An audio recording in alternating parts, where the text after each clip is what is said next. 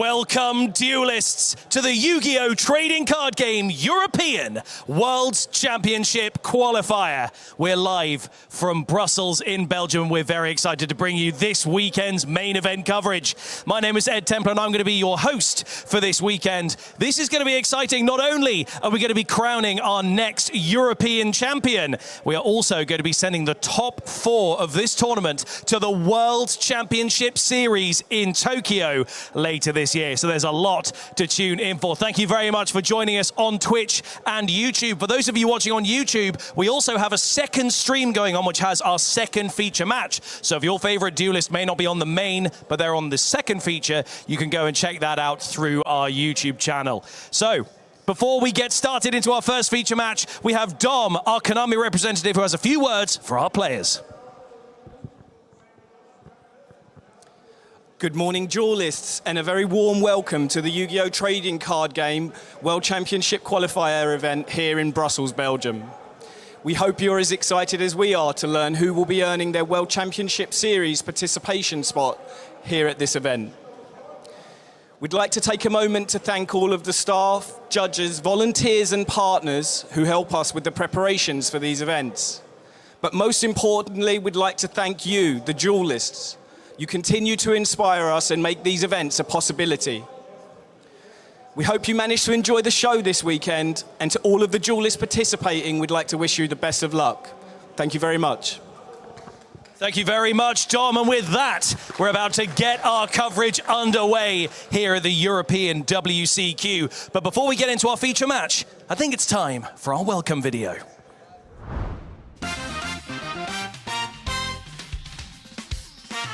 Welcome to the Yu-Gi-Oh! European World Championship Qualifier. Let's introduce your super secret agent coverage team. Lemka, Sebastian Lemka, and Koenig, Leonard Koenig. Barbary, Marcello Barbary, and Marazzi, Alberto Marazzi. Patukas, Mike Patukas. Tracy Adams, Charles Tracy Adams, Tewksbury, Dale Tewksbury, and Templar, Ed Templar.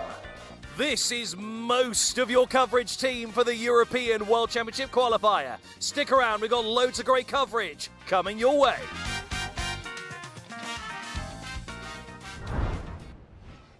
That might be the silliest one we've done, but it's time for us to get into our first feature match. You've met our casters, but we're going to throw you over to them very shortly with this round 1 feature match. As usual at the European World Championship Qualifiers, we like to feature our current reigning European champion. So we have Lorenzo Muselli versus Jakob Gratzer, and we're ready to kick things off. So with that, I'm going to hand you for the first time on this weekend's coverage over to the amazing Charles and Dale, who are going to be your commentators for our round 1 feature match. Gentlemen, take it away.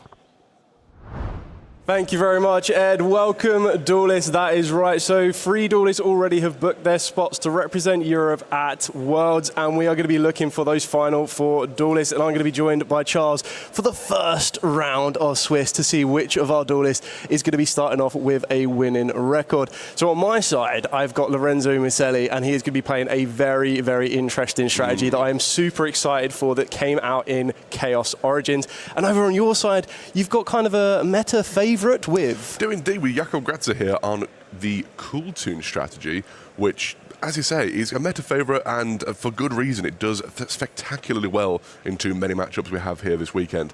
But it's a fairly standard build by the looks of things, but it's exciting to see how each player pilots things, obviously, as well. Yeah, exactly. We have kept you all waiting long enough. We've kept the duelists waiting long enough, so we're going to be making our way over to the table now, and we're going to be getting on with that all-important dice roll to get round number 1 of the European Championship Qualifiers started off right now.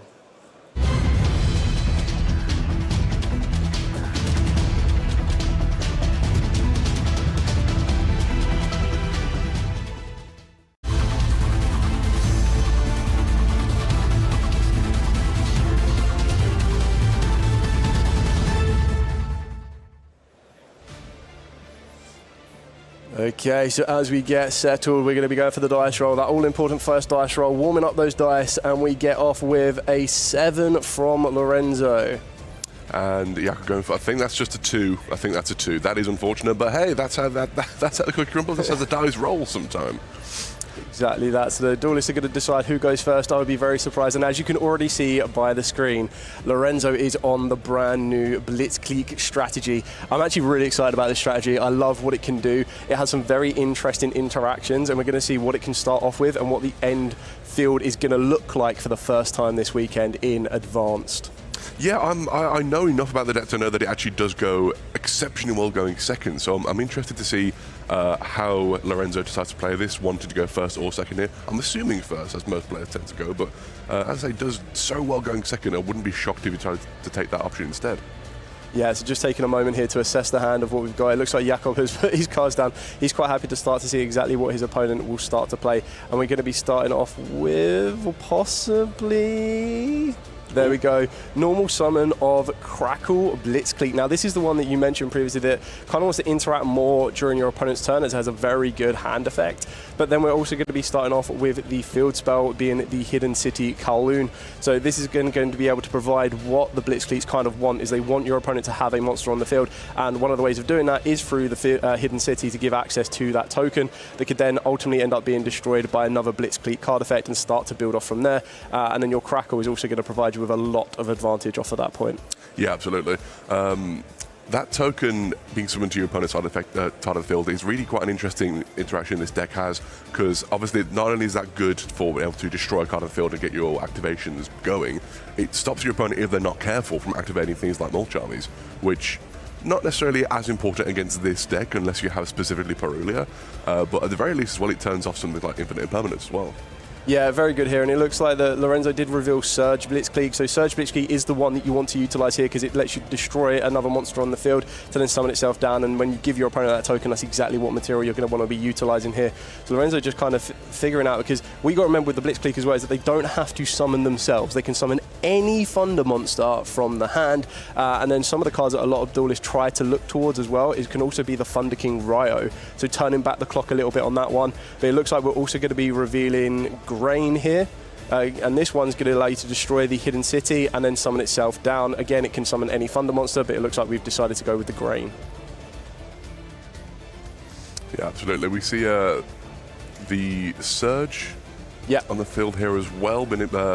Got 3 of the monsters on the field here. They do at some point lock you out of summoning from both the deck and extra deck as well, do they not? Correct, yeah. So we're on the full lock now already, because you've already utilized their effects, and from that point on, once you summon them down, they cannot summon from any other position apart from the hand or location. And then we're trying to utilize the Hidden City's Graveyard effect to add itself back to the hand as well. We do see the Infinite Impermanence coming down here because the token was removed, potentially stymieing some of Lorenzo's plays here, but it seems to still be, seems unfazed by the interruption here, banishing the Blitzkrieg trap from the graveyard here to gain the effects of said trap, searching the deck for the Blitzkrieg breakaway spell. Yeah, so the breakaway is actually a really, really good card for the strategy because it has multiple effects. You can only activate one of them, but it gives you the ability to either place a Blitzkrieg continuous track card from the deck face up on the field, which is what we're going to be seeing Lorenzo do here. And this is the same one that has just been banished, which is the one you usually play multiple copies of. And this is the Blitzkrieg Alternator. So the benefit of this one is it also makes your opponent's monsters a little bit weaker, as they will lose 300 attack and defense for each Thunder monster that you currently control, which Lorenzo at this exact moment in time will control 3 Thunder monsters. We'll be interested to see how Jakob plays through this, if only because, again, it's quite a new deck still. It's still one of the brand new decks from Chaos Origin, so very interesting to see how Jakob decides to go about this. I'm sure, again, given the stage we're at now, he's going to be confident enough playing into this sort of strategy, especially with the deck that he's playing himself. Interesting, again, that he's not really interacted all that much himself. It's just the Infinite Impermanence as well, so given that he's on the Cool Toon strategy, it might indicate maybe just kind of a heavy engine hand at this point.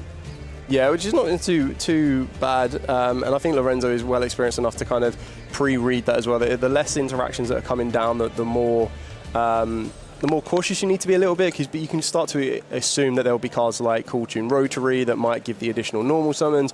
There could even be JJ Cool Tunes. There could be Cool Tune Synchro as well. So there are all these cards that will allow Jakob to push a little bit further forward through this field. And it's always quite interesting when you're considering you don't get access to some of the powerful cards from the extra deck as well with this one. The strategy that the Blitzkrieg will want to try and do can be a little bit more control orientated. And I think that's what Lorenzo's going to be going for here. Jakob drawing for turn here as well, going to start out his plays himself. As they say, it's not as if Cool Tune struggles going second all the time. It prefers to go first, obviously, as most decks do, but it can play through an awful lot of disruptions. It has 3 normal summons as standard in its combos, as long as you draw the right cards for that at the very least, and has so many ways to, even if you negate without destroying it, that's still going to be playable from the field at that point. Yeah, exactly here. And we're just reading the Blitzkrieg Whisker. Whisker is obviously one of the more stronger, or kind of considered as the overall end piece you want to be aiming for. So this one is going to give you the ability that it can negate certain effects as well. So when your opponent activates a monster effect specifically, except in the hand, which is quite important because it means it won't be able to interact with the Cool Tune Rotary on this one, you get to return any other Thunder monster you control to the hand to negate the activation and destroy that monster. So that could be quite important for cards like access of your Cool Tune Rico, Cool Tune Mix as well, when they want to try and get access to more of your engine pieces. But it does look like we're going to be utilising probably one of the most used cards I would expect of this entire weekend, being the Fallen and the Virtuous. Such an incredibly good card that you were able to pick up in the Fallen and the Virtuous all foil edition as well. Just being able to send that Albion trades off with that Blitzkrieg, Whisker Blitzkrieg as well very nicely. Absolutely. Removing that threat from the field quite early on, which it is a real threat. It's a very powerful card, and able to set up that follow-up for going forward as well. And also in the Rotary here, Mix, yeah, Cool Tune Mix. Sorry, apologies. No, but I get what you're going to be searching. You would assume it searches out the Rotary if it doesn't already have access to the Rotary. Yeah. And this is where Crackle Blitzkrieg is going to come into play. So this will trade off with the Mix. Unfortunately, it doesn't negate the effect, but it will allow Lorenzo to destroy the Mix, which can sometimes be quite useful because you don't want them to have access to that tuner on the field that can then use the inherited effects to synchro summon using the hand. And that could be kind of a bit of a sticky situation. It also then shows, depending on what Jakob is going to search here, whether Rotary was already in the hand or if you want to try and get access to Rotary. Usually you want to try and pair up the ability of the additional normal summon from Rotary with something like a Cool Tune Q, and then that just allows you to steamroll a little bit more of your advantage. Speaking of, we are adding a Cool Tune Q to hand here as well, moving forward with this turn as well, which again probably indicates there is some kind of extra normal summon available in the hand here for Jakob. It's still maybe not the best situation to be in for him, but there are so many pushes with this deck, and it only needs to stick one monster to the field to start playing and make it work. Yeah, I feel this is also quite an interesting matchup when you think about it, because with Blitzkrieg being so new, the information that you could have about the deck is going to be a little bit more limited in comparison to Cool Tunes. Cool Tunes have been around a much longer time, so Duelists have been playing against them, probably playing the deck themselves as well. So how the deck wants to try and play and how it wants to kind of navigate a field or build its field and everything else along those ways are a little bit more known. So some of the choke points or the interaction points could be a very powerful, more commonly known. Having said that, pretty darn powerful card here in the Synchro Overtake as well. But that has been negated by the Ash Blossom and Joy Spring. But then we see immediate follow-up with the Duelist Genesis. Again, this is just a lot of pushes that we see in Jakob's opening hand here as well. Just a whole lot of, no, I'm going to keep playing. You can't stop me. I'm going to keep going. Yeah, exactly that. Grabbing access to the Cool Tune Synchro, using the Cool Tune Synchro straight away. That is given the thumbs up by Lorenzo right here. So we're going to be searching out the Rotary. Now we have the pairing of Rotary and Q, which is kind of what you want to try and do. But then Lorenzo does still have one set unknown. This is going to be quite interesting to see where this interacts. We've already used our main normal summon on Mix. We're using our additional normal summon from Rotary from Q, and that is going to resolve. Absolutely, it is indeed. Summoning from deck here. Again, it's tricky. So even if you can destroy the Q, whatever you can summon with the Q, there's still a chance that's still going to hang around, obviously. Yep. So it is that kind of tricky situation here with Cool Tune where you're trying to keep them off of a monster on the field. Double Whisker. Whoa. And that's going to trade off with both the Rico and the Q, and it looks like Jakob has seen enough. We're going to be going into game 2. Very well played there from Lorenzo, getting the access to double Whisker, clearing off both those monsters, not just one non-target. So no matter what Jakob was able to search off of the back of the Rico there, it wouldn't have been able to kind of present any threat to the field, because once you don't have those monsters on the field, which is a very, very good approach, making sure that they don't stick to the field, it means that they're not going to get access to any of their synchro plays. So very well navigated there. Yeah, absolutely. And again, it is the unfortunate issue with Cooltoon is that they need to stick a monster on the field to play with. If they can stick a monster on the field, they're in a fantastic position. It doesn't matter what monster it is, as long as it is a Cooltoon named monster, they're in a great position at that point. Yep. But if you just keep them off of being able to access those synchro monsters, that's a difficult way to be able to play through that. Yeah, and Jakob tried very, very hard there with a lot of ways to get access to the Cooltoon kind of engine and focus. We saw Duelist Genesis, we also got to see Synchro Overtake, and then ultimately Lorenzo was able to kind of navigate and know exactly what parts to interact with, what parts to stop, and kind of control it. Exactly as we kind of mentioned, that the Blitzkrieg want to be controlled. They can be aggressive in their own right. That's where Whisker comes into play to be very, very aggressive on the field. But going first, controlling how much Jakob can put to the field was very, very well done. Yeah, absolutely. Like you say, it's especially again against that sort of deck where they need to stick that thing to the field. If you're able to keep them off it, you're able to control, as you say, keep saying, control the state of the game at that point. And it is so easy with Cooltoon to let that sort of spiral out of control as well. If there wasn't something to be able to interact with that Q and the summon of the Rico? Rico. Yeah, Q into Rico. Thank you. If there wasn't something to be able to deal with that, that easily could have been a huge problem for Lorenzo there as well. But luckily had all the interactions they needed just to be able to say, I'm not going to let you play during this turn, despite the fact that Jakob had a very good handful of pushes to be able to keep playing as well. Yeah, so just taking a look at the side decks right now as well, being interesting to see that Lorenzo is actually playing an additional Blitzkrieg card on this one, but we also see kind of the standard interactions you might expect. So Mulchami Perulia could possibly be coming into play on this one, because you have the main normal summon for Cooltoons, you've got the extra normal summon off of the Rotary, and then you possibly have another normal summon off of the JJ Cooltoon, so that could give you a couple more draw advantages. We do see Dominus Purge, we see Ghost Ogre, and we see Droll and Lockbird, how effective they may be in this particular kind of push and scenario when you're going to be going second. But then flipping it over to Jakob. We see Jakob here as well with the, again, fairly standard Cooltoon setup here. We do see the Mannadium refraining here, very powerful counter trap as well. And the Triple Attack Talons and the Call By for going first. I think we are ready to start with the round 2. Those going to throw it back to the table.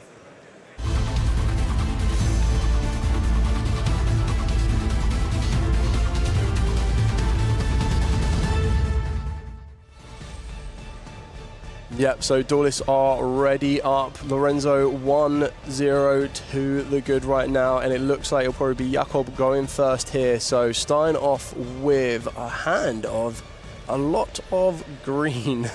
So this could be very, very interesting to see what spells we get. And we get that Synchro Overtake. What a great premium card to start off with. It is currently limited here, but that will still be very, very effective, being able to reveal one of our monsters in the extra deck being our remix, which will get us direct access to our mix. And it's a very good way to start, because you can work your way into that Rotary early doors without needing to conduct any of your normal summons. And then the best thing about that as well is if Perulia was to be utilized by Lorenzo, it's a card that doesn't give your opponent a draw at all either. Yeah, absolutely. One of the strengths of the Cooltoon strategy is that it can play so well into whichever Mulchami you are dealing with on that particular moment. If you are dealing a lot with a Fualas, you can give up 1 or 2 draws at most. If with a Perulia, you might not even have to give up any of them. It depends how your hand is structured, obviously, but it's not a great many draws you give up either way to be able to get a very impressive field out and ready. Yeah, and so we're seeing the power of Cooltoon straight away with the Cooltoon Q getting direct access to the Cooltoon Rico, and then Rico in turn getting access to the Cooltoon Rotary, synchro summoning directly with the Q, and this is where we start to get a lot of information, because we're going to be able to see Lorenzo's hand. We're also then going to see the top 2 cards of Lorenzo's deck and decide to kind of place them in an order that we wish to, and also we're able to kind of build a chain block protection for our Cooltoon Track Maker to make sure that it resolves where possible unless there is a targeted effect in the hand, something like an infinite impermanence or an effect failure. Yeah, this really is a fantastic start for Jakob here. This is kind of everything you could possibly want from this particular setup. We do see the ad of the Cool Toon Secret Hand revealing Fall of the Virtuous, Fall of the White Dragon, kind of revealing that second part of the strategy here for Lorenzo, and also the Blitzkrieg Breakaway and the Whisker and the Trap card as well. Yeah, so actually a very, very interesting hand there, because with the Alternator as well, it's not a card you really want to see in the hand, but if you're able to back that up with something like a Grain Blitzkrieg, you can actually destroy it, get it to the graveyard, and utilize its graveyard effect. And off the top of the deck, we see another Whisker and a Ecclesia. So it looks like the Ecclesia is going to be banished, and the Whisker is going to be put to the top of the deck. Lorenzo's still in this as well. I think the hand is still pretty good. I think Fallen of the Virtuous can help. You've got the Albaz as well, which can be very, very useful. And you would assume Jakob is probably going to lean into the Zarlan, the Chainbound Dragon, as one of the end pieces here with a Cool Toon Synchro, so that you're well within your control to utilize the Zarlan's negate effect as well. Yeah, absolutely. Like you say, it's knowing that the opponent doesn't have any interactions here means that he's able to just like play at this point and feel free to do so. But again, like you say, it's by no means a bad hand from Lorenzo, and given a lot of those cards are fairly new and unknown entities, it might be a difficult way to sort of have to play through that as well. But we do see here the some of the remix and then set 3. Might be a pass after that, but yeah, seems to be. But we see in the draw of the Whisker Blitzkrieg there as well, adding to the hand. I think the only card in the hand which isn't necessarily wanted is the Trap, but even that is, you know, the rest of the hand is solid. Yeah, so we're going to be able to utilize the Blitzkrieg Breakaway. So this is still going to be very, very useful for Lorenzo here. This can kind of start to give access to cards. Even though Jakob will know exactly what cards are coming at him at this particular point, there's still ways to get you access to more cards like the Alternator. Alternator will then in turn try and work its way into another Blitzkrieg monster. I feel at this point here is probably where Jakob may want to try and interact at a certain point, because this can then open up the door to access to cards like Surge. You can also access to cards like triggering the Whisker from the hand, as well. And we already saw how powerful Whisker is during duel number 1. Yeah, absolutely. We see the Alternator being activated here as well with the Breakaway effect, putting it straight in the field immediately. That Breakaway is a very powerful card, has those dual effects of being able to, I think, just break your opponent's field down, but also activate a Blitzkrieg Trap from the deck as well. So it does a lot of very powerful things, this card does. Yeah, it's very, very useful here as well. And on top of that, is as long as a card is destroyed by your Blitzkrieg card effect while it's in the graveyard, you get to add it back to the hand. Now, you can only use each effect once per turn, but the fact that it can recycle that resource can be very, very valuable. And the artwork is sick. The artwork is real nice. I like all the Blitzkrieg artwork, actually. It's real nice. The Blitzkrieg artwork is sick. But we see here, just considering their plays here at the moment as well, because again, it's at this stage in the game, it's kind of early in the match at the moment still. It's not the halfway point yet, so it's already game 2. You have time to consider your plays and think things through, and to rush things at this moment. Yeah, exactly that. It's the fine line between analysing your point, analysing the next move you could possibly make without kind of eating too much time away. Yeah. And you want to make sure you when you have loads of different options, you want to make sure you make the right one, because a misstep in the wrong direction, unfortunately, will kind of derail you a little bit. But we're going to be seeing the Fallen of the White. This is going to be sending an Albion from the extra deck, and it looks like we're going to be chaining the remix here, possibly working ourselves into another Synchro, maybe work our way into a Zarlan, and the Zarlan will then ultimately be using a card like Trackmaker plus another one, maybe, and ultimately you'll end up getting a Q. So we're going to be going into Zarlan, we'll get access to target a card, return it to the hand, and then we're also going to get access to look at the top 2 cards of Lorenzo's hand as well. Lorenzo's deck as well. Absolutely. Well, a non-target return a card to the hand is worth noting. So it's that it dodges a lot of stuff and is able to, even if you remove the thing from the field that you don't want to return to the hand, it can return something else at that point as well. But yeah, like you said, we're going to see, maybe not at the end of the world to see more of the top of the deck at this point, but the banish could be quite impactful, which I don't know what they're going to be removed yet. Yeah, so this is very interesting because we've got Chainlink 1, Fallen of the White, and then we're going to be going Chainlink 2, Rico. And then I believe Lorenzo is checking if he wants to respond to that. And that's actually really important because the way that the Zal and the Shackle Dragon works is it lets you negate the first effect, or you get to negate the second effect that is built up on the chain. So at the moment, Chainlink 1 is Fallen of the White, Chainlink 2 is Rico. If Chainlink 3 was to be Zarlan, it would have the ability to negate the Fallen of the White. But if Chainlink 3 was another card, for example, that means that the Fallen of the White would technically be protected from the Zarlan, and it couldn't be negated. And that might be something that Lorenzo might want to consider here in order to try and get access to a Synchro level 8 before we start going down the Blitzkrieg routes as well. I like Zarlan a lot. I think it's a very cool card. I like the way it plays with the chain links in an interesting way, which you don't see a lot of cards being able to do that. And then it will just say, actually, the chain links don't matter here. I'm going to jump one and interact with that there as well. Yep. But we do see the Fallen of the Virtuous being activated yet again here. Such a powerful card as well, but able to remove that trap from the field. So it's no longer an issue, but that does mean the Fallen of the White Dragon is going to resolve here as well. Yeah, so we're going to get access to Ecclesia the Virtuous, and we're going to try and build our way. We still have interactions from Jakob, like if he really wants to get rid of the Albus route.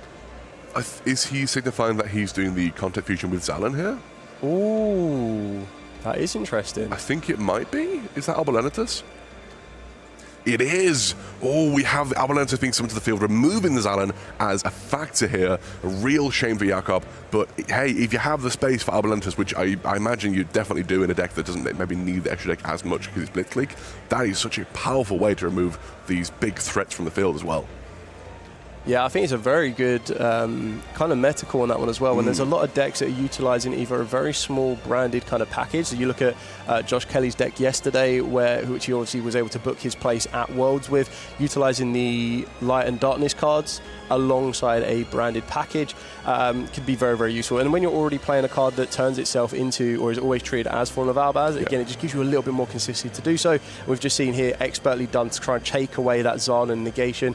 And we're going to be seeing the Jakob chain or activate the Cool Tune Synchro on Resolution, possibly trying to work into another form of interaction, utilizing the Rico and then trying to work its way possibly into whatever card we decide to search. So we can go into a Synchro 6 or a Synchro 5, which could be Cool Tune RS as well. Yeah, absolutely. We have a lot of options here we can go into. I'd imagine the RS might be the way to go here, just because it is such a powerful way to protect your plays, interrupt with your opponent, and have just that huge attack master on the field, which at the moment I imagine will be quite high. There are lots of tuners in your own graveyard, and there's, I think, not yet, but if the Incredible Ecclesia goes there, then that will be in the graveyard as well. Yeah, and it also gives you that negation as well, so it sets you up another line of interaction. I mean, Lorenzo is not giving up at all. He's definitely fighting this one through. We know that there is the Whisker in the hand. He's just checking the strength of the RS as well, and also trying to find out what cards were in the graveyard on that one. Utilizing both Rico and Mix was allowed to destroy the Albulenitus. We still have the graveyard effect, I believe, of the Blitzkrieg trap card could be quite useful here. We're going to be utilizing the Incredible Ecclesia. I wonder, are we going to be seeing the original Fallen of Albaz? That would be kind of spicy, and I'd like to see that sort of thing, but we don't see. We just see another Fallen of the White Dragon here as well, which, hey, I say it's a fantastic card. Yeah, it's still very, very good here. We can see that Lorenzo is still trying to navigate, possibly trying to access the extra deck a little bit more. As you mentioned in game number one, well, the one thing that Blitzkrieg will do is it will limit you to directly only summoning from the hand. Yeah. So you want to make sure you get everything that utilizes the extra deck out of the way first, and possibly build on from there. I wonder, trying to have a consideration of what else Lorenzo might have in the extra deck here that could be of useful for him. It'll be interesting to see here as well. Like I say, it's not a... Blending it with a branding strategy means that it's using more extra deck stuff, of course, but it's generally not a very heavy extra deck strategy as well with the Blitzkrieg stuff. But we see the Fallen Virtuous of Lorenzo's own here coming down, contesting that RS. It either has to negate it or will be destroyed either way here. I'd imagine you go for the negate here just for the sake of keeping that master on the field, but maybe not. Yeah, so we're going to send the Incredible Ecclesia. We've already got the Albulenitus actually, so this now means that one way or another, that RS is not going to stick on the field. Yeah, that's a good point. Oh, okay, so we allow it to get destroyed. Interesting. I think at that point, it like you say, it's maybe the writing's on the wall for that card, and we do see that being, oh, right, no, of course it can do spell traps as well. Oh, interesting. So Lorenzo's basically turned Fallen Virtuous into two ways, and we're going to get the Cool Tune Synchro. Twice per turn card, what a powerful strategy, and we see that resolving, I think. I'd imagine going for the a Q here, okay? Might already have the clip in hand, I believe. I mean, that's also quite... I'm trying to think if there's... Maybe, well, I suppose if you had...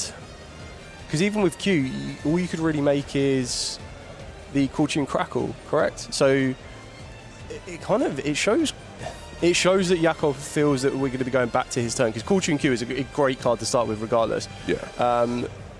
Not being able to perform a Synchro Summon here, we're going to be getting the Hideout, so this is where we're going to start to utilise the Blitzkrieg cards, and he's held back very, very well. I thought for a very second we were going to see a normal summon of a level 4 monster to overlay, but I'm pretty sure we are locked into level 8 Synchros currently as well. So we're going to be able to give access to the token off of the back of the Hideout. We're going to be working our way possibly into what I would imagine would be a Surge Blitzkrieg. You're going to see Surge probably enter the field of play. Plus we've got the Whisker. We've got to remember that the Whisker is insanely powerful, because once you resolve the Surge, we should be able to push through and get more monsters to enter the field. And it does look like there is a possible clip in the hand of Jakob here. Yeah, like you say, it's I don't know if we know all of Jakob's hand here, but he might. We added the queue. That might just be a follow-up. There might be, say, another Rico in hand. We might get another RS in the field here at some point. There are other options here for what is in Jakob's hand. Or might just really want some of that Crackle. Yeah. You never know. Do you want to put a line of defense in there? I suppose once your opponent has used Surge, the only other card you need to worry about that could interact with your field will be the Whisker. So there we go. We're revealing the Whisker now. So once the Whisker enters the field of play, it still has the negation, but doesn't have the destruction. So that could kind of help let Jakob navigate a little bit more. And the best thing with Q is that it doesn't directly activate. It activates in the hand. So summons itself down and then performs a Synchro Summon, so Whisker wouldn't really be able to interact with it. Absolutely. And even if we do summon the Crackle, for example, here, it does return to the field, so it does have that extra layer of protection that other things maybe don't have. So you maybe don't mind if it does get destroyed straight away, because it's going to come back and keep your life point safe for a little while at the very least. Yeah, exactly that. And like you said, very well navigated forward thinking by getting access to the Call Tune Q, should you do have the follow-up, should you survive this turn as well. Lorenzo definitely navigating this one correctly and very, very cautiously as well, making sure that there could be any hidden interactions from Jakob and just showing exactly what the Blitzkrieg strategy can do. So we're going to be setting 2 here. Are we going to be moving to the end phase? Yeah, it looks like we're moving to the end phase. So we're going to try and utilize the Albion.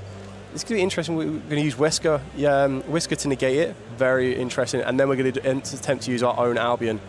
Okay, so he held back the Whisker for Albion, which stops Jakob getting access to a Fallen Virtuous, which we already know how good this one is. And Lorenzo has really turned the tables quite fast on this one. He was able to interact with Jakob's entire field, and now in return we have the Hideout plus the Whisker plus 3 set spells and traps as well. Yeah, it's not necessarily a I'm going to win this turn kind of deck, perhaps. It's more of a I'm going to dismantle the field you mentioned set up and set my own field up, and we're going to get into that grind game, which again, I mentioned yesterday, Branded is so good into a grind game. I can only imagine Blitzkrieg does well in the same situation here as well. Yeah, another thing to remember as well, not that we probably won't get there, but Whisker currently has an extra 500 attack, and it's not exactly a small monster itself. Good size hand from Jakob here as well, so plenty of options here, but we do see the Fallen Virtues coming out, targeting, I imagine, the Zaylan summoned to Lorenzo's own side of the field here with that Fallen the Virtuous. That is an incredibly heads-up play here from Lorenzo, making sure that his own plays are protected by the opponent's Zaylan. That's incredible.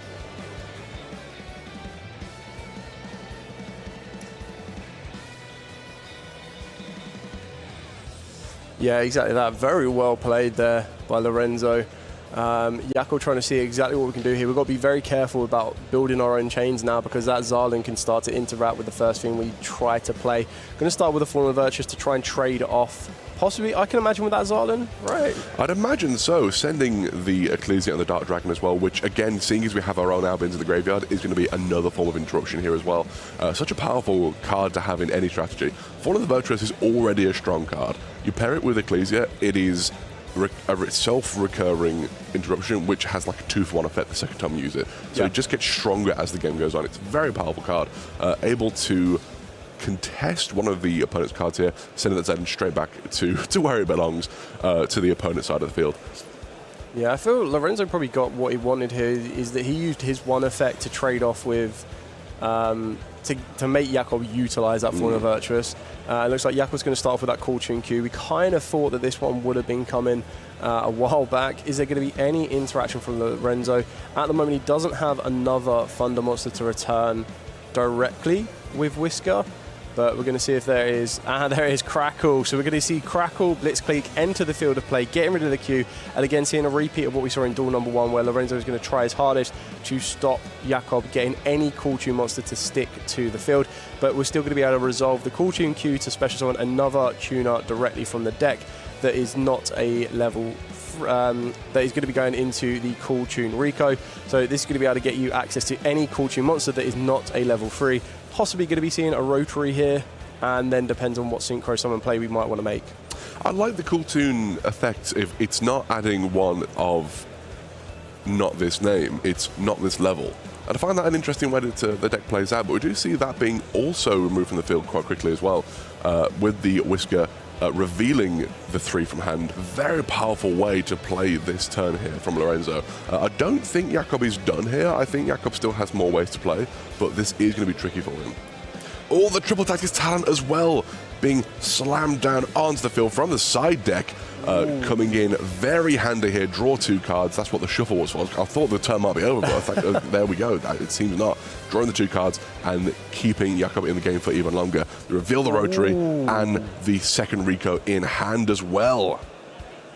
Very interesting, because there was a couple of cards. I was trying to think what you would ideally want to draw, and I think Jakob did draw the 2 cards that would have been insane. And we're going to see the Blitzcleek breakaway in return. Again, Lorenzo trying his hardest to make sure that that Call Tune monster does not stick to the field. We're going to chain the Call Tune Synchro. That was one of the cards that I felt we could be digging for, because we've already gone through 2, remember? Yeah. This was the last Call Tune Synchro in the deck.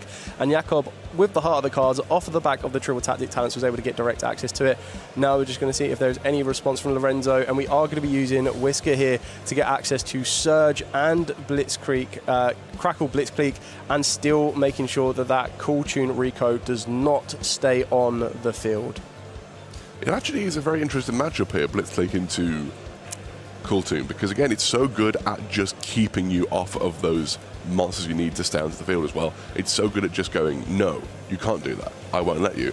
But adding another Q to the hand here, not entirely sure what could be happening here in Jakob's side of the field.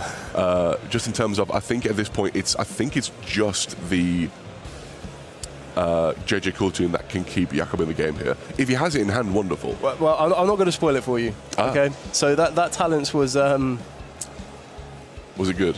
Triple Tactic terrific, let's put it that way. I like that, that's good. There it is. JJ Call Tune. So yeah, the 2 cards that were drawn off the talents, believe it or not, was Call Tune Synchro and JJ Call Tune. That's kind of insane. That's crazy. That's crazy. He does play 2 in the deck, to be fair, so it's a bit more likely you'd see that sort of thing. So let's see if there is another interaction here from Lorenzo. Yeah, seems that there is. Yeah, directly we're going to utilise that Whisker. Whisker is going to get rid of that JJ Call Tune, getting access to, I believe it's Emmy, this one. So Emmy is the little bit opposite to Grain, and that's the fist bump.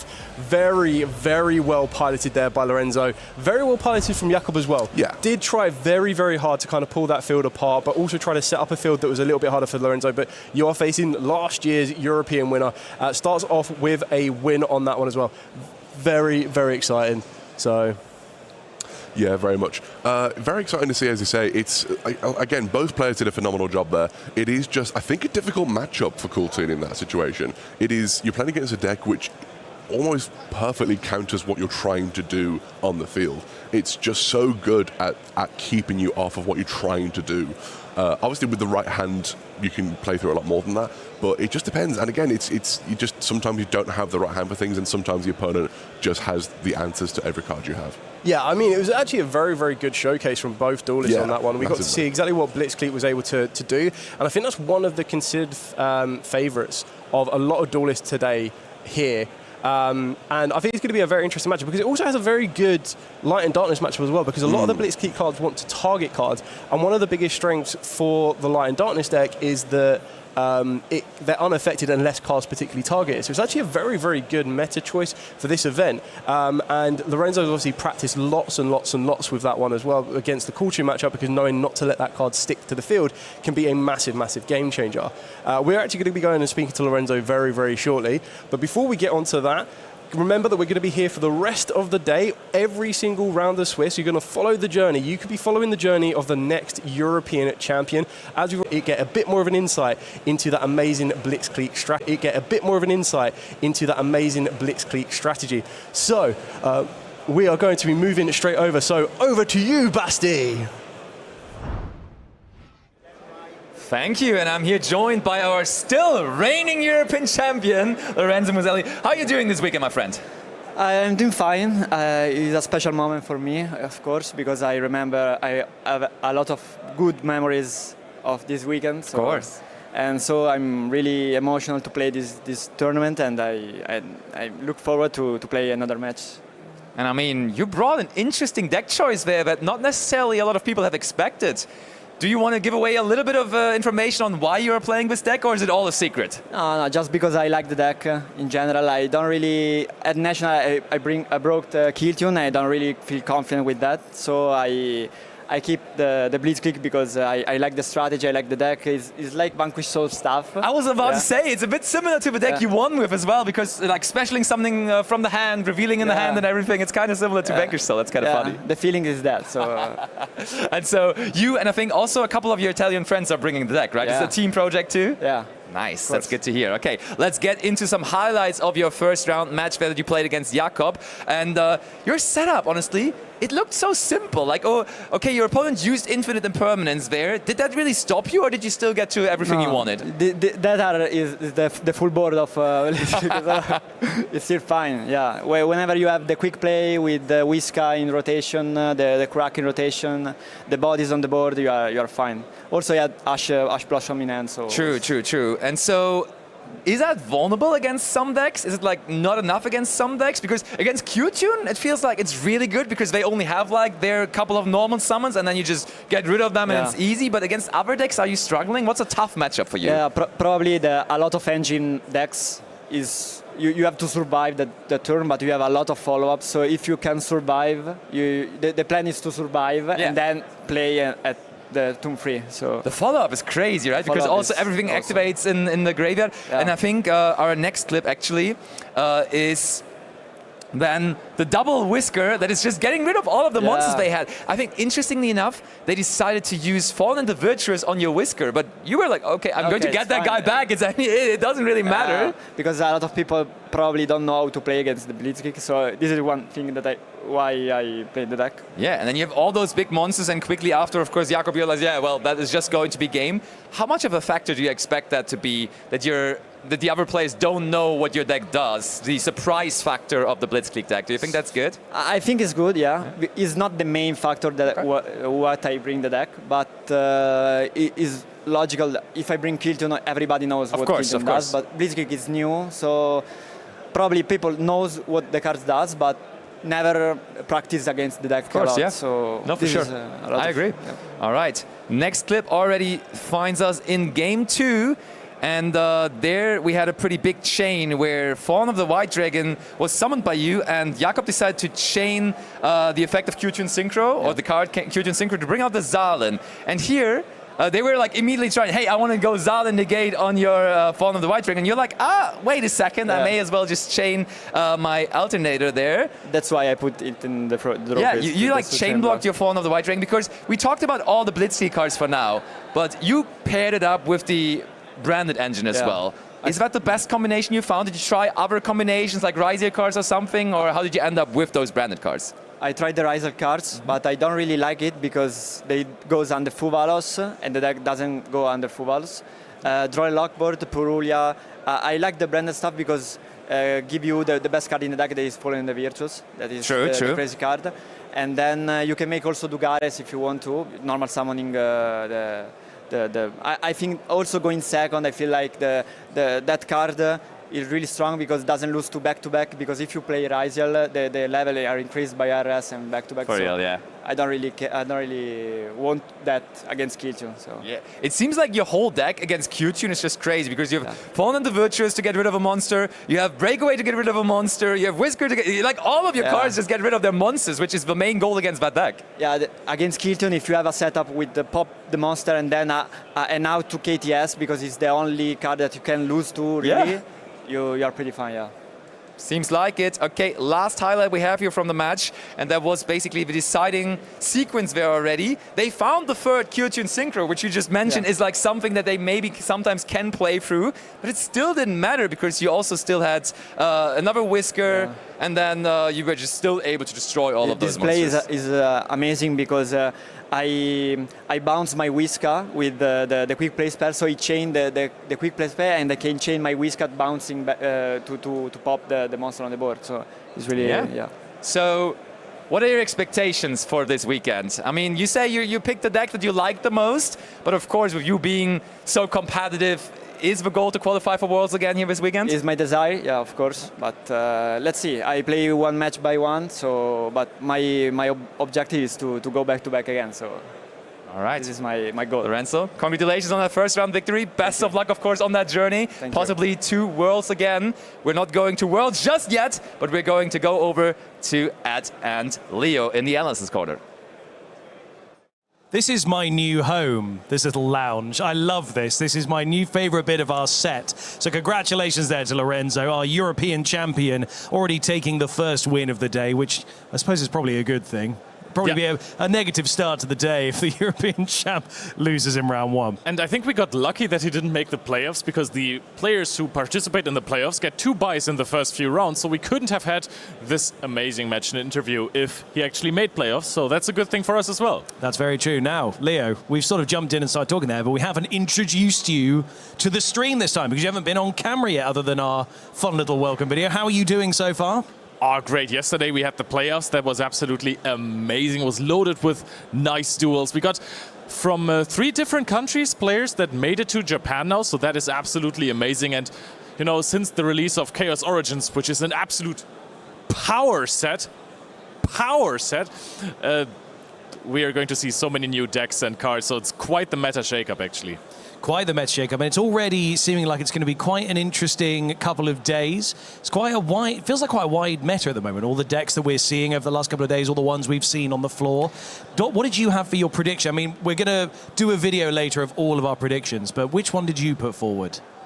I called Blitzkrieg. Yeah, I think that is one of the coolest decks out there, and honestly, that looked mighty impressive from Lorenzo. They're not only winning going first versus Cooltune, but also winning going second after siding versus Cooltune. That is pretty cool.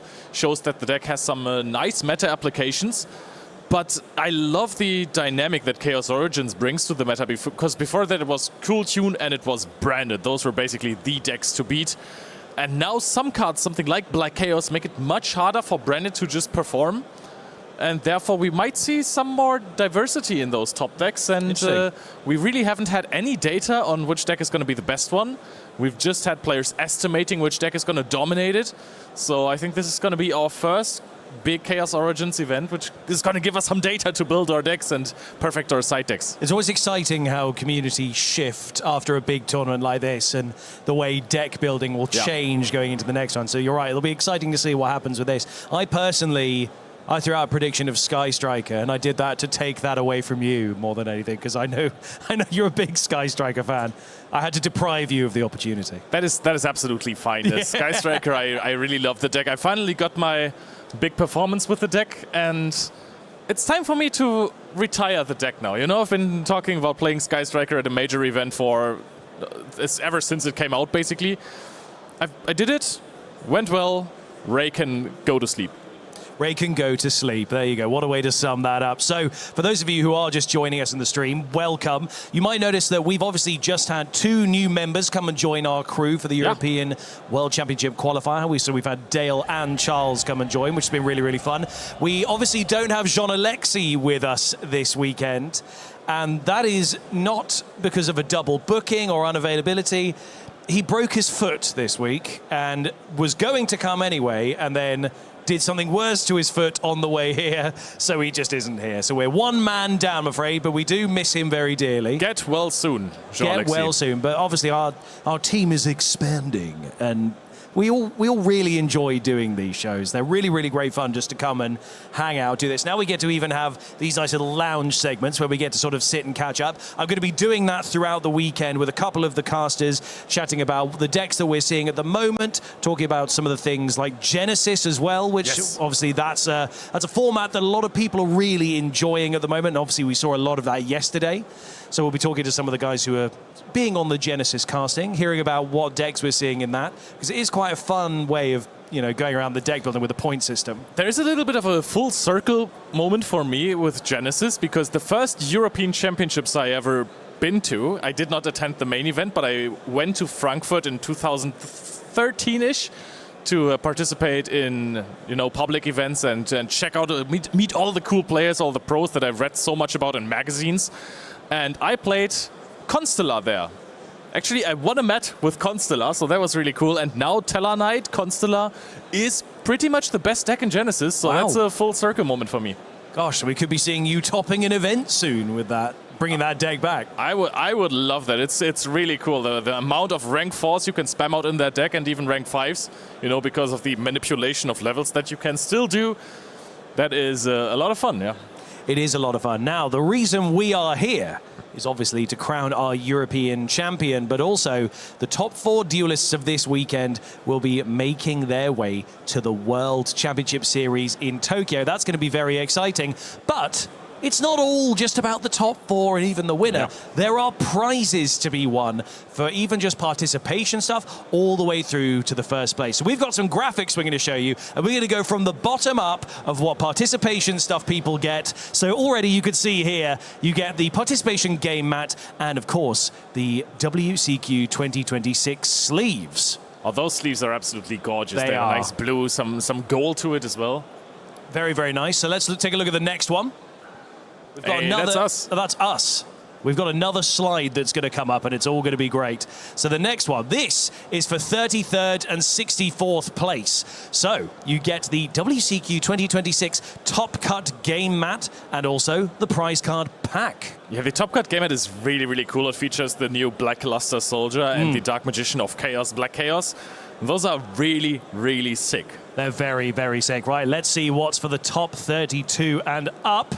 So from 32nd place up to 17th place, you get the super rare top 32 WCQ prize card, the Card Trooper WCQ. Then we get WCQ 2026 Top Cut game mat, and of course the WCQ prize card pack. Yeah, the Trooper is for my fellow Time Wizard enjoyers. You know, in 2010, you can throw it into any deck, it's going to perform.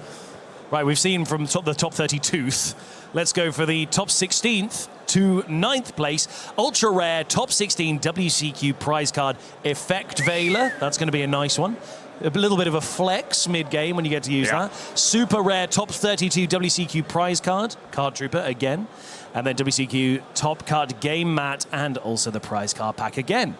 So as of top 64, you will always get the card pack and the game mat, of course. Yep. And then if you go further, well, we don't have the played out Top Cut anymore, but if you make it better in Swiss, then you're going to get the additional pricing. And now, here comes the good stuff. Of course, we're playing a top 8 cut. There it is actually going to be single elimination from that point on. You even get a trophy immediately.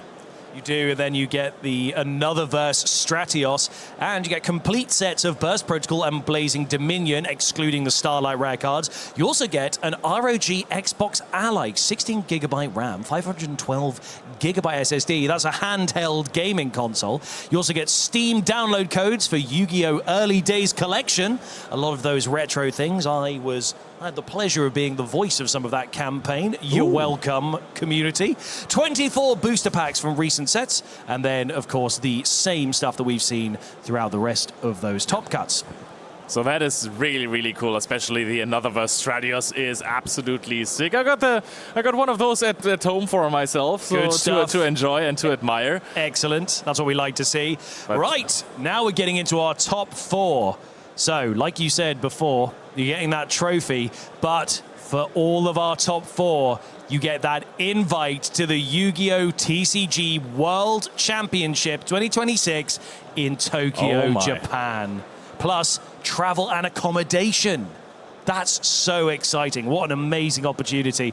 Best of luck to all of our duelists who are trying to make their way there. Now, you've seen the rest of that. It's all the same things, the 48 booster packs from recent sets, those slightly more. But the same stuff, you get the ROG Ally, you get the Steam download, the complete sets of Burst Protocol and Blazing Dominion. Ooh. Now, this is for second place. This is exactly the same. You still get that TCG World Championship invite with travel and accommodation, the super rare copy of Another Verse Stratios. So it's a lot of the same stuff that you're seeing there as well, but 72 booster packs. Yeah. And now, let's take a look at the grand prize. Our first place winner will get that WCQ trophy and, of course, the invite. But, of course, more than anything, they will be our reigning European champion. They get the bragging rights for an entire year, actually for their entire life probably. You will never not be a European champion at that point if you've ever were one.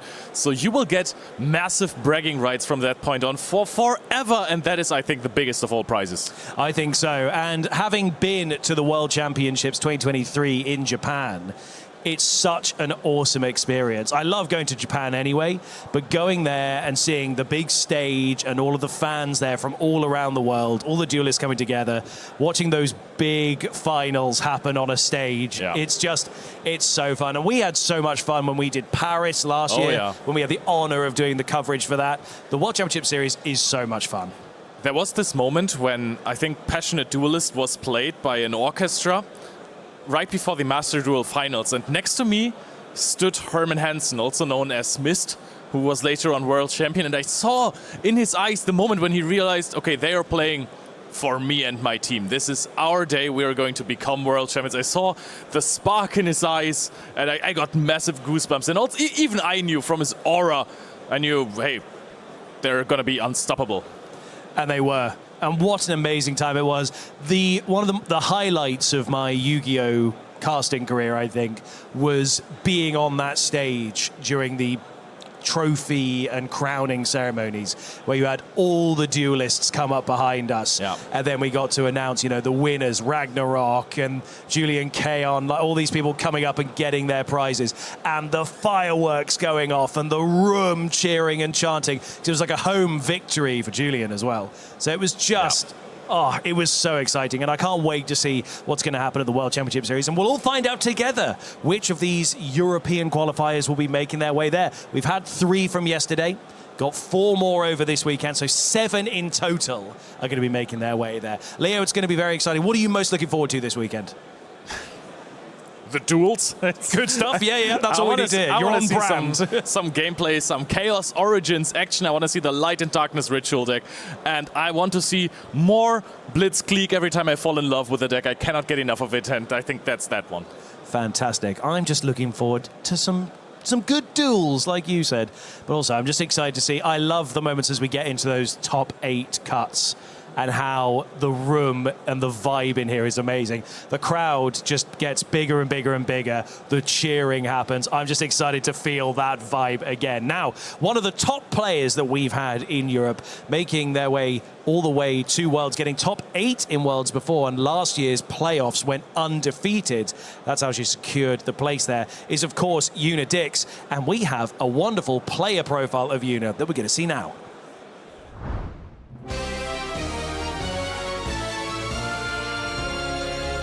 Hello duelists, my name is Sebastian Lemke, and today I'm going to tell you about one of the biggest breakout stories in the history of the Yu-Gi-Oh! Trading card game.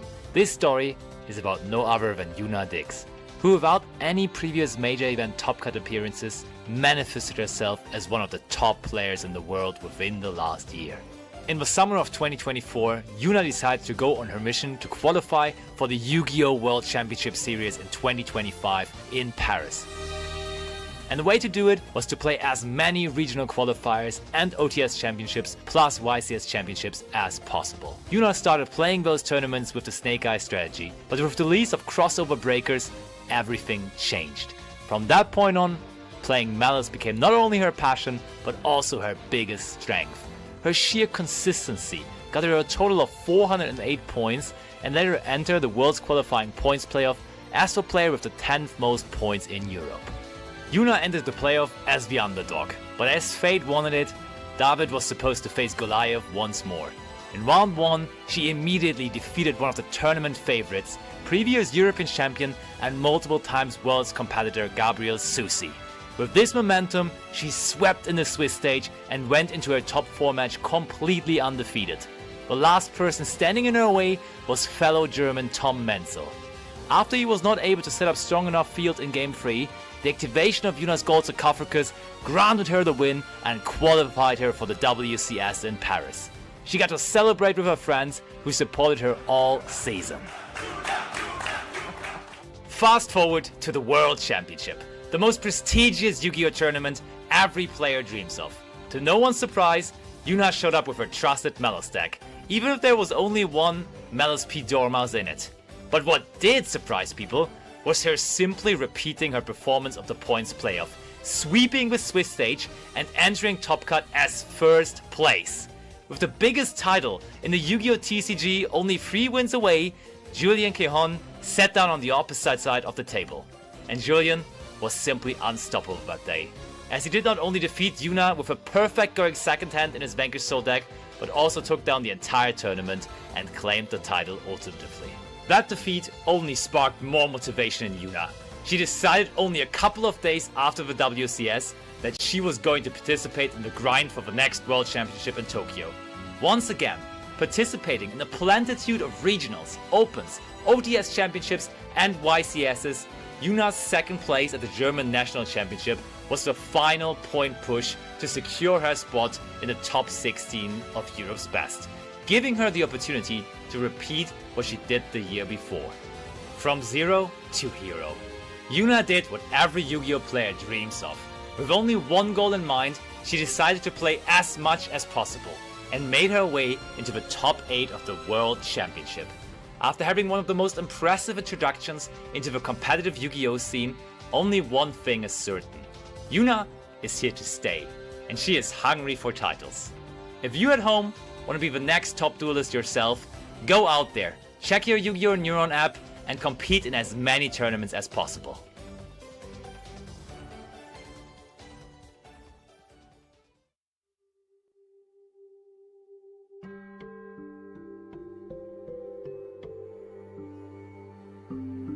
かつて偉大な3人の賢者がいた。魔導の神髄を追い求めた彼らは異界の門を開く大儀式を行った。世界は魔力に満ち、神秘が人々にもたらされる。しかしそれは同時に混沌の時代の幕開けでもあった。地上には魔物があふれ、そして強き力を求める火の魔人が現れた。世界は燃やし尽くされるかに思われた。だが三賢者は死闘の末魔人を打ち倒し、人々は滅びを免れた。それから長い月日が流れた。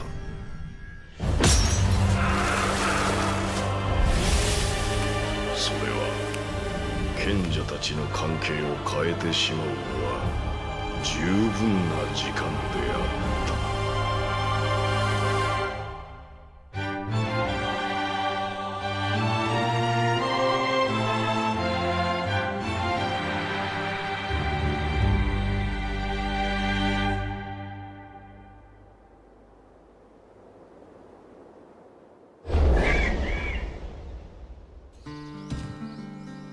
こうして火の魔人を封印した三賢者様によって世界は守られたとさ。本当にこの話が好きね。うん、大好き。これから行く里は三賢者様の召喚師アレイスター様が守ってくれているそうよ。そこでならずっと暮らせる？きっと。やったー！早く着かないかな。よしよし。俺は聞いたことあるぜ。三賢者の一人は暴走しちまって他の二人に封印されたって。だからただの噂だろ。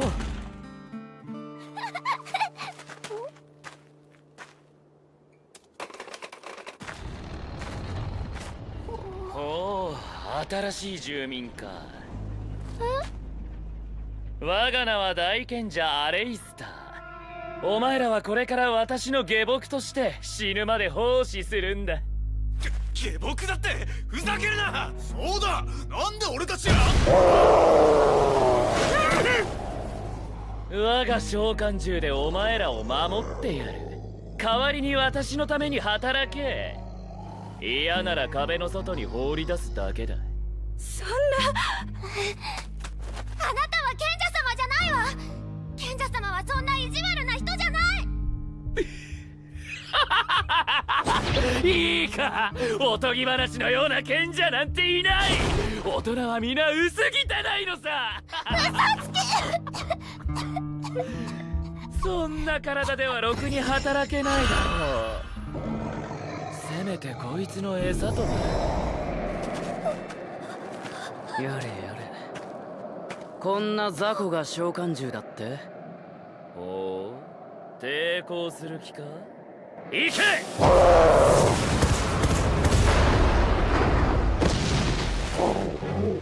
現代に召喚魔術を操る魔導士がいると聞いて来てみれば、ただ魔物を刺激しているだけだったなんて。なんだお前は。アレイスターの名前もその本に書いてあったのかい？そいつを始末しろ。見せてあげるよ、本物の召喚魔術。その一辺を。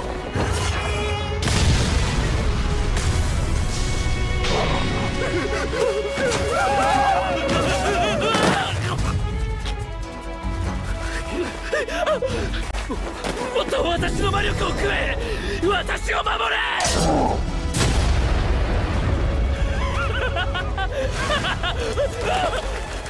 その魔導書作ったはいいけど欠陥品でね。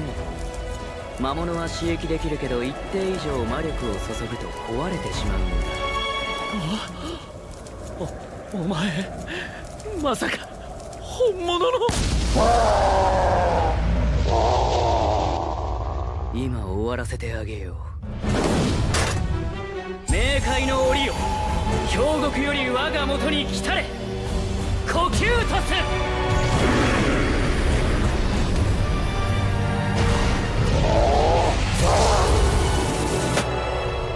放て呼吸と。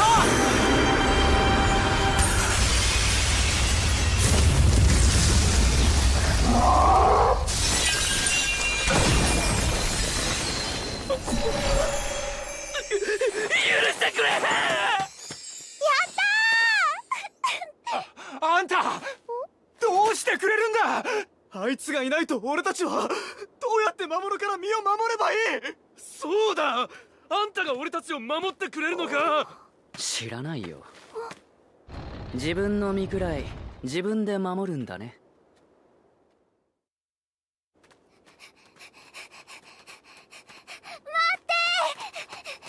何のよ。ありがとう。私今は何もできないけど、いつか強くなってみんなを守るの。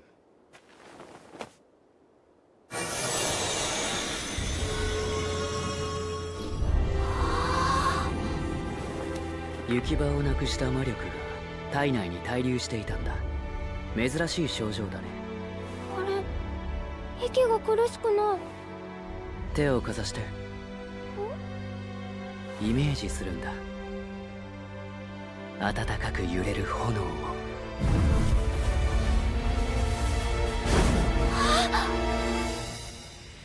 この結晶はもらっていくよ。私、賢者様みたいな魔法使いになれる？それは君次第だ。昔底抜けのバカがいてね。世界から争いをなくしたいと言って異世界の扉を開いた。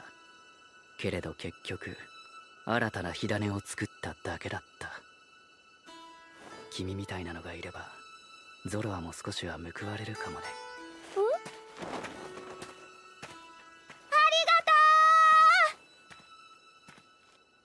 借りは返させてもらうよ。エンディミオン、サンドリオン。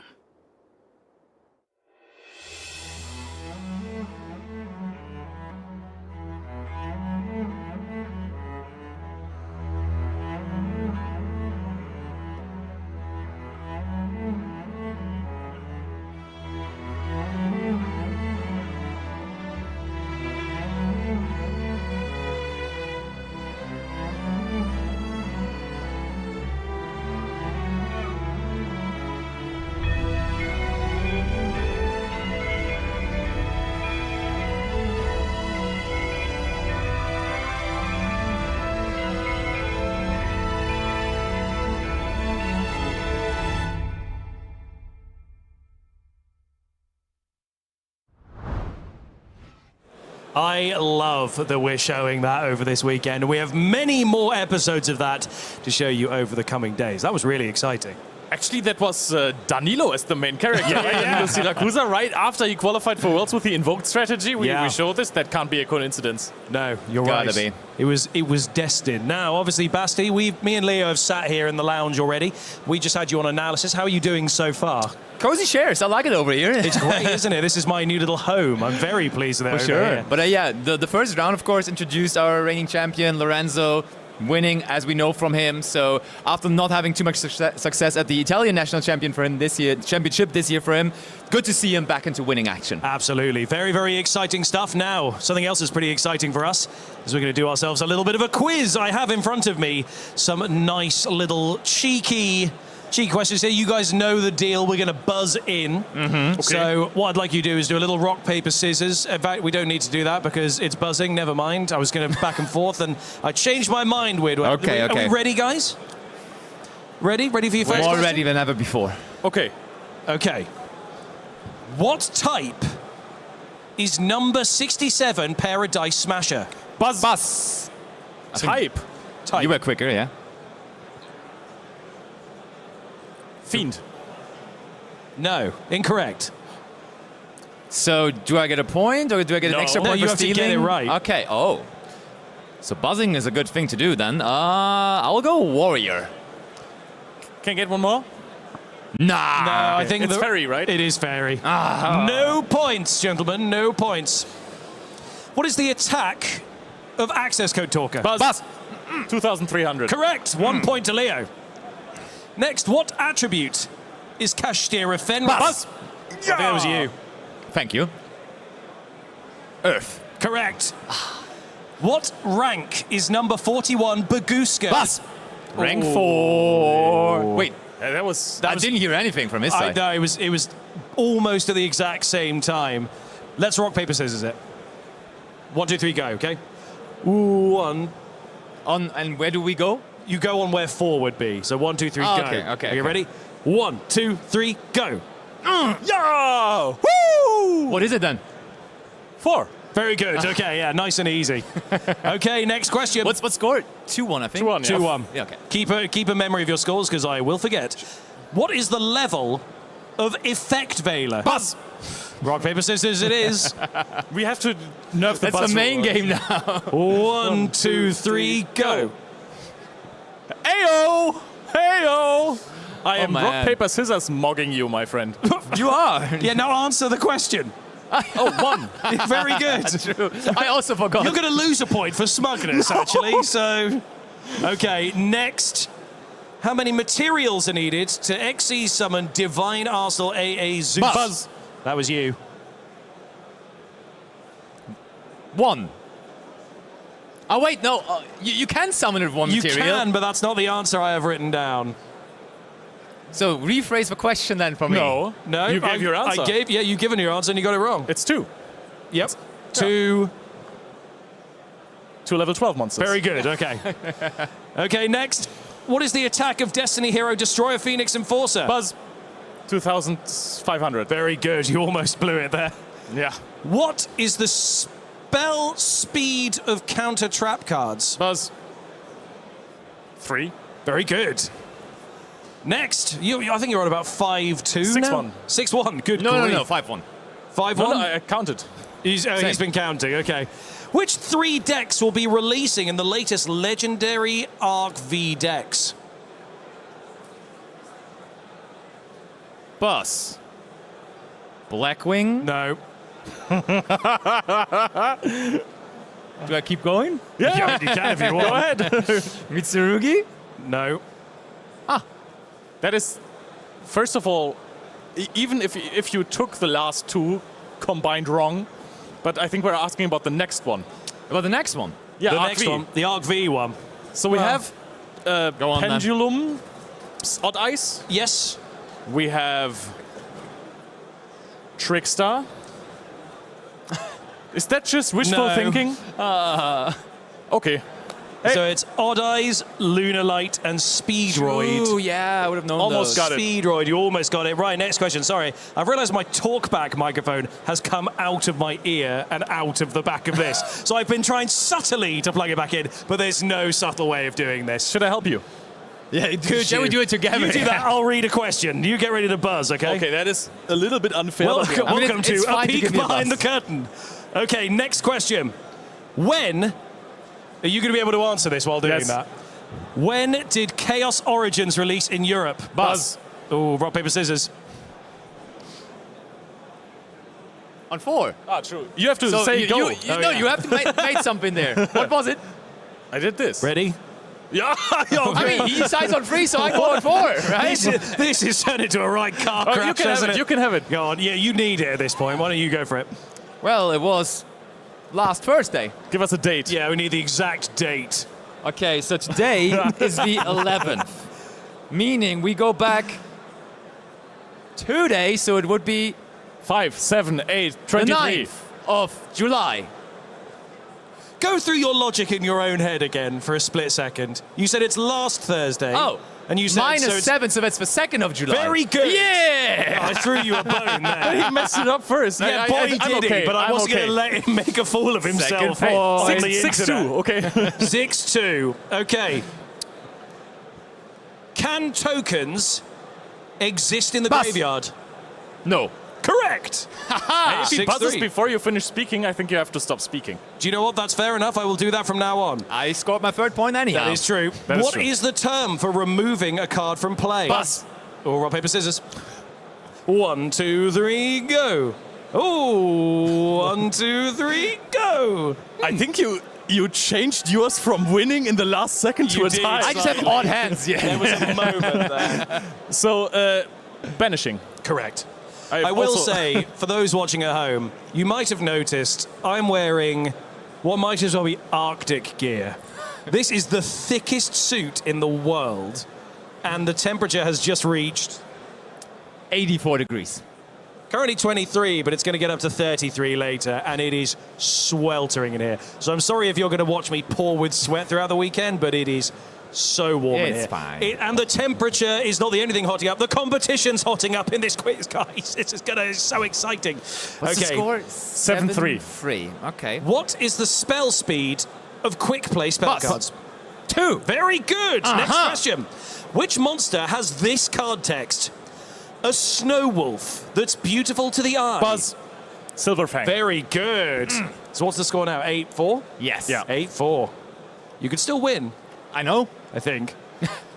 Which year was Legendary Collection 5D's Booster... Buzz. I would definitely say that was 2025. Nowhere near. Thank you. Yeah, it was the old one. Can you finish for me? Because Yes, I can. Yeah. I guess, yeah. Collection 5D's Booster Mega Pack released. There you go, Leo. There you go. Did that help? That is 2020. 5Ds? 5Ds. Of course, that was 2018. You're both wrong. 2014, gentlemen. 2014. Aye, aye, aye. Which monster is the top part of the Gate Guardian Buzz. in the card artwork? Saji. No. I don't know Buzz. the other names. Cartigen. No, it's the only one you guys didn't mention, Sanga the Thunder. Sanga, no, Yeah. Sanga. Okay, next question. What rank is number C102 Archfiend Seraph? Buzz. But 5. Very good. Yes, I knew that one. So 8-5? yeah. Yeah. Okay. There's a couple more questions here. What is the level of Needleworm? Buzz. 2. Very good. Oh, he's really clawing his Take that, back. Leo. Take that. 8-6. Okay, now this is quite interesting because this is relevant to people who are in the room today and the people who have gone to see Gatherer's Tavern in the corner, Ooh, okay. which you guys will see a video on later in the weekend. What are the colours of the 4 scapegoats? Buzz. But red, Yes. blue, Yes. white. No. And orange. Oh. Okay, so you got 3 out of 4. So the one he's missing is pink. Correct! Aha! Wow. Okay, you're clawing this back now, so it's 8-7. It is? That's not right. That's not right what we just did there, even if that was the two numbers. I'm not part of this. God. We're in our 30s. Which is the only Monster Fusion currently on the semi-limited list? Bus. That gotta be Dracotail Aphalion. Correct. Boom, take that. You didn't see that coming, huh? No, you didn't. That was good. Okay. I'm going to make this the deciding question there because you've clawed it back. So basically, whoever gets this one next, what a comeback that could be, wins. That is a heck of a comeback. So let's see what happens. Oh, which one am I going to pick? To be fair, half of my points were rock, paper, scissors wins. That's true. Yeah. So what you're saying is it was skill on top of knowledge. Okay. What synchro materials are required to summon Scarlet Red Dragon Archfiend? Scarlet Red Dragon Archfiend? Yep. That is one tuner and one non-tuner. That is correct. So that means the winner of this particular quiz is Leonard Koenig. Congratulations, Basti. You will have opportunities to redeem yourself very soon. But don't worry, we've got plenty more live action quizzes. We've got loads more feature matches coming. We've got pre-recorded segments. We've even discussed the meta through yesterday's content. You guys will be seeing that. We've got loads of great coverage coming your way. So stick around, guys. Let's take a look at some more content.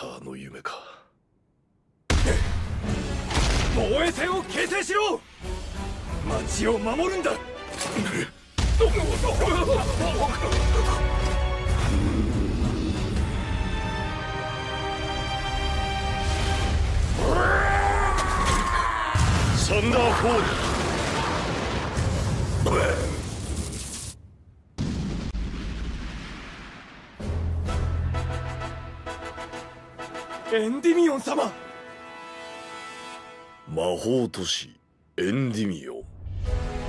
魔物であふれた世界において屈指の安全を保障する場所。治めるのは偉大な賢者の一人、神聖魔導王エンディミオンである。しかし長い平和は間もなく終わろうとしていた。古に封印されし炎の魔人が復活しようとしていたからな。魔人の名はゾロア。兵士長、兵たちに出征の準備をさせてくれ。戦いの時は近い。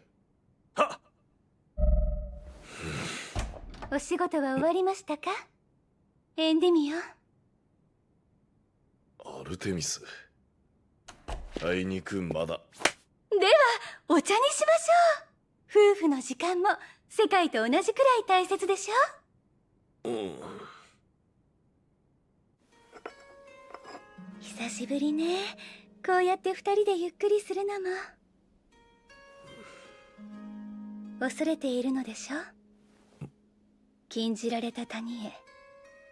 あなたがかつて封印したゾロアに再び立ち向かうことを。当然だ。相手はかつて世界を滅ぼしかけた魔の神なのだから。否定しないのはあなたらしいわ。入念に準備してきた。奴に対抗するために魔法石を開発し、この国を作り上げた。私に鼓舞は必要ないよ、アルテミス。ええ。出会った頃からあなたはそういう人だった。なんだか懐かしい。この際だから聞いておこう。君は若き兵を死地に向かわせるこの愚かな王になぜここまで寄り添ってくれるのだ。この戦いで間違いなくほとんどの兵は帰還できない。かつての友アレイスターはもういない。私がこの手で封じたからな。サンドリオンには頼りを出したが答えてくれるかどうか。再びゾロアを倒せる可能性は、しかしやり遂げねばならん。どれほど犠牲を出そうとも。ま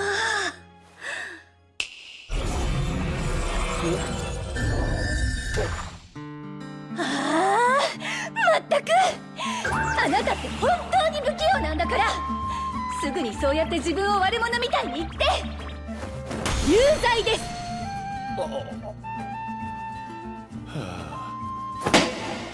当に昔から変わらない。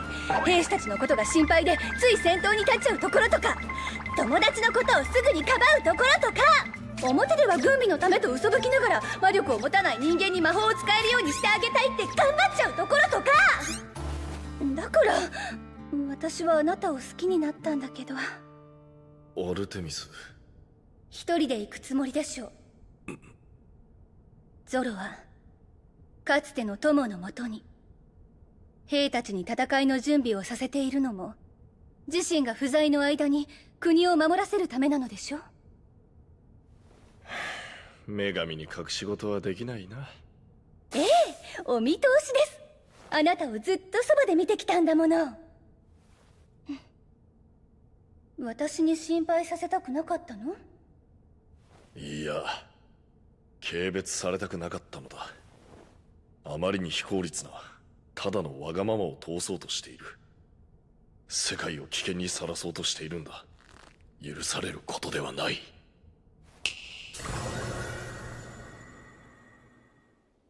かつてあなたたちは異界の扉を開いて世界を魔力で満たした。それは良いことばかりではなかったかもしれないけど、私はあなたに出会えたわ。綺麗な空しか知らなかった私に土の安らぎを教えてくれた。あなたが世界を救ったんだもの。一度ならわがままを言う権利はあるわね。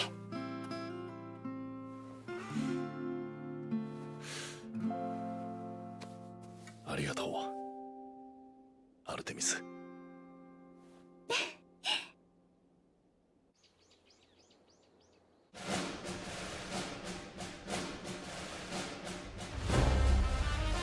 この町に住む全ての民よ、聞いてほしい。間もなく魔人の封印は解かれる。奴が復活すれば世界は混沌に逆戻り。故に兵たちに命じる。皆命を懸けてこの町を守護せよ。魔人の討伐には私一人で行く。これは賢者としての責務であり、私のわがままだ。君たちが背負う必要はない。どうかこの愚かな王の最後のわがままを許してほしい。必ずや魔人を倒してみせる。はっ。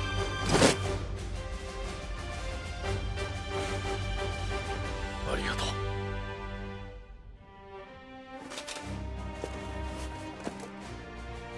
う。いってらっしゃい、エンディミオン。お土産期待してます。ああ、行ってくる。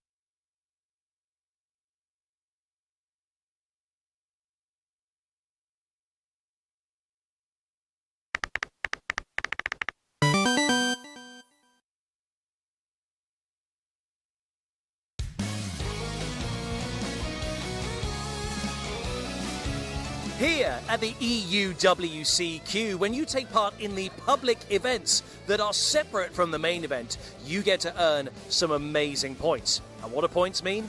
They mean prizes here at the prize wall. Now, you can exchange those points for all manner of exciting things, from field centres to deck boxes to incredible game mats, including this amazing participation mat that people are getting, featuring the extended art cards. Now, this is a really, really cool thing to get your hands on. So maybe you drop out of the main event. Maybe you're not even here for the main event. Maybe you just want to focus on our public events. Well, you're going to get your hands on some exclusive goodies here. So if you guys are in the venue, make sure you guys are locking in and getting those points in all of our public events so you can go home with some wonderful, wonderful swag. But if not, stick around, because we got loads more great coverage of our main event coming your way.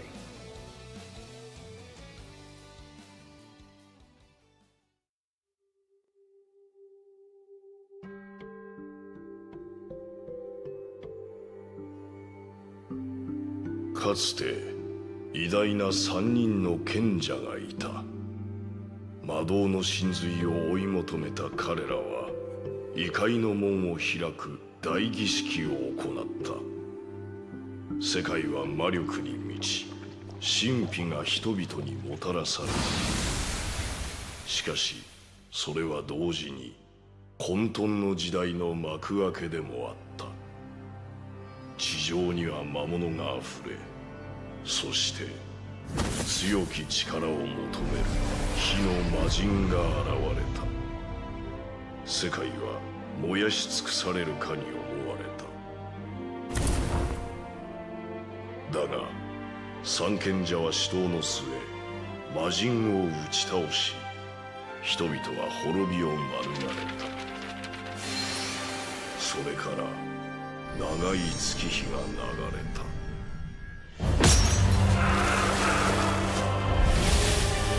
それは賢者たちの関係を変えてしまうのは十分な時間であった。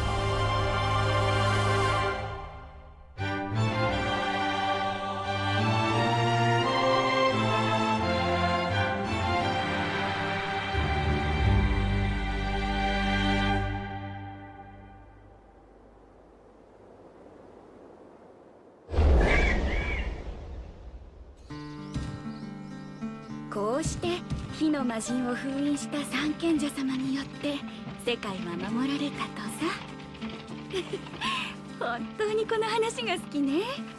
大好き。これから行く里は三賢者様の召喚師アレイスター様が守ってくれているそうよ。そこでならずっと暮らせる？きっと。やったー！早く着かないかな。よしよし。俺は聞いたことあるぜ。三賢者の一人は暴走しちまって他の二人に封印されたって。だからただの噂だろ。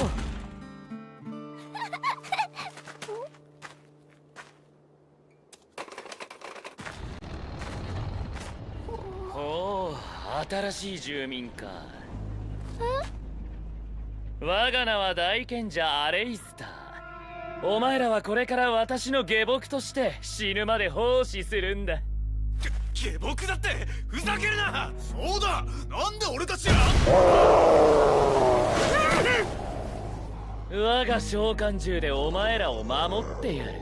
代わりに私のために働け。嫌なら壁の外に放り出すだけだ。そんな。あなたは賢者様じゃないわ。賢者様はそんな意地悪な人じゃない。いいか、おとぎ話のような賢者なんていない。大人は皆薄汚いのさ。嘘つき。そんな体ではろくに働けないだろう。せめてこいつの餌となる。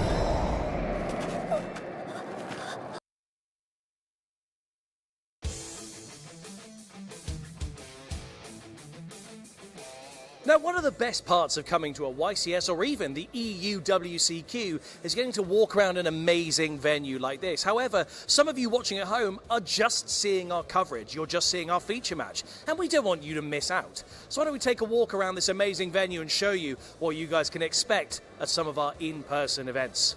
Now, on these very tables, as you can see behind me, this is where all of our participants this weekend will be having their duels. On each of these tables, thousands of people are going to be vying their way through our main event to see which of them is going to be crowned our European champion.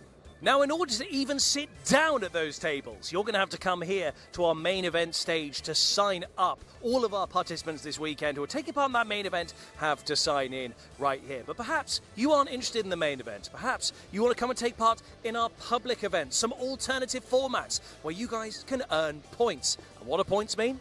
They mean prizes.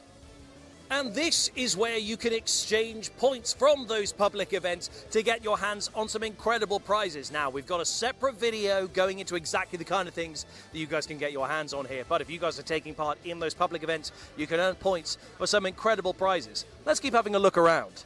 It's not all about the trading card game. We also have some amazing merchandise that you guys can find here. If you guys have been to some of our in-person events lately, you would have seen Fine Chaos with their amazing t-shirts and accessories, which you guys can find here in the hall and also available online. But also we have the amazing Gatherers Tavern, where they're showing off this range of amazing bags and deck boxes, which you guys will also see with the commentators, sharing a little bit of the stage with them. You guys can take a roam around and look at their new products, including the new range of scapegoat stuff. But let's take a look at the most exciting part of the weekend. And that is, of course, where the magic happens here in our feature match and coverage area, where we have not one, but two different feature match areas going on, not only for our main TCG format, but the Genesis format as well throughout the weekend. And of course, down at the other end, you can see where our commentator duos will be throughout the weekend.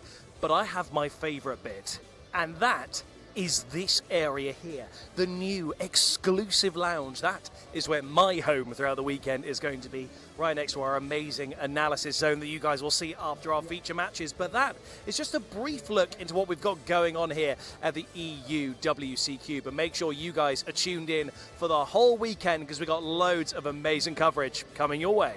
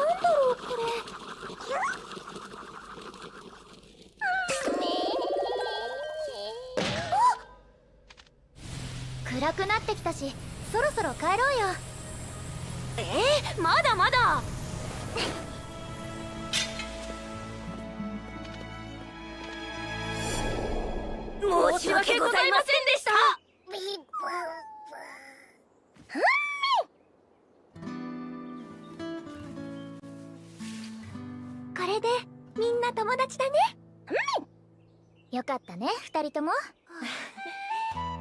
でもどうしてあんなところにいたのかな。迷子になっちゃったのかな。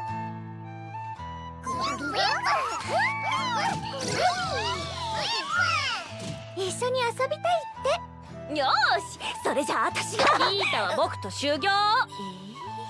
ヒータはまだ霊力のコントロールが不安定だからね。あの大岩を動かすには修行あるのに。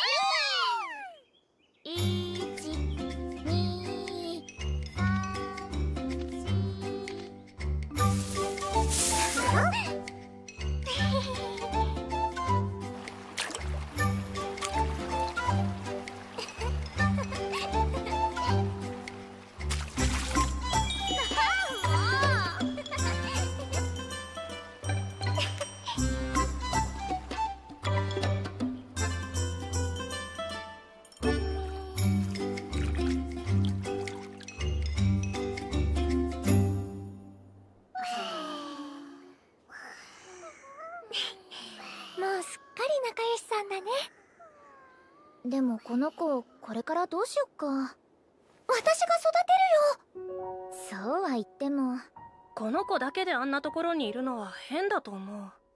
家族とか仲間が近くにいるんじゃないかな。家族。明日大岩に行くついでに探してやろうぜ。いい？ウィン？もちろん。よし、そうと決まれば明日に向けてとっとと飯食って寝ようぜ。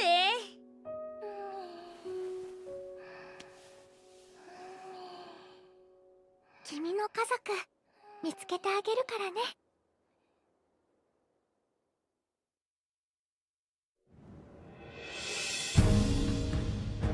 よーし、昨日の特訓の成果を見せてやろうぜ。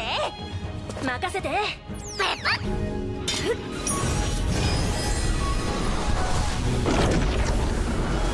ピーター、行くぜ。いっけー。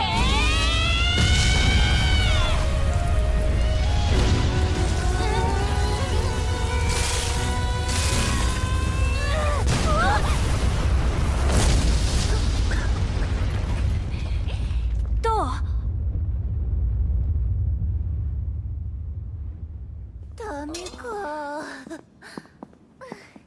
どうだった？こっちも全然。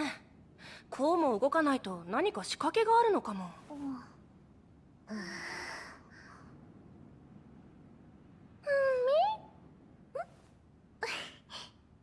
困っちゃったね。どうしたの？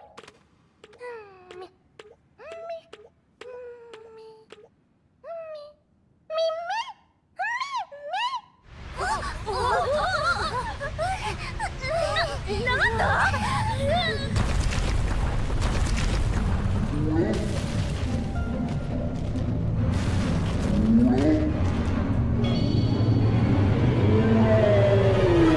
マジかよ。もしかしてお母さん？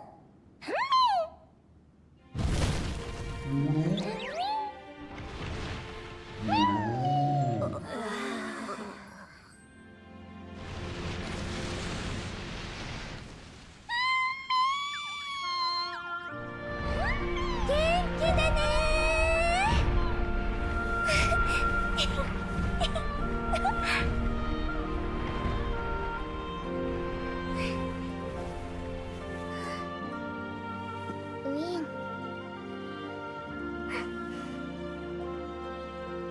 お母さんのところに戻れてよかったね。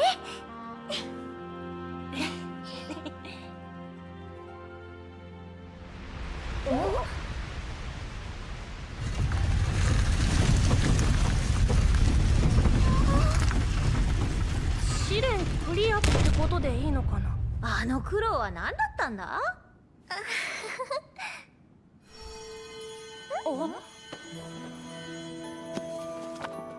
次が最終試練だって。行こう。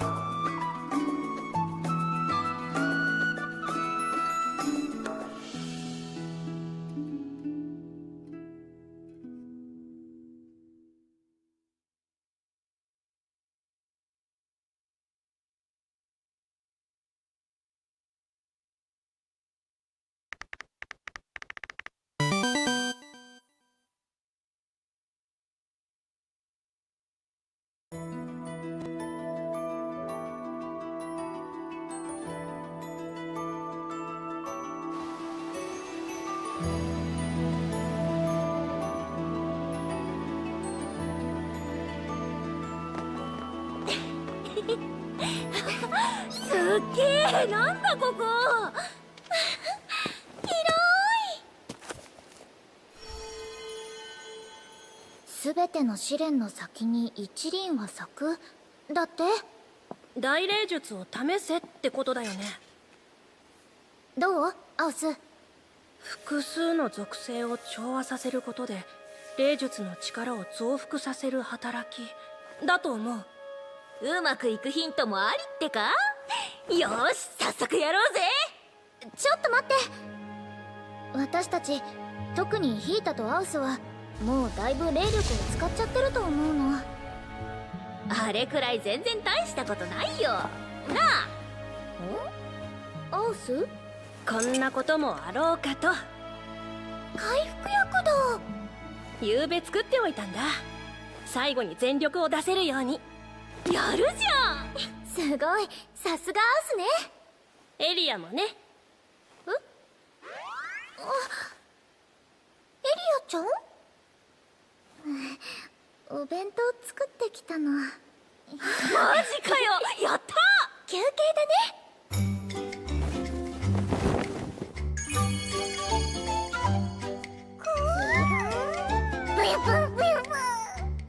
いただきます。はあ、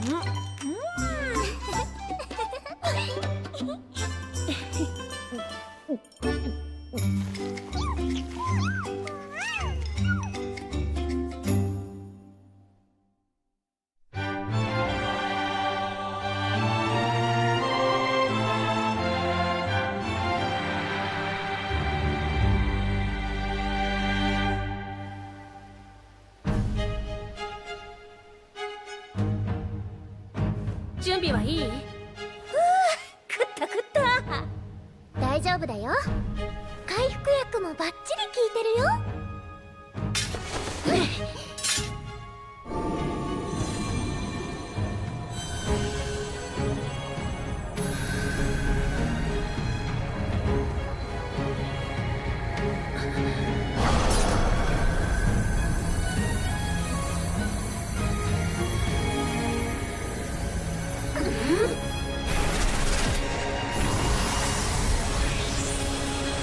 ここまではいい感じだね。この調子で行こうぜ。Welcome back at last to your coverage here at the European World Championship Qualifier in Brussels. We thank you very much for your patience because we had quite an extended break between our round one and round two feature match. But we're very excited to bring you our next feature match for round two. Peter Bogermans versus Johannes Bauer. This is going to be a very exciting one, and we do appreciate you guys for waiting. Hopefully the gap between rounds 2 and 3 will be much quicker, but we'll all find out together. We appreciate you guys sticking around and watching some of the content that we've recorded and also seeing some of the chronicles as well that we were showing you guys. But now it's time to see what you all came here to see, some good old Yu-Gi-Oh! TCG action. So with that, I'm going to hand you guys over to Leo and Bassi, who are going to be your commentators for our round 2 feature match. Ayo, round 2, we are gonna get started, and our stream has already been packed with WCS participants, and the next round isn't gonna be any different because we have the big Johannes Bauer. The one that made it through the main event last year, top 4 in last year's main event, and ready to do it again with an interesting deck choice. We've already seen some kind of a version of that deck yesterday in the points playoff, but you shall be surprised what is going on in that deck. And he's playing against Peter, and I think they're ready. So why don't we throw it into the action? Round 2 starts now.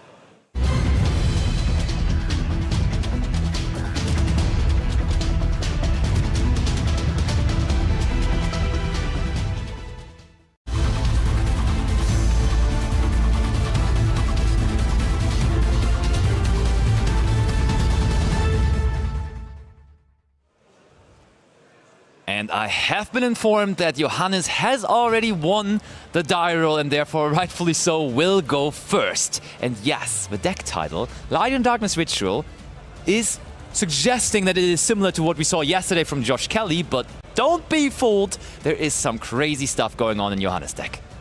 Yep, and that is already one of the starters of the Johannes Bauer madness that we're going to experience in the next seconds. It's Future Silence that is going to add us some kind of a Dark Magician girl from our deck to our hand. Of course, that is our route immediately accessing the Dark Magician girl. the Magician's Apprentice, of course, and Johannes is currently searching his deck for that, and that's the perfect start. This is better than starting with the girl itself, because it already gives you a spell card activated, which of course then also accesses you what you want to summon from the extra deck later on, which would be that Dark Magician. I would have said, but I'm not even sure. Like, I'm looking for the extra deck, but is he even running that? I cannot imagine that he is not. Probably. So Yeah, I mean, that's what the whole engine is about. Oh, and there's Griffo as well right away.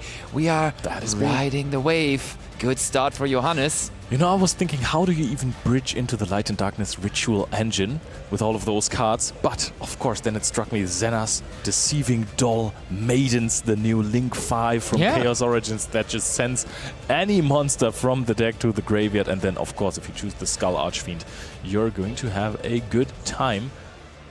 Or you just draw the Griffo, and Griffo gets you Mind Shuffle, and then Mind Shuffle, of course, gets you access to that Skull Guardian or Skull Archfiend of Chaos anyways. And there's the ritual. I'm really impressed already, even though the weekend has just started. Of course, yesterday with Josh Kelly's strong performance with the deck, how strong of an engine that is. Yes, you are sacrificing a little bit of consistency with the deck because there is a multitude of bricks, quote-unquote, you play in that deck. But the card quality of the cards that are playing and you're running is insane to me, because both the Griffo is one of the most powerful quick effects that you could ever imagine. Like, setting a card on your opponent's turn. Labyrinth generally was a good card already, but now also able to activate that immediately on that turn is crazy good. Yeah, not even that. You can also use this in your own turn as a starter. You can really get going. Set up a field that is not too big, but it is so hard to out. It is. Bringing the Griffo onto the field now and linking it off here right away. Going into a Link 1. That shall be the Anima. You usually see that when playing into a field, trying to capitalize on the opponent, maybe mismanaging the zones a little bit, but here we are just going in and we wanted that Griffo into the graveyard. Probably so we have enough cards in the graveyard for the Skull Archfiend, I would imagine. Yeah, but also the Griffo can just be used as a material from the graveyard. That's fair. I don't know if it also works on the field. I'll have to check that. Well, for now, we're just going to discard that Mulchami Purulia, which we certainly won't need. Yep.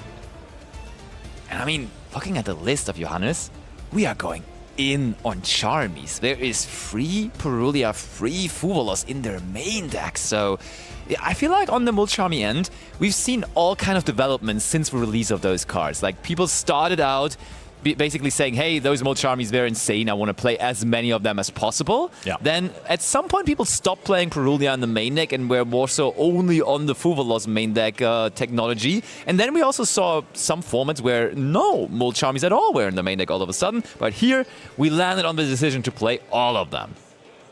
And there is a Dark Magician of Destruction now as well. Yeah, definitely. And that one is already also protected by the Mind Shuffle, right? It is. The thing is, I'm not quite sure how Mind Shuffle works together with these extra deck monsters, because do you have to return a card to the hand? Because I'm pretty sure you can. It has to return a monster you control to the hand as cost. Can you then even do it on extra deck monsters? I don't think so, because you cannot return them to the hand. You might be right. So there comes the Shining Sarcophagus. That is shiny indeed. Everything here is a quarter century rare or Starlight on the side of Johannes. So I'm quite curious to see the Dark Magician of Chaos, Black Chaos.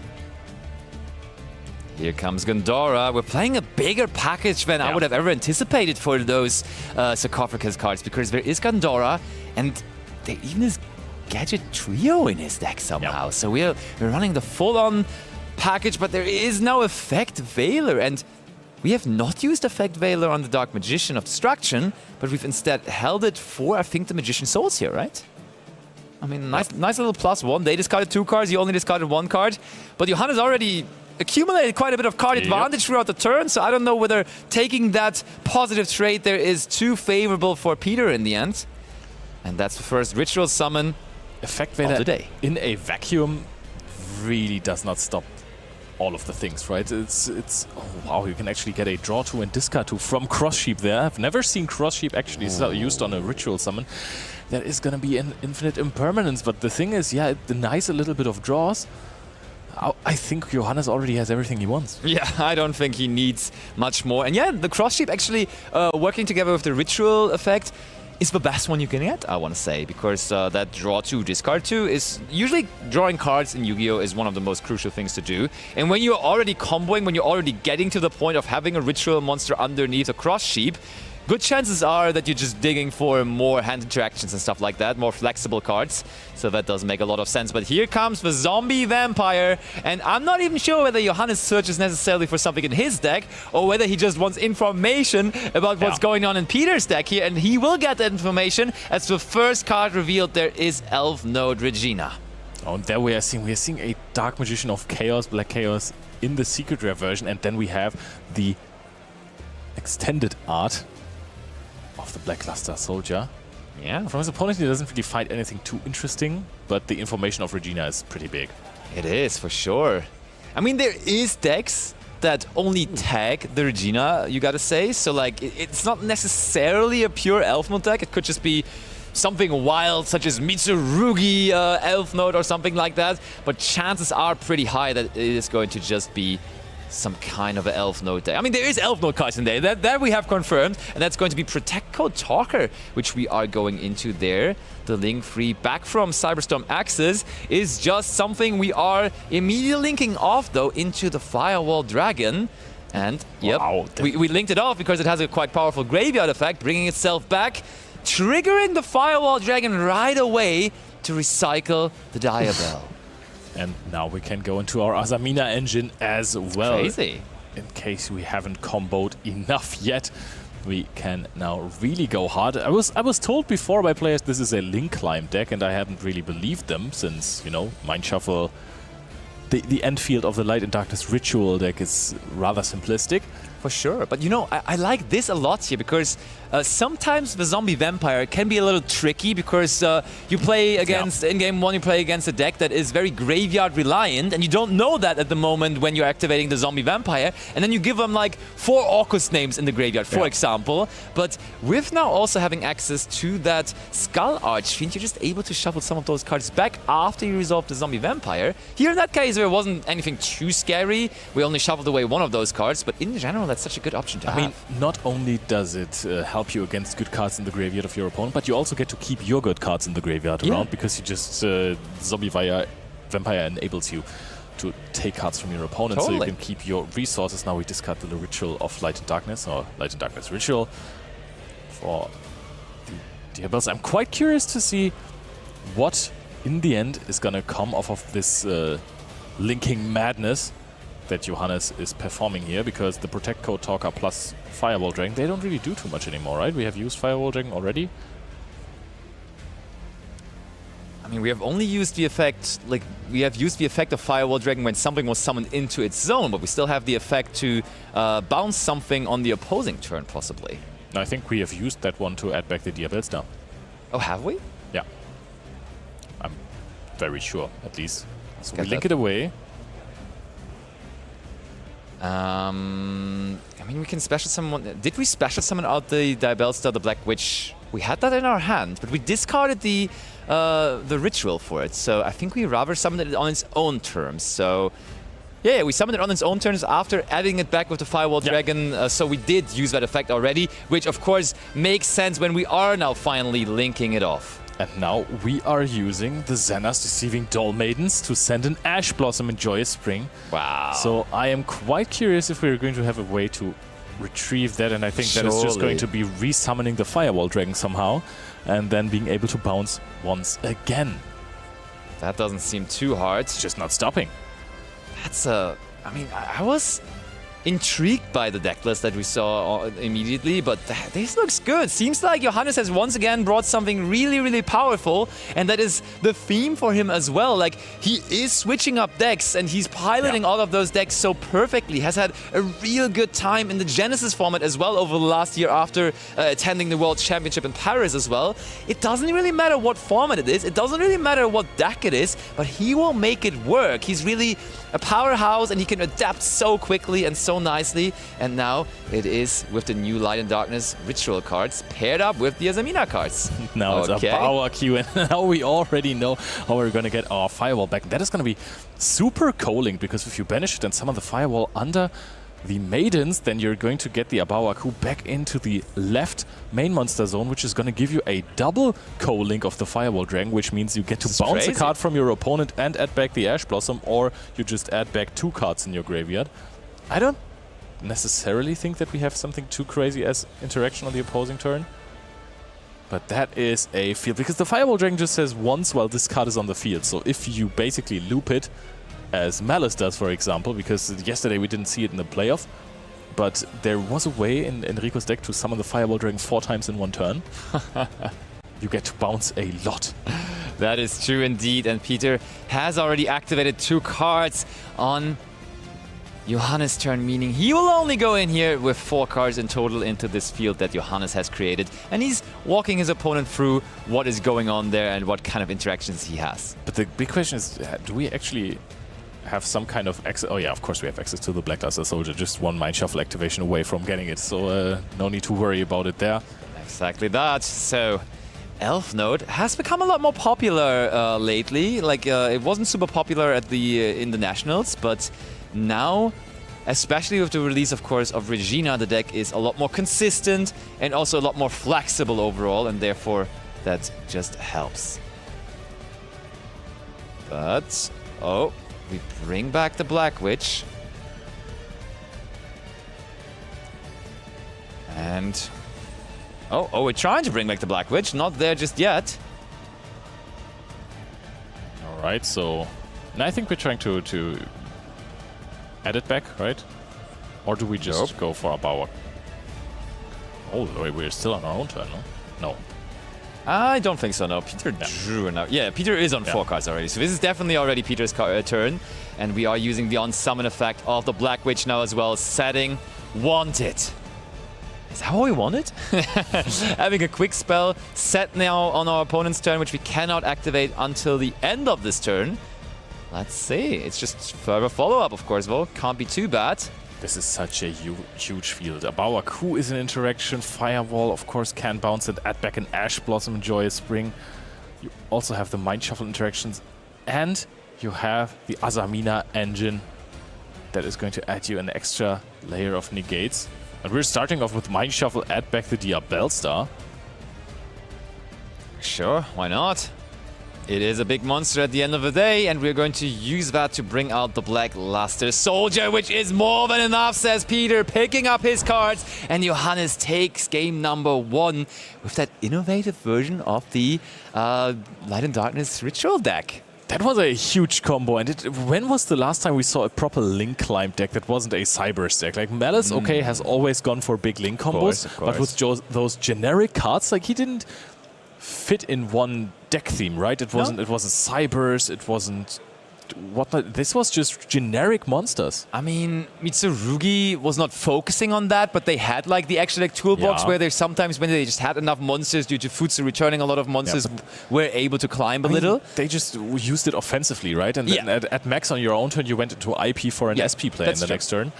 This deck actually just used Protect Code Talker as a massive part of the combo. For sure, for sure. It's really interesting to see. It's something that I did not necessarily expect totally, but it is something that may catch the entire competition here this weekend off guard. Of course, it's early. It's round 2. Yeah. So far, he has won his first round, and he has won that first game in the second round as well. But the tournament is long, of course. But I think that this is actually a genius pick for the format, because decks have actually dropped the Fubalos. Yeah. Because of the Light and Darkness Ritual deck. If that deck is popular and you are actually just having Fubalos in your hand and it goes for this minimalistic end board, they actually can only give you like 0 draws. But a Fubalos would stop all of the other shenanigans. And then it's, if everything is just being played there for a deck with, like, example, Sky Striker, right? Sky Striker has ways to out the Mind Shuffle lock, basically, of course, or the tower presentation of Mind Shuffle. but that's a 2-card combo already just to play through that field, and you will have to get there first. You still always say that so convincingly. Striker still struggles with the Mind Shuffle combination. I want to say yes, if you have like a Lightning Storm, sure. I mean, okay, you can go into Azalea, yes, of course. No, you can easily engine out it. The 2 cards, it's not hard. Sky Striker fan, you know it. You just need an anchor and a way to play. Yeah. Okay. But yeah, I mean, it's also interesting to see how much of an impact the Dark Magician of Destruction in the end turned out to have. Because in the beginning, people were like, yeah, you're not really going to run that too much, because initially people connected that card always also to the quick spell, which then would bring out the Dragoons. But people shortly after found out, well, you don't even need to do that. You can just only play the Dark Magician of Destruction, have the Azamina cards, which give you the Ilya Silva already, and use the Dark Magician of Destruction, for example, for Link Material, as it is one monster itself, searches the Magician's Souls, which is another monster for free, which can be used for Link summons, and you get draw power through that as well. Yeah, definitely. But I think that our players want to draw some cards as well, because they seem ready, so we're going over to the table.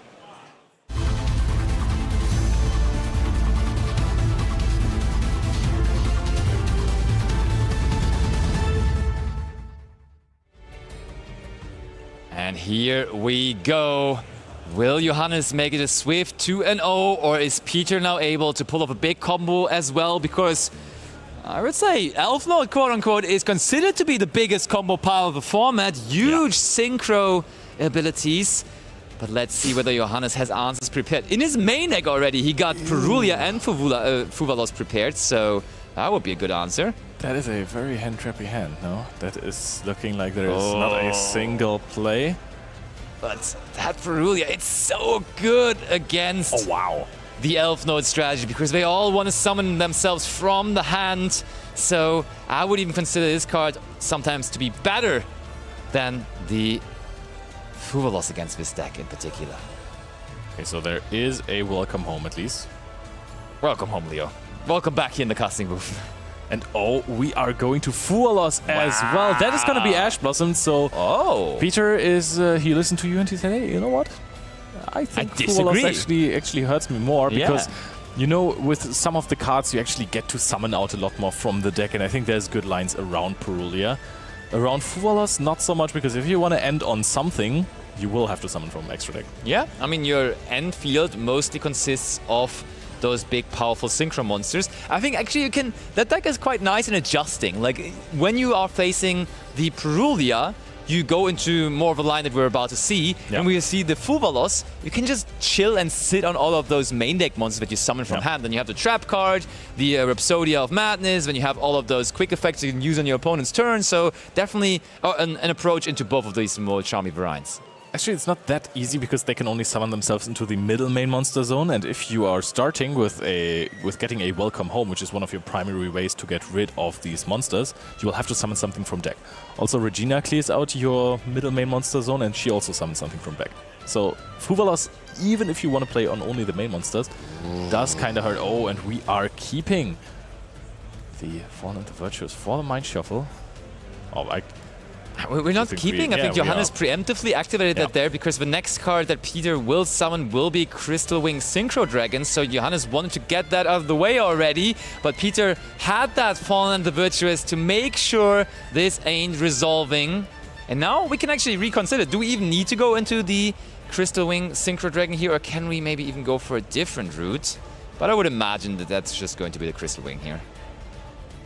There's different ways to approach this situation. I think you can also still synchro climb a little more, but nope, we are summoning this in the extra monster zone. Oh, set one pass! That's all we had there. Johannes kind of got hand looped as well. He is on 2 cards in hand now with the draw phase. He is on 3. He has a Griffo in the graveyard, which is kind of a resource.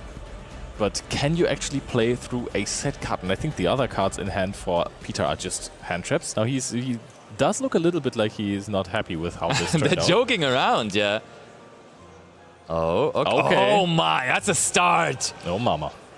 If one of the 3 cards in your hand is Pot of Sloth, the new staple going second card from our newest main set, then that is a start into any kind of field. Chaos Origins brought us a bunch of good new cards. Would you say that Pot of Sloth is the best one?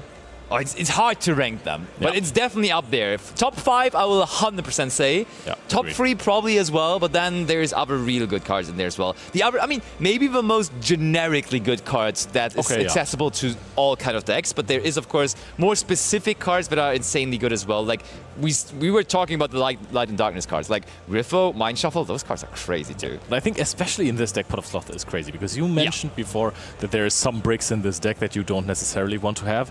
And yeah, well, Pot of Sloth can fix that actually. Gets you to draw some more cards, and we start off with a Wanted, which is always incredible start. We know that there was a Ghost Ogre discarded for the Elf Node Welcome Home.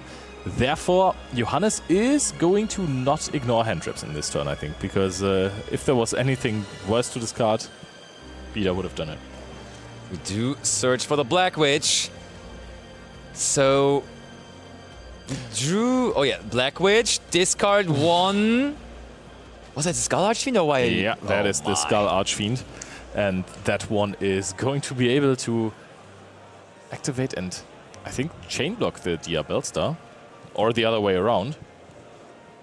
Possibly. Oh, we are able to get rid of the Welcome Home by using the in-hand effect of Regina. So we didn't want to do that last turn, of course, as we were not trying to give as many draws into that Perulia. But here, bringing it out and bringing another one from the deck, of course, another Elf Node monster, so we get at least some kind of interaction here. That is going to be huge. I mean, we have the Crystal Wing Dragon, but I think you can either...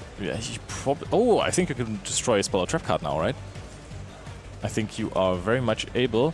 Okay, well, we go for the Elf Node Power Patron. Oh, hold on. So, we are going to use the quick effect of the Elf Node Power Patron to summon out our new Synchro monster that isn't around for too long, which I didn't necessarily expect to come out here. But here we go. June Pride, right? June Pride. Yeah. So let us know, what is June Pride all about here? Why did we decide for that? Because I did like the option to just access one of our Elf Node cards. Oh, yeah. Oh, hold on. Yeah, you can tag it out to summon back. Oh, we're going to summon back the Strelitzia. Here it goes. And we do also bring out Fortuna. Well, Fortuna is now in the middle main monster zone, and I think there's the Tinia. There's the Tinia. Okay, so Tinia can swap into the main middle monster zone there, and then it will be able to resolve its effect as well, getting rid of one card in hand. Which one is it going to be? We get we get rid of Black Chaos. That's huge. That's insanity. Yep, and now the Fortuna is unfortunately a little bit too slow, right? It can bounce a spell trap card back to the hand, so we cannot quite remove the spell trap card that Johannes set up earlier with the Dia Bellstar. But what did we set? We set Deception probably, right? Yeah. And I mean, just on effect activation of Deception. Oh, true, yeah. Getting that Deception back into the hand seems really good, honestly. That's a superb setup, especially with the Crystal Wings still not being used from what I could tell.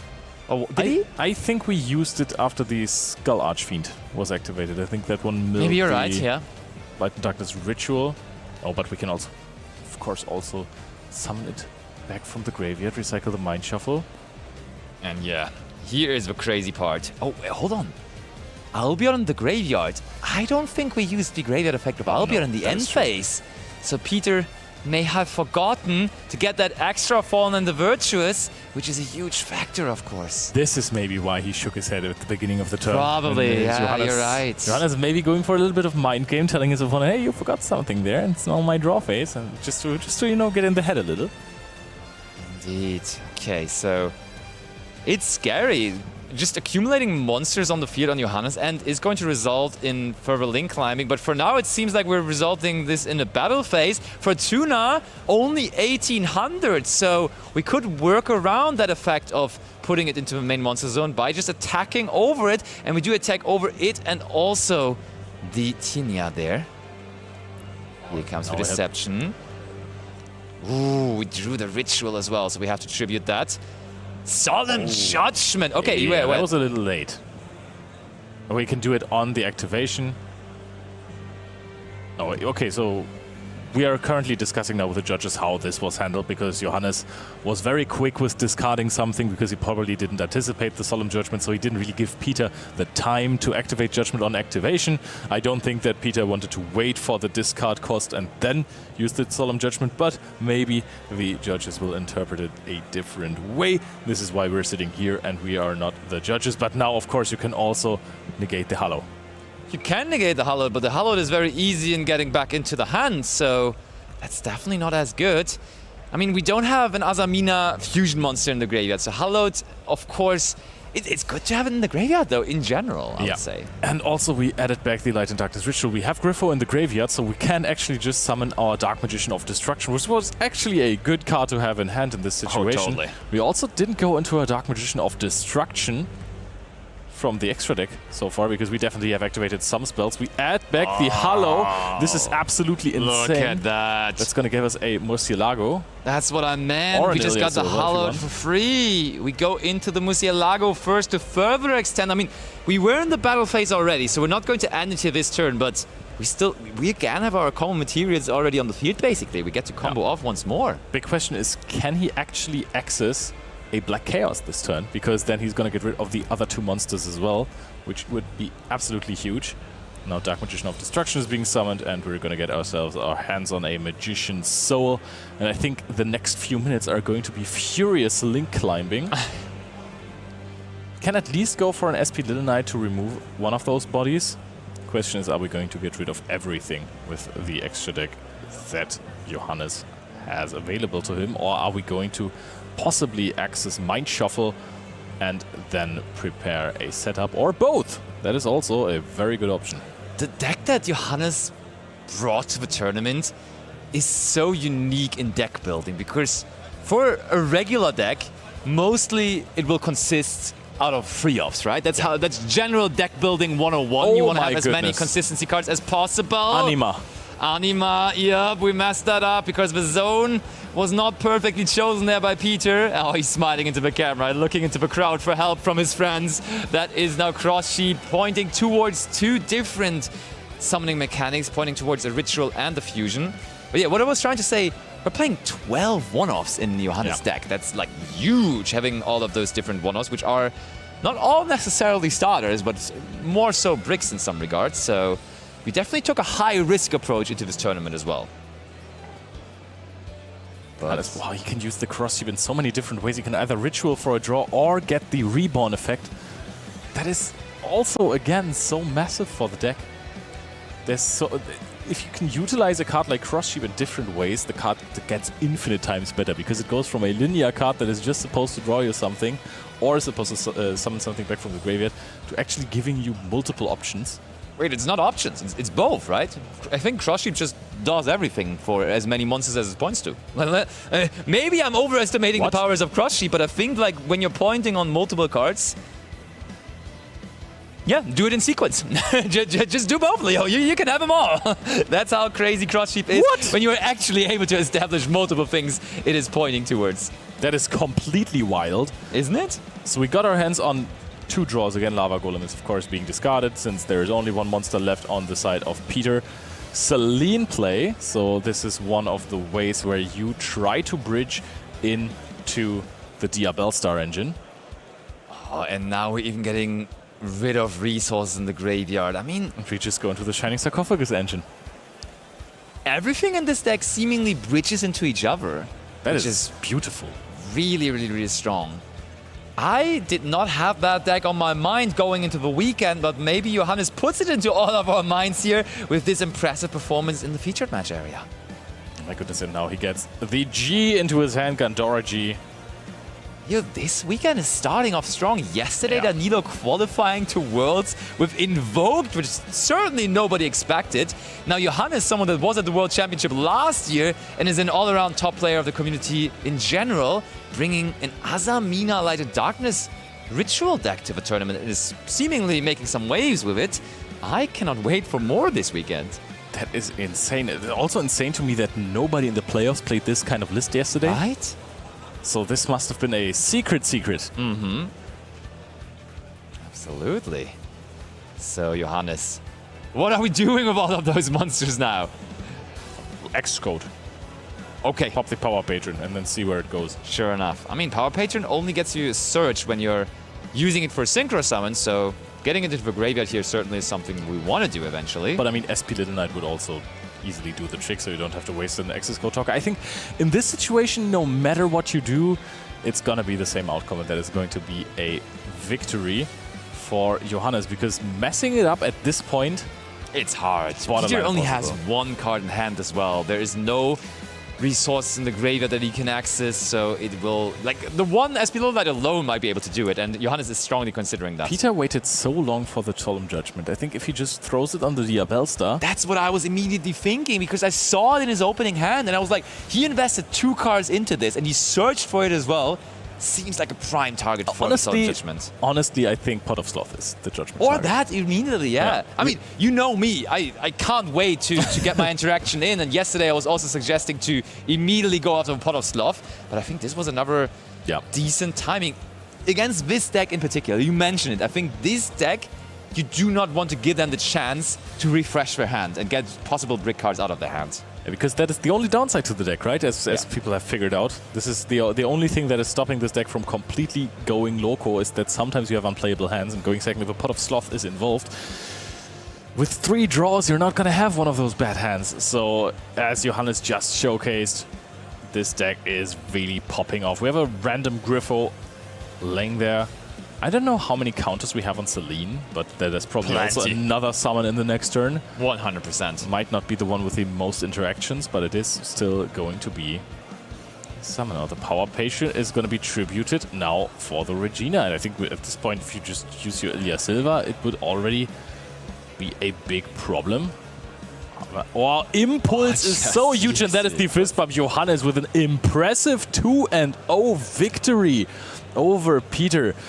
What a match. What a deck Johannes brought to the table. That was absolutely insane. And all of those engines, they still work with Dominus Impulse. The card is absolutely insane and has a lot of new applications also since Chaos Origins, because it negates a lot of great cards like Whisker Blitzkrieg. Yeah.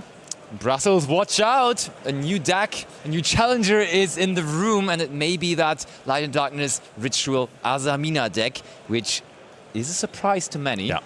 Not to Johannes, as he was already perfectly planning his successful running. And actually, I've been told, we after this cool match, as you know, we have 2 matches going on here over the course of this weekend. So why don't we throw it over into our backup featured match? Because the little level ones don't really present any field pressure at all. If it's all of the bigger ones, then it can be a lot less effective, because then you can just end your field on a lot of the stronger ones and build on from there. But on the flip side of this, there's actually not any monsters that Seva can do. There's not much that can be done here, because we've only got access to... We've only got access to what looks like Leon, which is what Florian is kind of reading now, and I believe the other one is the Scorpion, being the tail. So, and then having access, Release is a great card to have, as the Enneacraft Reset, but if you don't have anything to follow it up with, it's not that good. I was thinking about this, that we have set 2 monsters, but we truly do not present any real field pressure at this point, because all our cards are depending for how Florian is going to play his turn, and later, if we manage to bring those resources up to trying to interact in turn 3. Yeah. Let's see what we start off with. So that's actually a very, very good start in there from Florian. So starting off with the Power Patron Portal Terminus. Is actually going to be able to get us access direct to the Power Patrons. Now, the one big thing about this is once we've resolved this, we're not going to be able to attack with anything apart from the Power Patrons at this moment in time. So that could give Seva another turn to survive. Yes, and I want to see how Seva is going to utilize his cards, because Leon needs to opponent to activate a card or effect in response to your card or effects in order to activate his own effect, which is you can change this face down card to face up defense position, return up to 3 cards from the field to the hand. So I believe the correct spot is to wait for the Call by the Grave to be activated on the correct time in order for Florian to interact with the Call by the Grave, so you have a chance to activate Leon into a mini established field and trying to stop him from generating more advantage. Yeah, exactly that. And just kind of reading the graveyard effect of the Enneacraft reset on this one. So this will allow us to get access to putting back another one of our Enneacraft monsters to face down defense vision, which can be quite effective depending on the scenario on this one. And it's only if they activate a card or effect while it is in the graveyard, you banish it, change an Enneacraft monster you control to face down defense vision, up to the number of cards in your pendulum zone. So actually at the monster there is 0. And I liked how Florian played his turn right now, because he did not want to activate more cards, because he knew that in the main monster, in the center main monster zone is Leon, so he just waited to attack with the Elf Note Power Patron, and now mid-use the Pure activates the effect to bring another Elf Note Power Patron, and now he will activate the effect. Yeah, very well navigated here from Florian, and Sever is currently not sitting on a huge amount of interaction here, so we're building ourselves up into a synchro play here. We're just trying to see what may be summoned. So he's going to go for the 8 being the Omega. This is actually quite interesting, because I think Omega can trade off with the last card in Sever's hand, and that gives you a little less to worry about, which could be quite useful. I believe the Call by the Grave is going to be utilized here to get rid of the Power Patron. And I want to see if Florian right now understands that if he interacts, Leon will be triggered. If now he doesn't do anything, yes, Leon is just a card in the main monster zone that cannot activate the effect, since we don't have anything to trigger him right now. Very well played from Florian. I really like that.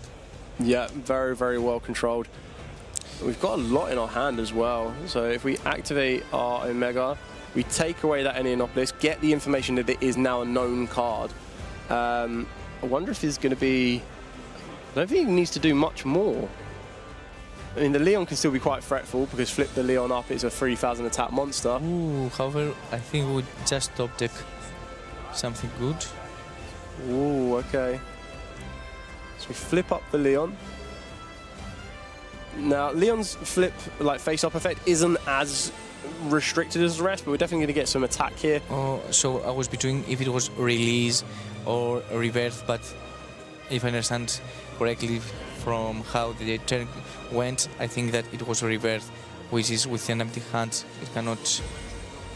Yeah, it is reverse. So we have to trade off our own Leon, which I suppose you have to believe in the heart and the cards on this one, because trading off with Leon, is there going to be an Ash? There is an Ash. Oh, okay. So that leaves Leon in the field in attack position. We're going to use the Enneanopolis to try and return it to the hand. And I'm assuming we're going to try and reset it. Yeah. Okay. And then we're going to pass this over to Florian. Is there anything more that Florian can build on? We do need to just see an Elf Note monster, and I think we'll start to come back. So we're going to get the Omega back, which is fairly good here. We can attack the Leon, clear the Leon off the field at least. We do know that there is another Terminus in Florian's hand, but is there anything else that can follow off the back of this? Yeah, the only thing that I didn't like about this, it was that Leon has 3000 attack that Omega cannot attack over it. But right now, since he's in defense position, Omega has higher attack, and thus he can just go through battle phase and clear Leon. Yeah. Concerned that there's nothing more. Oh, okay, there's nothing more from Florian here. That's very interesting. We do have the reverse in the graveyard, so the Leon will definitely be coming back to the hand. Sorry, no, the release on that one. So we're going to use the Power Patron. Yeah. It's not looking so great for Sever, but we do also need to keep in mind that Sever is still at 8,000 life points as well. And there is 13 minutes on the clock. A lot can still happen depending on that one card from the top of the deck, but I do believe that there was a draw Lockbird in Florian's hand, which again, it changes the tide of this duel back in Florian's favour one way or another. And we can still use the effect of Omega to just banish the card from Seaver's hand. Yeah, I suppose you take that 50-50 chance risk during server's turn. You already know the Enneanopolis, you don't really want to be taking that away. It has no direct value right now, having multiple copies, but okay, that's interesting.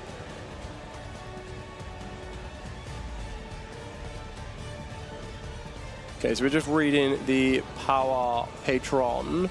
So the Power Patron, Janora. Is there a graveyard hidden effect on this one? Cards are protected till the end phase. We draw for turn. We get the Pexia. Okay, not the ideal one you want to be seeing. We're just going to set the Pexia. We're going to pass back over to Florian. This is now got to be the moment. So we're going to get back the Enneanopolis. Omega enters the field of play again. The Pexia gives you targeted protection, and it's whenever your opponent wants to try and target cards as well. Could be quite important. But I still don't feel that it presents as big of a threat. It's still only 2,500 defense, which is why we're going to see attacks. And there is our first Elf Note monster, Fortuna. You don't mind which one you get as long as you get one of them. And we're going to use Omega again to get rid of that Enneanopolis. Limit our opponent's hand advantage on this one as well. And I think right now Florian's in a very good position, since Fortuna will be able to place the Rhapsody of Madness into the field, and right now I think Florian is a very good spot, having this amazing trap card to special summon from the graveyard the key pieces that he wanted in order to advance his play, go through Elf Note Power Patron into Elf Note Seraphim Streligia. Yep. And this is going to snowball very, very fast because of the Elf Note Power Patron going to the graveyard of Synchro Material. We're going to get access to the Tania. We're then going to be able to bring this back. We're going to add a Crystal Wing to this field right now. And in a very simplified kind of game state, this is great for Florian. Definitely in the Ascendancy. Very few cards that I feel Sever could possibly draw for turn. So I think it's well within Florian's approach to try and settle the game. Not go for game right now this minute, because we've already declared our battle phase, but put it in a position where Sever just can't come back. And I mean, right now Crystal Wing can also deal with any aircraft that will be draw for turn, for example, Torimar, and also I think we have the second effect of Tinia that can deal with any draw that Sivir may draw, and we can manipulate pretty easily his hand. Ooh, it looked like an effect monster, and I believe if you're going first, the only effect monster you'll play in the main deck will possibly be a Zaborg that you don't set.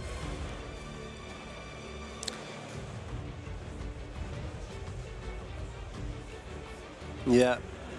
Unless we have, the Fist Bomb, yes. Oh, it was Vanities. Vanities. All well and good early stages, but unfortunately not enough here for us on that one. So that was round number 2. We've got Elf Notes and Enneacraft. Florian is going to be moving on to round number 3 with an EXO record. It's not over for Sever right now. It's still a 1-1 record. It's still enough. And yeah, just going through the deck there. A Legendary Fisherman. Wow. That is a blast from the past. And I mean, we were very happy to showcase how the Enneacraft would have worked against this matchup, because this is one of those scenarios that you really want to see certain matchups how they interact with each other. Yeah.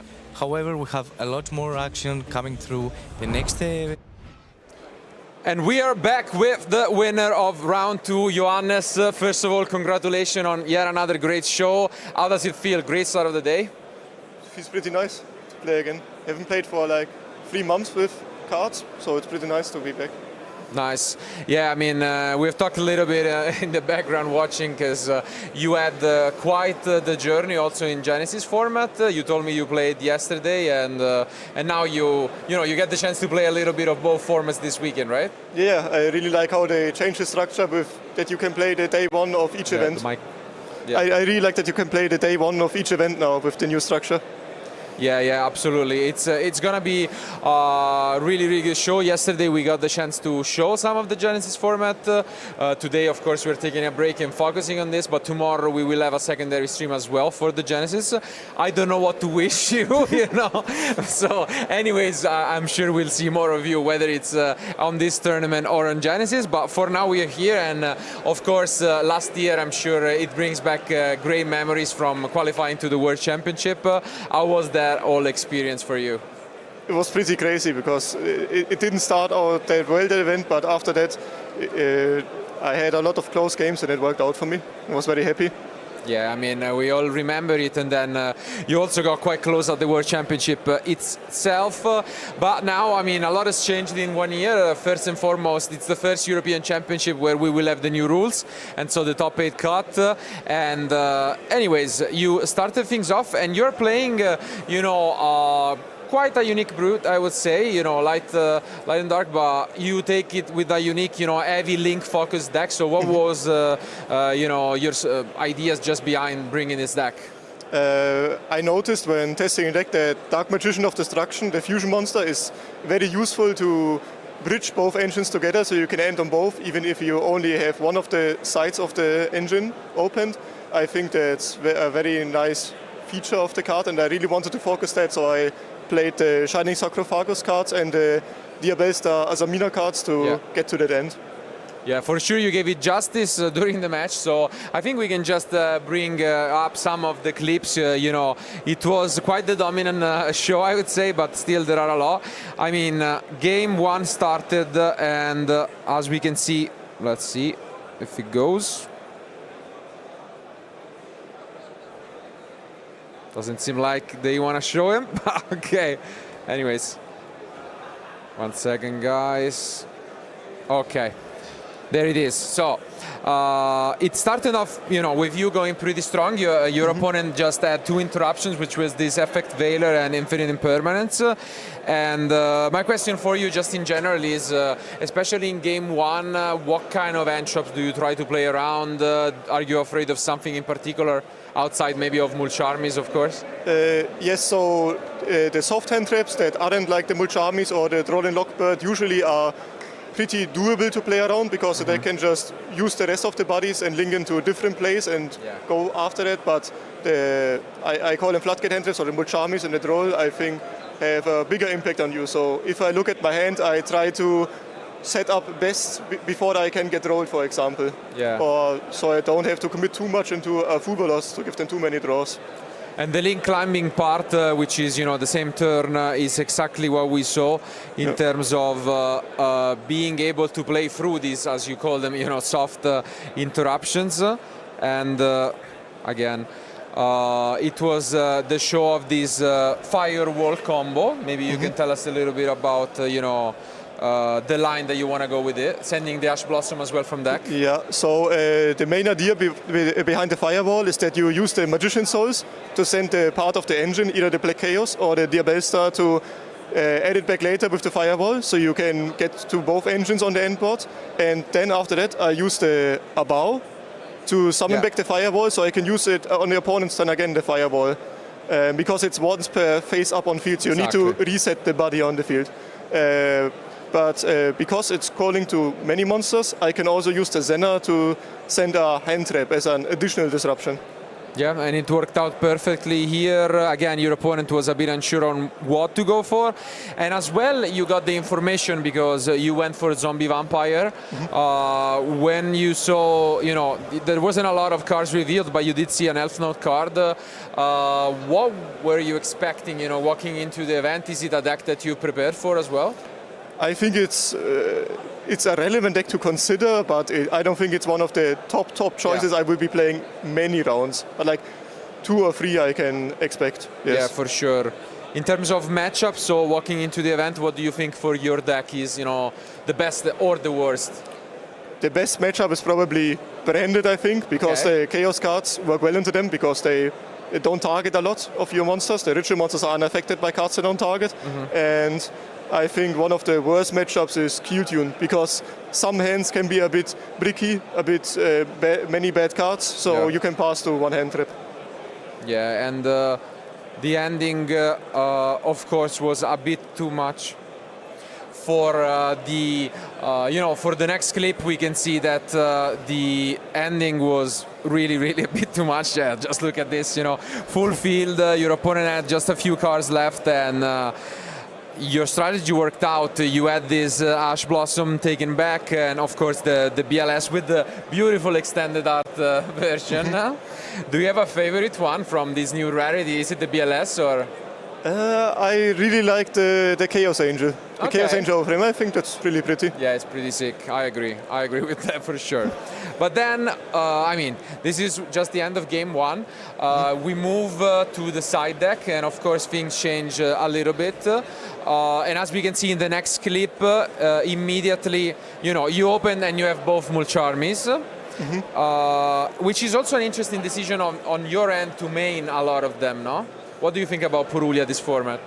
I think the deck has a really strong engine to push if you have many cards, so I think it kind of leans into playing more of those cards, so it has many cards to push, instead of cards like Impermanence, which just try to one-for-one trade the opponent on his starters more, because you don't have that much space for this non-engine anyways.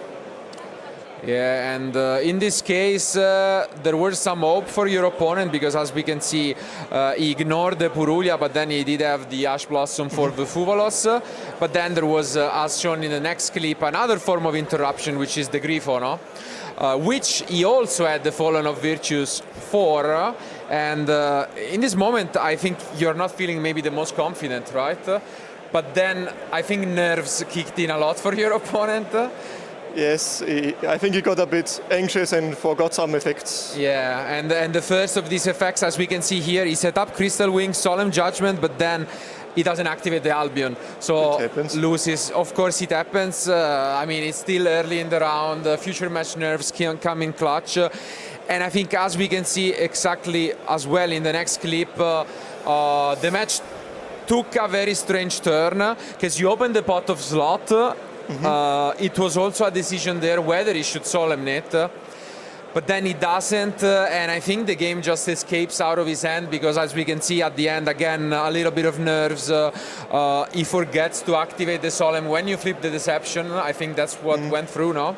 And sometimes it's just a matter of nerves. And in general, do you have any suggestions for players who have not played at this level of Yu-Gi-Oh? What are the ways that you can prepare for such a match?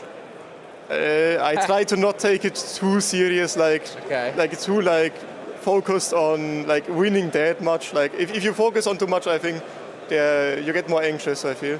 Yeah. If you just try to have a nice conversation with your opponent, sometimes as well, if something happens, something funny, for example, I think it's a lot easier to keep the nerves. Yeah, it's definitely trying.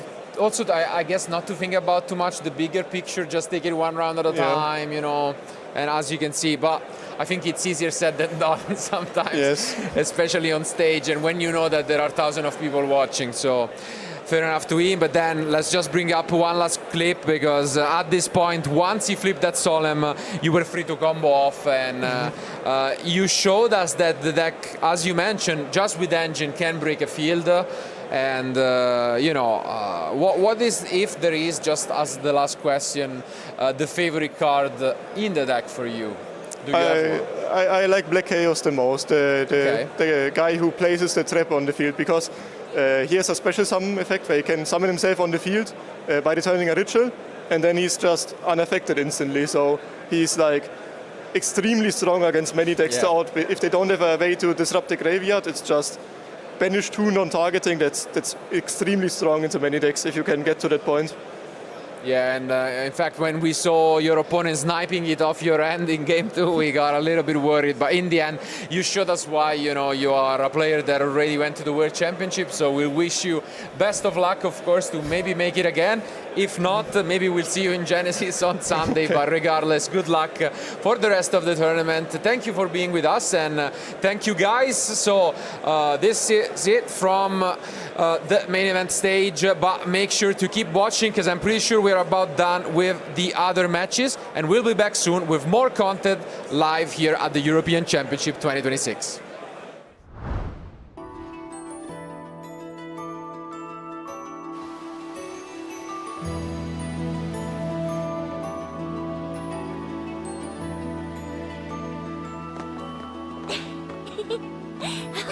すっげえ、なんだここ。広い。すべての試練の先に一輪は咲くだって。大霊術を試せってことだよね。どうアウス？複数の属性を調和させることで霊術の力を増幅させる働きだと思う。うまくいくヒントもありってか。よーし、早速やろうぜ。ちょっと待って。私たち、特にヒータとアウスはもうだいぶ霊力を使っちゃってると思うの。あれくらい全然大したことないよなあ。アウス？こんなこともあろうかと。回復薬だ。ゆうべ作っておいたんだ。最後に全力を出せるように。やるじゃん。すごい、さすがアウスね。エリアもね。エリアちゃん？お弁当作ってきたの。マジかよ、やった。休憩だね。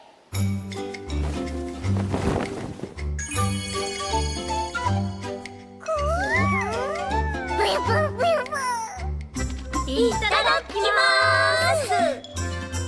はあ、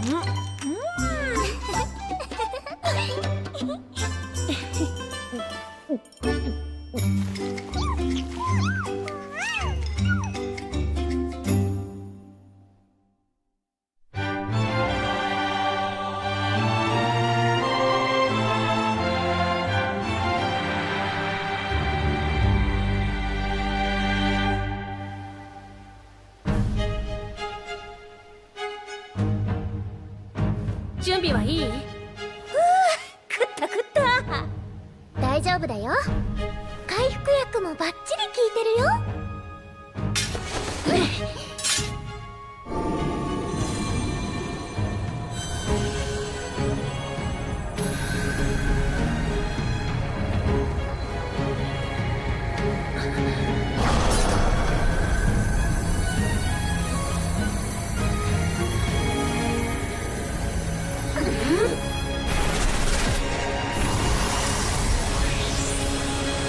ここまではいい感じだね。この調子で行こうぜ。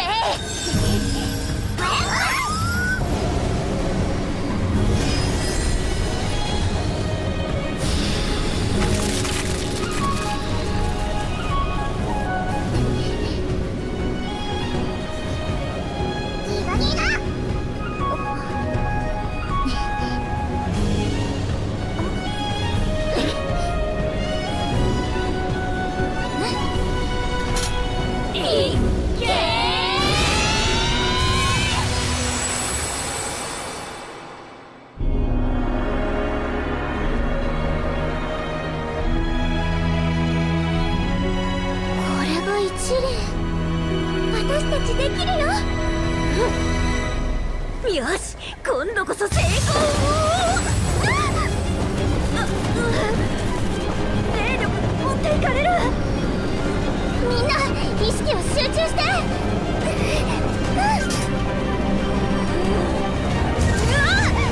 ダメ、抑えられない。このままじゃ。ギガギガ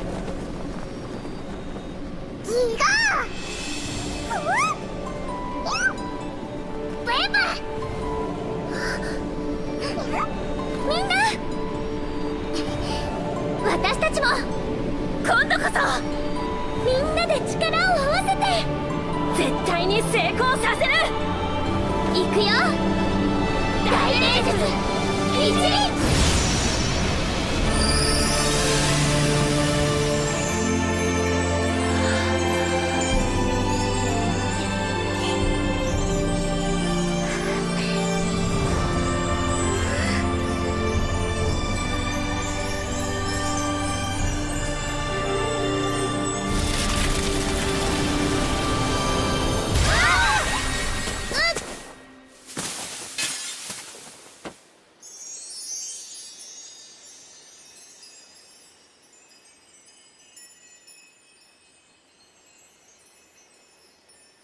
また失敗しちゃったね。マジか。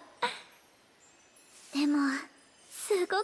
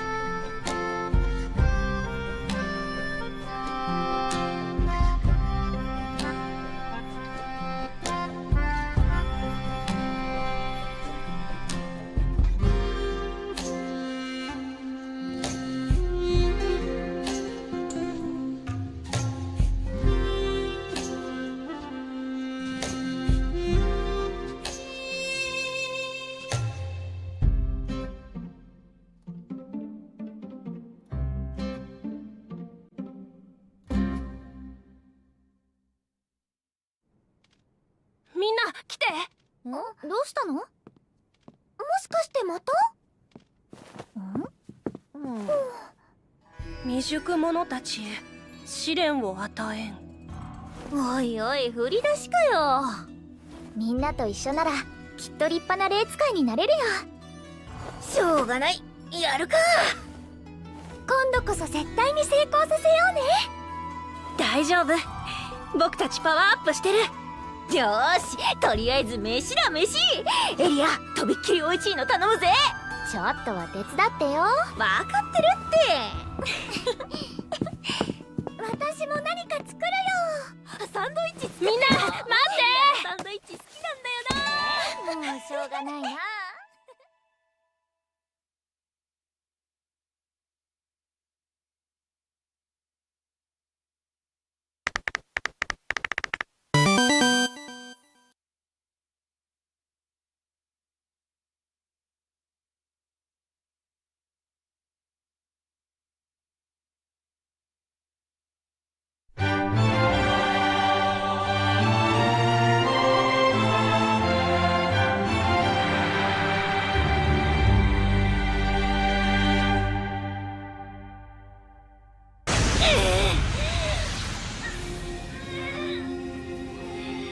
お前は何度も私に呼びかけてきた。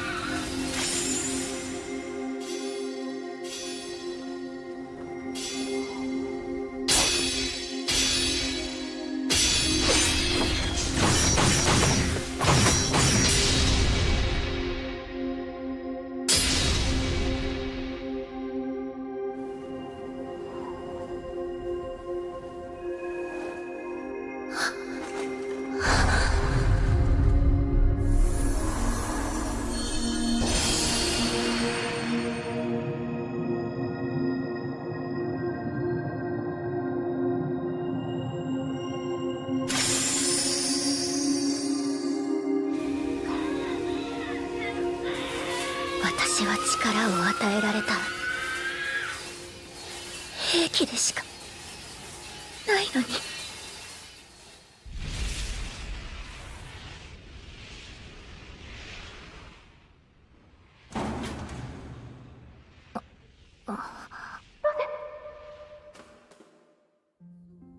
戻ってこれてよかった。本当に。もう大丈夫だからね。ずっとレイの声がしてた。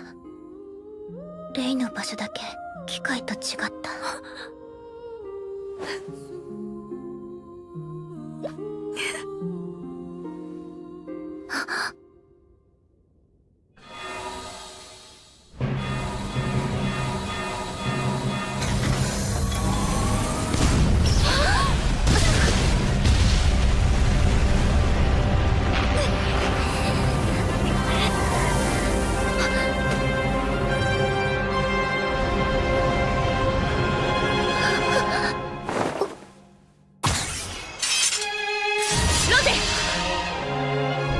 絶対に諦めないで。あなたは私が必ず守る。レイ、私も。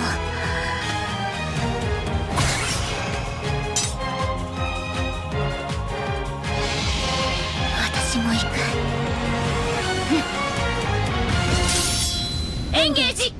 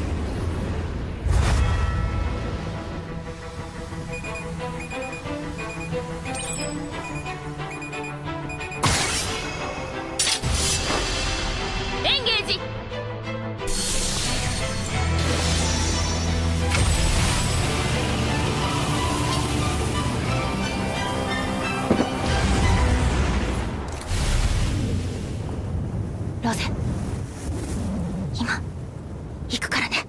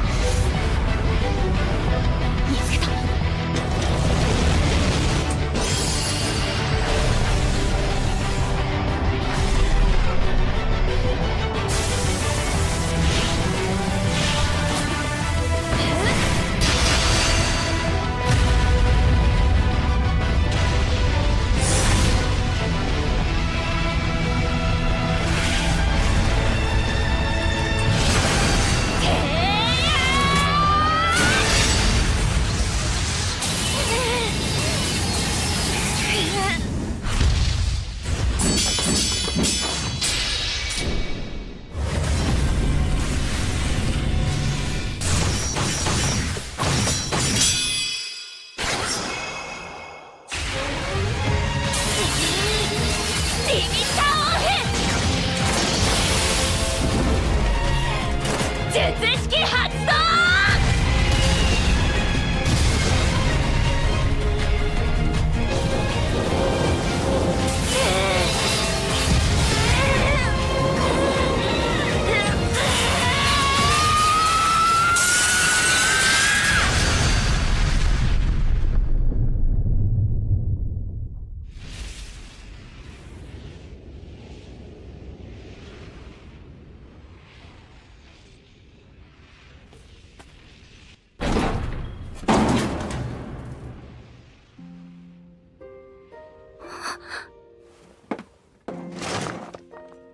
起きて、お願い。目を開けて、ロゼ。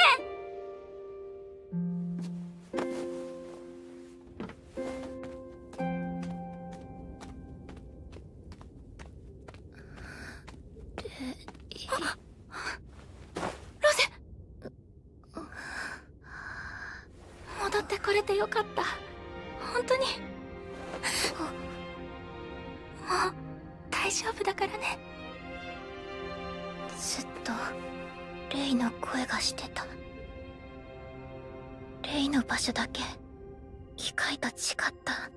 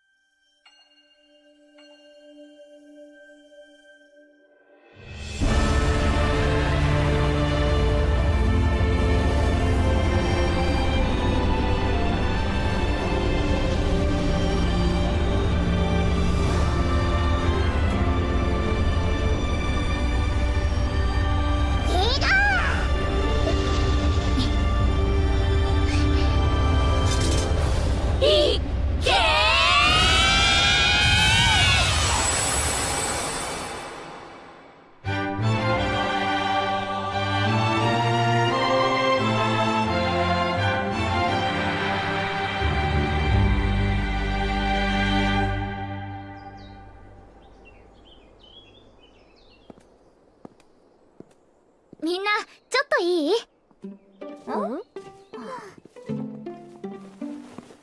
書庫で見つけたの。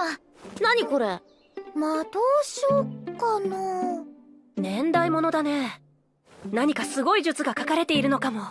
どこに書いてあるの？おう、どれどれ。全然読めない。私も。どれどれ？オウス？古代文字はまだ勉強中なんだ。エリアが読んでくれれば大丈夫。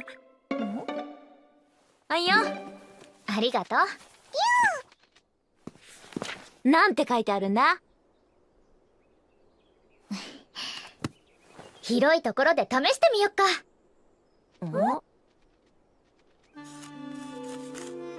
できた。ウィン、そっちはどう？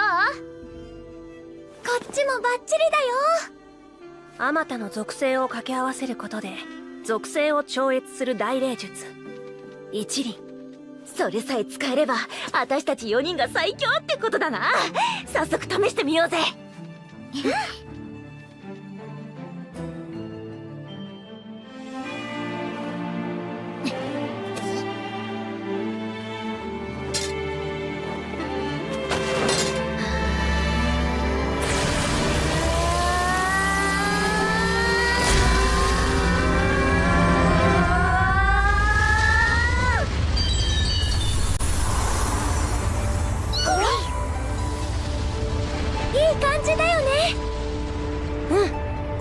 よし、一気に決めるぜ。ちょっと引いた。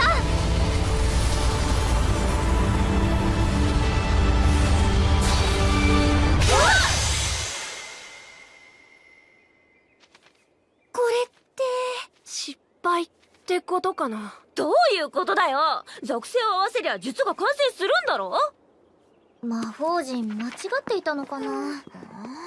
見て、祭壇に祈りを捧げ奥へ進めだって。ねえ、この絵って何かな。もしかしてギガギガ。そうなの？お、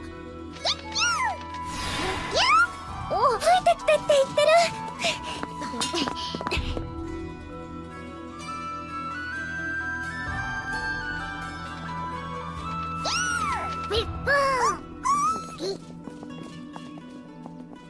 だいぶ奥まで来たけど、これ帰れるか？大丈夫。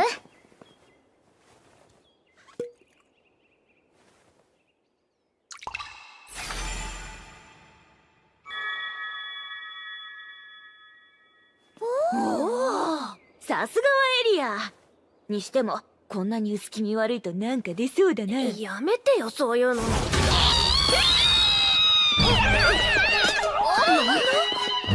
ちゃん、待って、アウス。やだ、もう帰れ。もう大丈夫だから。ちょっと前。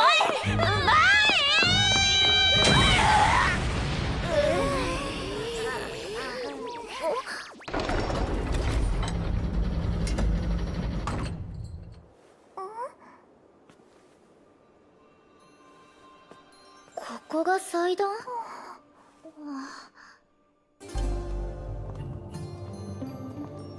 何にもないね。祈りを捧げるって書いてあったけど、どういう作法で？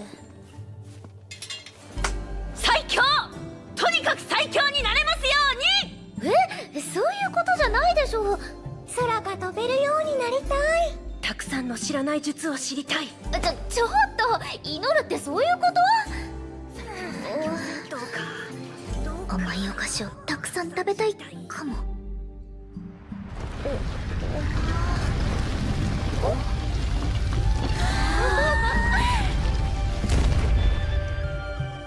オッケー！すごい仕掛け。奥に何があるのかな。罠かな、それとも封印された守護ウィン、楽しそうだね。神？ギガどうしたの？文字が増えたの？力を求める者たちへ試練を与えん。試練だって？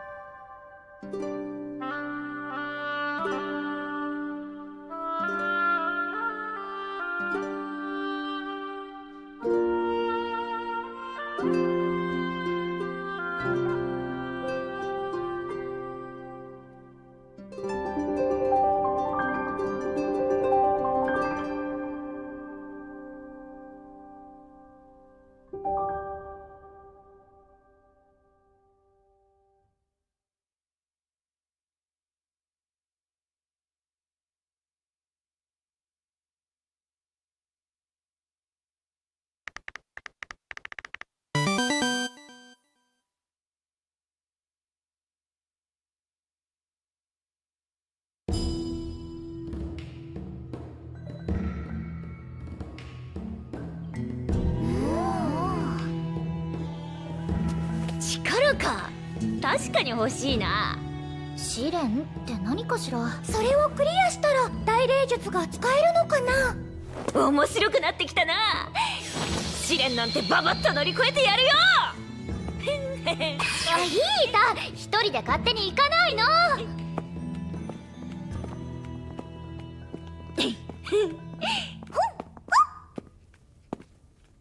お、早速試練のお出ましか。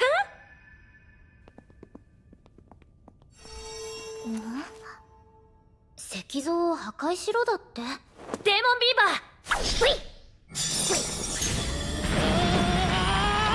ー、いけ。硬いキツネビ、い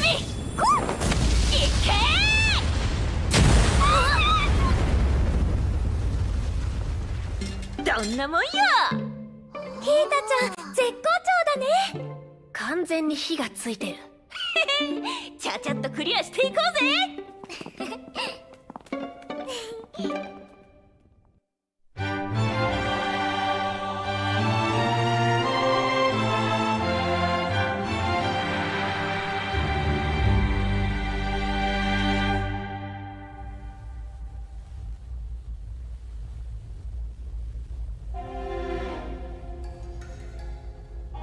なんだこれ。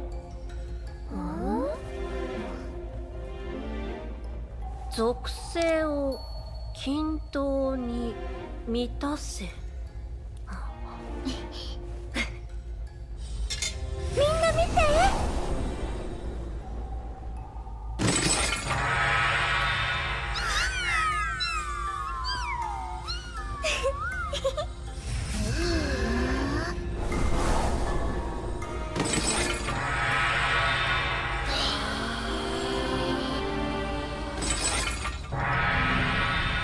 なるほどね。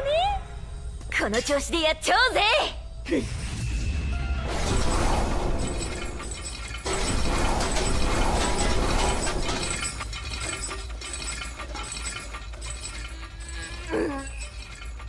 どうにでだよ。ヒータは私たちの中で一番霊力が強いから。なんかコツとかってないの？アウスちゃん。僕？霊力のコントロールはアウスちゃんが一番得意だよね。コツか。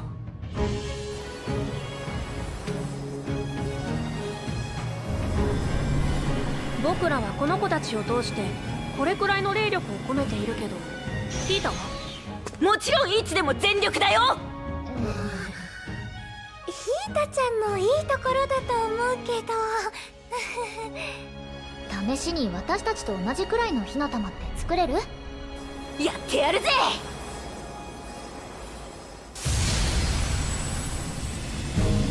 もっと抑えて。こうか。もっと霊力を込めて。ファイトだよ、ヒータちゃん。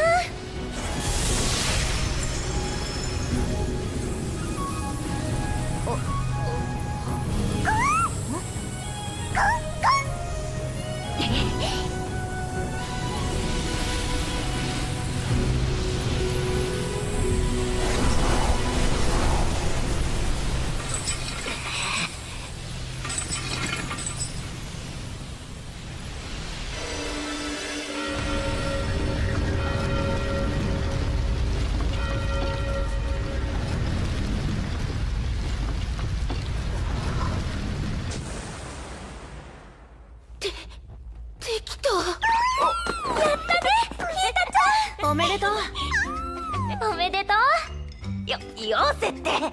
ほら早く次に行こうぜ。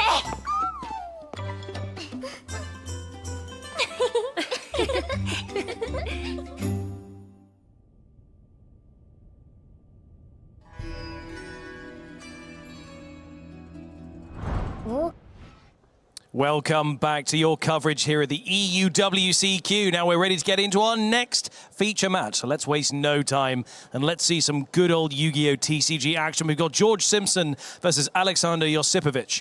This is going to be a good one, so I'm going to hand you guys over to the amazing Alberto and Marcello, who are going to take you through your next feature match. Boys, take it away. Thank you, Ed, and welcome indeed to this round 3. We already had some amazing action and some amazing players, but just like in a video game, we have just unlocked some new characters, because as for every year, the European Championship is also containing all of the national champions.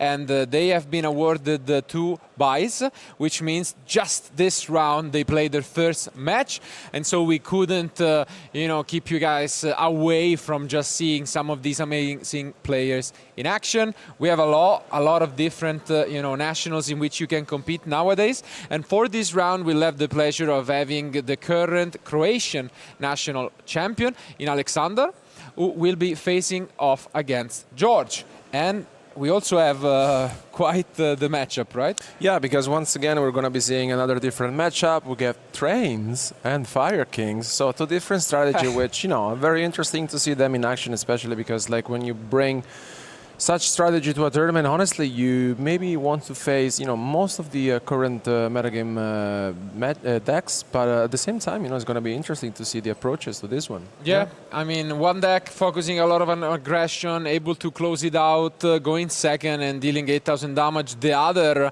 really strong at defending, so it might just be a match between, an unstoppable force and an unmovable object. So let's see who will prevail. Let's go to the table.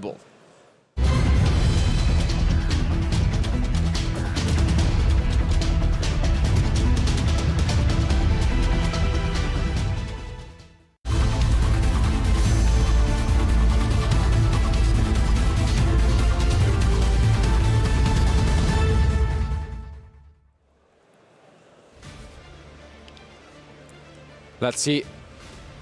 Alexander with a 6.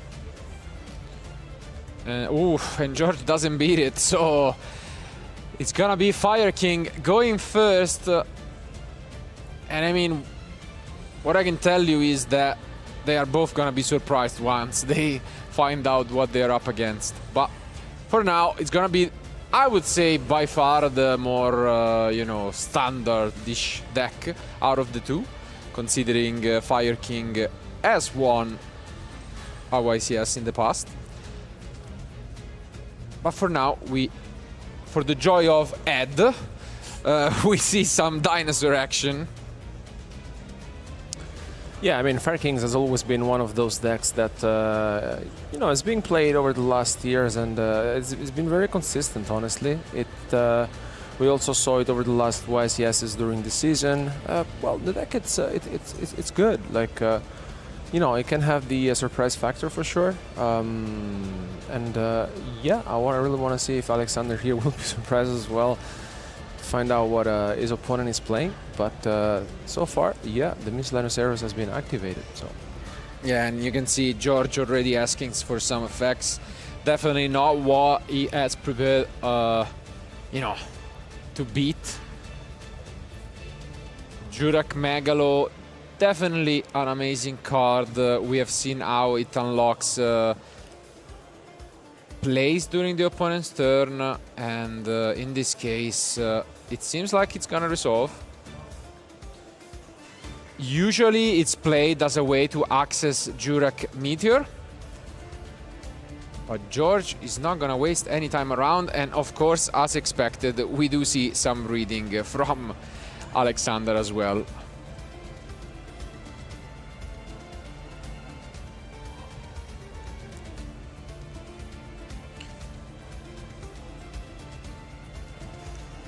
Doesn't seem like it was the best opener for the national champion, and going first at least gonna have to try and make use of this Fuvalos, but I am pretty sure now he knows what he's up against, because if some of the newer cars are a bit unknown, Train has seen some success at the highest competitive level, and it's definitely known for being quite the aggressive strategy.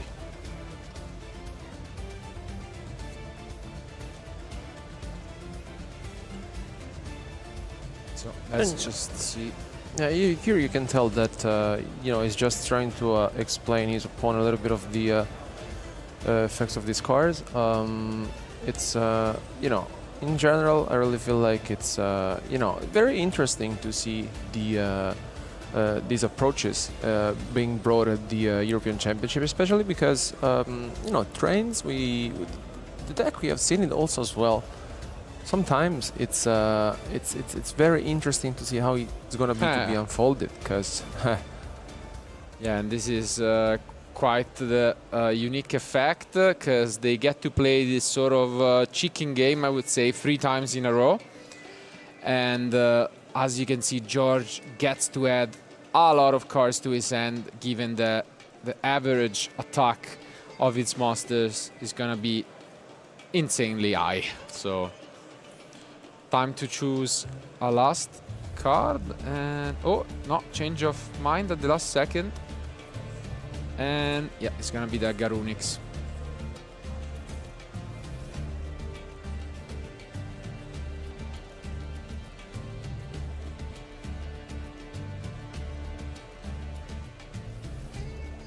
Yeah, just making sure to understand all the possible locks or limitations that his opponent's deck has.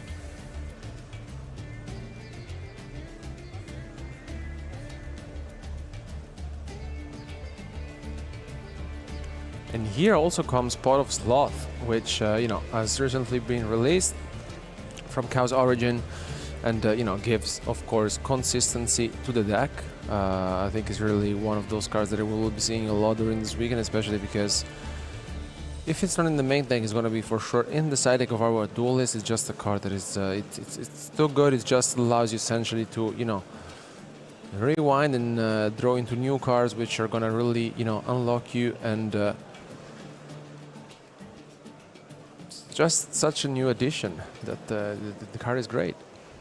So here is going to be adding the field spell, the switch yard, to the hand, and is going to use it right away.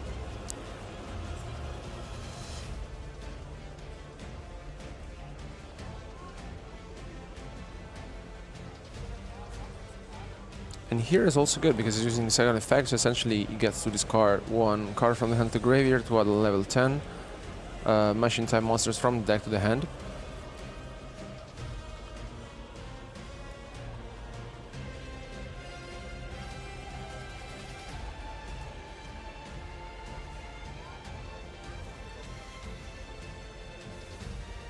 Yeah, George at the moment pretty much free to do whatever he wants, even though he started things off with the subspace battle. You could see the confusion from Alexander because although it destroys the monsters, so it could be really, really bad to play against Fire King. The last line of text says that you cannot activate the effect of monsters with those names, so not quite. But still, it's good to set up the Garunix for later. Anyways, now we start things off with more of, you know, the traditional opener from the train deck using Urgent Schedule.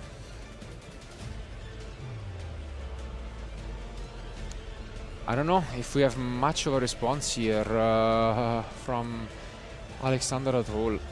Doesn't seem like it, honestly. You know, it's then this is like super scary because if George manages just to extend this even further, then you know, Train has really the advantage of just sealing the game very easily. Absolutely, you can do so much damage.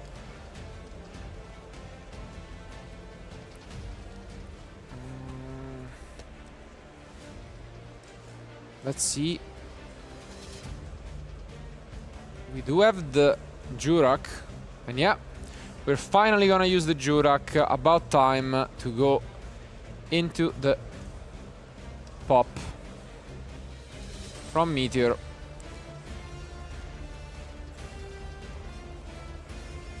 Let's see if... I mean, George knew about this, so...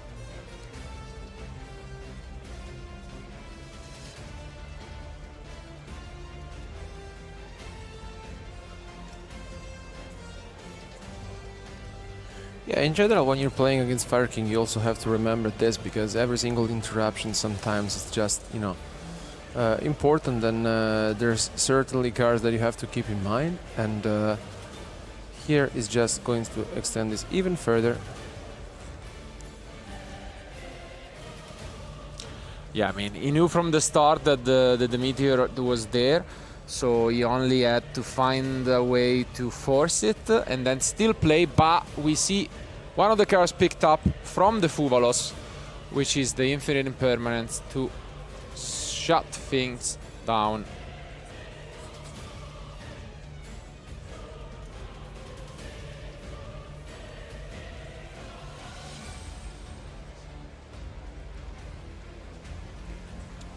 But still not quite enough to stop George in his tracks, which is just gonna summon back a lot of these level 10 monsters, able to access his extra deck if he feels like it.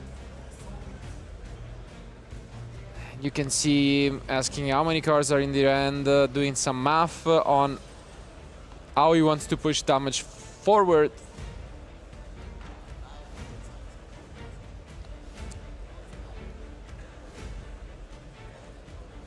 And yeah, here comes the first Xyz.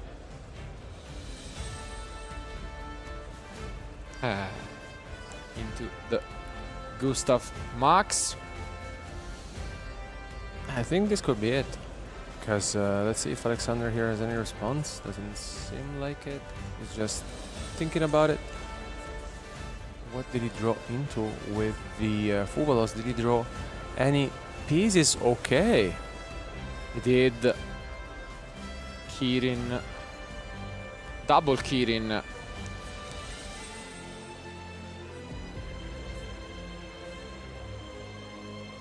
George asking about the effects.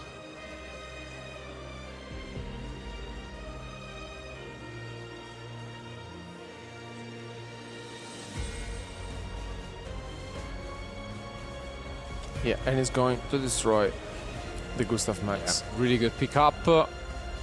At the same time now this allows us to use the Citadel, because our face-up monster was destroyed. So we can just make a second one, because that's in the extra deck. And you can see Alexander and George both having a laugh at it. Gonna burn for 2000. Yep. Putting Alexander down to 4,500.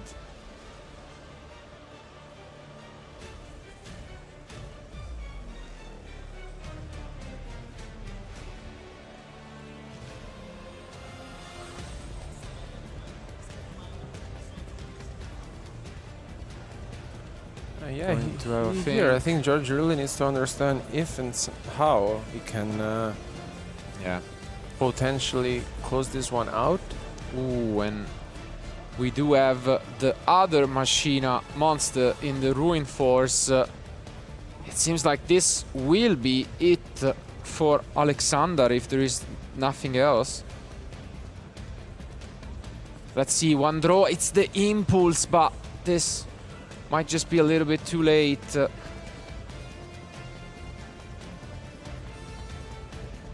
Heh.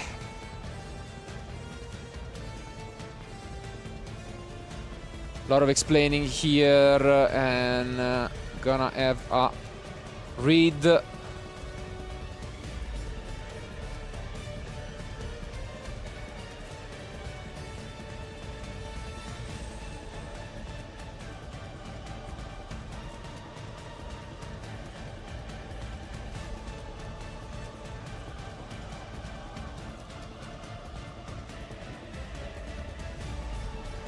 It's the gaming gamer. Yeah, that is being summoned. And yeah, it has a nice effect. Essentially, you can change the battle position of all monsters your opponent controls, the attack position. And then you can upgrade it.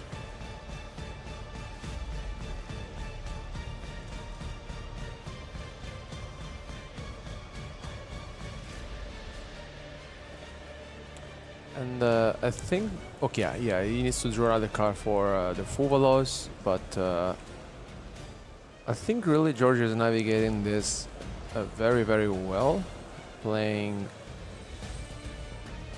through Fuvalos, the Impermanence, and here as well, it also comes the Juggernaut Liebe. Yeah, by detaching one card, essentially gains 2000 attack. Yeah.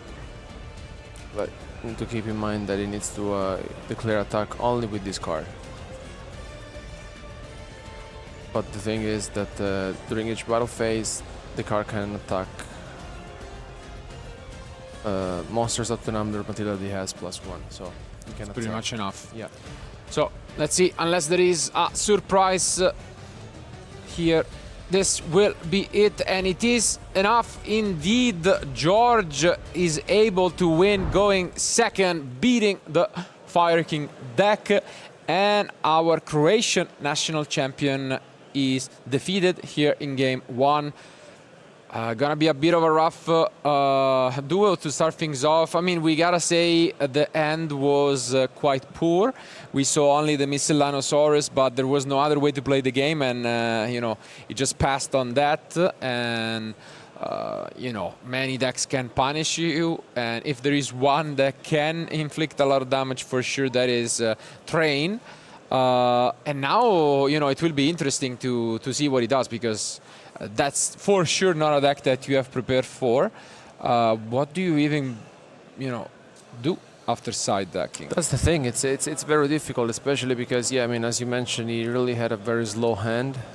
On the other side, of course, you know, Simon was able to essentially take advantage of this, and I mean, of course, with the Train deck, you're able to seal the game, you know, very quickly. But yeah, talking about the side deck, I'm not sure, because like also if you're Simon, you don't really have specific cards to play against Fire King.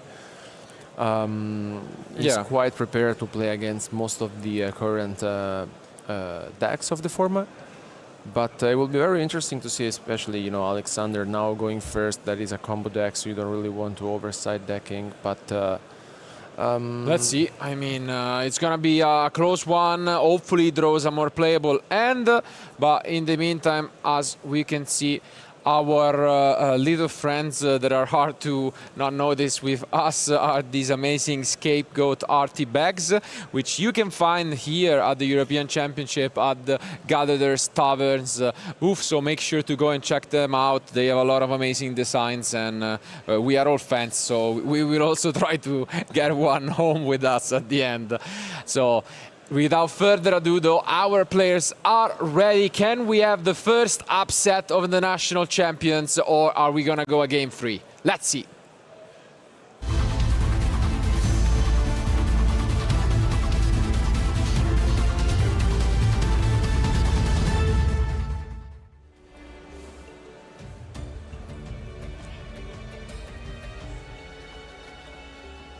Okay, first and foremost, okay, is that island? Maybe I'm trying to take a look at the end.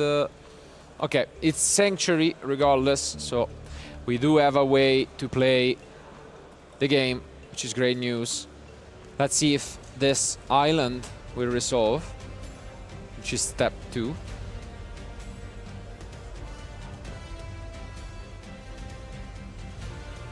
Not bad. It does. Wow. And it's the Art Drone Michelano. So yeah, this is definitely a whole other territory.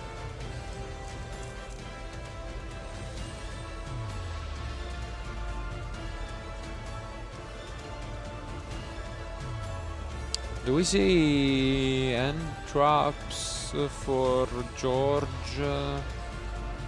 Let's take a look at his deck list real quick.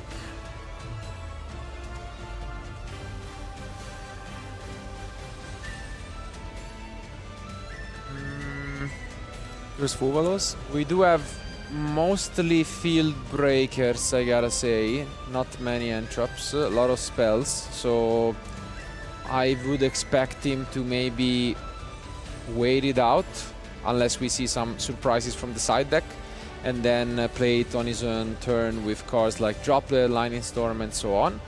But again, this deck in Fire King could be a tough one to interrupt, because they have other ways to play the game. They can set up as they will again the Meteor during the turn of George, but at least for now Alexander can be happy. He's playing the game and he has pretty much all the tools he needs to set up a pretty threatening state. So let's see where he wants to go with this. Yeah, this is far better start compared to game 1. There's so much gas to the deck. And yeah, it'll be very interesting to see how he can further extend this. This is the Silent Wolf.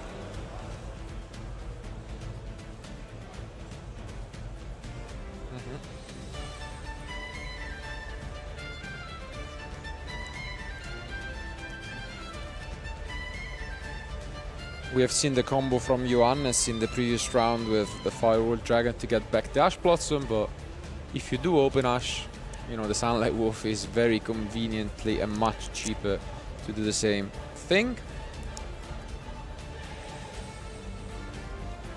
And as we mentioned, we can just try and go and set up this Meteor for next turn. But I gotta say, there is one card in the main deck actually for George that brings back a lot of sweet memories for me, and that I am hoping we are gonna see. And spoilers alert, it involves a type of extra deck monster that is not Xyz. I didn't see that. Good old days. Huh.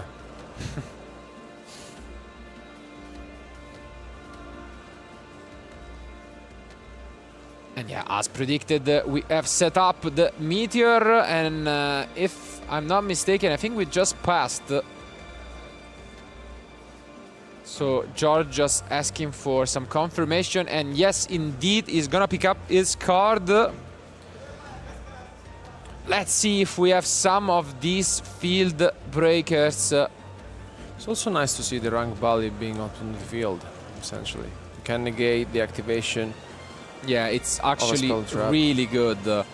And here also, if you have a good memory from Alexander, wow, we let this resolve. I was saying, if we have a good memory, we saw that with this subspace battle, George can access Kaijus.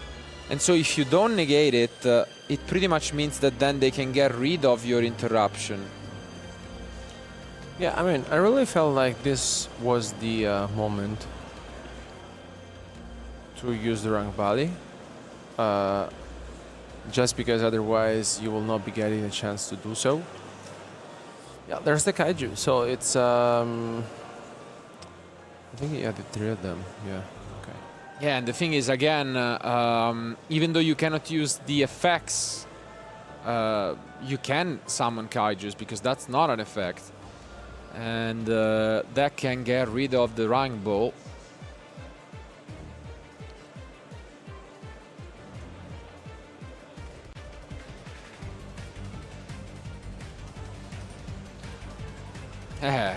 And indeed, that is the case. A bit surprised by this decision, honestly, from Alexander. Unless you want to just... Yeah, I think he's gonna just try and summon it back, but it's still a bit risky.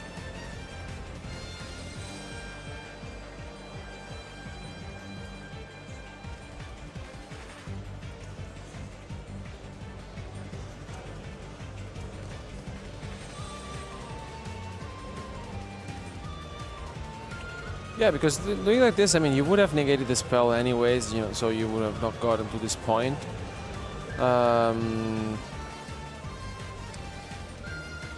still, it's not looking too bad for Alexander, honestly. Yeah, now we are gonna summon back the on-ball. Yep. Is it once per turn? Yeah, but we haven't used anyway. Yeah, it is once. Yeah. Fair enough. I guess there is some merit in both. Whether we wanna save and negate the subspace, but in this case, decided not to go for it. And now George needs to play through this spell and trap interruption.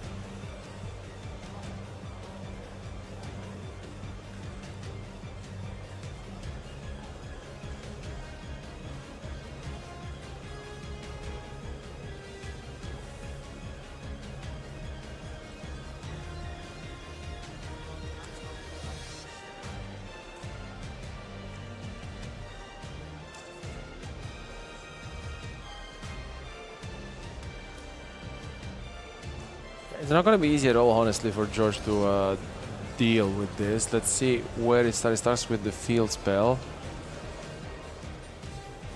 If you're Alexander, though, when do you start thinking you could activate your interruption?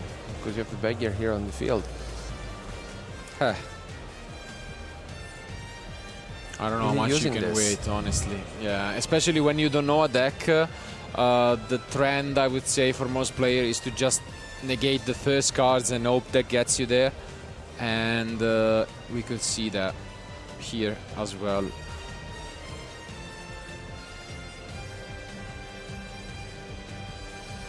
Is he allowing this?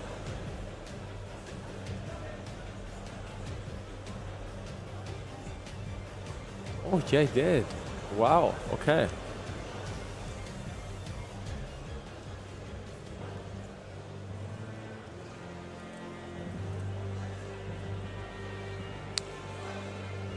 Let's keep in mind that the field is not all that matters for Alexander. He still has a couple of interruptions in the graveyard with both the Promethean Princess and the Jurak Meteor threat. So George still has quite a lot of work to do to break through this.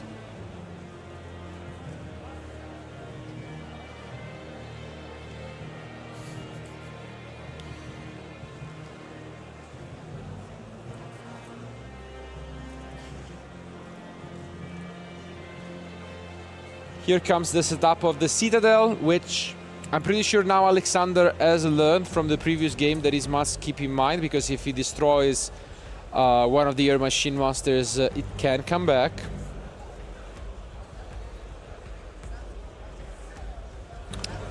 But I think you should probably didn't negate this Witch here, though. Because I don't know, I felt like you could have negated it. Because if you're still waiting now... Oh, and we have a second copy of the Kaiju, which conveniently is level 10.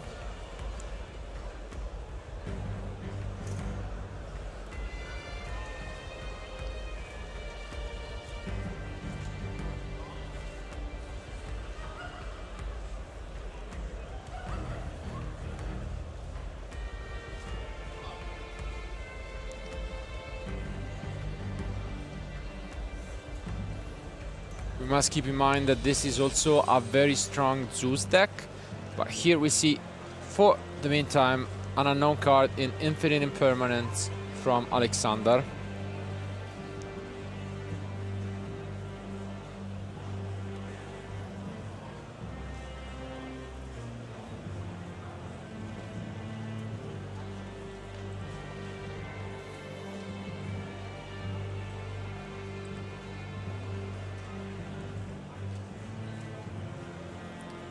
Stop this launcher.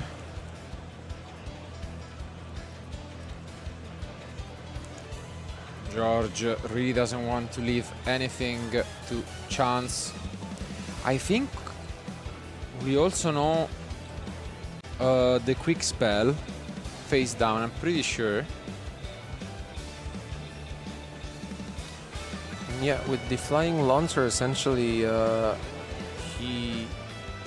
So if the card is XYZ summon, you can hold one Earth Machine monster. If from your deck to your hand. And then you can detach any number of materials from the card to target that many spell traps on the field and destroy them. And that was negated.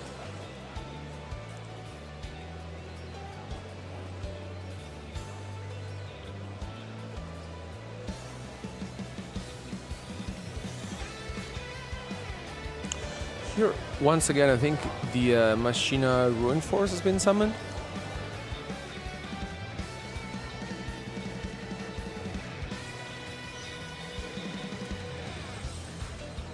Yep.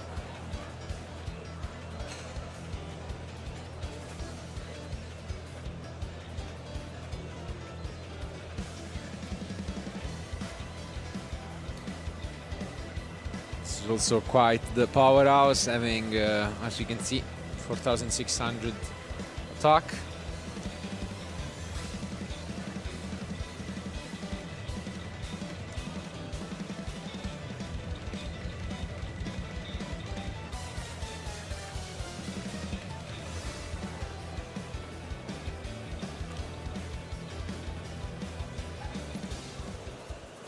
And yeah, here comes the Garonix Eternity. Yep. Which is going to destroy all other monsters on the field when it gets Exquisite Summon. And again, still we have quite a few interruptions from Alexander.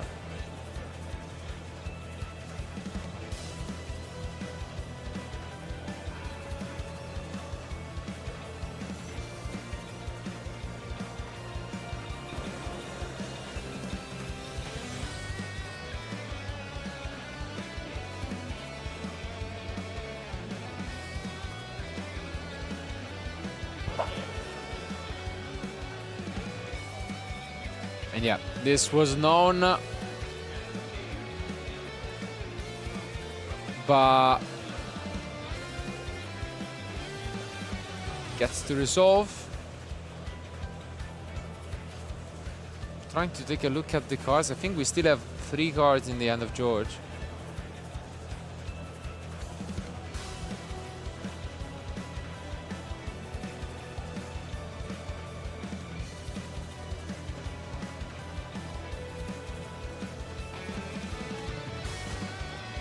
Yeah, and the crazy part I was just taking a look at is that I'm pretty sure you can summon back Machina Ruin Force, because it's not once per turn the summon, it's only the effects. Yeah.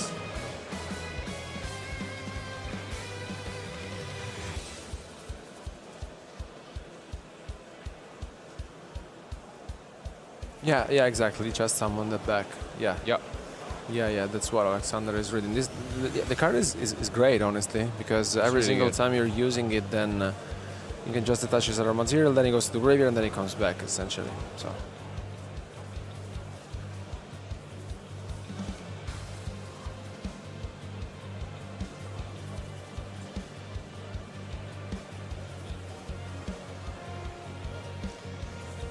Alexander gonna clear it once more.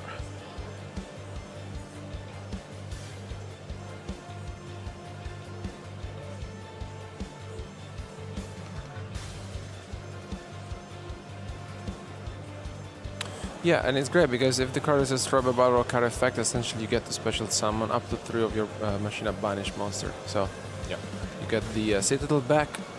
And again, pushing and pushing and pushing. George, as mentioned, keeps on finding way to push forward, but we do have the Jurak. And I think this is where we pull the trigger. And yes, indeed, Alexander going for the final defensive push with this Jurak Meteor and clearing the whole field from every single card out there, including spell and traps. What a turn of events, though. Regardless, George did incredible to clear the whole field and force out all these different activations. Yeah, essentially he forced all of them, and I think he really did what he could, and it was just a great show off from him. Let's see if he does even more. What a resilient game here from George, essentially. Just trying to navigate through all of Alexander's interruptions here. It's been great to watch this. Let's see if he can also continue this. Yeah, because this is now it. I mean, we have thrown so many different interruptions at George. If he really has still enough, I mean, what can you even do if you are Alexander? At the worst, you know, you can bring back a couple of cars. I think you still have the Ruin Force.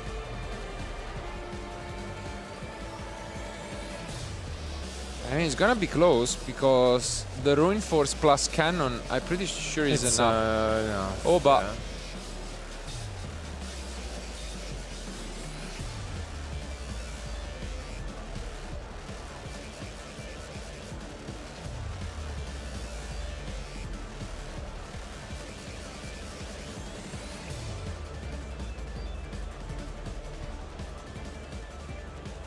A bit of confusion. They're just going through the different effects, clarifying.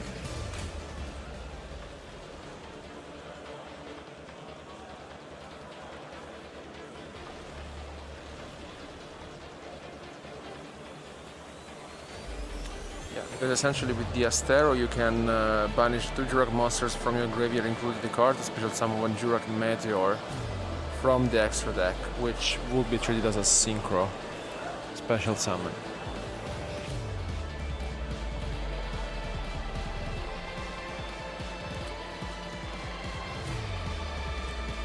I think here they're just clarifying this with our judges at the table, so the way this ended.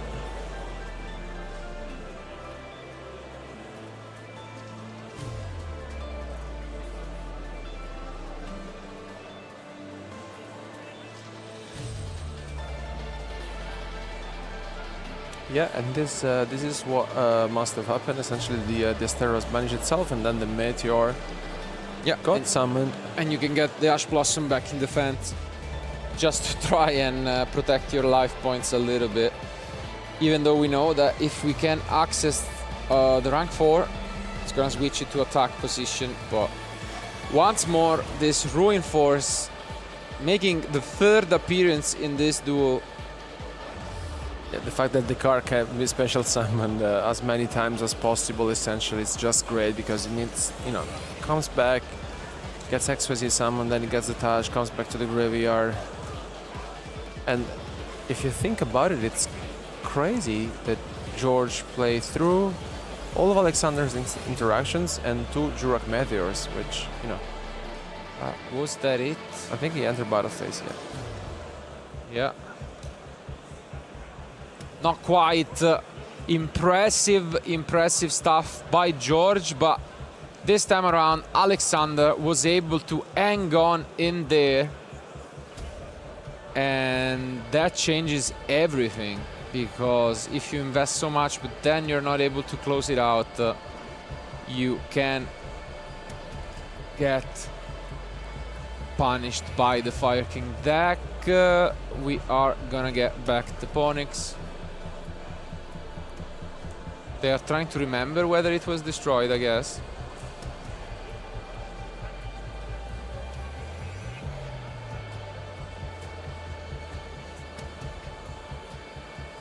Because these were the cards that were sent from the subspace battle.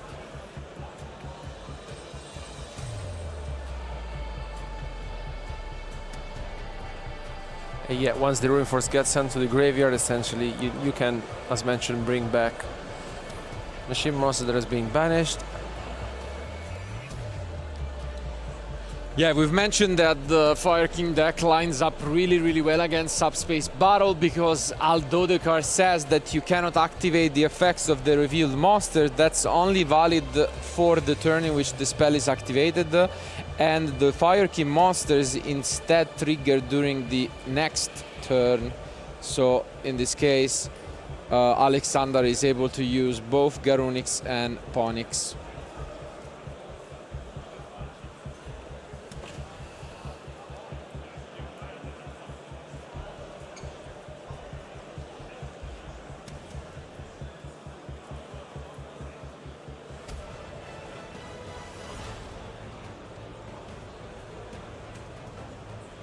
Yeah, I mean, at this point, it seems like the Croatian national champion has turned the tide of this duel. And now it becomes a question of time, because George, I'm pretty sure, thought he could win this and didn't pay attention maybe to that detail, but 13 minutes don't seem like it's a comfortable amount of time to close out game 3. And if I was him, I would start, you know, at least considering the idea of picking up the cards and trying to go for a game 3, because of course no one wants this to end in a double loss. But I mean, maybe he feels like he still has a chance. Yeah, I mean, with 12 minutes remaining, honestly, you really need to consider that, because you would like to avoid the double loss as much as possible. At the same time, maybe it really feels like could still have a chance, although I feel like, you know, Alexander really has enough, and indeed, yes, it's gonna be 1-1. What a duel. Wow. I mean, we mentioned in the pre-match discussion how this deck lines up, you know, in an extremely interesting way, one against the other. One very defensive, one very aggressive, lots of interaction, lots of, you know, what makes Yu-Gi-Oh! A great game, and they really are giving us a show. At this point, again, the only concern really is time, because 12 minutes ain't a lot. And it will be also interesting to see what we are gonna see from this duelist. Is it gonna be a going second strategy after siding, maybe, where Alexander doesn't expect it and George decides to go second? That's also something quite interesting to look at, I guess. But as we can see, George, lightning speed, doesn't want to lose this one in time and is already done with his deck. Yeah, I mean, it's been a very interesting match, especially because, as mentioned, we got a lot of different decks in action. And once again, you know, seeing, you know, this kind of matchup is really interesting, especially because when you bring such a different deck compared to the current format you expect to play against the metagame. And then, you know, it's a showcase, especially because we saw that Borobower Duel is a super prepared. Alexander also as well, he was just sitting there very patiently. On the other side, I really feel like the train deck is consistent, is resilient, and, you know, this game 3, you know, let's hope to see, you know, a winner out of this match. Yeah, but, exactly. You know, They're both deserving. Of course, Alexander, as mentioned, national champion in his own right, but up against one of the most interesting decks we have seen, probably the most interesting today. So let's give it a go. Let's hope we end up with the winner. Let's go to the final game.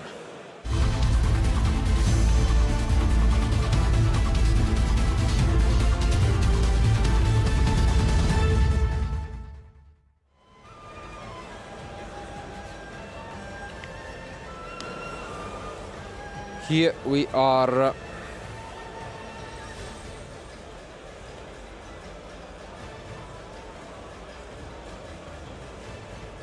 Oh, you're letting go first. Yeah. Yeah, I mean, I was expecting this, honestly. The deck is built for going second, as we have seen. The question is, did Alexander realize?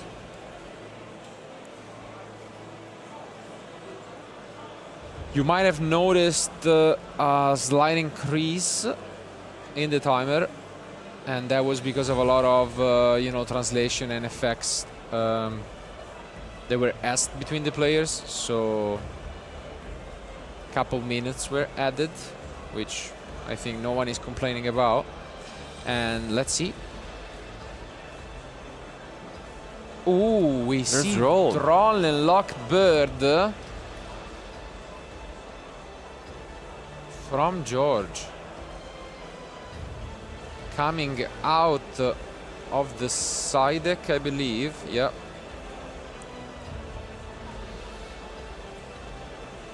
Definitely an interesting inclusion.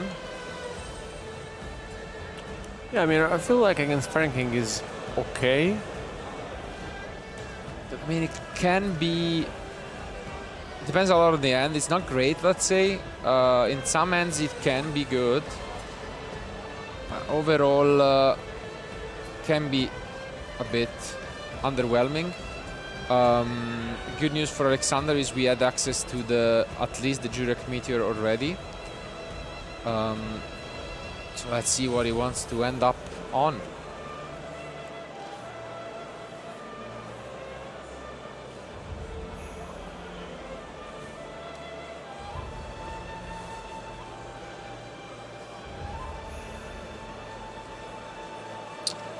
Time is of the essence. Yeah, I mean, we've seen that both of our duelists, Zach, required time to go through their combos, and especially because, you know, the train deck as well, the resilience of the deck is incredible. Like, it's one of those decks that never gives up. And here comes the Footballers going to trigger their Sandal Wolf. Yeah. Quite the unusual, normal, but I think this tells us that Alexander was caught off guard. He didn't expect his opponent to be going second, and it can show a bit of an inexperience against a deck that I really don't blame him isn't that popular. Now we'll see the alternate version, as we have in the past, of the Promethean Princess. And okay, we were about to link summon yet again. Well, maybe a change of art. Did Alexander pass? I think he did. Yeah, he's asking. I don't know, just clarifying, a bit of talking in this match. But yeah, it's a pass. So now George gets to play, and I mean, it worked out. This is quite the underwhelming, and we start things off again with the subspace battle. You can see both players laughing it out. Yeah, that's been the card for sure of the match. It's always been there, helping him out. We saw how powerful the card is, essentially allowing him to take the Kaijus and essentially shutting down his opponent's strategy. Yeah, I mean, this should be a bit of a formality at this point. They have done this in every single game. So, gonna go and grab 2 Kaijus, and let's see the third card. It's going to be... okay, just train. And now George knows that he needs to play fast to close this one out.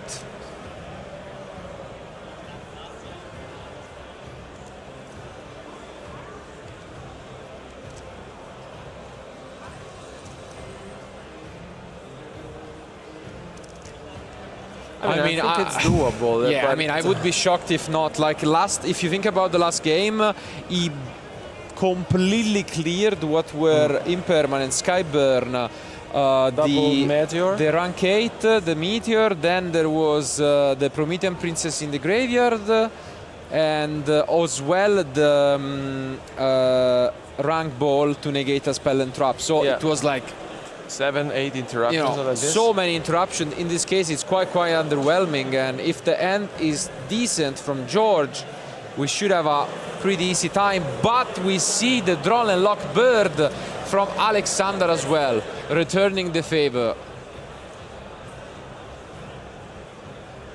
Yeah, it really depends on George's hand at this point, because of being under drawn and locked. Let's see what he wants to go for next card, what it's gonna be. Yes, thinking about it. Yeah, draw. It's gonna be tough. We go for the Kaiju on Wolf, and then this way we can summon our own Kaiju again. That's extremely convenient since it's a level 10 machine monster. And yeah, let's see.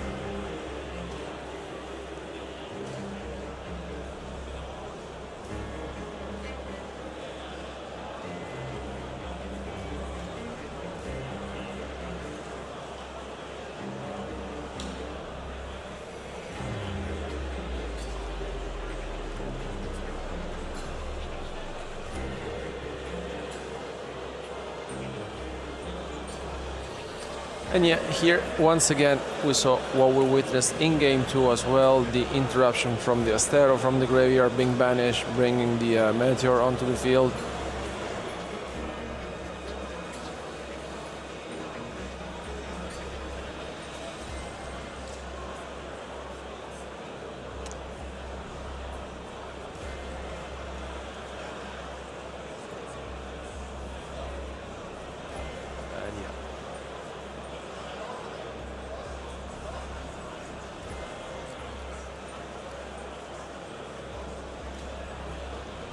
Yeah, that's right.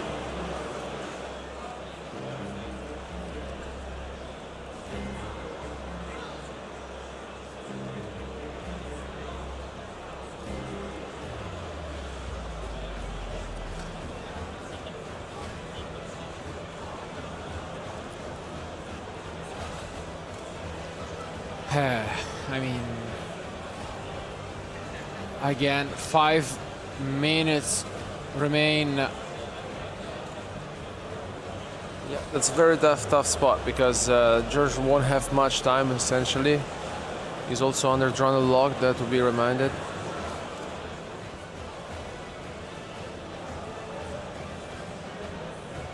Yeah, and I mean, having double access to the Meteor with drone and lock being active would be extremely challenging for any deck, really.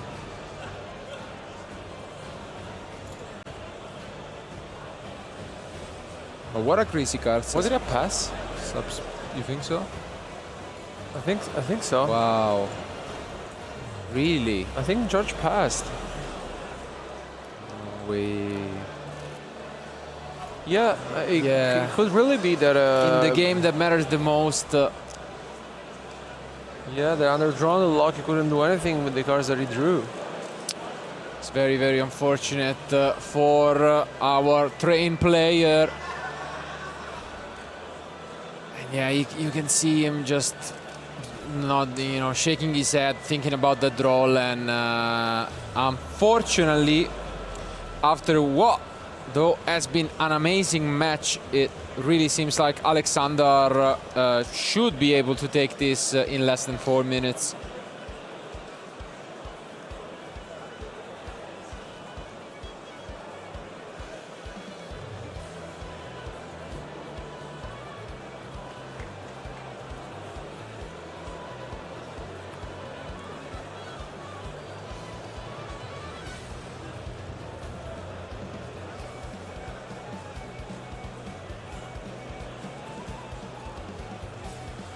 Yeah, I think here it's just going to be a matter of, trying to understand and seal the game out, because George seemed really hopeless. And I mean, this is pretty much already enough damage to push through. So unless there is a surprise, I think we're just going to enter battle phase. Is there anything? That is it. Alexander takes it. Or maybe, okay. Yeah. I mean, the last second they were just asking confirmation on damage, but he does take it indeed. And so, after losing game 1, our Croatian national champion moves on undefeated after, as mentioned, being awarded those 2 rounds buys. And I mean, what a match it was, really. Amazing stuff. To decks that really, really interact with the opponent. They don't aim at maybe shutting down, but they play. It's all about advantage, then destroying, then bringing back. It was really fun, honestly. I had a blast, and we'll wish both of them best of luck to make it even further and possibly have a dream rematch. Especially because I really feel like it's in general something that you don't really see often. I know that you want to pet the scapegoats. You're petting all of them one by one, so you're giving them respect. He's my favorite. Yeah? Blue. I don't know. Do you have one? I never thought about it, honestly. Yeah, if back in the day I would play scapegoat and they would attack the goats, I would save this one for last. No, I think I have the scapegoat tokens, but the first one I have on top of them, I think it's blue. I'm pretty sure blue is number 1. But I never paid attention because they to do have numbers if you look at it on the but I never tokens. paid attention to it. Yeah, they do have 1, 2, 3, 4, and I mean the attention to details is there. So can I put it on top? No. It stays here. But anyways, again, what can we say? I mean, it was an amazing match. Although we do have a secondary future match that I must keep you guys in mind. It was done in like 10 minutes, I think, from what I've heard. So you can always go back and watch, though. We have a lot. Probably the most, Yu-Gi-Oh! That we've ever had at the same time this weekend. From yesterday with Playoff and Genesis, and today with, basically 2 future matches per round. And of course, we are gonna go back to the Genesis Day 2 tomorrow on the secondary channel, or rather the secondary stream, because it's still on the same YouTube channel where you can watch and miss, any of the content you might have missed. But again, pretty convincing stuff. We do have some exciting news though for you guys, because in one of the few next panels, I'm pretty sure Basti will guide you through what is the deck breakdown as they are finalizing it. I mean, almost 2,300 players, a lot of different decks, some surprises between the top tables, but now the man of the hour is Fire King Alexander, so let's hear it from him and Mike. Hello everyone, I'm here with Alexander. Congratulations for the win. Thank you. Firstly, I would like to know why you brought Fire King to this event. I really like this deck, and I think it's like really good meta call in some time. But I just really love the deck, and that's it. That's why I play it. There is no specific reason except that it's really fun to play. And I mean, resolving Meteor stuff is just way too satisfying. And how did you feel about the matchup against Reigns? I had no idea what was happening. I think this is the first time I was playing against this, and I was afraid just that maybe they have a rank 10 that's a monster negate. That's why I kept popping all of his stuff.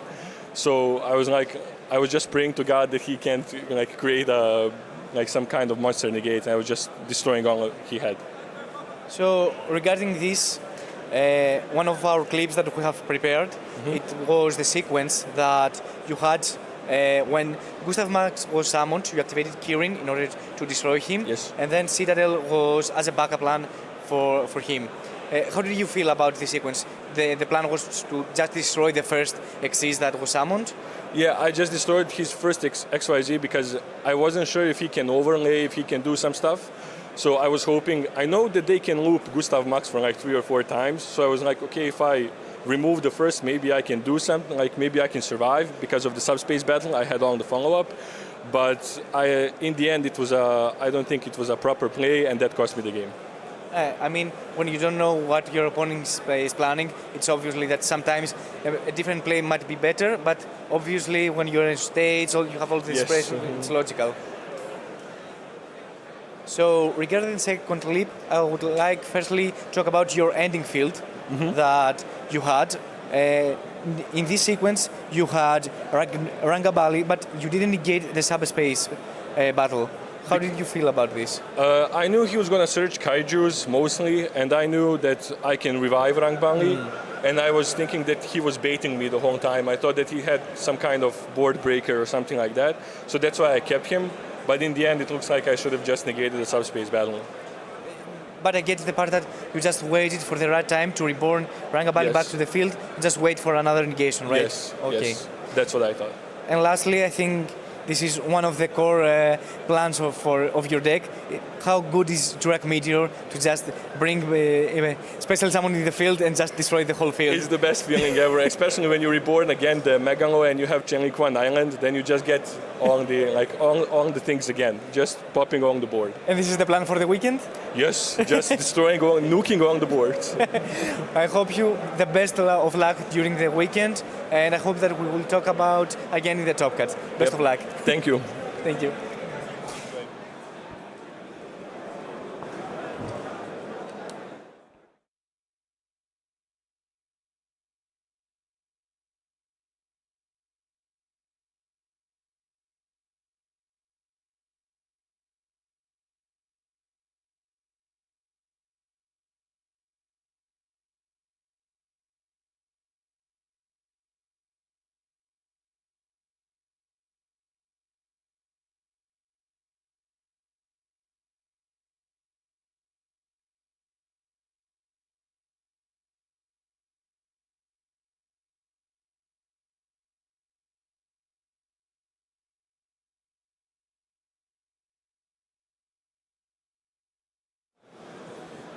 Welcome back. Very soon we'll be getting into our round 4 feature match. But as you guys can see, we are in our wonderful lounge. And I'm joined by the one and only Lampy. Basti, how are you doing so far?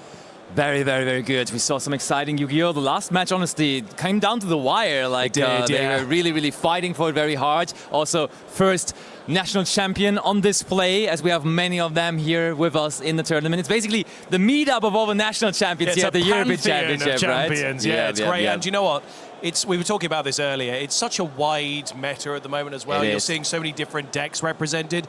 And what better way to segue us into a deck breakdown? We get to have a look at what the constituent parts are day one here at the EUWCQ. Basti, what are we seeing here? So I think it is to no one's surprise that Q-Tune is the overall most represented deck in the room. Note, it is over 2,200 players, so all of them are in that data pool here right now. And Q-Tune with 18%, that's a lot of players relying on that deck. And as it was for national season as well, Branded usually came close second or sometimes even competing with first place with the Q-Tune deck, and therefore is here represented with 14%. One thing that I'm decently surprised by is that Mitsurugi still hangs in there 10%. Yeah. Every 10th person is bringing Mitsurugi, even though that deck really fell off lately in terms of popularity. But of course, it got a little bit of boosted consistency now with the latest main set as well. Therefore, it is somewhat understandable. Of course, still also the legendary decks make that deck so accessible. So it's good to see that maybe people just bring that as their return deck into Yu-Gi-Oh! Or as their first deck into Yu-Gi-Oh! It's really cool to see. So for people who maybe are sort of just rejoining the Yu-Gi-Oh! Community, they may not be completely up to date with what some of these decks are. Explain to us, that, in a quick summary, what something like Q-Tune is and why you think it's so popular at the moment. Yeah, Q-Tune is the most popular synchro-based strategy, and it is very easy in the beginning because it's really just, hey, you can get a total of 3 normal summons, and out of those 3 normal summons, you can then basically structure your turn, and, which is the important part, you get to look at your opponent's hand. Which, I mean, you don't need to be an expert in Yu-Gi-Oh! Knowing then that looking at your opponent's hand and basically memorizing what they have in their hand and capitalizing on that with your own decisions is a huge upside for the deck. One of the biggest resources is just information.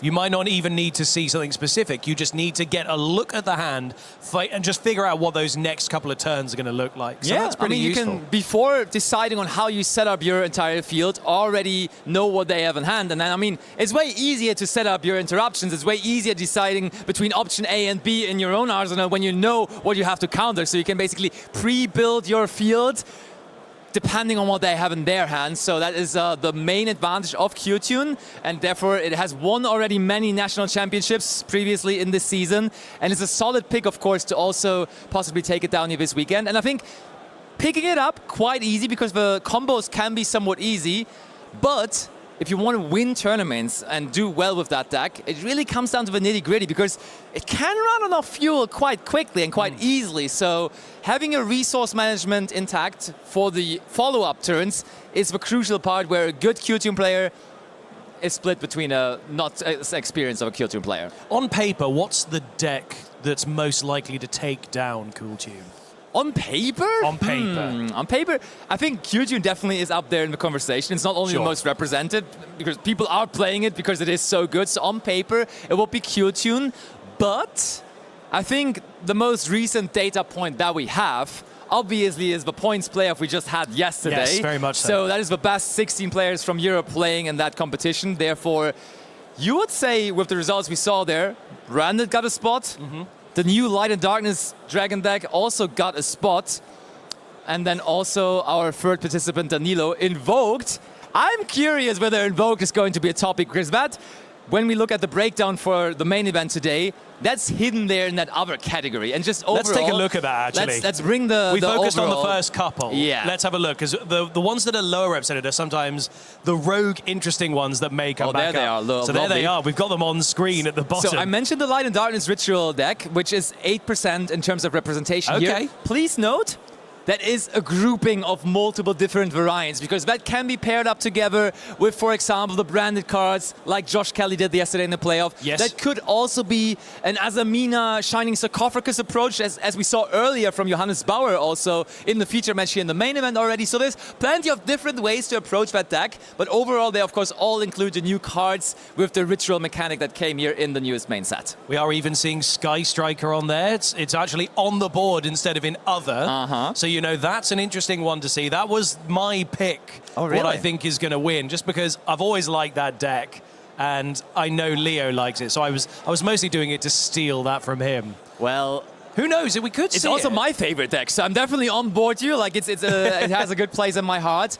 Sky Striker, of course, also in different variants. There's the pure version of the deck, but there also is a couple of Radiant Typhoon cards in the deck in some variants. Sometimes it's only like the quick spells to keep you drawing, but sometimes people are even playing the Eldum, they're even playing the Sven, they're even playing the Link to the Varu Rune if it gets crazy. So there is different approaches to the deck, and I'm wondering which is the best variant to go for this weekend, because I still feel like people will show up successful with that deck once again. I think you're right, and I'll be so interested to see what we get in the top cut for this. You know, I can't wait. It's going to be so interesting as we speed towards crowning another European champion, and also seeing the 4 duelists who are going to make their way to the World Championship when they reach the top 4. It's going to be a really exciting time. We appreciate all of you guys for your patience between some of the rounds that we've been having, because obviously sometimes there might be a bit of a delay. Players might have a judge call or have a time extension, and then if that trickles down and there's, you know, over 1,000 matches happening at each time, 1,000 duels, then sometimes it may take a little bit of time. But actually, as the day goes on and people start to drop out a little bit, that will speed up. So in between, obviously, you'll have us chatting, doing things like this. Very soon, we are actually going to be going through the prizing again, because we did sit down and discuss what they were.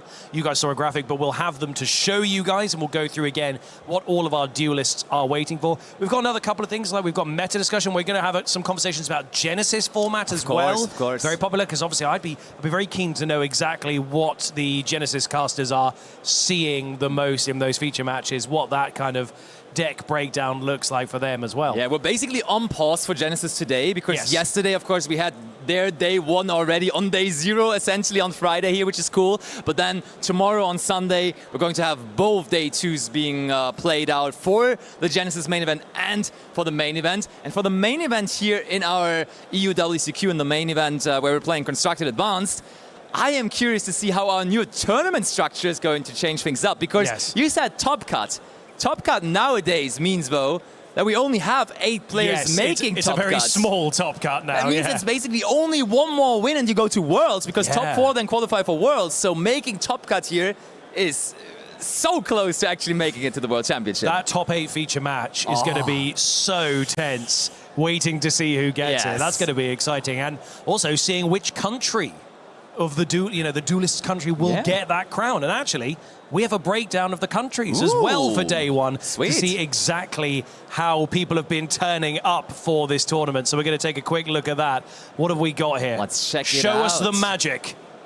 No? So, yesterday, actually, from the points playoff, we had 3 different nations coming through. We had, there it is, I know, we got the celebration from the Germans, apparently, because Germany is taking the top spot here with 26% representation. Okay. France coming in 2nd place, and then what are the other spots looking like? We've got Italy coming there with 14%, Great Britain, where I'm from, 10%, Belgium, bear in mind we're in Belgium, only 4%. Almost exactly the same as Switzerland and Spain. Very interesting. And then other, that could be anything. That could be a mix of different countries. But it's so interesting to see how the European ones have broken this down. The other category has been growing. There's like those small communities in all those different countries. We, of course, have plenty more nationals than the countries we're showing here. And that amasses nowadays to already 20% of the entire competition here at the European Championship. Like, for example, we had nationals in Bosnia. And we just had the Croatian National Championship on the stream as well. We did. Which, of course, was included in that as too.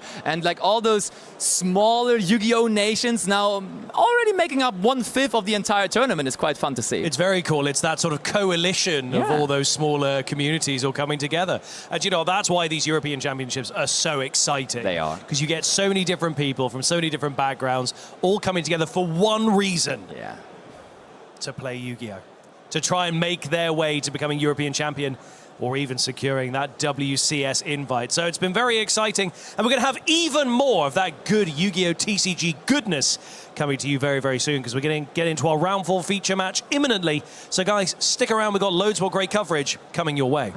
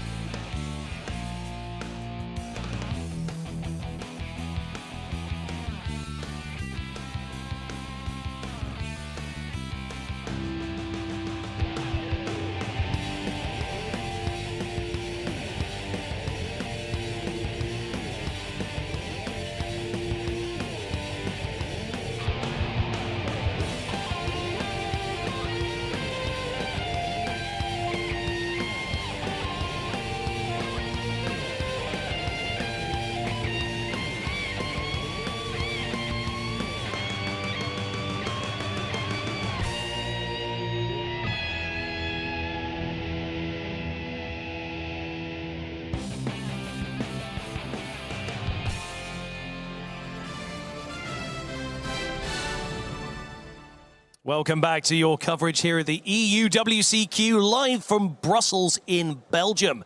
We're about to get into our round 4 feature match featuring Hayley Cheeseman and Antonio Oliva. This is going to be another exciting one, and look, we've had some time in between rounds. Let's just jump straight in. Going to hand you guys over to Mike and Dale, who are going to be your casters for your round 4 feature match. Hello everyone and welcome back to the European Championship 2026. We are round 4 currently and I'm very excited for this matchup that we are going to experience. How do you feel about it? Yeah, I think it's good now because we're starting to get the warm-ups out of the way. We've done round 1, 2 to 3. Now we're starting to get into the bits where the duelists are starting to really kind of rack up that momentum, get into play a little bit further forward. There's still going to be plenty of rounds of Swiss, so there's entertainment for all day. But it's actually going to be quite exciting to see where we go from here. So I think that players might be ready already, so we can jump in a little bit to them. However, you just mentioned something that's very important to me, that when you are getting into the zone, it is one of those scenarios that you really want to stay focused and don't have any time wasted and just play and play and play. And this is what you feel after some rounds, for example, round 1 and round 2, maybe some like a demo of the tournament, and then the real tournament starting to feel like it kicks in, right? Yeah, exactly that. And I think you get a lot of... got a little bit of anxiety early on, but then once you get that out of the way, get the nerves out of the way, you can then start to kind of get in a bit of autopilot. You want to focus in on make sure that all of your plays are correct. I think the one thing you want to make sure you don't do, that if there is any type of misplay or something that you could have avoided, you clear your head of that as early as you possibly can and then get back into the zone. And I think a lot of the duelists are going to be very well prepared for that. And I think that our players are looking ready, so enough of us and let's go directly to the table.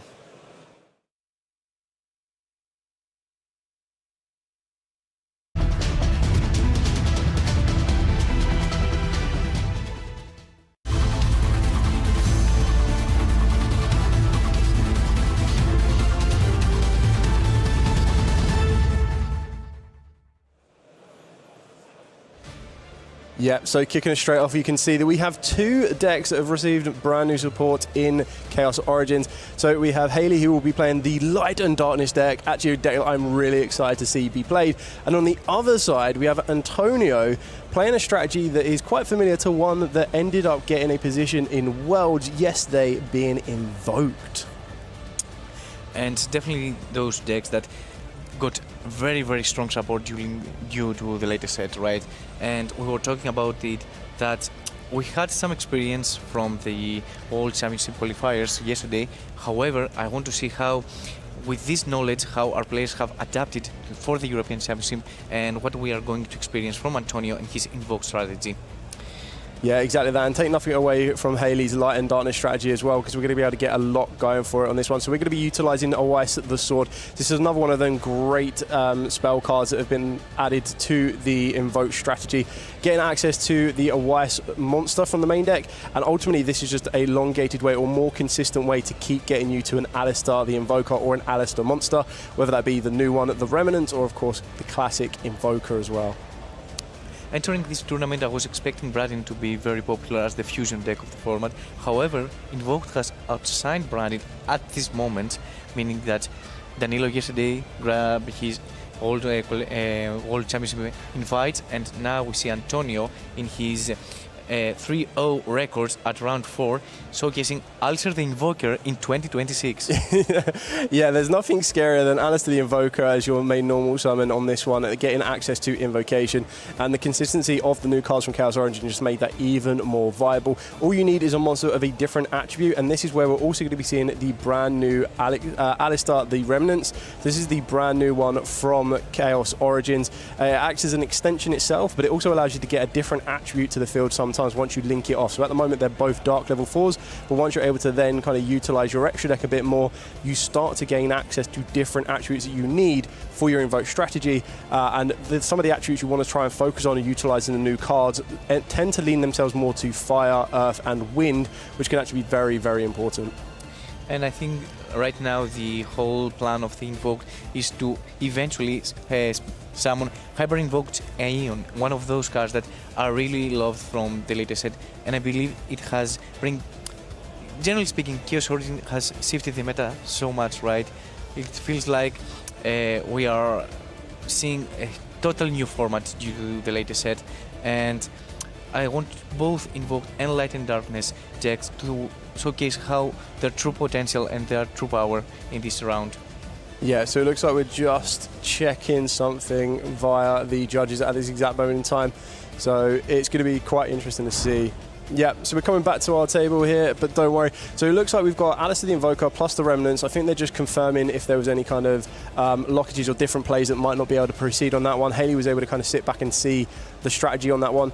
When you're approaching a duel like this, so if we were to be in Haley's shoes, for example, and you see the Invoke plays, do you feel a little bit confident if you were able to watch the game yesterday, or do you still feel that it's a completely new strategy that you need to kind of learn as much as you possibly can with? I believe that every player here was watching very close yesterday's playoffs, and I think that everyone has in their mind that Invoked is a real deck. It is out there and it looks very scary, especially in the hands of a good pilot like, for example, Danilo, that showcased yesterday perfectly.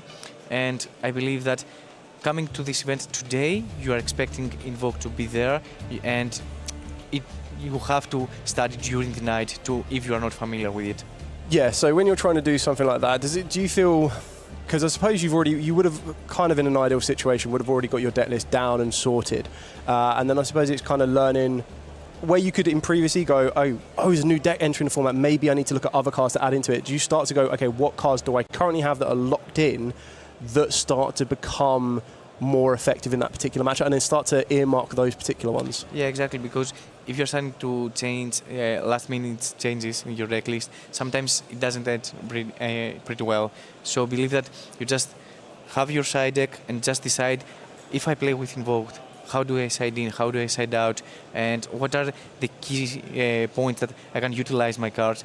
Because, for example, if you have Ash Blossom, for example, is it better to activate in Alistair, or if there is another scenario that it's better for you to hold us and utilize it there?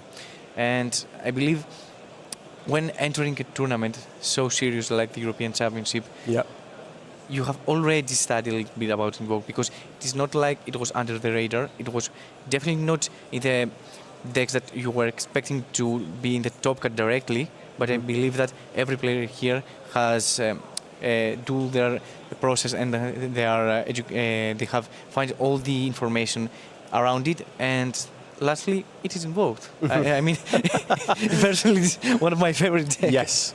I don't know how you feel about it. I mean, I love the approach that Invoked made. When we take a look at the lineage of the way that different decks perform fusion summons, so you take it all the way back to Polymerization. So Polymerization requires 2 monsters in the handle field to create a stronger monster. Then you start to look a little bit further forward into the future. So you have stuff like Shaddoll Fusion. Shaddoll Fusion was one of those first cards that allowed you to use your materials directly from the deck, but it did have a requirement on it that your opponent needed to have monsters on the field. And funnily enough, you do end up seeing, or back then we did see Invocation or Invoke decks utilizing Shaddolls because of those type of synergies together. Take a step even further forward, you then get a card like Branded Fusion, and Branded Fusion also is one of the ones that allows you to use the deck. And the difference between that when you look at Invoked is Invoked started to use the graveyard, which is usually a zone that you probably wouldn't always be able to access your materials. And what I loved about Invocation is that it not only allowed you to use your graveyard, but it also allowed you to use your opponent's graveyard. Our graveyard. Our graveyard. And I think that's kind of what just added another layer of fascination to it, because when you're activating hand interactions such as the Ash Blossoms or the Drolls, you kind of have to then consider, or back then again, Effect Veilers, do I want to do that? Because yes, I might trade off with the negation of something like the Alistair the Invoker, but then I'm also giving my opponent an attribute that if they're able to proceed any further, I've just helped them out a little bit more.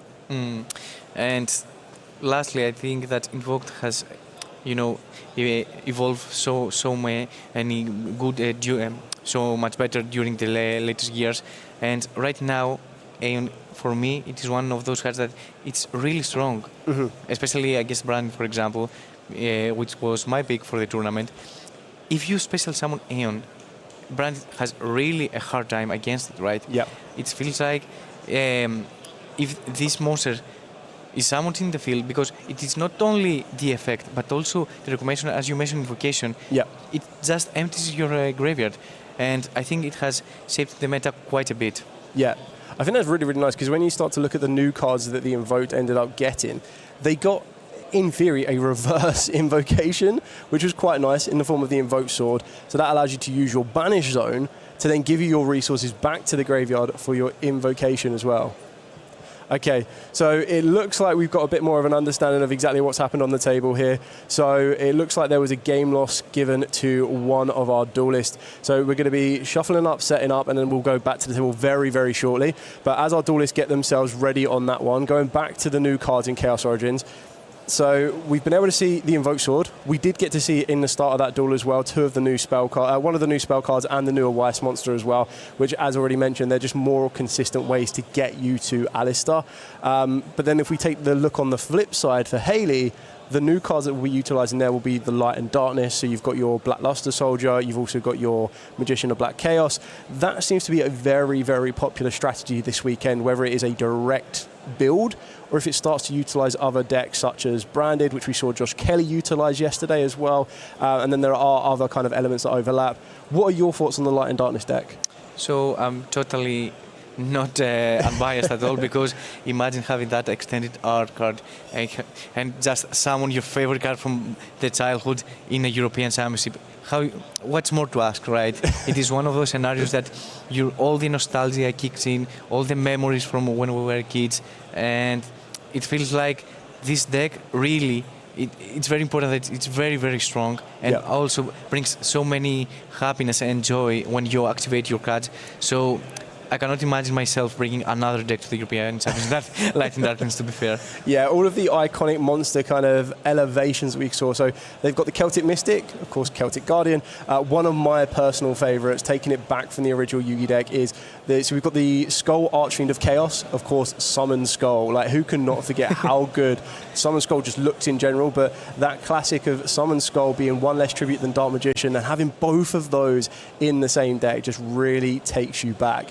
So that's actually a really exciting deck. And again, like you said, it hits the nostalgia points. It looks amazing. The extended art cards are incredible. And what I love most about the extended art cards is if you have your Magician of Black Chaos on the left-hand side and Black Luster Soldier on the right-hand side, they come together to form what is also going to be the top cut playmat for this weekend, which is absolutely brilliant. So our duelists are ready. We're going to send it back over to the table. We're going to get this round 4 back underway. So let's head over there now.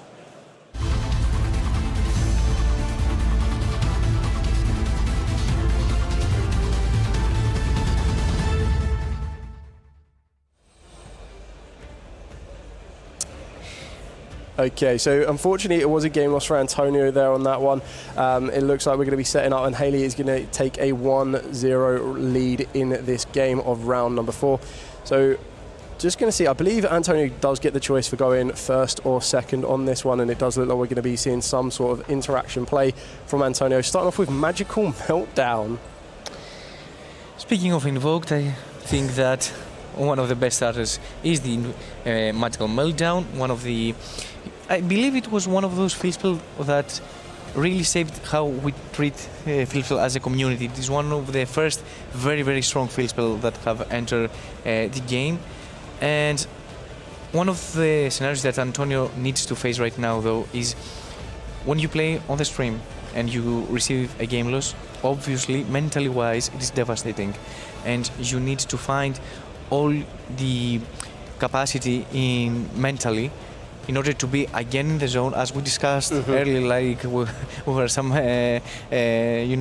miracles, and we understand what is going to happen. That mental wise, it is very important to find all the clear mind in order to be again into the zone, to be again into the tournament, and understand that you have still one game and potentially another one in order to get that match win eventually.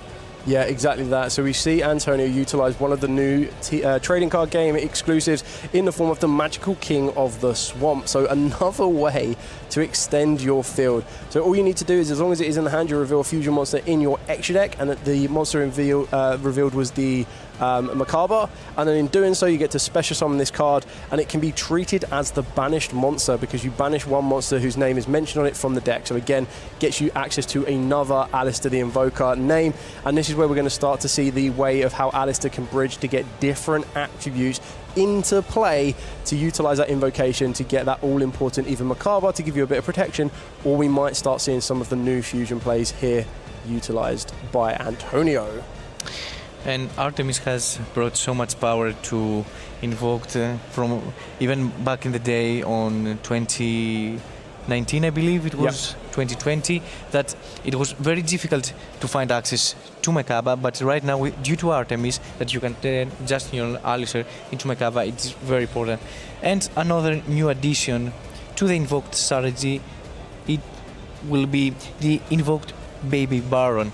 It is one of those cards from Chaos Origin that have been released lately and states that if this card is special summon, you can add one Virakam, the Divine Spirit of Artifice, or one Gamma summon from your deck to your hand, then you can banish one monster from your graveyard.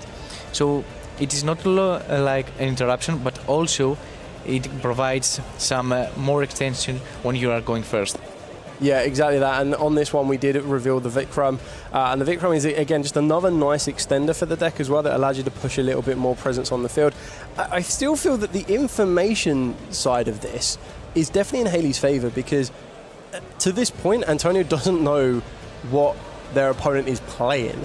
So again, Haley is either going to be taking in as much information as possible, making sure they know exactly what type of plays Antonio is trying to make and how he wants to try and navigate them, but also just fairly confident in the power of the Light and Darkness deck as well for being able to go second. And we're about to see exactly what Antonio is going to end their field with as we're trying to make it as hard as possible for Haley to win this as a 2-0 and make it go to a game 3. And information-wise, post-side deck, it is very important to know what you are going to face. For example, as you just comment on that, Haley knew that she's playing against Invoked, so she was ready to bring all those side deck cards that potentially would be very good against this strategy. However, Antonio is going to the blind right now. He has no vision against Haley's strategy, and potentially he just will go for the straight combo of the deck and activate another invocation. And I think this is the time for Makaba, right? Yeah, I feel you kind of want to protect what you have on the field already, but there are just so many different ways to fusion in this particular approach. I suppose the question I kind of have for you then on that side is, when you're going into this game number 2, with that information you have, do you play it as safe as you possibly can? Because you don't really want to adapt your strategy too much. I suppose the easiest trying to change out is if you are on any of the Mulch armies, you take those out for more solidified going first cards. But then if not, you don't really need to mess with the strategy of your deck anyway, because you kind of want to make it as fluid as possible to get the best first turn field you can possibly get and then build on from there. And right now we see Antonio keep extending and extending and extending, and can you count how many Alistairs have been summoned in this field? Well, because I have lost one is banished, one is on the field, and then the other one was the Mythical King of the Swamp, which technically acted as Alistair on the field. And then we also have Alistair the Invoker of Madness. So Alistair has many different forms, and this is before we even consider the Magistus version of Crowley as well that can also be utilized as Alistair the Invoker. So there's a lot that this deck has, and I just love kind of how it all works together. There's a lot of synergies, the different attributes you can kind of utilize, just different kind of options for you, and it doesn't really limit you to anything particularly. As you can see, we've got access to link monsters here, we've gone through fusion monsters already as well, and Antonio is still going to be showing off exactly what this deck can do, backed up with the Magical Meltdown to help protect some of the fusion monster effects. And then we've also got the graveyard that is currently with different attributes of water and I believe light and dark, quite possibly on that one. So eventually we might see a Makaba come here, but we still have a lot more to play for. And we're going to be utilizing the graveyard now, getting rid of the invoked Seraph, and this is going to utilize Alistair the Invoker as well, because you get to fusion summon another invoked fusion monster from your extra deck by banishing the above cards from your graveyard and monsters from the hand or graveyard as material. So again, just more ways to get into that invoked Makaba, utilizing that beautiful alternative artwork for it as well. And I think that Invoked Sorath brought to the deck exactly what it needed, right? Yes. It is like an extender that also enables you to fusion summon and do not go directly to Mekaba, but find another step so you can end, for example, on SP Little Knight. And one of the things that it needs to be mentioned is that since Antonio went for SP, it means that he has really no space in the extra deck for IP Masquerena, right? And one of those downsides of the deck, it feels like the extra deck is very, very tight. Yeah. I mean, when you want to be kind of filling it up with the fusion monsters themselves, it does kind of limit you a little bit more. So we might be able to see Haley's first card used or played here, and we're going to be starting off with Branded in High Spirits, a very good card for the Light and Darkness strategy alongside Branded, of course. But the way that this works out so nicely is being able to reveal a particular monster in the hand and then utilizing a monster specifically from the extra deck can give you more consistent ways to get you into what I could only imagine might be the Fallen in White, and that card itself already has direct synergies to work its way into the Light and Darkness cards by being able to eventually go into the Crimson King, which is a Red Dragon Archfiend style card, and then work their way into either a Crimson Call or, of course, a Soul Resonator. And the overall ideal goal or route of that play is to get access to a Griffo. But we might just see Haley be playing the Branded version from yesterday, and that would even give them a fusion route as well. So in any case, even if it's a Light and Darkness deck or a Branded deck, I believe that you need to Mekaba here. And I think that Antonio just wanted to clarify if High Spirits is you can only activate or you can only use this card. Correct. Just to know, because if it was an activation, Mekaba had negated the activation, so Haley would potentially activate another one. Yeah, and then with the use clause, the use doesn't really care whether it was activation was negated or not. And there's an evenly matched. Wow, okay. So Haley trying to even the playing field here on this one. Be interesting to see how Antonio wants to play this, because we can use our own SP Little Knight here to try and protect two of our monsters. We know that Haley won't have any battle phase this turn or to produce any type of damage. So those two cards that are banished, which looks like it's going to be the Invoked Mekaba and the SP Little Knight, is going to allow us to get direct access to have those monsters in resource a little bit later on or during the next turn as well. And it looks like we got rid of everything else apart from the set card. I quite like that, because I feel the fear of the unknown can sometimes be very, very potent in the game of Yu-Gi-Oh! And Evenly is one of those cards that I think the community was debating during this tournament, either to side it or not. And I think it has quite an interesting, debate on it, because from the one hand, obviously, it is one of those cards that you really need to keep in mind when you are establishing your field. However, if you have prepared for this card, it is not quite easy, but you generate a lot of advantage by being prepared, and so the battle phase, it is one of those resources that you really need and you cannot afford to just waste in this format. Yeah, exactly that. And speaking of Mind, we do play a Mind Shuffle here from Haley. So we're going to be able to get access to that through the Griffo. And for those of you unfamiliar as to why we can activate Mind Shuffle the turn it has been set, the Griffo does give you that ability to do so. And what you ideally do is you add a card that mentions Light and Darkness, and that will allow you to ideally add the Skull Archfiend of Chaos by sending and then discard a card, and by doing so, the Skull Archfiend of Chaos will then trigger its own effect to send the Light and Darkness ritual from the deck to the grave, and in turn, then give you the ability to search out what we just saw as that beautiful extended art card of the Black Luster Soldier, which is definitely the more aggressor of the two ritual monsters here. But it looks like Haley shuffling that hand does have both all ready to go. And the benefit of getting the Black Luster Soldier into rotation now where it's all possible will allow Haley to deal with that unknown card along Antonio's Spell and Trap Zone. And I believe it is one of those scenarios that the game state has been quite simpler, because right now Antonio has lost a lot of resources. Obviously, he has the SP Little Knight in the banishment with the Mekaba. However, if we manage to find access to our ritual monsters, I think that Antonio might be in a very bad spot. Yeah, I mean, it's not going to be ideal here, so we do get to go into the Magician of Black Chaos here, and we're going to be able to utilize the effect to grab the Light and Darkness Ritual back from the hand, and that is not a hard once per turn activation of the Light and Darkness Ritual, so if Hayley does want to perform another Ritual Summon, we can do. We're going to utilize the secondary effect of the Black Chaos to banish that set card face down, and then in this simplified state, as you've already mentioned, having an SP Little Knight plus the Macabre coming back, it might seem like a good thing, but I feel that to have much effect on Hayley's field, you kind of want Antonio to have a trap card in the hand to deal with the Mind Shuffle.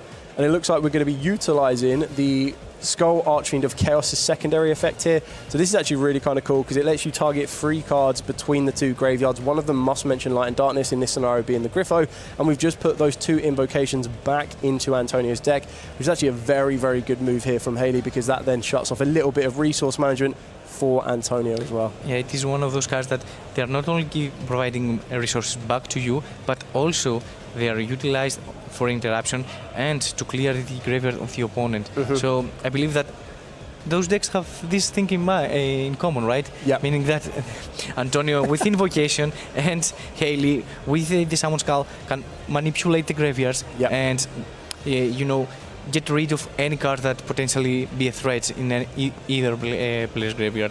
Yeah, and that's what I quite like as well, because whether intentionally, which you, with duelists of this level, you probably assume that, but Hayley has also cleared out their entire graveyard. So there is no attributes in there for Antonio to even use, even if he wanted to. And it looks like we're going to get the SP Little Knight back into rotation. We do have the invoked Macabre in play as well, and we're going to see what more we can push through. The nice benefit of SP Little Knight is that it does target, and that's one of the ways to deal with the Light and Darkness Ritual monsters, because they're completely unaffected except by cards that target them.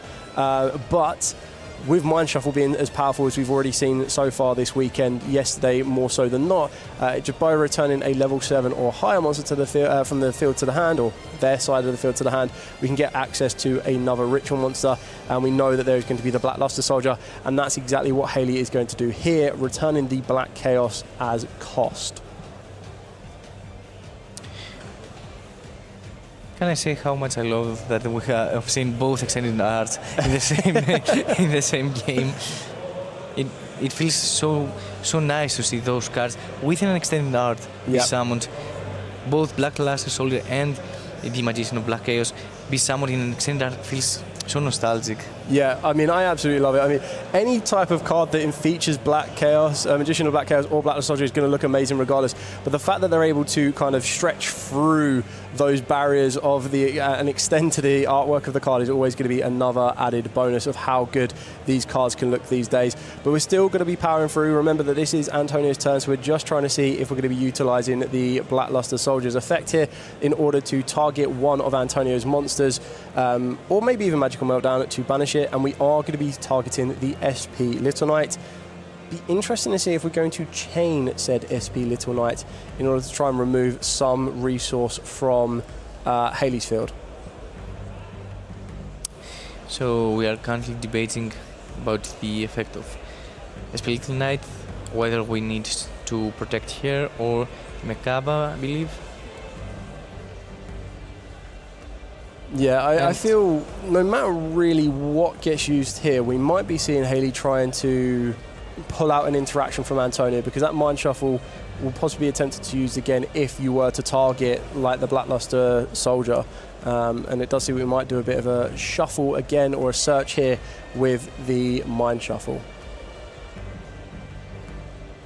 Mind Shuffle is one of those cards that have provided such a unique strategy, right? Yes. Being placed as because traps sometimes seem a little bit so, but if you place them directly face up, or if you can activate them in the turn that they were set, it feels like trap cards are evolving, and I feel it is very good for the game to have another utility for a mechanic like trap cards. Yeah, absolutely. We still have that one set card as well from Hayley here, and it looks like we are going to shuffle with the Mind one more time. And we're going to go for the Celtic Mystic. So utilising the Celtic Mystic's effect here, we're going to try and draw 3 cards and then discard 2, yeah. seems like a good effect. Just a bit.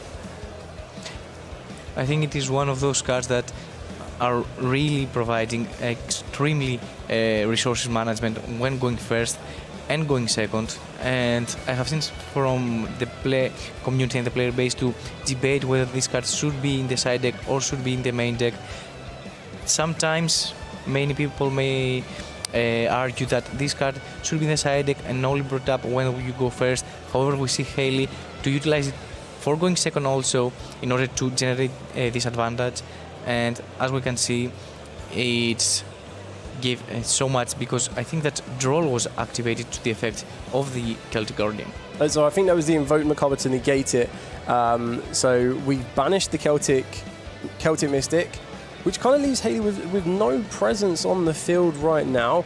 You would assume that there might be another way to either trigger off the Mind Shuffle. We've already seen how good a Fredrolis Harmonia can be as well, because that is your level 7 or higher monster that enters the field of play and interacts with your opponent. We have made Antonio utilize the Invoke Macabre's effect here, and we're now going to try and utilize Invocation again to present another monster to the field, which will be very, very impressive. After already being hit with an evening match, it just shows the resilience and versatility of the Invoke deck and the strategy itself. However, as you mentioned, Hayley has cleared the graveyard and there are no monster on the graveyard for Antonio to utilize. And another card from the latest set, it is the Invoked Okeanos. So, while this card is in the main monster zone, your opponent cannot target monster for attacks except this one. So we have a protection for Mekaba, and we would just spoke about how important the battle phase it is in the current meta state. While this card is in the actual monster zone, as it is right now, any monster sent to opponent grave is banned instead. So it feels like we have finds and access to Macrocosmos in monster-wise perspective. Yeah, it's a very, very good facilitating fusion monster here. And like you said, when you're already backing that up with the Invoke Macabre, trying to simplify the game as well. You don't need to overcomplicate duels like this as well. Trying to maintain and restrict your opponent's resources once you've done that back and forth already for a turn, it does allow you to get a bit more of a foothold in the game. And Antonio is definitely fighting back after the evening match from Hayley and kind of seeing how much further we can push on this one, making sure that we hold back a bit of resource in the hand so that our Invoke Macabre could still be activated against Hayley. So returning the Celtic Mystic. Yeah, it was the skull that was banished by the effect of Spirit Knight. Celtic Mystic, as you mentioned, it was banished through the effect of Mekaba to be negated. Now, I don't think this is the worst position. Well, I mean, it's not ideal because you kind of want your Skull Archfiend of Chaos to hit the graveyard. And if it doesn't enter the graveyard, you don't really get its additional send effects. So with that kind of blockade of the Oceanus in the extra monster zone and the SP Lutonite, this is turning into quite an interesting push here from Antonio. Yeah, but I think that right now we can special summon the Black Laser Soldier, activate the effects to banish the Okeanos, or we no, it also provides an effect from battle that you can only target this for battle, because we would access potentially battle phase to deal with the SP Knight, but this is why it's very important to read all those mini effects, like the hidden effects that we would like to call, for example, of Okeanos that doesn't let you attack another monster. Yeah, so I think what we want to try and do with that one first, though, is we want to be able to... you're on the right path there, getting access to the Black Luster Soldier, or even the Magician of Black Chaos, or just Black Chaos. This. Yeah. This could all work. That is definitely one way to do it, because the fact of the matter is, while there is a Light and Darkness ritual in the graveyard, Black Chaos is completely unaffected by your opponent's activated effects. On top of that, it can trigger its own effect and to non-target banish 2 cards the opponent controls. So in this scenario, I can imagine that Black Chaos will try and deal with maybe the Macabre and the... Oh, we're just going to go Battle Phase instead. We're just going to deal with that SP Little Knight outright. I suppose you have to be a little bit careful if there's an Alistair the Invoker in the hand. We can actually make our Oceanus a little bit stronger. Are we going to be seeing Alistair from the hand here? We are. Wow, okay.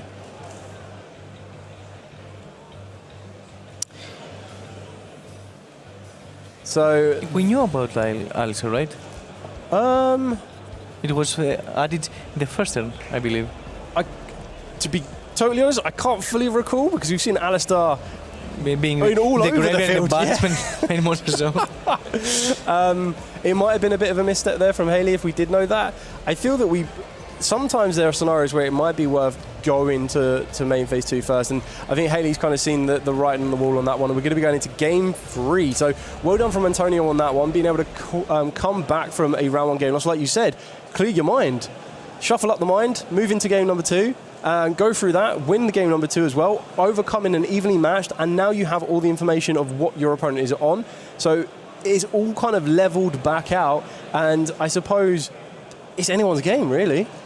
To be honest, Haley has the advantage slightly because when going first and guest invoked feels way better than going second, to be fair.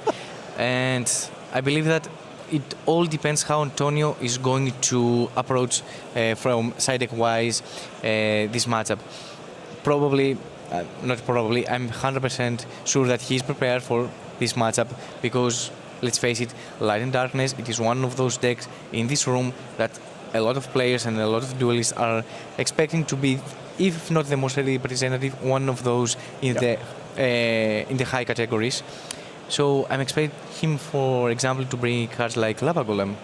Ooh, very, very good choice on that one. The Lava Golem being able to kind of clear off 2 monsters, and like we've already mentioned, the Black Luster Soldier, the Magician of Black Chaos. Black Chaos, of course, is unaffected, as is the Black Luster Soldier, but one way to deal with that is a card that doesn't really mind whether you're affected or not. So that can be quite useful. It also then gives the access to a fire monster, and we've seen how useful some of the fire monsters can be for the new invoked cards as well.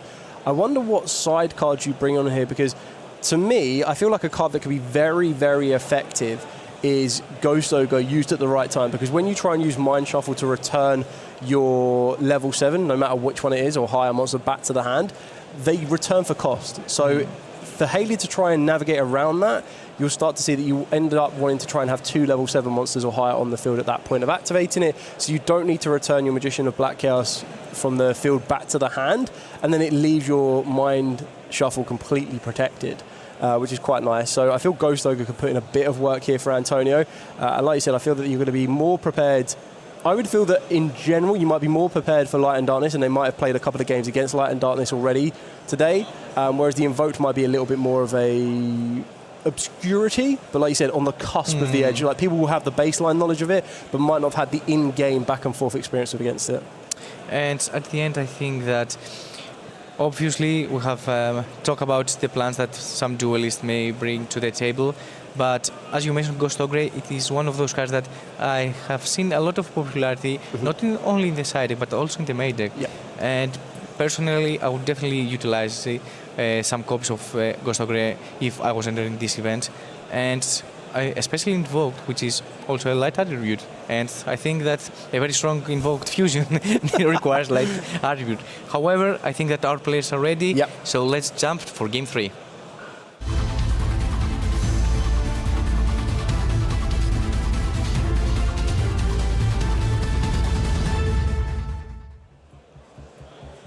Okay, that all-important game 3. Let's see who's going to be starting us off on this one. The imagination would be that Haley would be the one doing it here.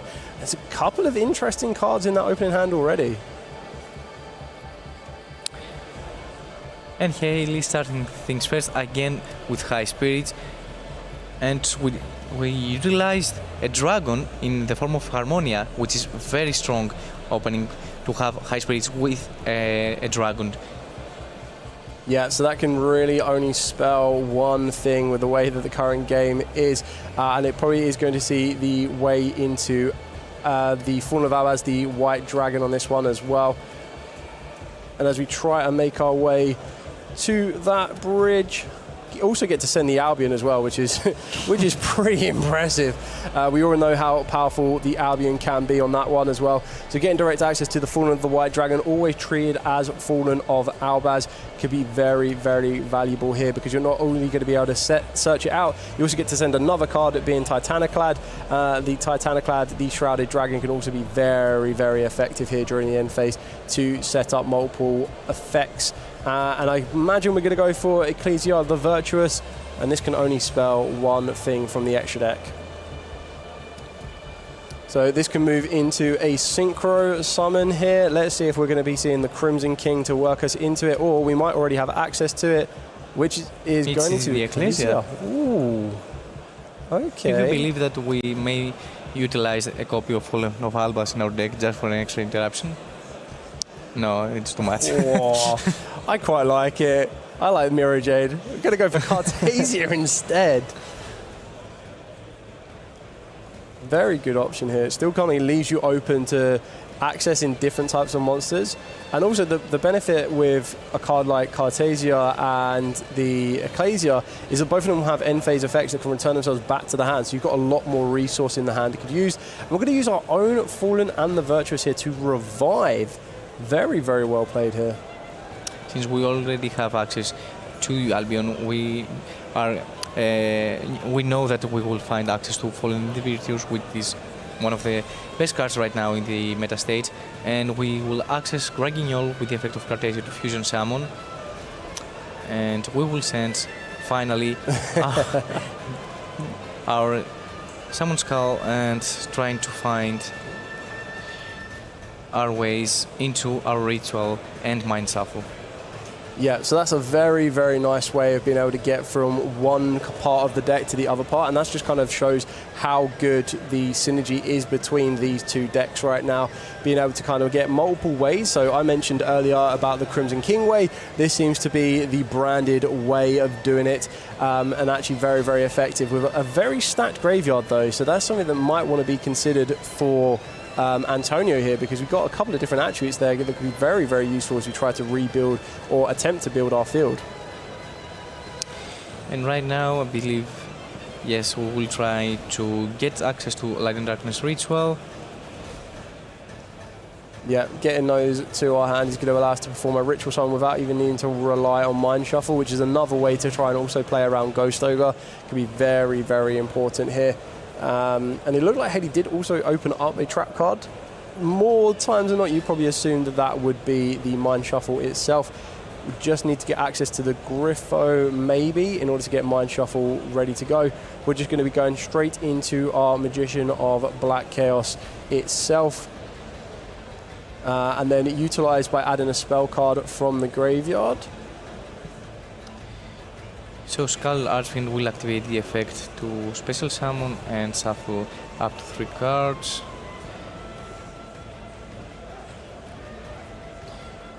No, we activated the effect of Magician of the Dark Chaos to get back High Spirits. Yeah, I think that's quite interesting because you can't recycle or add back the Branding High Spirits the turn it's been activated. You can do it this way, and then we're going to use Nadir Servant. Another way of sending another monster from the extra deck to the graveyard. I wonder which target we're going to choose now. We've already got the Albion to attempt to trigger. We've got the Titaniclad, again, is also going to try and trigger here during the end phase. I like the more branded, wise approach that Haley has brought to the table regarding Light and Darkness deck. So Rim Room will be sent to the graveyard, and we see the incredible Ecclesia to be special summoned, since we control Gragignol. And we also play Fleur de Lis.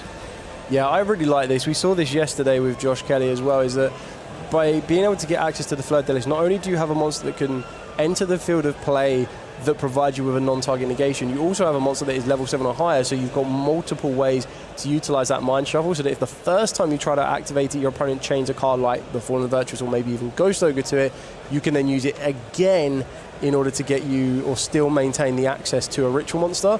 And the other benefit of that one, because it returns as cost, you can actually just bring back down your Magician of Dark Chaos, Black Chaos, onto the field as well to protect your spells and traps even more so.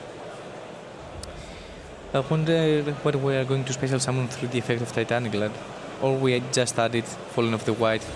Yes, it is Fallen of the White as a resource for the next turn, and we get back to the hand, I think, the Ecclesia, and the Ecclesia from the banishment zone will be brought back to the main monster zone. Yeah, very, very well played here from Haley on this one. Just confirming what else we have left in the hand to Antonio. And now it's all over to Antonio to try and pick this field apart. Keeping in mind that there's still a lot of graveyard activations that can be utilised here. We've got the Rindbrum in the graveyard that can be utilised to bring back a Fawn of Albaz. And then we also have the Grand Grignol that can be used on the field or in the graveyard as well. It looks like there's a couple of multiples there in Antonio's hand. Hopefully they are good multiples for him in order to kind of attempt to break this field. We're just kind of in a complication, contemplation in regards to exactly what we want to have. We've got a Magical Meltdown. We also do have 2 Mystics of the Swamp as well. Would you bait here for evenly? I mean, it definitely is a technique that could be used here. I mean, you get rid of 1 or 2 interruptions because Haley probably may activate the effect of Ecclesia, for example, to punch herself, since it is only in the main monster zone. So I think it is a good choice just to bait for battle phase and let Haley decide if Ecclesia, for example, will be activated or not. Yeah, I agree. Actually, that's a very, very interesting kind of trade-off there. So we activate the effect of Gragigno. Ooh, Despian Lulu Walef. Very interesting monster on this one. This one will give you an additional interaction as well, which can be quite nice. Good target to be taken as well.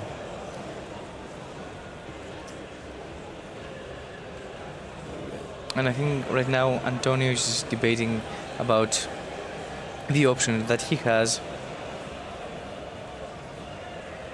Yeah, I feel that seeing multiples of certain cards is nice, but in Antonio's hand, they're not all as effective as he probably would have liked them to be. There is a Magical Meltdown, however. Just going to try and assume push to get access to the Alice the Invoker. But I think that it will be directly answered with Fallen the Virtues, because I don't find a better scenario to use Fallen, since you can destroy the Magical Meltdown and deny the access to Alistair and later to Invocation. Yeah, I completely agree to you on that one as well, and it also means that it's no longer hanging around for that protection to mean that the fusion summons can't be negated, so definitely going to be seeing that one.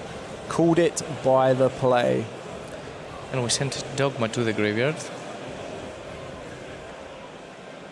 Yeah, I feel we're in a position now where the extra deck is probably a little bit thinner on Haley's side, but it's still going to be very, very effective here. I mean, that field is quite intimidating. There's a lot there for Antonio to try and navigate around, and we might see an end phase branded in High Spirits, possibly, if Haley wants to get a bit more resource for the start of the turn. I mean, all resources are there. Yeah. Definitely you go for more, but I think we are in a very good spot, to be honest. Completely agree here. The thing that you can do is just to utilize High Spirits to send the Ecclesia in the hands and a Spellcaster Fusion, for example, to the graveyard, and you can take back again the Ecclesia in the hand because she can loop herself in the end phase if a Fusion monster has been sent to the graveyard. Yeah, so it looks like Antonio is looking if there is any interaction coming from the hand. We are debating probably on the effect of Rainbroom. Yes, I feel that you could kind of take a bit of Call by the Grave. Okay, that's an interesting one. Good that we've held that. A nice execution from Antonio that he passed the main phase without setting the Call by the Graveyard because he was expecting for Rainbroom to be activated also for the Skull Archfiend. And we are going to add with Dogma. Yeah, quite interesting on here. You could take a bit of an educated push on maybe those 2 cards being along Haley's Spell and Trap zones. Obviously didn't get utilised during Antonio's turn, so they're probably going to be a bit more reactive to what Antonio might want to try and do during Haley's turn. But on this one, we are just getting a bit more resource, just double checking what access or what cards we have left in the extra deck. Looks like there was a Mirror Jade there, and there was a more kind of like less branded cards is what I'm trying to say here. There's a lot more synchros in that extra deck than there is fusion monsters left, let's put it that way. Judging from the field, I will definitely be sure that this is branded. However, the Magician of Dark Chaos is there to prove me wrong, but still.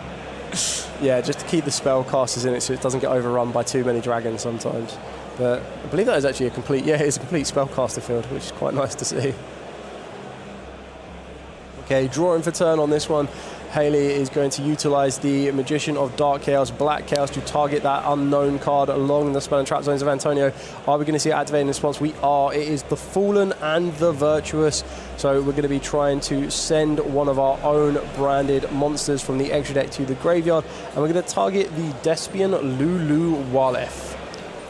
Ooh, and the newest Solemn card will be still the game. Yeah.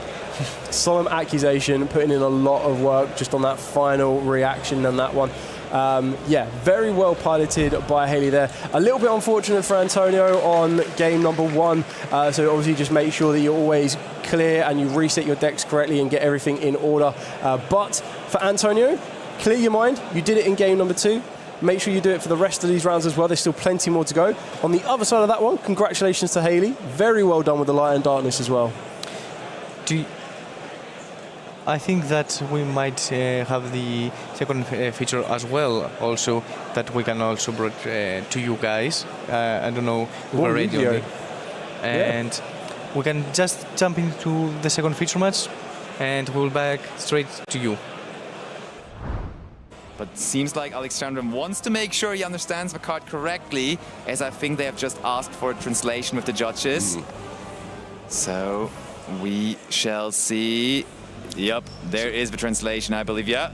So we do just have this incredibly powerful negate and field destruction on the field here. 2 set cards. I assume one of them is Junk Signal. We don't know what the other one is. And the Bestial Dissipator, which I don't think has quick effect unless I'm much mistaken. I think it's just during your own turn. Could be wrong on that. No, I think it's a response to... oh, it is. When your opponent activates a monster effect, you can target one banished card, shuffle it into the deck, and then you can, if it was your own card, negate that effect. And if it was an opponent's card, you're destroying it, or the other way around. That might be a mistake, but it's one. If you do one from your own, you're doing it the one way. If you're doing one from your opponent, you're doing it the other way. And And if you shove it into your deck, you destroy it. If you shove it in your deck, you're destroying. If you shove it into their deck, you're negating. And that also does not care about it being light or dark or whatsoever. So you only need banished cards, which Alexander does have. So you do have that live for the negation, in fact. This is going to be difficult here. We have 2 negates, and there are 2 ways to play for Alexander. I don't know how he can win this, truthfully. Ooh, Pendulum Treasure. Let's just negate that maybe. This Dissipator can only be used on monster effects, so committing into this majestic Star Dragon there may be a little preemptive, but on the other hand, Pendulum Treasure is only going to get you a monster. I mean, it's also sort of a spell as it is a pendulum monster, but it feels like it can be used to negate the effect of Idolium on the extra deck there as well. So, you know, I guess it's in the same logic as you don't necessarily ash the thing that searches Habakiri, you ash the Habakiri, or what, you know, what have you. My point being that you wait until the point where you're like, no, this is where you stop it, you know? Okay, seems like we have put something into the extra deck successfully. There, I think, there. Yep. Which is, I think, just generically searches a power pantry card, unless I'm not mistaken, when it's sent to the extra deck. So, not even 3 minutes remaining. Come on, Manuel. Oh, we are going to use the effect now of the Dissipator. Targeting the Forbidden Droplet, trying to negate the Nervado, and that is going to resolve. 2 cards remaining in hand for Alexander. Is there any way through this big Synchro monster? Majestic Star Dragon, ready to stop this now as well? We do see the normal summon of the Medius here. Oh, we do it. This is the tribute. 1 card. What is the last card, Alexander? It's a Super Poly. It is the game! Manuel and the fans are loving it outside, and the audience is taking it with the fan favorite Synchron deck all the way from Spain, making a show happen here on our second feature, which I think also was currently shown on the main feature stream. So glad everyone got to witness that. And yeah, undefeated Synchron here. I love it. That was an absolute, genuine pleasure to watch. I think both players, again, played their hearts out. They did a fantastic job. And here we're back with the winner of round 4, Haley. Congratulations, first of all. Thank you. Why did you come up with the idea of playing the deck? I really feel like it's my favorite, honestly. It's just too many interactions. There's so much the deck does. How do you feel about it? Yeah, so I knew long before the event, as soon as Chaos Origins came out, that I was going to be playing the Light and Darkness Ritual deck. And I went through loads of iterations with hand traps and breakers. And then yesterday, watching Josh Kelly play in the qualifying playoff was great. And I thought about playing Brandon the High Spirits for a while, but then I realized that actually the extra breakers was just the thing the deck needed to click. Yeah, I mean, I really feel like the deck is super powerful, especially because compared to the Azamina one, I think he has a little bit more of boost, in my opinion, right? Yeah, so I think I did have a look at the Azamina deck, but it didn't quite do enough. And I liked the consistency of the branded Rolad deck, because Fallen of the White Dragon is just such a great card. I think it's just too good. It gives you so much advantage. And then we saw that in Game 3, essentially, what was a showcase. Thankfully, got to see the whole deck in action. Yeah, so even without the Mind Shuffle, the branded cards were just... It was just too much. And so talking about the match specifically, Game 1, I think it was a little bit unfortunate for your opponent. There was, for those of you watching at home, there was a game loss because his opponent had 3 more cards before in the extra deck that had been sitting there in the extra deck, so that was quite unfortunate. For Game 2, I have a little bit of clips just that we can go through. And so the thing is, you know what Antonio is playing, but he doesn't know what you're playing, exactly. right? So how did you feel about it? Because essentially you could see a little bit, I think it was just 2 cards, I think Kallister maybe. So I felt a bit bad for him because I didn't draw any interactions in my hands, and if I had, then he might have seen what I was playing. But yeah, it was nice. I didn't know exactly what the Invoked deck did, so it's still difficult in siding. But I just thought that Evenly would be pretty good, so I put Evenly in. Yeah, no, exactly. Because essentially, he, I mean, what I wanted to ask him, if that would have been the case, was how was the plan? Because he had no idea what he was up against. So, like, you had no interruptions, which was, were you familiar with the deck? How did you feel comfortable playing against it? So I read the Invoked cards basically yesterday, so I didn't really know what the deck did. Just in time. Yeah, just in time. So I had a vague idea of what they did, but I did have to read a lot of the cards, and I forgot that Alistair the Invoker had the hand effect, so yes. the original one. The moment, yeah, because essentially, I mean, the game is pretty much straightforward. Essentially, you go for the evenly matched. At this point, we kind of felt like, okay, maybe you could do that. Did you feel like you could do that at the moment? I made a slight misplay, I think, or a missequence. I had Bestial Magnum in my hand for the entire game, and I obviously he doesn't put any Lights or Darks in his graveyards. And I just couldn't figure out a way to put the extra body in my graveyard to summon the mag. And I could have searched a Harmonia in the end phase, so it might have been different. Yeah, I mean, his hand feel, I think it was quite good, especially with the Oceanus. I think those cards, for those of you watching at home, were played yesterday by Danilo Siracusa, so essentially it was a little bit of a spoiler, But, I felt like, as you mentioned, that Alistair, of course, changed the game a little bit. Yeah. Just because, you were, I think you were back into this one, but then, at a certain point... It felt like I was back into it, but I didn't just quite get it over the line. Yeah, and his end feel, I think it was quite consistent, and then, as mentioned, there was just the attack into the battle phase. Game 3, were you confident enough, regardless of the small misplay? Because, sometimes, on future matchup, it happens. I knew that I was siding into Solemn Accusation, which I was planning to use on Invocation, but it didn't come up. I had called by loads of cards that interact really well into the deck. So I was feeling pretty confident, and then when I draw my hands, it was a bit awkward because I couldn't get to the Mind Shuffle, but it worked out okay. Yeah, I mean, I feel like that was the only thing missing because it was pretty much a full combo. Pretty much, it was just the Mind Shuffle missing. But overall, I really feel like this shows how powerful the deck is, even without the Mind Shuffle. Yeah. Right? And, in general, when the engine goes off and all of your cards have been activated and your opponent is just a witness, it's just, I think, it's too much. And, I think just for this last slide I have, it's just the Luluwa Lilith being summoned just, to pair it up. I think he was a bit unfortunate because Game 3 hand wasn't great. But there was a lot of interactions anyway, So I think it was, very well played by you, and congratulations, because so far undefeated, so 4-hour record. So there's 5 more rounds to be played today. Best of luck. Great. Hopefully we'll get the chance to see you again on stream. But guys. Congratulations to Haley there, winning our round 4 feature match. And very soon we're going to be getting into round 5. We still have 5 rounds left of the day. Yeah, it's almost half time now. Yep. So far we've seen a good variety of decks, and I hope we can keep it up. I hope we can as well, and we'll have to see, because we have in front of us what all of these duelists are trying to get their paws on by working their way through this championship. Now, we did go through the graphic earlier, but just take a look at that. Those are the quarterfinalist, semi-finalist, and finalist trophies that people are getting here at the EU WCQ. It looks gorgeous. You can even see just behind them the box that you'll be getting, and also the sleeves, which are slightly out of the way. There you go. Yeah, just bring those a little bit in. We might be able to see them. God, show people what you got. Oh, you're just sneaking it away, are you? No? No.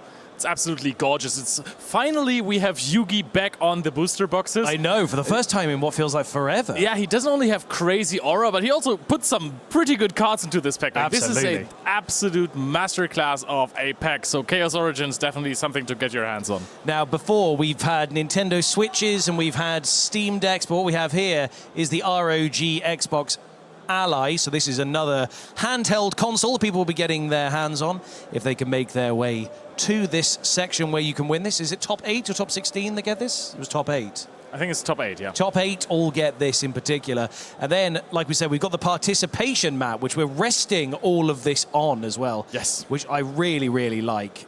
With all those cards featuring on it, with the extended art cards, always a nice one. But I really do, I love these trophies with, I don't know what you refer to these as, because that's also the bag as well that we've got. I love this bag. The bag is really good. I have a judge bag that I take out for grocery shopping, and I adore it. It's now going to get replaced by this. Yeah, absolutely. It looks great. And I don't know what you refer to these as that are in the spheres. The sort of bubble hologram that they've got going on, but it looks incredible on all these trophies. Imagine this could be yours if you make your way up to those top 8s and top 4s and finals. You can have one of these on your very own mantelpiece. There's so much to play for in terms of just the physical prizes, but also securing that place in the World Championship Series and becoming the European champion. There's a lot of things to play for here this weekend. The semifinals is really what you want to reach, because it's an unwritten rule in the Yu-Gi-Oh! TCG community. Once you reach the World Championships, once you play in there, you're a legend. There's no questions asked. Participate in Worlds, you will be a legend forever. Going down in the annals of history of Yu-Gi-Oh! Championships. You're absolutely right. And you know what? It is going to be very interesting to see what happens. Obviously, we're only getting 9 rounds of Swiss today, so a lot can change in just those few rounds. And then tomorrow, we will obviously be seeing us getting into that top 8 cut. And that's when the energy in this room just ramps up even higher. We've also got quite a lot of people around now because we're very close to having our next round being paired. And so all the people who finish, they come over and they watch the feature match area. You might have heard them cheering at the end of the last game. People get the energy really, really great in this room. But the final at all of these European Championships that we've done, the vibe in the room is immaculate. If you guys have never had the chance to make your way to one of the EU WCQs, I highly encourage you guys to try and make your way to one of these. Do you know what? It doesn't even have to be one of the EU WCQs. It could be a YCS. Yeah, to the YCSs, you can just sign up and come over. For the EU WCQ. You will need to secure an invite before. I mean, you can just come here and chill with people and enjoy the vibe, but you want to participate in this tournament, trust me, and therefore you will need an invite. And that is rather hard to get now. Back in the day, we got a lot of pass-down invites. Now you will really have to fight your way for that invite, and it's just up the level of play in the room as well. It is fantastic. It's the highest stakes tournament you can play in Europe. We love it. And one of the things that a lot of people will see is when we do our sort of quick questions videos that we do with some of the community who are here, the thing that unites everyone is the community that you have around the trading card game. Whether it's playing with your friends, whether it's going to your local game store and playing in locals there, even going to Opens or Nationals, going to YCSs, or even earning your place at Euros, there's an amazing amount of tournaments that you can take part in at any level. And that's something to really keep in mind as well. It's not always the sort of top tier players and only that. There's people of all kinds of skill levels here. And you know what? With enough practice and things, you could be making your way to that top cut and earning some of these glorious prizes. One of these could be yours. Now, Leo, if you had to pick one item on here that's not the bag for your groceries, which are you walking home with?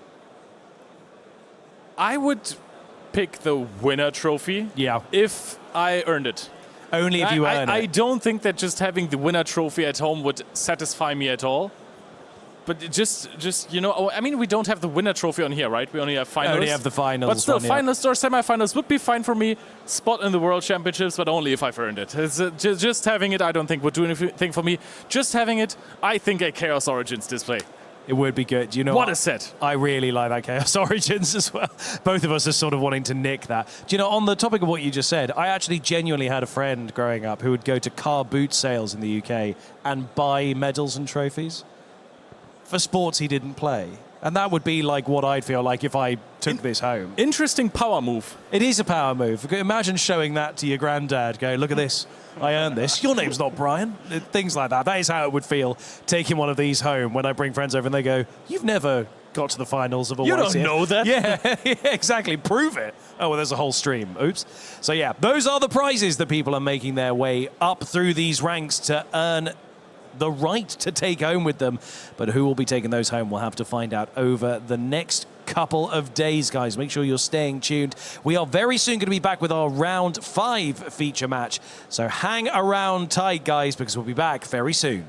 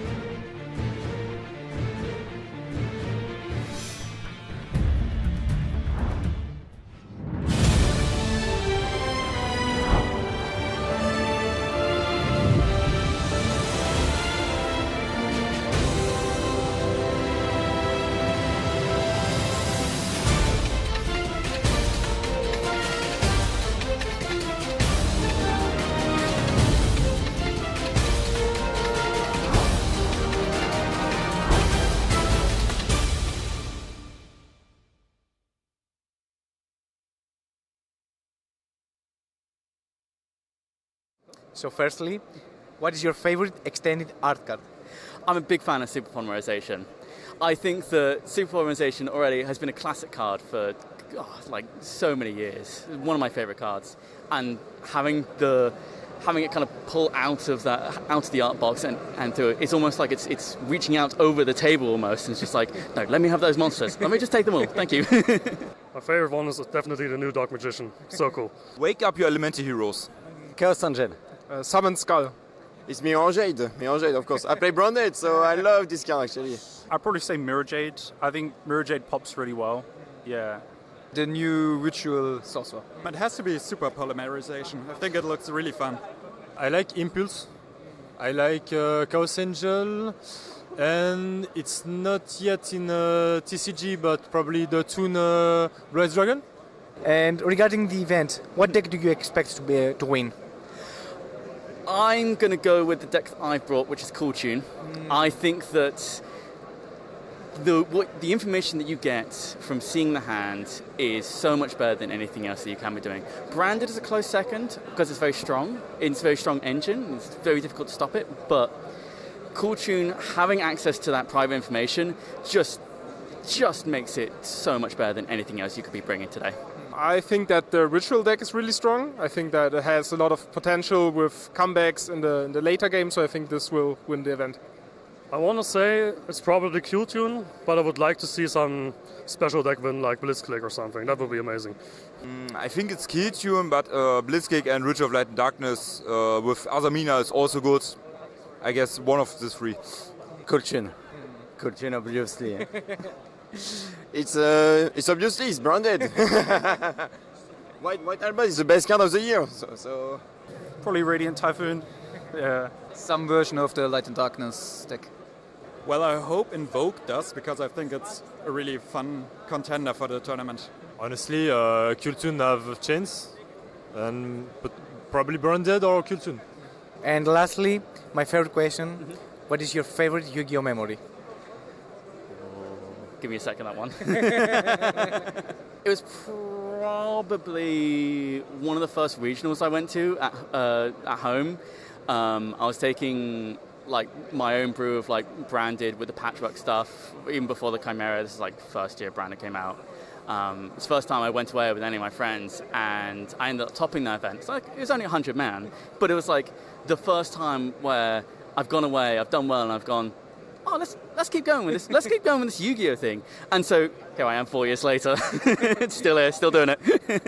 When I was first after Swiss in 2018 at the European Championship, I think that was a really cool moment. I unfortunately lost in the first round of the top card, but I remember being first after Swiss was a really cool moment, and I am looking forward to being first after Swiss again. Maybe, we don't know. I can't pinpoint a favorite one, but just going to my first ever locals back in the day when I was 9 years old, which was like about 20 years from now, was such a good time back then, yeah. Why says Dortmund this year? This is my highest place. I was top 128, and it was special for me. The ban of Mystic Mine, I think. I did the national 2 years ago. It was an English one. And I played Snake Eyes, and it was my first big event with my family also. So it's an important memory for me. There's too many come to mind. Like I've only been playing the game for a year, and like I've met so many good people playing the game. Like every event I've gone to, it's been amazing. So yeah. Don't know, being on my first national championships, I think, and finding my friends there over and over again, because losing yourself between the tables. I got runner-up at a Charma sealed event, and I think it's just so fun to win a sealed event, or rather, get second place. I think it was the French national the last years at Caen, and yeah, that was my first event ever. Like it was my first local. It was the French national in Caen 2025. So yeah, that's it. I think that's my best memory. Thank you very much.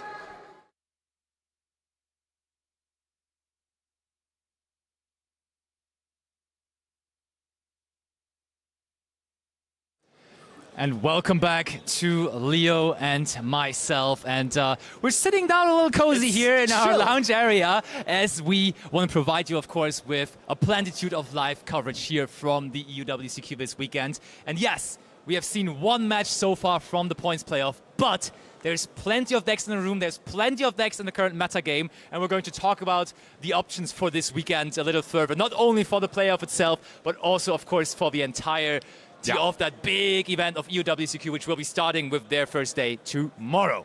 So, Leo, what would you say?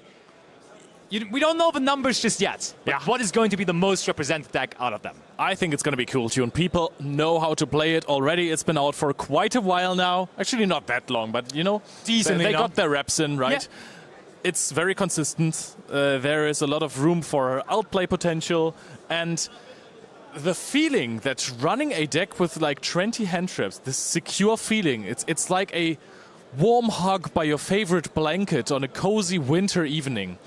That is, if you play 20 hand traps, you play Harmonia, you play Ghost Ogre, Ash Blossom, Ghost Bell, everything you want. Yeah. You go into this tournament, you lose the dice roll, and you know, my deck has I will be fine. Yes, I will be fine. This is not that bad. And then you're playing versus a super big combo pile and you only see one Ghost Ogre, then that's of course a little bit disappointing in that regard. But still, the feeling of security that a lot of hand traps in a consistent deck gives you for something like a playoff, I think that's nothing to underestimate. I'm with you, and I also want to know where you're buying your blankets, because that sounds very, very nice.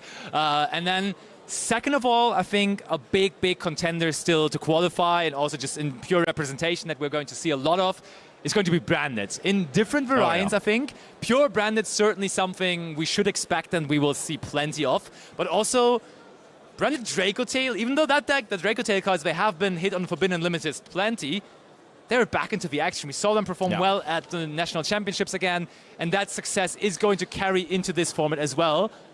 You have something to say about that, though? I mean, we have Jordan Gallagher in the playoff. We don't know what he's running right now, but I would imagine there has to be one Draco Tail card at least in somewhere. He has been the undisputed king of the Draco Tail deck, and he has shown so many different types on so many occasions that he's just an absolute beast with the deck. But I want to say something about the branded cards, and that is with the release of Chaos Origins, people originally were very hyped to play branded with the new Chaos cards, so like splash it or at least put a small branded in the deck. For sure. If you're playing pure branded and you're facing the Chaos deck, if the Chaos deck doesn't brick, I think you're in for a rough one there, because cards like Black Chaos, phenomenal card, not only a good starter, but also unaffected that without targeting banishes 2 cards is so hard to play against. And then you have the Skull Archfiend that summons itself from the graveyard and then just takes away your fusion monsters from the graveyard that you worked so hard to get there. It is such an abysmal matchup. It really is, and one deck I think that also struggles against that, with that deck now being around. And I gotta ask you the question, because you are now the striker head of course, of our coverage team. Sky Striker, is that a deck we should expect in terms of raw numbers? And if we do see it, which I think we definitely are going to see to some degree, how successful is it again going to be in the end? Is it a deck to bring? I think we're still going to have some Sky Striker players, because Sky Striker never falls. Okay, so we got that Sky Striker propaganda out of the way. But I think that the deck has a little bit of a better matchup against the Chaos decks than people give it credit for. Because you can just present them with something that could potentially out the Mind Shuffle and then chain an anchor onto the Black Chaos. So you basically put them in a little bit of a theoretical chokehold there.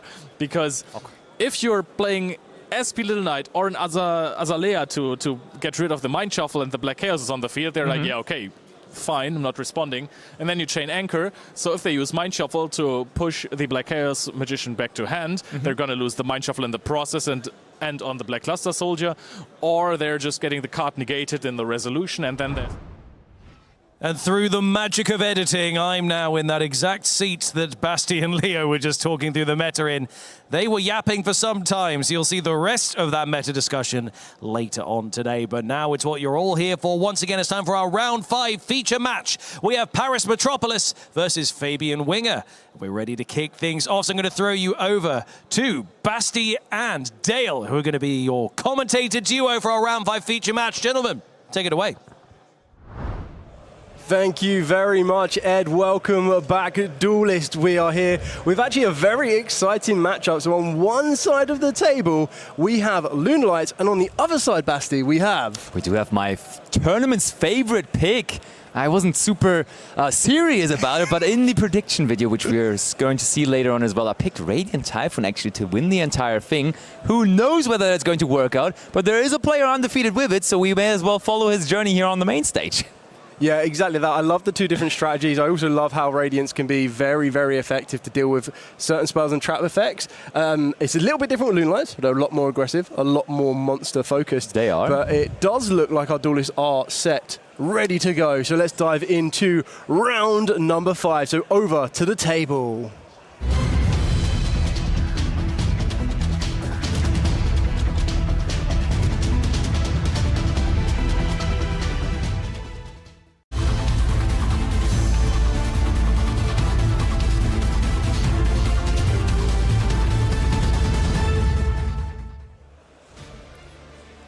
The last World Championship may have been in Paris, but now we're about to watch Paris here with his Lunalight deck going up against Fabian and winning a die roll in that matchup. Not too bad. That was a 10 on Paris and countered by the lowest result he could ever produce, a 2 on Fabian's end. Yeah, unfortunately, unlucky Snake Eyes on that one there, but it does mean that Paris is going to get the decision of who goes first. I can only imagine that they will decide to go first with the Lunalight strategy. Liger Dancer being an incredible end piece that you can get to your field, and the one way to start there is going to be the Fire Formation Tenki. That will do it for sure. Not a bad start at all. The thing with this matchup, and I mean, I have played the Radiant Typhoon deck quite a bit. The Lunalight deck is considered to be a favorable matchup overall, as you do have the way to just simply bring Crusaders out, just to grind through the Liger Dancer with them sending all of the fusions turn after turn, and all of a sudden, at some point there is no more fusions to send from your extra deck anymore, so you can get to the point where you just kind of stalemate them, and then you boost your own monsters with Great Fly, and all of a sudden you have a monster big enough to attack over the Liger Dancer. Not sure whether we're going to get to that point, but that is a Molchami Fuvalos here, chained to the effect of Silverhound. But guess what? It was also countered by Ash Blossom and Jory Spring. Yeah, very, very quick trade-off there from both Duelists. It possibly does mean that Fabian might just have to watch and wait for Paris to complete the field here. But like you said, there's no reason to be giving up too early with the Radiant Typhoon strategy. And getting access to that gold Leo is going to be massively important here for Paris in a beautiful looking Starlight Rare. Just looks extra shiny under the lights of the feature table. We're going to be seeing how much further Paris can go, trying to present this field for Fabian to try and break. Just grabbing a Kaleido Chick, which of course is pretty good when you haven't even normal summoned just yet. So Paris pretty much can now decide whichever direction he wants to go. This is an interesting card because Heavy Polymerization, when that deck started to pop off with the new support, was a staple to be included in any kind of Lunalight deck. And then all of a sudden, I still remember Ryan Yu over in the US all of a sudden introduced the idea of not needing Heavy Polymerization and actually building the deck without it. And then because that deck, that player, of course, had that big of an impact as such a strong player, people, of course, followed him. But here we see Paris being back on that card, but discarding it. Yeah, it definitely has that premium application going second. Seeing as many Lunalight players or Duelists in general just being able to go back and forth with trading off their cards. And then one of their last plays is Heavy Polymerization to get you access to that Liger Dancer or some of the other incredibly powerful Lunalight fusion monsters they have access to. And one of them we're going to be seeing here is more on the starter side of anything than the end side. But the Perfume Dancer here is going to be quite useful to get access to the Lunalight Perfume as well. Yeah, and I mean the super polymerization, no, not the super polymerization, but almost, it is the heavy polymerization, is more of a going second card. Like when you just play that into a field, when you're able to send cards from your extra deck as fusion materials, it all becomes so much easier. Just summoning a Liger into a field is just so isolated, will be unaffected by all of those monster effects that your opponent presented you with, and then it can be real hard to counter. But the Lunalight cards in general play into fields kind of nicely, so maybe you don't really need that. And here in that case, when you're just comboing off on your first turn, a regular polymerization is all you need. Yeah, exactly that. The fact you can utilize that polymerization multiple times as well and easily accessible by the Lunalight Black Sheep is going to make it so much more consistent here. Paris just kind of analyzing the type of options that we have here. Been no interaction from Fabian bar that Molchami 4 loss earlier on in the turn. It looks like we're going to use the Graveyard effect of the Lunalight Perfume Dancer to try and get us direct more extension to this field here. Yeah, the Radiant Typhoon deck, to be fair, is not necessarily known to play a bunch of hand interactions. Usually it is only the Molchami Fuvolos, and then of course the I almost want to say Radiant Typhoon special, the Crocea, not the Crocea, the Sheena, but the Sheena of course can only be enabled through cards like Crocea to be live on the opponent's first turn. So cards that only work on their own, it's, when I'm looking at the list, really only the Molchami Fuvolos that they are running, and that one was stopped. So we will have to just simply rely on all of those Radiant Typhoon cards in our deck. Yeah, and as you've already mentioned, Radiant Typhoon are very, very good at going second as well, especially more so in the Lunalight matchup to trade off the 1-for-1s. And then when you're looking at Sheena, as you've got highlighted here, the Twin Tempest of the Celestials Thunder can be a very, very effective card to kind of clear certain areas of the fields in the right responses. And we're just going to see Paris kind of taking their time correctly on this one to make sure no missteps are held, because that's the one thing as well, is when your opponent isn't actually interacting with you, sometimes that can become more routes of, you know, you want to make sure you don't trip yourself up. Like, you don't have to worry about anything from your opponents. You want to make sure that you are clean, clear and precise with everything that you are doing, and that's exactly what Paris is going to try and do here. Fabian took a risky approach in his deck building here with his Radiant Typhoon deck. That deck lost a huge consistency piece with 2 copies of the Radiant Typhoon Chant not being available to it anymore, with it going limited on the latest Forbidden Unlimited list. And a lot of people have just said, hey, the only way to make this deck work nowadays is with Pot of Extravagance. But guess what? He's not even running that. He has included, yes, a copy of Noble Knight's Shield Bearer, but besides that, there's not many consistency pieces to his deck anymore.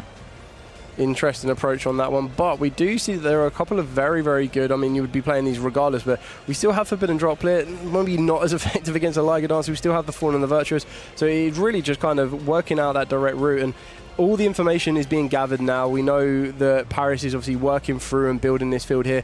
Fabian is going to be sitting there as well, gaining as much information to know if there is any kind of weaknesses in Paris's general play, but it looks like it is going to be very straightforward in getting that access to that Liger Dancer. And another thing that Fabian might have on their side is that if you are in a very, very strong losing position after the first game, you can kind of take it all together, keep as much information as you possibly can to yourself, and then go to game 2, giving yourself a bit of an advantage with the siding patterns. That's true.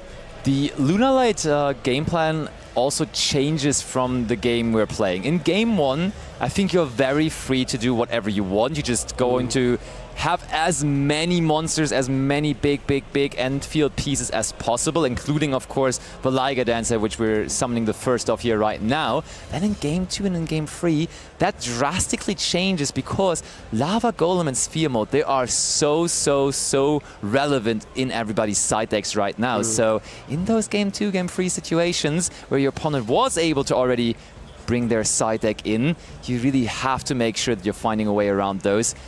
Possibly even just having the chance to summon double Liger Dancer, but deciding not to do so, just to play around cards like Lava Golem. There is Lunalight Tiger now, so it will be double Liger Dancer. In game 1, as I explained, that will be absolutely fine.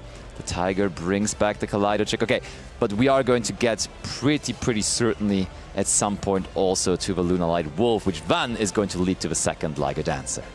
Yeah, very, very direct route of play on this one as well with the Lunalights themselves. Going to be quite exciting to see how the access to the Lunalights come when we get the new Legendary Modern decks, which will be coming out very, very shortly. So definitely something to be watching if you have interest in that particular one as well. We're seeing the number 60 Dagara's the Timeless being used here. This is just going to be for that extra bit of push, drawing 2 more cards, discarding the Molchami Fuvolos, which is yeah, not very required right now. Ooh, but he's setting a card, kind of indicating that we may be done with the turn. I expected like at least an SP Little Knight next to this, maybe even a second Liger Dancer, but no, that's all that we've gotten to here. And I gotta say, I've not often seen a number 62 card with Timeless, even though it is timeless as an end field piece of a Lunalight player. And look at this. We're back in time. Mystical Space Typhoon on your one set card. It can be as easy as that. Yeah, very, very interesting there on that one. Can't go wrong with a Mystical Space Typhoon, but also what you need to remember is it doesn't just end with a Mystical Space Typhoon. There might be some other cards that Fabian can then enter his own field of play with certain interactions, mainly that Radiant Typhoon Crossair, which we possibly could see here. Ooh. And we're going to be protecting that set card. What could that be? Maybe a Super Polymerization or something like that? That is a huge investment, saying, I don't want you to resolve that Mystical Space Typhoon. And the Mystical Space Typhoon, though, and as you explained, that is very important, still ends up in the graveyard, enabling all of our Radiant Typhoon monsters to be special summoned from now on out. Yep, so Fabian just taking a bit of time to assess what we have available to us here. Going to see which one would be the first to enter the field of play. I still don't feel that we've given a huge amount of advantage to our opponent just yet. I mean, currently with the lineup, you could be on Sky Strikers, but there we go. That is the Radiant Typhoon. Well, you don't need extra consistency pieces if you just consistently enough draw the one-off. But still, the decision to negate the one Mystical Space Typhoon when the Radiant Typhoon deck has like a million different ways to search out Mystical Space Typhoon is certainly interesting. Ooh, we did search. I didn't see what we searched for just yet, but we did have the Crossair already waiting in hand next to it, and we are going to bring that out, of course. Playing into this field with ease here. But the set card is still there, and that set card now turns out to be an infinite impermanence. That could be tricky.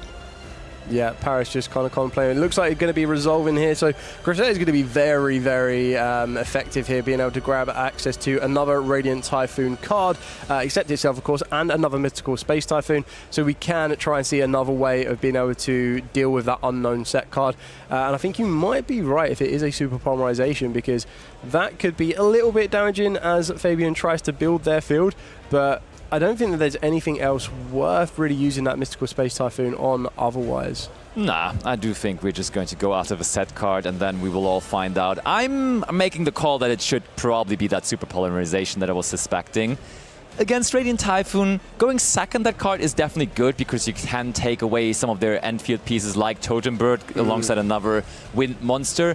Going first, though, it's not like they're bringing two scary monsters onto the field in the beginning anyhow, so you're hindering their potential to link climb into their link 2, but they are still probably going to get to that point. It's just a little delayed, so not necessarily the best card to have against that matchup in the first place. And it was that Super Polymerization. Well, we are analysts for a reason, huh? Yeah, very, very well read. We do get another extension here on the Radiant Typhoon side, getting access to the Radiant Typhoon Phonics, the Great Flame. So we now have the two strongest Radiant Typhoon monsters in terms of their attack stats. So we've got 3,000 with the Great Flame, and then we've got 2,200 with the Crossair. And then, of course, there are additional effects that the Phonics, the Great Flame, can obviously put into play. Yeah, so this is tempting, trying to already use the effect of Liger Dancer here, I would say, because if you don't, the next thing happening most likely is going to be a quick play. Yes, you can still chain to the quick play before the Phonics could activate, but depending on what the quick play is, that may already cause other problems then as well. Oh, okay. Oh, the Eldon was searched earlier on with the Chant. Thanks for revealing, Fabian, so we know that is still a problem left to come. And Paris is now really thinking whether that is the moment we need to use the Liger Dancer. So if we could also, if we don't use the Liger Dancer right here, right now, that immediately gives Fabian the option to just also go into the Link 2, having that already established, getting another copy of Mystical Space Typhoon. So, and there you go, immediately what he's doing. And yeah, that is an on-summon effect, which we are happily going to resolve. And that is another difficult situation now, because if we don't get rid of that, guess what? We're also going to get access to the trap card, to the Mandate. And when the Mandate is on the field, it's going to be even harder to win the grind game. Yeah, there's just a lot of trading off here. Paris is kind of thinking a lot about these resolutions here, and it does mean that Eldam is going to enter the field of play, and then this is going to allow to build a little bit more advantage on Fabian's side. Which one are we going to grab? So we went for Corsair already, but we do still have Megala. Megala, though, certainly the weakest when you are currently trying to play into a field, because Megala doesn't do anything on summon, but requires you to activate another quick play, and then, as the Phonics would have done, activates on a new chain. So that is certainly vulnerable into that Liger Dancer that Paris still is holding and not activating yet. So I would have preferred a Sven, but maybe there also is a Sven in hand, so that's like the only option we had left there, really. Yeah, I think you're pretty right. Oh, vision though. I see the vision. Yeah, so very, very good option on this one as well from Fabian. Still kind of trading off back and forth with Paris. Paris is being very, very conservative with that Liger Dancer effect here, just making sure that it's used at the most opportune time. Fabian here going to be drawing 2 cards and then discarding the Corsair. Giving up on that because we don't need that anymore. Have resolved it already, and here comes the effect of our Varun activating the mandate straight from the deck. Oh, and it's just snowballing, isn't it? Like, you get all those effects that just generate a little bit of advantage. Against the mandate, okay, we had the Sven already. That's probably why we searched for the Megala. Nicely anticipated. And yeah, like, that card is just such a grind card, the Mandate. Every turn we get to draw more cards while we're accumulating more spells in the grave. So at this point, you can just outgrind the Lunalight deck. As crazy as that sounds, it is very much possible to outgrind Lunalight, because with those returning Mystical Space Typhoons, you can just always destroy their spell and traps as well. And that may even protect your Corsair from being destroyed by that Liger Dancer eventually, when we get access to also our Ascendants, which is going to be... Oh, which is played as a free of in his deck, by the way, I just realized. Ascendance as a free of is nice. It's not necessarily the biggest consistency booster, because on its own it doesn't enable any kind of combo, because it only gets to interact with cards from your graveyard or search another copy of Mystical Space Typhoon.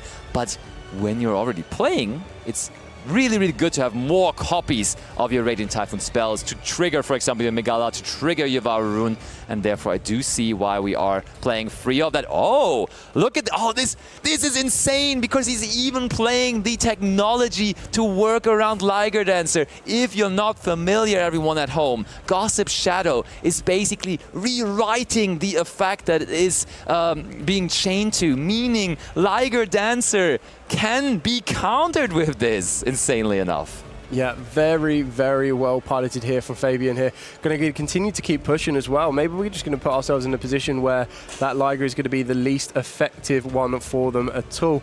Paris still has a bit more advantage here. There is still no life point change whatsoever. 16 minutes into this duel, but both duelists have kind of navigated correctly. And at the very least, again, on the flip side of this one, Paris should be taking in as much information as possible as we work our way into the Varun. This is madness. So we have now established the Gossip Shadow, which is the perfect answer to that Liger Dancer. And we have now also resolved the Megala, making sure that that Varun is in rotation too. And guess what? Here comes Great Fly. And we know there's another Mystical Space Typhoon in the graveyard. And we have not used the graveyard effects of either Varun or Phonics yet. Both ready to return. And then when you have the boost by the Great Fly and by the Mandate, that Phonics will be big enough to attack over Liger Dancer. Yeah, so it definitely looks like Fabian is going to try and push it through for this turn and leave Paris with very little to be coming back to. Just confirming where we're at on attack stats and everything else in between. Having a look at what else we have. Like you said, all we need is a Mystical Space Typhoon, and we're going to be able to flood the field with a couple more strong monsters in order to kind of push this one through. They're just currently doing the maths on this one of which one it needs to kind of get the final punch in, and just looking up at the Mandate as well. Very, very well played by Fabian here. Very much so. And I mean, I said, yes, you can get over Liger Dancer. They're both 3,800. It will do the trick. You get the result in that you want. So that's all that matters. And I can tell you, getting a Phonics back is a lot easier than getting another Liger Dancer out when you're playing with all of those Mystical Space Typhoons here. And those Mystical Space Typhoons, of course, combined with the Mandate, even better. You don't even need to deal with the Tiger here, because when you're just activating a Mystical Space Typhoon on the tanky, you can chain the Mandate technically to negate the Tiger permanently, but no, still we want to deal with that Tiger. And look at this. Chainlink 1 Varun, Chainlink 2 Phonix, both big monsters ready to return. And that's what we are going to see here. And Paris kind of knows his fate here. Fabian just with a real strong engine hand going second, having the best matchup imaginable in that case. Yeah, very, very well done here. So we're going to try and trigger off the Lunalight Gold Leo. We've got everything we could possibly need from the Radiant Typhoon side. Just got to get that final push in, and we're just utilizing the Varun in order to negate the Lunalight Gold Leo, and making sure that we don't get to push any further forward or any more resource for Paris here, and kind of clear off exactly what the Lunalight Tiger just put into play. We may as well, and there is the free-off that I was talking about, Radiant Typhoon Ascendance. In the beginning, very much was only played as a one-off, but now is established here in Fabian's list as a free-off. We bring back the Crusea, and now we use the effect of Phonix, completely dismantling this entire field. Okay, we're chaining that Liger Dancer there, but Fabian, before even a fusion monster hit the graveyard, already grabs his Gossip Shadow, redirecting that effect and redirecting that game into his own direction as Fabian takes down game number 1, going second into the Liger Dancer. Some decks just immediately when they see the Liger Dancer, they're like, oh yeah, that game is over, but not Fabian. Yeah, he did that very, very well. Every step you kind of predicted what was going to happen. Fabian kind of followed that in their own way, got the right result as well. Paris was just sitting there holding on to the Liger Dancer to get it done, but as you've already mentioned, it now kind of shifts a bit more. So Fabian has the information of what he's going to be facing. Yeah. Probably going to be going second. I'd be very surprised if you want to let the Liger Dancers go first. So I feel that this is going to be quite interesting to see, and how cautious Paris plays it in regards to how many Liger Dancers are left on the field. So the issue is the matchup already is favored towards the Radiant Typhoon deck. Therefore, you can not really afford to respect cards like Lava Golem and Sphere Mode as much anymore. And I think you just still have to go all in, sorta, getting as many cards out as possible. Maybe also trying to get towards a Baguska, which could help here to hinder them from getting all of those monsters onto the field step by step. So I think you just, in that particular matchup, you go in, while in others you would have maybe played it a little bit more cautiously, I would think. Yeah, I think you're in the right one on that one. It's going to be quite interesting to see. So the duelists still have plenty of rounds to go. This isn't like far from over. Just having a look at some of the side decks as well. Mainly going to be looking at Fabian's side deck. There is a card. It's not Lava Golem, but relatively similar to Lava Golem. But there's also one of the brand new cards from Chaos Origin that can play a very good part in going second to help you get to particular cards like that. And that is, of course, the Pot of he likes Sloth. pot cards. No Pot of Extravagance in the main deck, but there is still is some respect for the pot cards. And at this point, maybe that is a better pot card, honestly. Like, not giving up any resources from your extra deck, not having the restriction of not being able to draw cards anymore for the rest of the turn. So Pot of Sloth, I think in the beginning people were sleeping a little bit on that card. Yep. But as soon as the first tournaments were played with Chaos Originals being legal, people realized, oh, yeah, well, hold on, that card may just be the most staple card ever in the side deck for going second situations. And I'm just waiting for the day where people are even going for the main deck technology of Pot of Sloth, honestly. Yeah, going to be very, very interesting to see if that comes in. I'll be surprised if it doesn't. There's also something else quite interesting. There's going to be 2 more Mangalas in the side deck as well. Going first. Going first more so than anything. Bestial Magnum, would you kind of... I mean, there are some targets you might want to try and get rid of from the Lunalight Graveyard, but to try and rely on that one-off may or may not be as effective in comparison, but... I mean, you throw it in, yeah. I mean, you throw it in, you have good targets with the Silverhound, and then additionally to that, in the end phase, you can just grab the Sheena for free. Yep. So I think it's definitely worth it. It's worth getting back into the gameplay action as well, though, as players are ready. So why don't we get Game 2 started?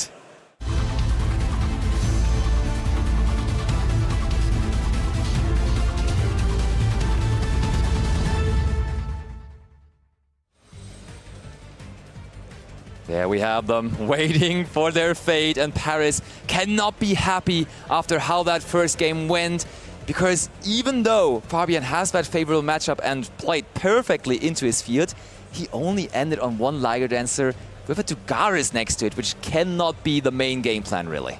Yeah, completely agree. But we're going to be starting off with one of the best cards you can start off with the Lunalight strategy, being the Lunalight Gold Leo, and then going to be working our way into sending the Martin. And the Lunalight Martin can also be very, very effective here to get a bit more resource. And we're going to be going into the Masquerade. Masquerade, indeed it is. And that's, of course, another way to secure, when you have access to this card, which we did not have at all in the first game, to get that second Liger Dancer out, as now we, of course, are allowed to also use fusion materials from the graveyard. And guess what? Molchami Fuvolos twice even! So the first one in game 1 did not resolve, so Fabian made sure he's bringing a second one. But this time around, even both of them are resolving. Yeah. That's massive. Very, very big here. I guess the question is how much fire. And the fact of the matter is it was chained to an effect that guarantees there's going to be a summon from the deck. So you replace them straight away. That is insanity. And Paris, yeah, he's looking at his 2 level 4 monsters there. In those situations, if there's only one Molchami Fuvolos, oftentimes you just go for plan B, which is Baguska. But giving your opponent 2 extra draws here, when they can just turn 2 Radiant Typhoon monsters on their side of the field easily into a Varu Rune, which is an instant out to Baguska. I don't know about that. Yeah, I think that could be very, very tricky here. And then obviously Paris is contemplating how far we go. And it looks like we're going to be going for the Tiger, utilizing the Lunalight Gold Leo on this one, getting that back to the hand.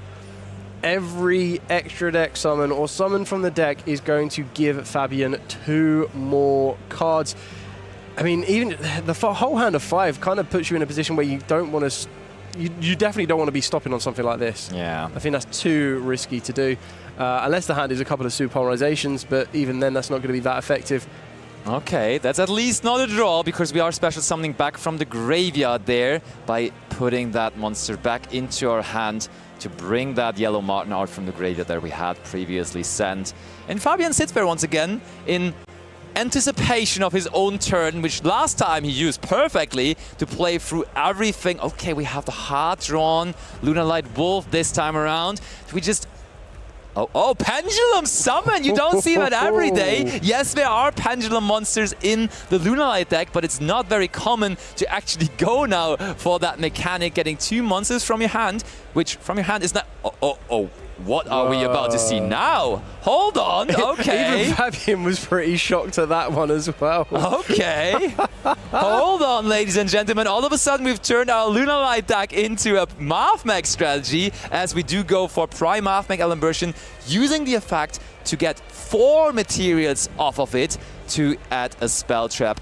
Any spell trap from your deck to your hand, and that is resolving. Could we... What would you go for? I mean, Anti-Spell sounds very, very good, but then you still have Fallen the Virtuous and Mystical Space Typhoon that instantly trade off with that. Yeah, so...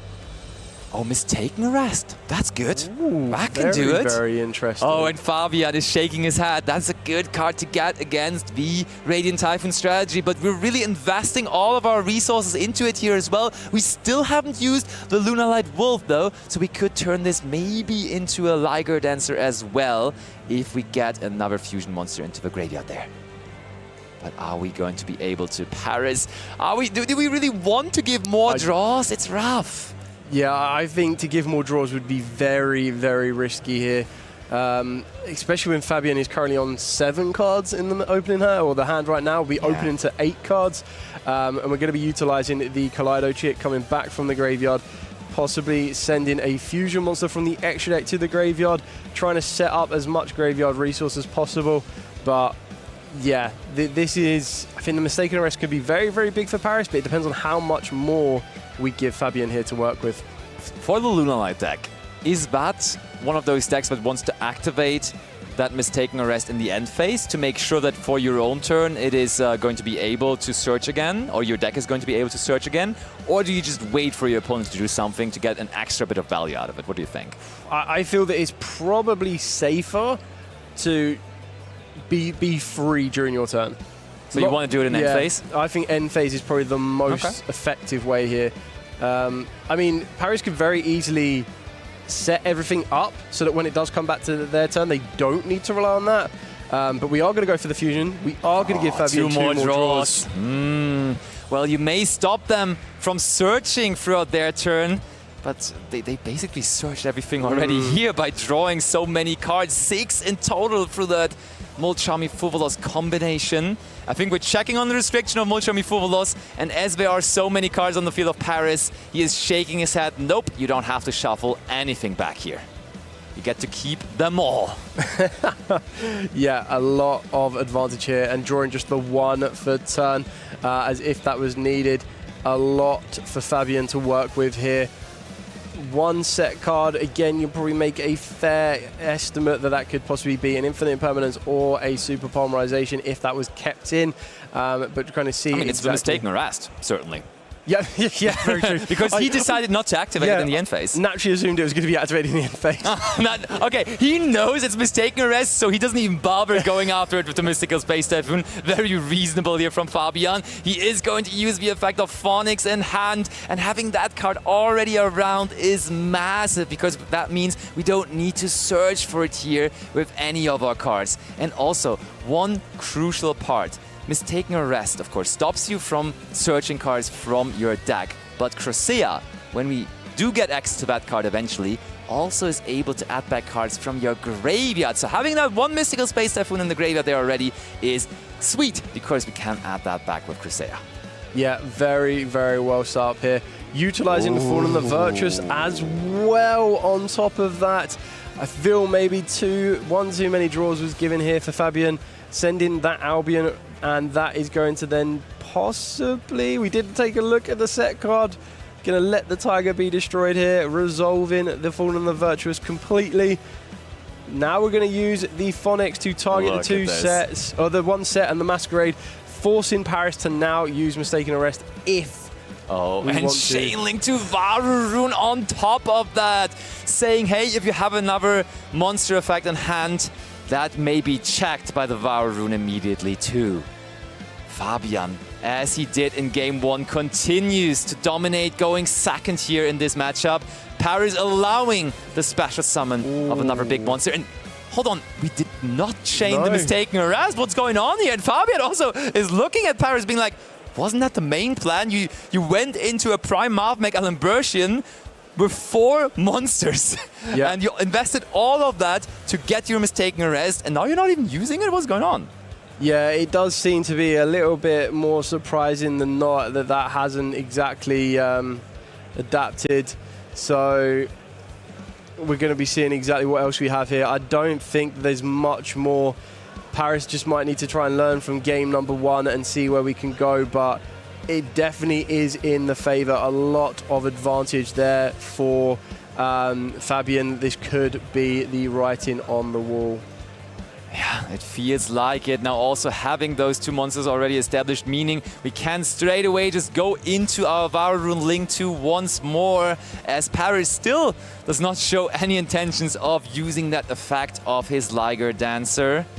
Fabian, considering with all of those cards in hand, it's not an easy decision to make what to go into next, because there's just so many options. And all of a sudden, the options are even more, as we do not face the resolution of a Mistaken Arrest anymore. So we can freely, carelessly, just drop that Radiant Typhoon Eldom onto the field. Yeah, so this is going to get us another Radiant Typhoon. Linking both of those into the Varoom Link 2. It's going to get us even more resource right away. There is the Mystical Space Typhoon. Here comes Sven. We are able to special summon all of those, as we do have Mystical Space Typhoon on the in the graveyard, which would not even be required right now, as we have cleared all of the spell traps from our opponent as well. So both ways enabling the special summon of all of our Radiant Typhoon monsters. And there is Chant again. It may be a one-off nowadays, but Sven, of course, which always accesses the Radiant Typhoon Chant, is still a free-off. Now the Link 2 gets us the mandate. We have seen this in Game 1, and it continues to be the trend here in Game 2 as well. Oh, and now you gotta use the Liger Dancer here, because if you don't use Liger Dancer, they can just walk into another copy, as we have seen in Game 1 of our Bamboozling Gossip Shadow. And he anticipates that, and this time around is going to make sure that all of those monsters get destroyed here. Yeah, definitely learning from duel number 1 on that one. Going to get rid of all of those monsters Fabian has, but there's always going to be a but on this one. That is not over. There's still a lot of recursion and a lot of cards left in Fabian's hand. Radiant Typhoon Vision next. Let's just draw a couple of cards, shall we? And there is There's Crusea and Mystical Space Typhoon, I think revealed in hand, signalizing, hey, I still got this as well. So you will have to deal with it eventually too. I was actually, I found it interesting that Fabian did not decide to use the Crusea early on, because here in that situation, Crusea would have been protected from the effect destruction of the Liger Dancer, so it would have been an easy monster to bring onto the field, but we just held it until now, haven't even used it here yet, which is a crazy thing to imagine, but due to now the Liger Dancer activating and bringing another Lunar Light fusion monster into the graveyard, our Silver Hound now also is live, and we are going to use it here on that vision. Understandably so. Yeah, very interesting here. We're going to be chaining the Mystical Space Typhoon. Very, very well done here from Fabian. Crusea activates as Chain Link 1, and guess what? We are going to use the Devour Rune from the graveyard too. Phoenix hasn't been used either, and as we have destroyed Radiant Typhoon Vision with our Mystical Space Typhoon, we get to reset that to all of those monsters flying back onto the field, as we're all wind monsters. That only makes sense. So, do we still have enough gas to go into Great Fly here this turn? I'm wondering. I mean, it would be very easy. We can just link off the Crusea and the Devour Rune to go into Great Fly. Then we have the boost by the Great Fly and by the Mended as soon as we use that to make our Phoenix 3800 to even it out, to battle it out with the Liger Dance. So we can do that. The question is just whether we even need to do that, because we could just possibly chill a little longer and keep it a little more control-y here even. Yes, we still have Magdala that could enter, and we're just going to normal summon down a Mulchummy Foolos, because why not? I mean, that's a wind monster at the end of the day, and that's the only requirement for Great Fly, that you do need wind monsters with it. So we can go into that Great Fly here. And now, all of a sudden, Phoenix is 3,500, and it only needs 300 more, which handily enough, that Mandate is able to give it. Yeah, very quick, easy trade-off there. Might not be enough to fully finish off, and maybe Paris held back some resource. We yet to know. Definitely under 2 full loss, there might be something there. And it looks like we're going to be trading that Liger Dancer straight off with the Phoenix, just confirming the current attack stats. Increases that we're getting from Great Fly and Mandate, as Basti has already kind of talked about. And we're going to chain the Mandate to put the free spells back into the deck and then get ourselves a fresh card. And that is a very important thing to note.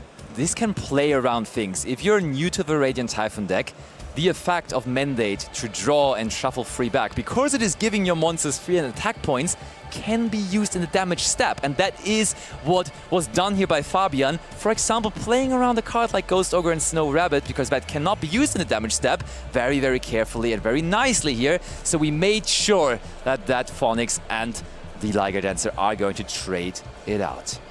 Yeah, and then attacking to get a bit of damage on Paris' life points here with the Varoom of Vibrant Vortex. And then going to be seeing if there's any more recursion from the graveyard of Fabian before we pass it over to Paris to see exactly what fight back we have left, with 13 and, well, nearly 14 minutes left on the clock. Not much. Both games going second. Fabian dominating completely, getting all of the cards from Paris Field away into the graveyard and back into the extra deck. And now even Fallen the Virtuous that was previously activated will be reset, or to be completely correct on the term, set another one from the deck with the Albion that we have sent with the first copy to the graveyard. Yeah, so drawing the most important card so far for Paris. Going to see if this has any effect on Fabian's field right now, but we do have a very, very insulated field here, because we do have that interaction from the Vibrant Vortex. We know the Fallen the Virtuous, we have Mandate as well. It's pretty much everything you could ask for the Radiant Typhoon strategy right now. What's funny to me, and in both games Fabian did that, so it must be on purpose. We just brought out that Vortex, that Vibrant Vortex Monster Negate in attack position, and it only has 0 attack points. Yes, with the Great Fly it does go up to 500, and then with Mandate resolving it even goes up to 800, but that is all we need here. The Fallen and the Virtuous on the Masquerade. Fabian takes it 2-0, and Paris is grabbing Fabian's graveyard there, pointing at those 2 Fuvolos in the graveyard and said, well, I could really not do anything about that. Ay, ay, ay. Yeah, did everything he could in game number 1, making sure that he responded with the Ash Blossom. There was that little bit of hope as we tried to think about it, if there wasn't going to be another Ash Blossom, but no, straight away, Fabian doubles down, double mulch on me forward loss, able to push through a little bit more resource, and ultimately the amount of resource that was gathered from those cards was enough for Fabian to push through that field that had been presented by Paris there as well. But it's not over. It's far, far, far from over for either duelist. Of course it is. But I mean, for me personally, as I picked Radiant Typhoon to win the entire thing, of course, that is good to see that the deck is not only undefeated, but also going 2-0 very, very strong here in that match. But as everyone knows that has followed our coverage here this weekend so far, there's this one feature match going on, but another one also in a separate stream. So if you want Yu-Gi-Oh! Action all day long, make sure to check out both of those streams here, because the round 5 that we had on the second feature match stream there, we saw that Usman from the UK, actually, fellow UK, brought a crazy deck there. He's playing a 60-card Metalmorph deck, and I've been told he even won. Yeah. So 5-0 60-card Metalmorph, Black Luster, Ritual pile deck. You definitely want to go back a little bit in time and check that feature match out on the second stream as well. Yeah, Usman is a very, very creative individual in the UK scene. So a lot of individual creative duelists around this place as well. So it's going to be very exciting to see what else we get with the more rounds of Swiss today, and then even more tomorrow. So really, really exciting. But maybe it's time that we go and talk to our winner from the feature duel. Yeah, we definitely will see whether he was aware that his matchup is so favorable and therefore stayed so calm the entire time, as that Radiant Typhoon deck really has those dudes. The moment I saw that he also has the Bamboozle Gossip Shadow, that's such a good card to have in that matchup. It's just immediately, the moment you summon it, that basically dictates the whole matchup, because now when they know you have Gossip Shadow, that basically means every single time you have 2 level 3 monsters on the field, they gotta use Liger Dancer, because otherwise the Shadow is just going to pseudo-negate it, deal with it, and therefore it makes the whole matchup so much harder for any kind of Lunar Light player, and therefore good for him that he included that card into the extra deck, because it's not necessarily a staple. A lot of people are bringing it, but I would say it's like maybe 60-40 or something. Yeah. Half of the players almost are playing it. The other is kind of saying, Lunar Light, I rarely play against it. I already have weapons against it. So do I really need the card on top of it? I don't really think so. So you already mentioned it. Only one person that we want to hear from right now. So why don't we throw it over to our featured match winner with Leo. Hello, everyone. Yes, indeed. Mr. Winger, you just won the last round. How are you feeling? I'm feeling quite well. I'm quite good. I don't know. I didn't expect much from the tournament. Currently, I think I'm 5-0, 4-0, 5-0. 5-0, yeah. It's pretty nice.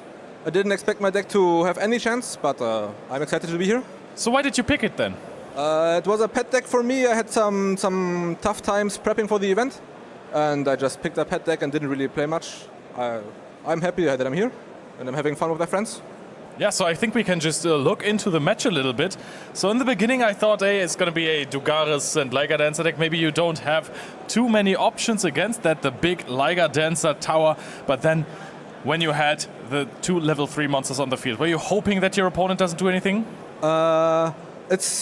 It doesn't really matter right here because I don't have anything else. But of course, if the entire thing about the Gossip Shadow is that they wipe, and I can negate the wipe. If they wipe before the Gossip Shadow, I can still just push through the Liger Dancer. So right here, I felt very comfortable because my Link 2 got through, and then afterwards I was able to summon the Liger Dancer, and I just had no issues at all clearing the board. Felt really good. So it's very nice. So you would say the matchup is very favored for you? Right now, how the deck is built, I think the matchup is very favored, yes. I'm very happy that I played Gossip Shadow. It's the only reason to play that card is Liger Dancer, and that card is nowhere to be found. Sometimes you summon them randomly to just negate a Famena hand or whatever, you know, if you have a monster you need to negate, but the deck currently I run has no extravagance, no super poly, so I have immense extra space, so I just played a Gossip Shadow. There were people talking about like playing a Zeus or playing a Mega Fleet in case I play against Krishna, so there are a lot of extra spaces for the deck, and you just can play whatever card you want. And I'm very happy I picked this one. That is huge. Yeah, it won you the feature match, basically. I would have lost without it, yeah. Let's go into the next one. This is where you then took away everything. Oh yeah. How many games did you have like this where you could just do whatever you want? Today or in general? Today and in general. Today, not at all. All my opponents had very good decks and a lot of options. So they obviously fought against my stuff. But in general, against Lunalight every time, they don't do much. They just summon a tower, Baguska, SP pass. So against Lunalight, the plan is to just keep in all the engine, sometimes even sight in more engine, and just play through everything. Does the Baguska hurt you at all? Baguska is weird because they always have the spell negate in graveyard. Yeah. So even if you draw a Virtuous, it isn't always an out. And you just need to draw a Droplet with a monster to out it. Or otherwise, you can technically use like 2 engines without effects, make Link 2, hope they don't nuke it. It's tough. It's tough. Baguska is tough. If your opponent didn't do Dogaris, but Baguska instead? There are 2 game plans against the deck. If they are not in Baguska mode, you just take everything they have and try to go for Gossip. If they are in Baguska mode and you can't out it immediately, you try to play for the next turn and turn after, because your MSTs are very good into their follow-up, and the Ligas very bad into a defense Crusade while they have no back row. Yeah. And you can just stall out a lot of time until you just out the Baguska. Oh, that would have been cool to see as well. Yeah, it would have been amazing to see. But let's actually... I already had a plan for that, but he just went to Garrus and I was like, okay, unlucky. Let's go into game 2 here, where you had the... I thought I lost. Really? I had 3 Fuvolos in one play. I thought it's going to be very, very tough. Yeah, and I'm happy I didn't lose. Were you afraid of Cold Buy here? No, not at all. I activated 1 Fuvolos. He was thinking a bit, but I figured that the way he was thinking was the way he was thinking before on just what to do and not how do I engage here. Yeah. So I just knew just by his mimic that he just didn't have anything. So I just could just Fuvolos immediately. Okay, now there was something, I don't think we've covered it in the next clip, but it was very funny to see your facial reaction when your opponent put 4 monsters together. I was confused. I was like... There is like Rongomiat, who needs like 4 warriors or 5. I was like, that guy's banned and he needs warriors. What are we doing? What are we? I was just confused. I was like, is it Link 4? And he's just putting them together. I was very confused. Yeah, I was just confused. There we had the mistaken arrest, and that card in that game went missing. It never resolved. Did you talk to your opponent? I talked about him. His biggest issue was he didn't quite know how my cards worked. You can see he read all my cards all the time, and he thought that my Phonics would only shuffle the tanky. He didn't realize I targeted both of them. He said, okay. I put them both next to his deck. Was like, oh shit, this one too. Oh, sorry for the word. But he was like, well, unlucky, I guess. I take it. We are on stream. There's nothing. And unfortunately, he couldn't activate. I told him it wasn't a big difference. Of course, I wouldn't have had that much, but because I had MST Engrave and Spells Engrave and the Vision in hand to chain to it, I would have just missed 1 search from my deck. Yeah. So I couldn't have played through it like that, like crazy, but I would have won on the follow-up turn, I think. Yeah, I can imagine. The matchup seems to be absolutely incredible. And then let's look at basically the finishing move. Your opponent wiped the field before a Baguska could hit, and then you had this Vision into MST. Even the Vision got negated, I think. But yeah. Activation negated, yeah. I mean, this is exactly the case where we talked about, do we care if they nuke before the Gossip Shadow happens? We don't really. We lose bodies. It's the right play to do. He does it here properly. But in the end, it just shows how much I can just out this entire board and just win the game. Yeah, it looked very, very easy. It's very fortunate that you can get plus 800 attack points on the Phonics. Yes. I tested a lot against Johannes Bauer. I think a lot of players know him. And the way he tried to win the matchup is he never used Silverhound in Graveyard, and his Silverhound negates the Mandate boost. Because it negates activation, can do it during damage step, and I have to go to another Link 3 for Doom Eagle, targeting the Silverhound to shuffle him back before a Mandate boost to out it. So it gets quite more annoying if your opponent really knows the matchup, but I'm happy he just negated a random card beforehand. And there's one more question I need to ask you. We saw a lot of your Varuron Vortex summoned in attack position. Why was that? Always summon your Varuron in attack position. The guy has 800 with Great Fly and Mandate. If you try to hit them hard. 800. During testing, like way back then when I started playing Radiant, I always summoned the guy in defense. I missed the game by 600. Yes, 3k defense. You think you want to summon him defense? No, you summon attack. Just attack. Megala the same way. Okay, they always got to be angry. They always got to be angry. Dude, congratulations. You are 5-0 now. Thank you very much. Do you have any shoutouts? Shoutouts to my friends. Shoutouts especially to all the friends who helped me play here. Shoutouts to Philipp Weidinger specifically. He helped me a lot with the deck. Helped me improve with the deck. If you want help with Radiant Typhoon, check out Philipp Weidinger. I think he does coaching. Hopefully I'm allowed to say that. But also Nico Schlickam and all the other guys who are supporting me. Julius Frieme specifically, he bought me Pot of Sloths, so I can play them here. He bought them directly just for me. I'm very happy to have that guy. I love that guy and just... All right, Thank you so much to your friends as well. Winger, congratulations off to the next round with you, and we're going into a short break. You have the Skull Archfiend that summons itself from the graveyard and then just takes away your fusion monsters from the graveyard that you worked so hard to get there. It is such an abysmal matchup. It really is, and one deck I think that also struggles against that, with that deck now being around. And I gotta ask you the question, because you are now the striker head of course, of our coverage team. Sky Striker, is that a deck we should expect in terms of raw numbers? And if we do see it, which I think we definitely are going to see to some degree, how successful is it going to be in the end? Is it a deck to bring? I think we're still going to have some Sky Striker players, because Sky Striker never falls. Okay, so we got that Sky Striker propaganda out of the way. Sure. But I think that the deck has a little bit of a better matchup against the Chaos decks than people give it credit for. Okay. Because you can just present them with something that could potentially out the Mind Shuffle and then chain an anchor onto the Black Chaos. So you basically put them in a little bit of a theoretical chokehold there. Because if you're playing SP Little Knight or an Azalea to get rid of the Mind Shuffle and the Black Chaos is on the field, they're like, yeah, okay, fine, I'm not responding.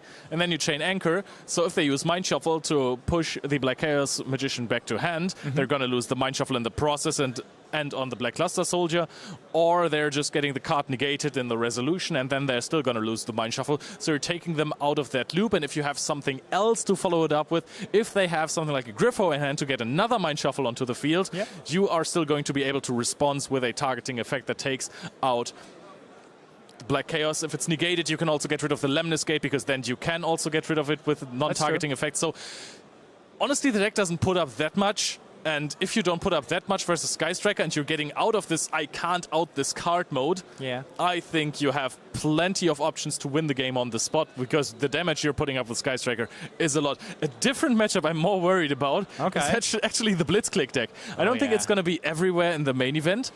Not necessarily. Playing with Striker into that matchup is so tough. It's and hard. It is, first of all, Whisker is a crazy card. If that thing summons itself in resolution, summoning like 2 other monsters or the Whisker itself, destroying 2 cards on resolution, and then also having the monster negate, you get infinite value. So at that point, the game might be lost. However, the hideout in the Sky Column gives you a level 6 Earth token. That is so incredibly useless. What a Striker is going to do with it? It's actually even hindering it, right? It stops you from activating Engage, which is already a problem. You need you can't send it for Droplet, because you have to send to the graveyard for cost, and that's not happening with a token. So you need to find Fallen Virtuous to pop. That card actually is a breaker into Sky Striker fields, because you're like, the moment you activate that, you're like, okay, buddy, your Widow Anchors, not really afraid of them anymore, because you can't even activate them as soon as I give you that token. You need to Lemniscate it, or zero it, or fall into Virtuous. It's beautiful. As a breaker, probably zero is best in that case. The thing is, as a breaker, you're forcing out something, and then you can get it back later. And then maybe at some point, then you can still make a token. It's so good. It's something, if you have broken the field a little bit already, you can top it off with the hideout in the sky, because then afterwards, after you've taken out all of the cards, token. So we addressed now the new cards from Chaos Origins quite a bit, and those new, you already talked about the Black Luster cards and everything. Do we expect that to be a relevant force for this event, possibly being in the top 4 ultimately of the main event? I think a Chaos deck we might find. Chaos is incredibly strong. Blitzkrieg, I hope we will find, because I absolutely adore the deck. It's very, very cool. I'm not too sure about the others, though. We also have a new way of searching Habakiri now. There always is Habakiri at the end of the day. So we got basically a new pre-prep that is just searching for Habakiri by revealing the ritual, not the mirror. Sure. Because the ritual is actually written on the Amino Habakiri no Mitsurugi. So there is some things you can do. I would like to see a crazy Mitsurugi Chaos deck. Although Chaos is already running quite some bricks. And it's fine, trust me. Is it though? Is it though? It's a dangerous game to play for sure. Yeah, then if you're adding a mirror, a Saji, and a ritual, then Is there any crazy deck that you think could just come from like real rogue status into top 4 here this weekend? Is there something maybe that usually by players is only considered to be a local stack, but actually will have the run of a lifetime here this weekend?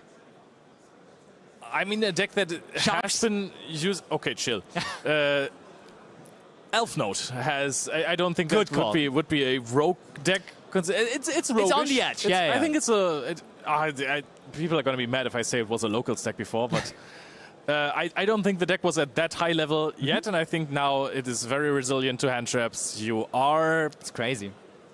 Able to play through boards, and the board you put up in the end is crazy. I mean, we considered the Power Patron deck, which we saw in the round 1 feature of the playoff by Leonardo, as the combo deck. But Elf Note combo is even stronger, combo is even bigger, combo is even better, if it goes through uninterrupted, of course. Yeah. I think like it is a little more vulnerable to interaction compared to the Power Patron deck, but if it does not face the interruptions that is presented by the opponent, then it is putting up even bigger fields than the Power Patron deck. It's like cards like Effect Veiler, which we also saw in the playoff already. They don't really do a lot, because then there's Regina, and Regina is distributing something on resolution, and that card then does its own thing. So I've gone through that loophole a billion times at this point, where actually was trying to stop one of the Elf Note monsters on the field, and every single second. Oh yeah, they only have 1 card remaining in hand. What could it possibly be? Surely it's not Regina, and it was always Regina. And sometimes it's also like, if I let this resolve, I lose the game. Yeah. So I have to throw my Effect Veiler here or my Infinite Impermanence, and then they have Regina, and then you feel so stupid. It's like you took off the blanket and then you tripped over it. That's true. But okay, so that is definitely something that you wouldn't necessarily expect, but could definitely be there. For me, I gotta say, I've been playing that deck quite a bit over the last couple of weeks, and we also had it in top cut of German Nationals, so maybe not necessarily considered to be like a rogue deck necessarily, but I think Radiant Typhoon, even though it lost to Chant, that deck is still out there. And I think we can maybe have a crazy run by Radiant Typhoon this weekend. I feel like it also came back after it lost 2 Chants, right? But people had to adapt. Running Manifestation now, which is also a pretty strong card. Yeah. Actually, if you send your Phonics most of the time, or your Vortex, that is also pretty nice. True. But the deck is really, really strong.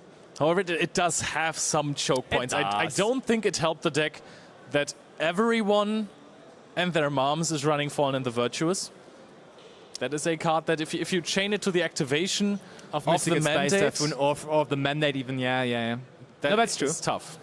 It definitely is tough. But yeah, I think we have a well-rounded meta game where like definitely at least from the top of my head, 8 to 10 different decks are capable of qualifying here this weekend, because it's not only about winning the entire thing. Of course, all the glory, it's very cool to win the whole thing. But basically, where it matters is that you win your top 8 match. You really want to make sure to go into top 4. This event, this weekend, EUWCQ always is that special setting of the most important match, not necessarily even being the finals, but rather the top 8 match, where you just have to make sure that you're actually qualifying for the World Championship. And we've seen it plenty of times. The moment where all the pressure falls off and they win their top 8 match, afterwards, they're barely able to play anymore, because they have just, they're so happy, and they're like, yeah, let's play top 4, no biggie, let's do it. But I really don't care anymore, to be honest. What I remember when you say that is especially the game of Juhu versus Jessica Robinson. Oh, yeah. And she dusted him on his entire hand. It was a... Okay, I'm done here, yeah. You know what? This is the handshake. Alrighty. I'm very happy this didn't happen in top 8. Yeah. Because this time around, again, remind yourself, we're sending 4 players to the World Championship. It's going to be 4 from the main event. 4, not 3, 4 players. So we are sending a full roster of 7 again. And I have already asked you what your opinions were, who's going to make it. Did you finalize your 4 players? You said 2 people that you don't know that well, 2 people that aren't household names. Then Dinkabui again, of course. I threw that into the conversation, of course. How could you not? Definitely always a good shout. And I mean, we also saw Joshua Schmidt walking by the stage, not in the playoffs, but definitely trying to qualify for the World Championship again for the regular way of just making top 4 at EUWCQ. I wouldn't be surprised if he makes it. And then, I mean, all of the playoff players, really. Like, we've seen it plenty of times that they fail to qualify to the World Championship in the playoff, which really is not that big of a fail because it's already a huge accomplishment to be there in the first place, and then it's only 3 out of 16. So odds are better than the main event, but they're still not necessarily great immediately. So then having that backup plan, having their way through the main event, we have seen it multiple times already. How many times did we actually see it? I think Julian actually did win both. In NA, basically. yeah. And I think Jay Quincy did it once in Europe. He did. And then I don't remember anyone else So I off the think top of my head. The actual qualifying then in the end has not happened as often, I want to say. But they have huge runs. Yeah, they always, like, we saw it super often that the playoff people also ended up in top cut, which is also no surprise because the way they got into the playoff is by making top cuts in plenty of those tournaments. So it just adds up, it lines up perfectly well. And I think, therefore, we have those definitely as forces to be reckoned with throughout this weekend. And I do think we're up for some treats. I mean, it's not only that they just play well generally in tournaments. I think the preparation for the playoff players is different than the preparation of, I want to say, regular players of the others. I'm not saying that they are not preparing a whole lot for this tournament, but if you are in this top 16 playoff, you better take some vacation days from work because you are preparing for this tournament. These players have put their entire lives into this season of Yu-Gi-Oh! Into the entire last year, and they wouldn't want to waste any chances of getting to Worlds. Absolutely, I do agree. And I mean, also one thing to note, all of those playoff players and also our national champions, they're starting into the main event tomorrow with a 2-round advantage as they do have that 2-round bye. And I mean, that's such a nice start because, I mean, first of all, yeah, they are likely to win their first 2 rounds anyway. So you could say it's not that big of an advantage because the first rounds they're playing against maybe lesser experienced competition anyway. So for most of the people in the playoff, you would already sign them up for a 2-0 start in any kind of tournament. But using that time that you would be already sitting at the table playing through your combos and playing through all of those cards and transferring that over to sleeping longer, such an advantage when you're having such a long day of playing Yu-Gi-Oh! Especially since we have moved away from timed top cuts to untimed top cuts. It is increasingly more obvious that fatigue plays a role. I'm not even saying that this is a bad thing because that's just another set of skills that you need to bring to a table. If you are playing those deep runs and at some point it will get to you, you will be able to think less fast, you will still have to play at a reasonable pace even though the top cut is untimed, not the timer is untop cutted. You are going to make more and more mistakes. I think we've seen this in plenty of finals now after 2 long days, sometimes 3 long days of Yu-Gi-Oh! Totally. People were getting fatigued and they were slipping in some smaller mistakes in those final matches, or in my case, bigger mistakes actually. But this gets to you, and having 2 rounds off in the beginning, sleeping longer, I think that really helps. Yeah, I think, Leo, at some point throughout this weekend, we should also be sitting down and chat again about your run at the French National Championship, because, I mean, this is also, of course, also the meeting of all the winners of the National Championships, as that is part of their pricing. When you won a National Championship, you actually got travel and accommodation here for this very event, here for this weekend. So even if you didn't plan to attend the European Championship up until this very point, and then you just out of nowhere win Nationals, you're like, oh, now I just get to go for free, and I get to meet up with all of the other national champions. They also get the 2-round bye treatment. So I think it's cool to talk about that process, to talk about nationals a little further, as all the nationals basically led up here to this weekend and led up to this cool and very exciting tournament that we are playing. I mean, I say tournament, but when I say tournament, I realized in my head it's so many tournaments that we're playing throughout this weekend, because there is the points playoff that we are currently already inside of, that we have started with.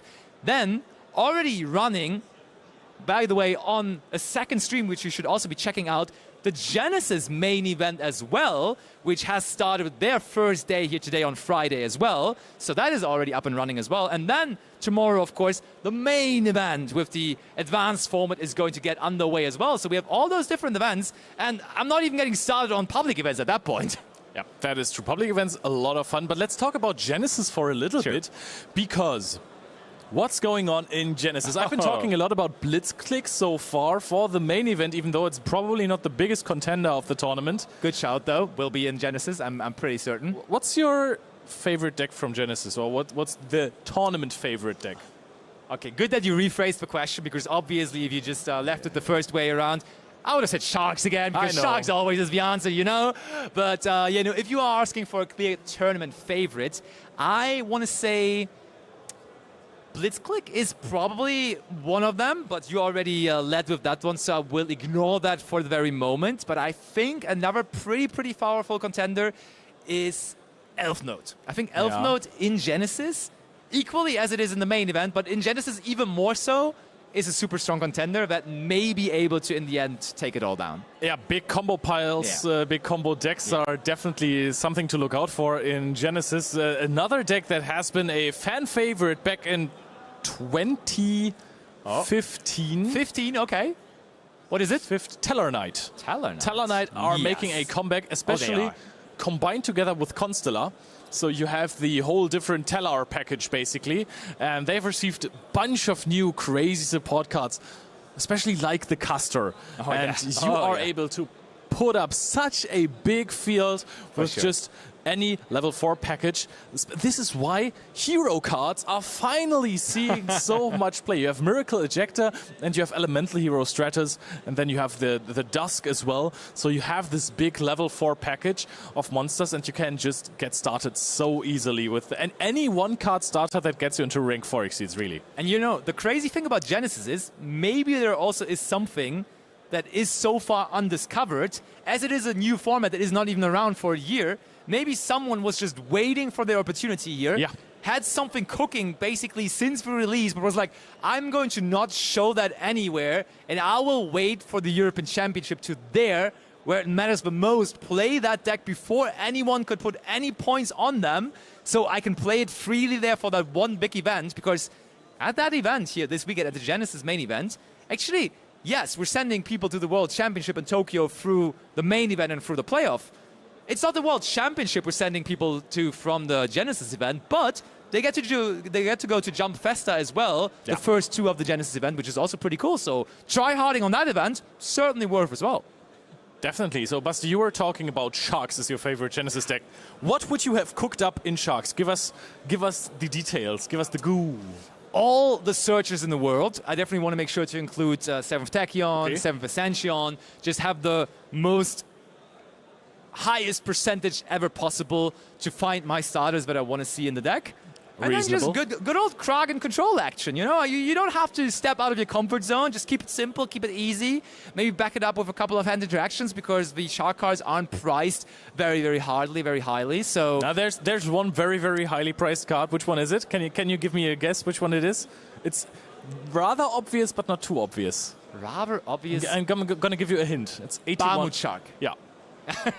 Was rather obvious, you're right. Yeah, maybe not necessarily because of the Shark deck itself, but it was kind of one of the most powerful Shark cards there is. But yeah, as you've heard here, there is plenty of things going on here throughout this weekend, and we will be guiding you through this beautiful weekend of Yu-Gi-Oh! Action here at the European Championship, live from Brussels. So let's see what's next.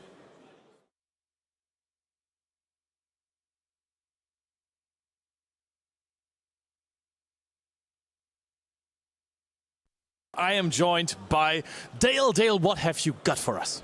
So, as most of you might know, in the brand new booster pack Chaos Origins, there was a cover card and a very nice upgrade for a lot of the decks, and one of them is the Ritual of Light and Darkness, utilizing 2 very iconic monsters and then upgrading quite a lot more. So, as I dig into the good Ojama Green right here, who's holding on to all of my new cards, we're going to go through all of the new cards that were received, some of the upgrades, some that you might look a bit familiar with as well. And I think, so you don't have to dual wield the cards and the microphone. I will hold the microphone for you actually while you show the cards. Show me your favorites from the new deck. I mean, I have to. You can't really say no to the new extended artworks. So with the extended artworks, what I love about these two is when you put them together. So you can put them together, you create a bit of a pattern. So you'll see that the sword and the kind of like magical spell blast kind of complete a good circle. So this is the first core boost set we've got with the extended art cards. Very, very beautiful. And both of them have really powerful effects. So what you do is to be able to get access to them, you can utilize a card called Mind Shuffle. And again, the artwork on this one is really, really nice. It starts to utilize the Black Luster Soldier and, of course, the Magician of Black Chaos on this one as well. And the idea is it gives you a nice way of being able to ritual summon monsters, technically without ritual summoning them. So you're allowed to return a level 7 or higher monster on your field, which can very easily be a card like Harmonia for Drolius, or you can consider stuff like the Wanted Witch Sinful Spoils, return those to the hand, and then you can bring down and special summon one of your monsters, ignoring its summoning condition. So it's very, very powerful. That looks awesome, but can you tell me more a little bit about the effects of those ritual monsters? Because what makes them so good in the combination with Mind Shuffle? Yeah, so what makes them work really, really well together is the Black Chaos is kind of the card you want to utilize going first a little bit more, because on special summon it will allow you to target one of your spell cards in your graveyard and add it back to the hand. Any spell card. So you can start to recycle some of the more premium cards in your deck, or you can start to recycle some of the more utilized cards in your deck as well. And then the benefit of that one is it also has an effect, so if you do go second, it's not completely ineffective, as it allows you to target one of your opponent's monsters and banish it. Then we flip it over to the Black Luster Soldier, and the Black Luster Soldier is more of the aggressor, because this one on special summon lets you target one of your opponent's monsters and then banish it. But then it also has a very, very good strong battling effect that allows you to declare in a second attack. So once you make your first attack on an opponent's monster, you gain 1,500 attack to the monster, to the Black Luster Soldier, and then you get to attack again straight away. So that will then be able to be a 4,500 monster, and that usually ends up attacking directly. So you've got your aggressor, you've got your defender, you've got your resource manager as well. That is pretty strong. But how do you get cooking? Like, there's a trap card that really enables all of your combos. How do you get there? So to get to the trap card, again, utilizing another classic card, you're going to be going for the Griffo. So the Griffo is Karibo featuring, of course, Griffle. And this card allows you to discard it during either player's turn. And in doing that, it allows you to place one card that mentions Light and Darkness from the deck and set it on the field. But it can be activated that turn. So that's how you can get access to your Mind Shuffle, and you can utilize the Mind Shuffle straight away on your opponent's turn or on your turn. That is nice. And there's another card that gives you access to Mind Shuffle. I think that is a breaker for some of the matchup. Why don't you introduce us to Black Chaos?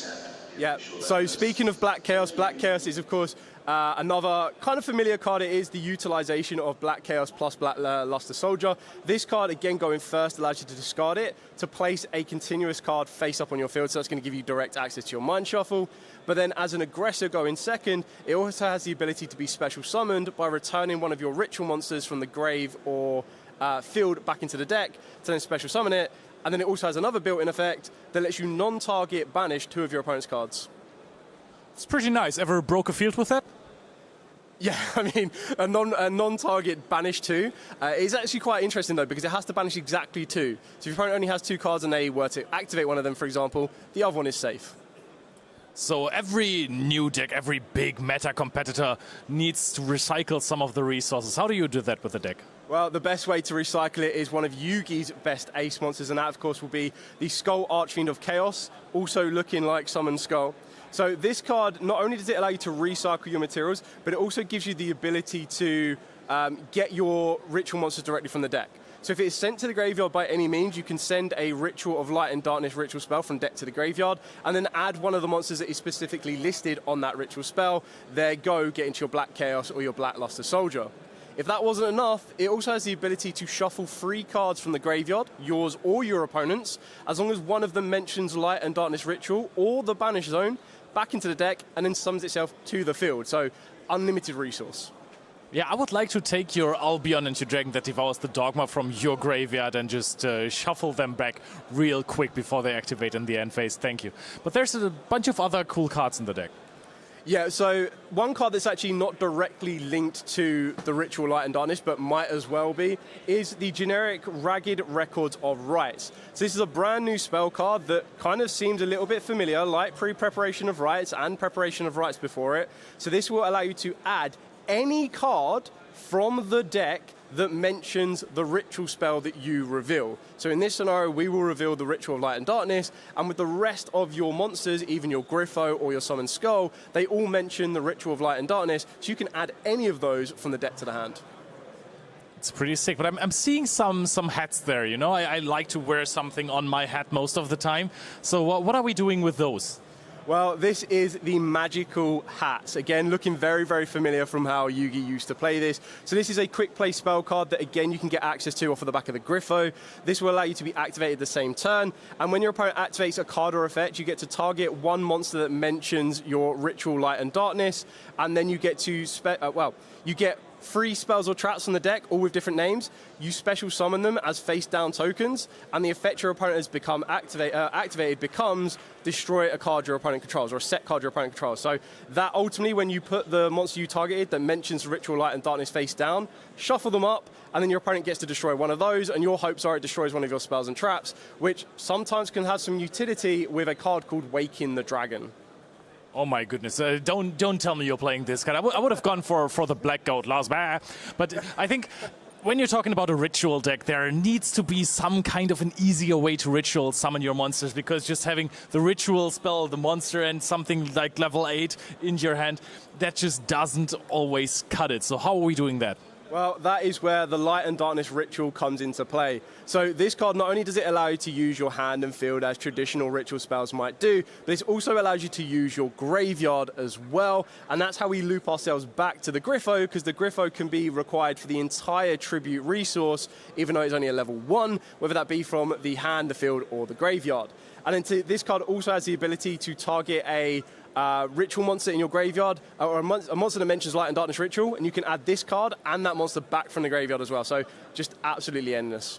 Yeah, that is full circle. Woo, I got an arm workout in there. But this deck is absolutely fantastic. I expect to see a lot of it in the upcoming days of EUWCQ. But right now, it is Friday. We're finding ourselves in the middle of the points playoff. Who are we going to send to the World Championships? We're going to be back with the action with round 3 in any minute. Don't go anywhere.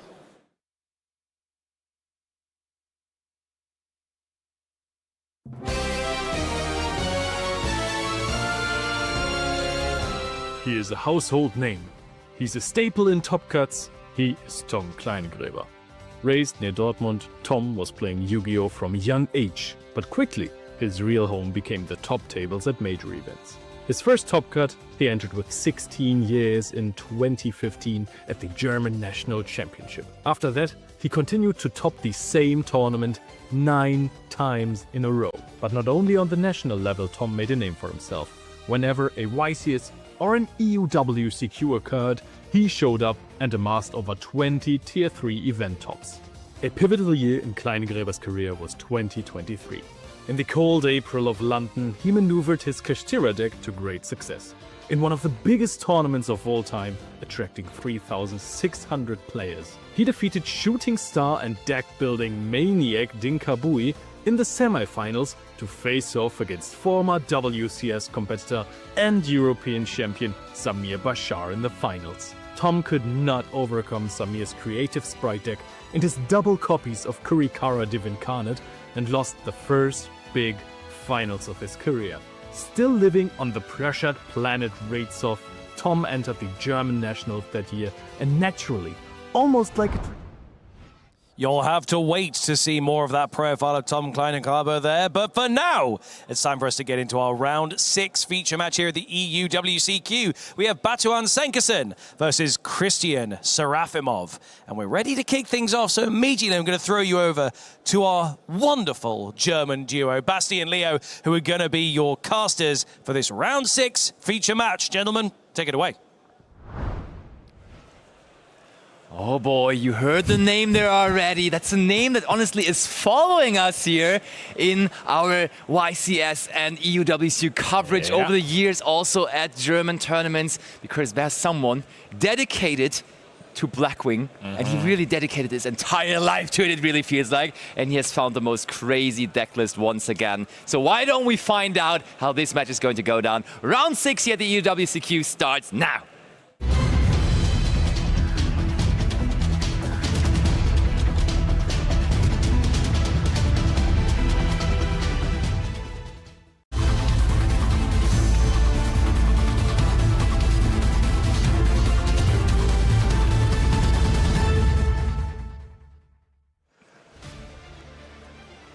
Christian versus Batuhan. Batuhan, he has held speeches to his Black Wing community. Him and his favorite birds, winged beasts, have gone so far in his life already. And once again, he, as basically the only Blackwing pilot in the entire tournament, is sitting there undefeated in the featured match. If you love Crow, he's your guy. Okay, Leo, yes, totally agree. That's always been his theme. But what is that magnet thing doing there? Yeah, that is something that we so far haven't completely figured out. Well, we are about to find out, but for the moment, Batuhan will have to lay back and watch what Christian is doing. And yeah, well, we see his hand there. Every single card around is a spell card, and we are going to see Sky Striker paired up with the Radiant Typhoon cards. And let me tell you something, it's not just like a small package with Vision and Mystical Space Typhoon, but there's more. There even is my main deck monsters for the Radiant Typhoon deck. Yo, that is an answer to Black Whirlwind. I wouldn't have discarded that. That is wild, but I'm sure we can get another one, maybe. Oh man, look at this hand. This is insane. Engage, chain linkage to get the engage into the graveyard as well before it resolves. So you have 3 spells. That is absolute peak here.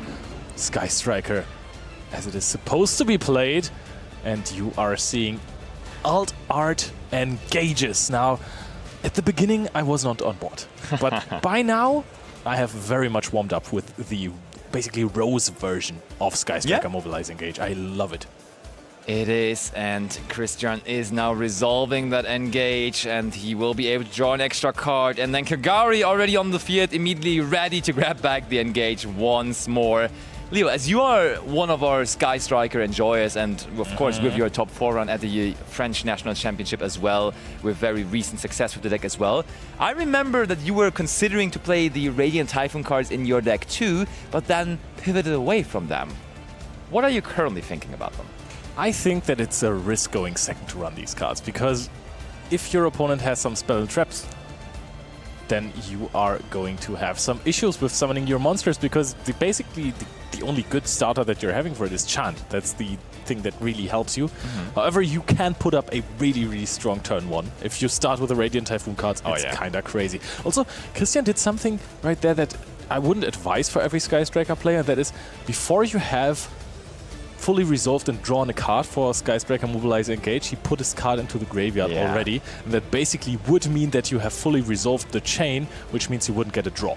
That's true, but Leo, you've been mentioning that you now only have 1 copy of Radiant Typhoon Chant, which is the best starter to the Radiant Typhoon package, so when you draw it, I guess it's just fine.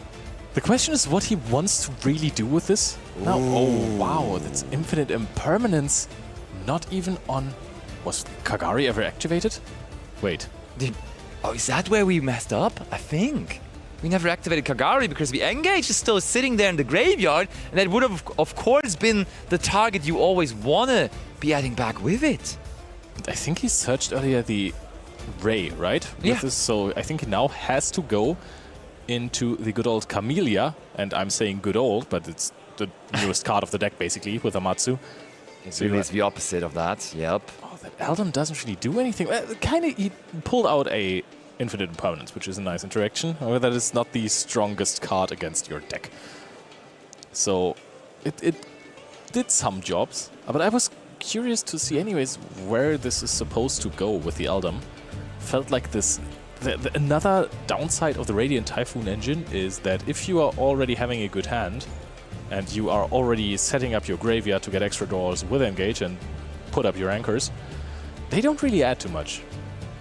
That's true. Also, please note that actually their scores is X1, so this match is a little more important to them. Of course, every match here at the European Championship is important, but you really want to make sure that you're not getting another loss here at that moment in the tournament already. Where's he trying to put a Camellia? It's dancing around, it's having a little dance-off, but Batuhan is just having a read. And I mean, we can't use the effect to send something to the graveyard, as we already have amassed so many spell cards in our graveyard earlier on in that turn.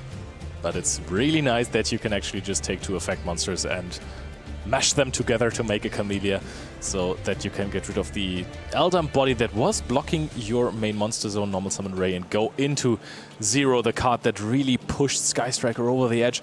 Offensive and defensive force powerhouse this card, and it also gets you engaged. It does, but in that case, yeah, it is the engage, but we're adding back from the graveyard, as it was foolishly left there earlier on with the Kagari, but still we get the chance to resolve it here one more time, and we will be able to draw something with it as well. So Leo, it's funny, because if you ever watched a stream where Batuhan was on, you also know that he's going to be on Blackwing. Yeah. So if you have that facial recognition, probably still not the right word, but you know what I mean, recognition, that's what I was trying to go for, then you could make the call that he's on Blackwing here again. And then, do you want the Widow Anchor or rather the Lemnis Gate against that matchup? I think 90. Oh my goodness! That was within the definition of Sky Striker aura. He drew engage off of engage, and the way he put it into heaven is how he's feeling right now as well. He's in heaven. Yep, and now your question just answers itself. You have both of those, Lemnis Gate plus the Widow Anchor. But I think first, well, it's actually a tough question because I feel like except for Batuhan, nobody in this venue knows how the Blackwing deck operates. True, true. And if you ask out of the 2,300 something players that we have, I think if you ask them what they would pair it with, nobody would say Magnet Warriors. I would have not said that for sure. I did not know about the existence of this combination, but Batuhan once again is teaching us something, but he will have to teach us a way to play through 5 set cards here as well, plus the 0 that's in the extra monster zone. And that is not where it stops, because once you have Lemnis Gate in your graveyard, as soon as you use the 0 effect, you actually get to do a lot more. And this prevents that another Infinite Impermanence trying to get rid of the defensive capabilities of 0 by tributing itself, summoning Ray Rose and popping a card. And that's also shutting off the Lemnis Gate effect in graveyard, unless there's another linkage set. Oh, that's resolving, okay. There could be another linkage, of course. If you impermanence that and linkage is activated, you just get another 0. True, Duotarion. So yes, even though he's known for his Blackwing shenanigans, the first card being activated is a Magnet Warrior card, as that is his newly created combination in this deck. Hate to correct you there, but this is definitely not a Magnet Warrior card. Well, it ends up being one, though. You know what I'm talking about. Oh, but called by the grave on Christian's end makes sure that the Magnet Warrior card was trying to search never sees the daylight. But there is another one. There it is, Magnet Bonding. This is the equivalent of throwing Effect Veiler on Alistair the Invoker and then getting hit by the invocation. And now we are finding the perfect starter for the Magnet Warrior deck, and that is Conduction Warrior Linear Magnum Plus Minus. Nailed the name there as well. One of the longest names in the game. Say it 3 times in a row. You could have just taken the credit, yeah? Ah, yeah, that's true. Oh, we do have linkage. So the Infinite Impermanence that Batuhan used on the 0 basically nullified, as we can just summon out another one, which still is able to use its effect. I like that Christian read it that way. He saw a first impermanence in the first turn and then said, okay, I'm just going to set a linkage, which not everyone does. Some people keep linkage in hand for a guaranteed follow-up, right? Because what are the chances that your opponent is running through your 4 set spell and trap cards? And he said, okay, you're running impermanence, you might as well impermanence my 0, so then I can use the linkage on your turn and set up another 0 for defensive options. So Leo, here, we are having a Magnet Warrior package in our Blackwing deck. And the way we know Batuhan, he really prioritizes Blackwing in every aspect of his life. So also, of course, in his deck building. So there gotta be a bridge from Magnet Warriors to Blackwings. Otherwise, there would be no way he's including those cards into his deck. So I'm really curious what that bridge could be. Yeah, same. Same, right? Yeah. I think those cards will end up making a good old Abawaku. And then you will have to find some kind of way to utilize that to get to Blackwing cards. Looking at the deck list, I really do not find the connection. Usually after, if you give us like 2 or 3 minutes with the deck list, we will find a way in which the cards bridge into each other. But maybe it is Brave Strix? Because Brave Strix only needs level 5 monsters, but I thought how do we get them to level 5 though? Yeah, you have a 2 Duotarian. Well, he's only running 1. Oh, man, he is running 3, but you don't really necessarily get those out. Okay, 2 monsters on the field now. That is what usually this Magnet Warrior package is very good at, just getting a lot of monsters onto the field. And we see an early use of the Widow Anchor here, taking control of the beta. And I mean, I'll say we already worked through 3 back row cards there, not investing heavily on Batuhan's end. That is true. However, he has also used a bunch of cards in hand. Keep in mind, he started with 6, 2 impermanents were gone, and then the magnet binding. So actually, you should still have 3 cards in hand with 1 monster on the board. That's pretty good, actually. Wait, but hold on. Isn't that sending for cost? The beta, I think, isn't sending anything. It's adding from deck to hand. Oh yeah, you're right. And during the opponent's turn, you can tribute it. Yeah, I was mixing them up. This is the one that everyone played in Duel Links back in the day when the game came out, right? Yeah. It is. Okay, Batuhan seems like he's trying to go into the battle phase, which would make a lot of sense as that Conduction Warrior Linear Magnum Plus Minus is 2700. Is the 0 possibly boosted though? Is there a light and dark? There definitely is a 0 and there is a ray in there, so there should be light and dark, right? Oh yeah, that's absolutely true. Yeah, so we cannot even run over it, as Linkage was able to give it an additional 1000 attack points.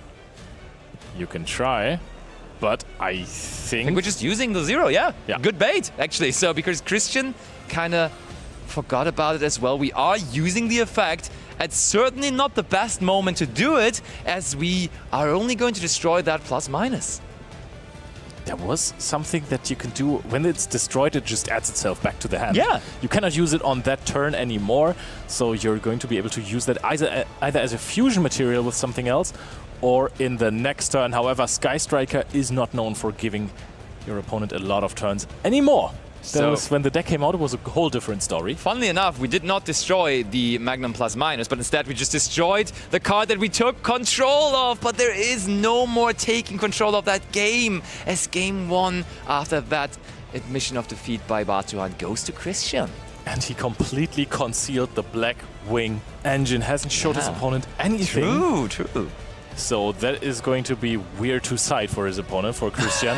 However, if he just gets to go first in a possible game 3 and then sets up a field like this again, that could possibly be a nightmare for Batuhan, because going through this is rather tough.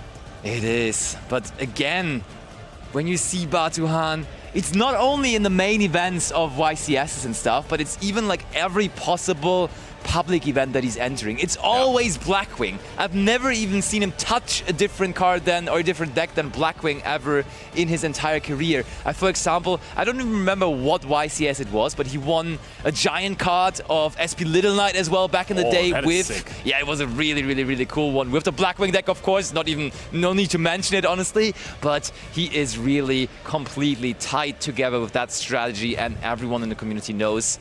But is Christian everyone? Does he know? I don't think he knows about the aura that Batuhan has, and that's why he does not even care. Didn't even need to resolve the Kagari on the first turn with his Sky Striker strategy, because that hand was busted. That was absolutely insane. Vision into discard Amnesty, into Chant, into Engage Linkage. Wow. And it got even better with the Engage into Engage as well. And the move he made with the 2... Oh! That's the card I needed. Yeah, that is actually very much the card that you need when you activate Engage. Yeah, but he actually did not end up needing the Landless Gate that he searched with it, because all the interruptions before that even happening already led to Batuhan losing that game. But now Batuhan will be the one going first and hopefully able to display us that big combo. One problem that I see here right now, Batuhan has always said, and that I'm pretty sure is still the case, Jordan Lockbird is the main problem, the major problem for his Blackwing strategy. And you are siding that in against Magnet Warriors too, so you will definitely have to face that card here one way or the other. I was gonna say, Magnet Warriors don't help with that. Yeah. That is, it's. I really want to ask him why he included the Magnet Warriors into the Blackwing strategy, because it just does not look like there is a bridge. However, I mean, Magnet Warrior puts up a pretty strong interactive field on its own. In Master Duel, it's a little bit better. It is, definitely, with Block Dragon also being around there. But yeah, that's what I was saying before we got into the round as well. Why would we need that? Like, the Blackwing field, when it is able to combo, is already crazy enough. So why don't we need to add more crazy cards? So in my head, it had to be about bridging and getting to those Blackwing cards easier and better. But we will certainly find out eventually as we do go here into game number 2.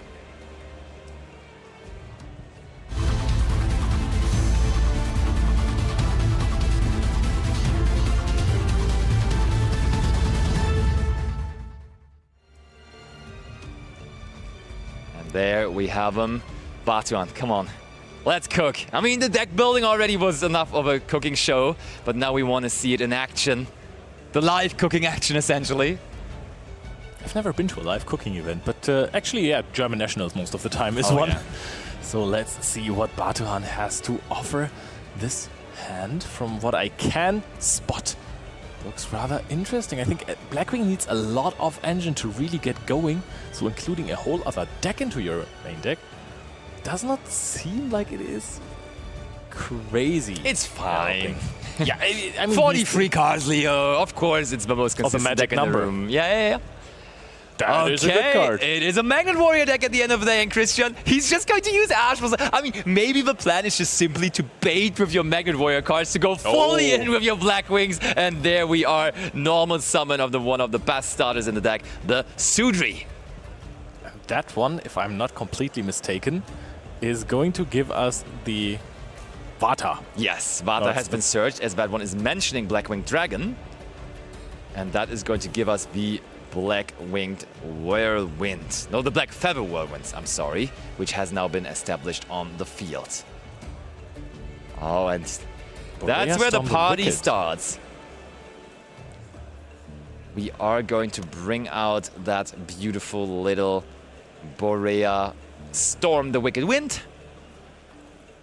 And I think now, as something that is very familiar to Batuhan starts, the explaining of his Blackwing cards. You must love that as well, though, right? That's part of the deal. When you are so in love with one of those less represented strategies, it just becomes second nature that you have to explain it to everyone else in the world. And I mean, that also gives you the chance to introduce more people to the deck that you love so much. So it only makes sense as he's trying to get as many Blackwing enjoyers into the community as somehow possible. That is Blackwing Zonder the Dust. That is a really, really good mill target, because you can banish it from the graveyard to add a Blackwing from the deck to the hand. Then you take some damage. That's true. No, it special summons from hand or deck. And there we have the Blackwing Dragon, and that way we are actually avoiding the damage that Zonder deals to you. And we also have successfully gotten a Ghost Rare onto the field. Haven't seen a Ghost Rare in a while here on feature, at least not this weekend. Little throwback. So this card stacks Black Feather counter. It does, and Christian is listening to the podcast. The Blackwing podcast is on, and Batuhan in the narrator voice is going to explain to his opponent what it will do. And I think into a matchup like Sky Strikers, yes, there is an Ash Blossom Enjoyer Spring in the deck, but overall there's way more field-breaking cards. There's cards that play well into fields. Against those kind of decks, playing that big of a combo pile is just really, really, really favorable. Yeah. As we do see in his extra deck, there is a way to Kali Yuga. And having Kali Yuga against Sky Striker, that just is amazing to have. Yeah, the best effect of it basically is the effect where you just detach a card and then destroy all spell traps on the field. You think?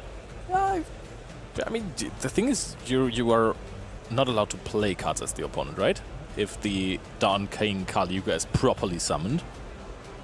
Yeah, Exceed summoned, the cards in effect cannot be used, and then Sky Striker sometimes has just a few cards to set, like Crown, Fallen the Virtuous, possibly Widow Anchor.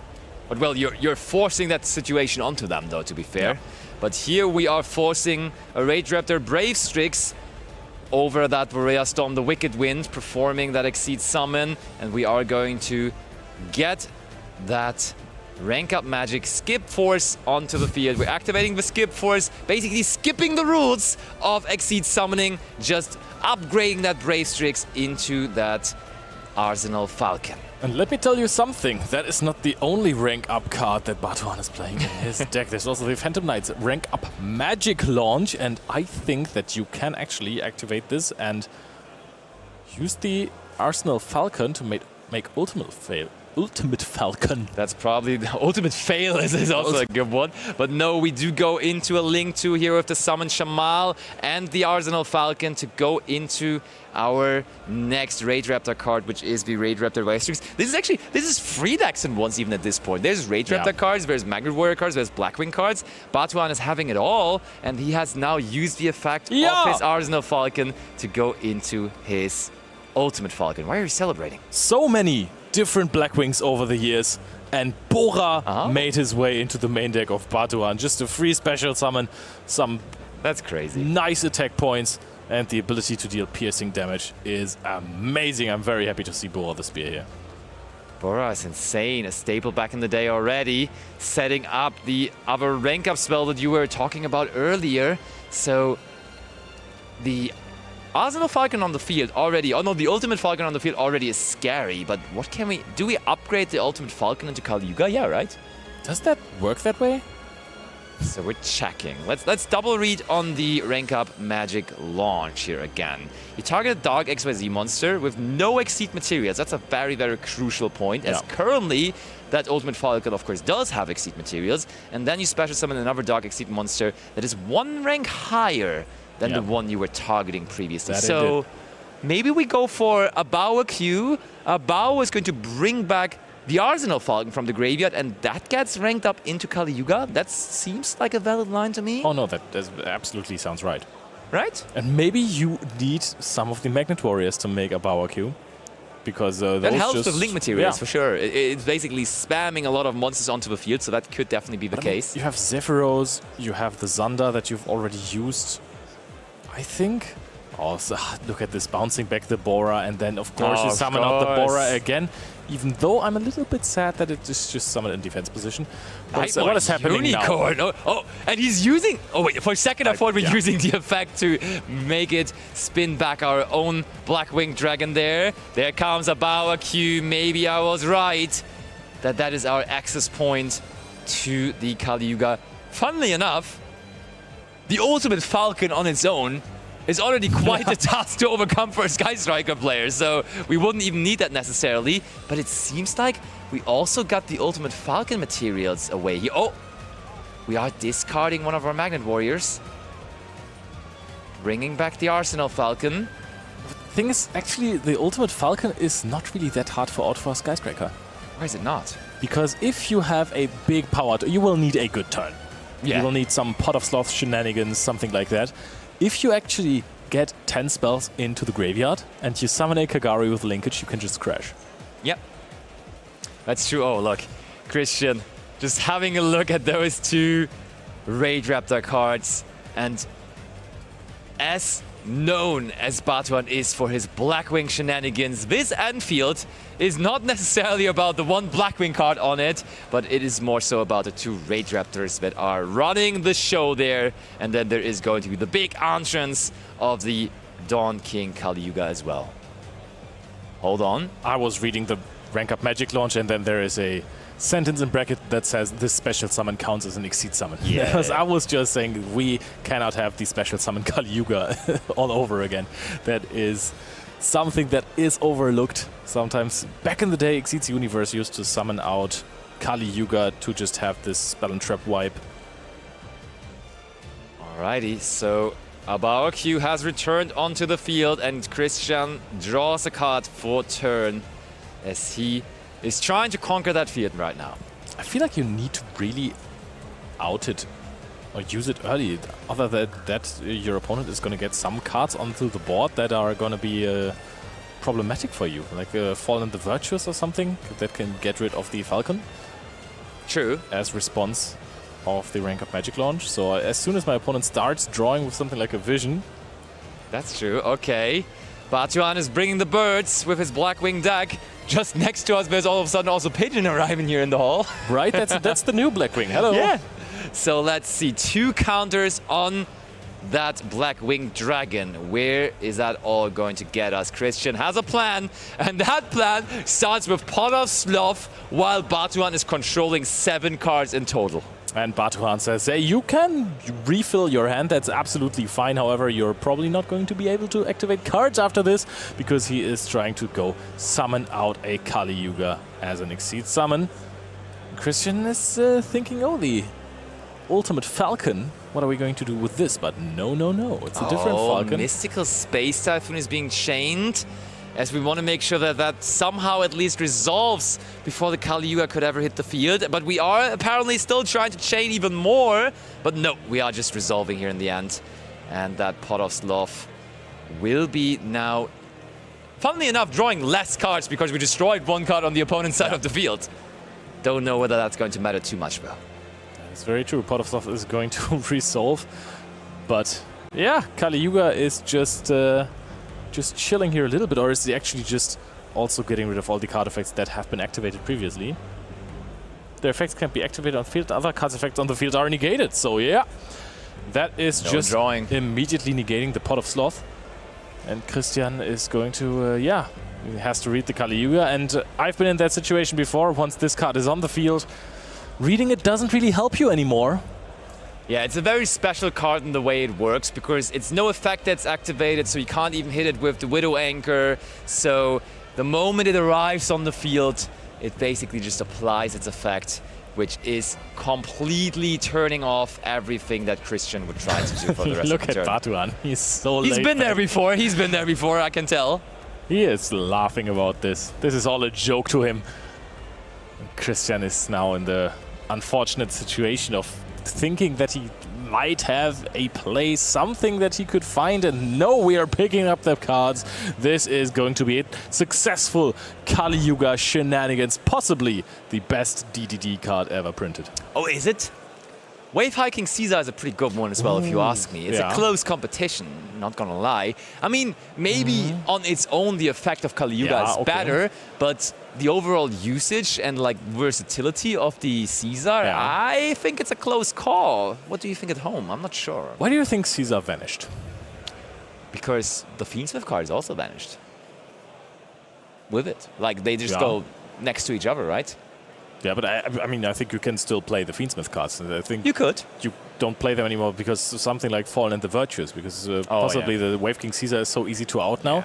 Back in the day, when Fallen and the Virtuous wasn't out yet, Caesar actually was kind of a crucial point. Your opponent had to have something like a Forbidden Droplet. There weren't many great outs in the main deck. And now, as soon as you put this card on the field, there's possibly 6 or 8 points. Cards that you can use to out it. Crown, Fallen the Virtuous.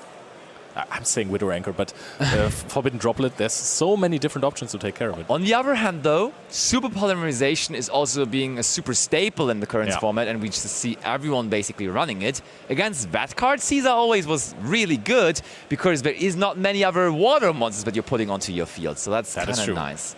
However, it is a non-spellcaster, which is now also very dangerous, as it is also dangerous to be a spellcaster because of Mixiosa. But there is, of course, also a deck that is very strong branded, and that branded can also still super poly that monster. You can either go into a Titaniclad, or if there's another monster on your field that is dark or light, you can just... It's just collateral damage from Dogma. No, you're right, for sure. But here in this matchup, Sky Striker against Blackwing Magnet Warriors. Of course, yeah. When you go first, the siding plan for Sky Striker is rather straight up, right? You just have your trap cards that you're bringing in. Is there anything changing necessarily on this matchup? Going first, do you keep something like Ash Blossom and Joy Spring in your deck if you're a Sky Striker player? Yeah, I think so. The way I did it was side out Ash Blossom going second. Okay. Because the card has very, very little impact, and you don't have the ability to side multiple hand traps. Yeah. So if you only have an Ash Blossom, you're never going to stop anything. Right? That's fair. You have to be incredibly lucky for it to have some use. Going first, you can actually help it versus some matchups like Cool Tune, when you anchor something and then Ash Blossom the Cool Tune Synchro. That is a basic blowout thing. Sometimes you are annoyed by Fuwalos. Most of the time, you can actually just let it go through. Yeah. Fuwalos always in a weird spot against Sky Striker, because if you wait until the main phase and Ray is normal summoned, you know, Ray tag out is going to stop that. If you don't throw it, they just make a Kagari, and then you also don't get the draw. Or maybe they just leave the Ray and then just use it on your turn, which is also quite nice. If you do it in the draw phase, they just go activate Vision Chain Linkage, and then you also don't get a draw, and the 0 is going to happen really for rough. Search Engage for Maybe a you draw. just hold it for your turn at that point, where you can just at least use it at the beginning of your turn, and then you get some value off the 0. I think actually what's nice is to just not throw it at all, because people are going to normal summon Ray and then activate the effect to summon 0 most of the time anyways. Good point, actually, yeah. Or if they go for a Hornet Drones play or Linkage play. So I think the chances are higher if you're just keeping it. So I think Ash Blossom going first actually still a valid card, much rather than going second. I mean, you don't need to use it necessarily on the Fuva loss, right? You can also just use it on something else, and there's plenty of options in that matchup. Your end board sometimes is a little fair. Ash Blossom helps with that. It is also very fair that we're getting to see a third game between these two players, so why don't we go back into the dueling action?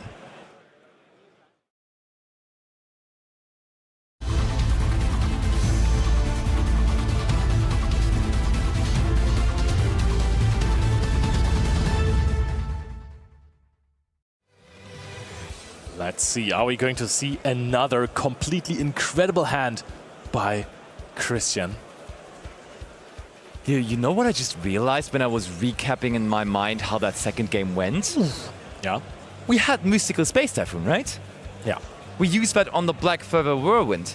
We could have just used that in the draw phase on the rank up Magic launch, because that is main phase only. My goodness, we could have just avoided the Kali Yuga altogether, and I just thought about it. Yeah, that's crazy actually. Yeah. That's a really big downside of the card. It is. That it's main phase only. That is absolutely crazy.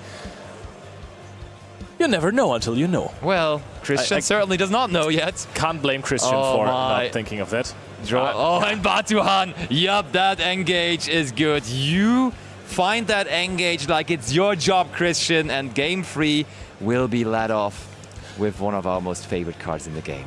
I don't think with versus Sky Striker you're ever really scared when they start with engage. Yeah. Most of the time that means that they're at max going to get one draw in their turn if the rest of the hand is a little bit awkward or plays with something else. But that is fine. But the reason why he took it back was because Christian realized, and that is something that I do too, just didn't announce main phase. Yeah, just gotta clarify which phase we're currently in. And you said it's interesting, but I always also find awkward to interact with the engage start, because engage start, as you were saying, could indicate that their hand is a little weak, maybe that they only have the engage really to start off their turn. So what's the decision now? Do we Ash the engage when they start with it or not? I don't really think there is a clear answer to that. What is your answer? Do it. Do it? Okay. I'll do it next time then. I think if there's other draw cards like Upstart Goblin, if there's Pot of Desires, some of those I think they would have been used first. Even Pot of Desires. Usually the deck is built around Desires so that you're not banishing all of your life savings with it, so that you are actually inclined to use it first, maybe find some more spell cards to get more draws off of Engage. The hand is most likely then filled with cards like Hornet Drones, but also a lot of the interrupting cards. So I think if my opponent starts with Engage, I think of a Widow Anchor, something like Fallen and the Virtuous, some cards that make it awkward, and I would also expect that token does not into the graveyard. We had that question earlier on in the quiz. They don't end up in the graveyard, those tokens. They never do. And, does he? He just leaves it there as well. Okay, the judge comes in, just takes it away. Fair enough. Leo, also, funnily enough, you just mentioned, when you have Pot of Desires and you're building your deck around that card, then you always start with that. Guess what? Pot of Desires, how many copies are in Christian's deck? 0. 0. Yeah, I think with a Radiant Typhoon deck, it actually makes much more sense because you have a bunch of one-offs. Yeah. We do have 14 one-offs in total in that deck, that's true. A one-off Rose as well would be so vulnerable to Pot of Desires, so you cannot afford to do that. Here comes the linkage from Christian, which is certainly going to bring out that 0 now. 0 Desires, but also Sky Striker Ace-0 in the extra deck, which makes up for that. And this is how you get the one draw, right? You search for another engage, and then you slam your first engage, search for nothing, and then you can activate the second engage and search for the one draw. If you really want to Ash it, you can also wait for the last one, but the chances that your opponent doesn't really have a lot of plays, they're rather high. That's true. Oh, we chain the Fallen and the Virtuous, meaning we do, with the first engage out of the two here, already have the chance to get an additional draw, as on Resolution there, of course, is free spells in the graveyard That's massive. And it's also so free because, of course, by sending the Albion, the Branded Dragon, we can just put another Fallen Individuals into our spell trap zone in the end phase. Back in the day, people even used Mystical Space Typhoon on their engage, and that was a net zero, basically. You just got one more spell into the graveyard, actually 2 after resolved, right? So you would get extra draws.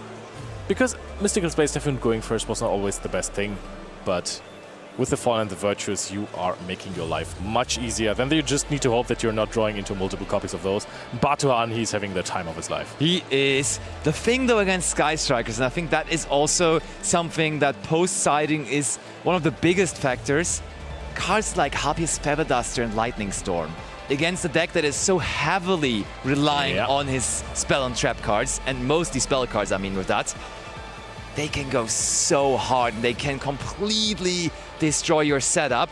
One answer to that is the most popular one at the moment, is just simply including those trap cards, and on the other hand, which would be the Solemn Accusation that you were mentioning earlier. But there's also other ways to handle the situation just with your normal setup. If you get to draw a lot and you play multiple crowns, that is a rather easy way to play through it, because if your opponent dusters you or lightning storms you, you can chain the crown on your own 0 and then it can't get destroyed. Then your opponent would really have to get a lot of big monsters onto the board, onto the field to win the game this turn. And then you chain the Lemnis Gate because you're actually able to bounce your own cards. So if you are playing post-side, it is something you can do that you're just going through your whole link once, so that you are amassing more monsters into the graveyard, so you can use Lemnis Gate to bounce at least 2 cards. All right, we're searching for Ray here, which in this setup, in the way this turn has developed, can only mean that we are trying to get some follow-up here. But we get the free draw off of Engage anyhow, of course. He also has a linkage searched, so I don't know what he wants to go into. The Ray plus the 0, really, they don't combo well, funnily enough. So oh, that's a late Upstart Goblin. I like it. Probably just drew into it with the Engage. But I also do like it more doing it later than earlier. Oh, he sets 3 cards and passes. Only that is 3? Not the biggest field, and I think one of the cards might be a linkage again. Yeah. Oh. Leo, we forgot. That was a short discussion about the Fallen and the Virtuous trying to come onto the field, and there is the Lightning Storm that I mentioned, trying to destroy all of the work that Christian has put up here. And I can tell you, a Solemn Accusation, that would have been flipped quickly here. So it doesn't seem like there is one. That is not the card you need to think for long about. Now, Christian, I think he is going to respond with a Lemnis Gate. Yeah, checked out. Oh, he's only taking 2 because he only has Kagari? Does he? He has only 1 Kagari in the graveyard, right? Yeah. Did he ever summon a Ray? Nope. He searched Ray, but he accesses 0 with that. Yeah, he accesses 0 together with his linkage. And so this is what you can do to prevent it. When you have the Lemnis Gate, you can go through Kagari, Hayate, maybe Amatsu, so that you have multiple cards. And then both of those set cards could have been bounced back to hand to provide follow-up for the next turn. However, in that scenario, they just get destroyed. Boom! What a storm! Only fitting for the wind deck, for the Black Wing. The Winged Beasts just sweeping all those cards in the back row away. Christian not too happy about the situation. Honestly, this stage, it is really, really hard to keep composure on that stage. I think at that point, you really react with the 0 effect. Yeah, sets up for another interruption. That is something very cool. After using the Lemnis Gate, you can summon out this Ray and Rose combination, even if you don't destroy anything. Ray can be triggered or can be ignited in the later stages of the turn, and then you can trigger the Lemnis Gate, and you can go into... Wow, that is a good hand with the Deuterion as well. It is. Deuterion is this time around going to resolve, grabbing us that magnet bonding, and Batuhan, after kind of sinking into his chair while Christian was playing out his turn, now really back into game mode. Yeah. Sitting straight up and ready to maybe end this game here this turn. I love that basically every single searching spell nowadays is a quick play spell, because Deuterion searches for the magnet bonding. Drone Lockbird is activated on the side of Christian. You just chain magnet bonding, then you get your starter, and that one does not require a lot of searching. And now it is going to be a question how big the Magnet Warrior package is from the side of Batuhan. We shall find out. There certainly is going to be our big guy, our Conduction Warrior, Linea Magnum plus minus, but you're bringing the Sigma minus onto the screen here, and that card, yes, is also in his deck, which would allow us to fusion summon further by using its effect in the hand. But, But we cannot search it, so the question is, you're sending Sigma Plus to reborn another card from the graveyard. If you summon Beta, the Magnet Warrior, or if you send it, then the effect of searching a card really doesn't help you. But if you send the Sigma Minus, I don't think you can activate the fusion effect from the field, right?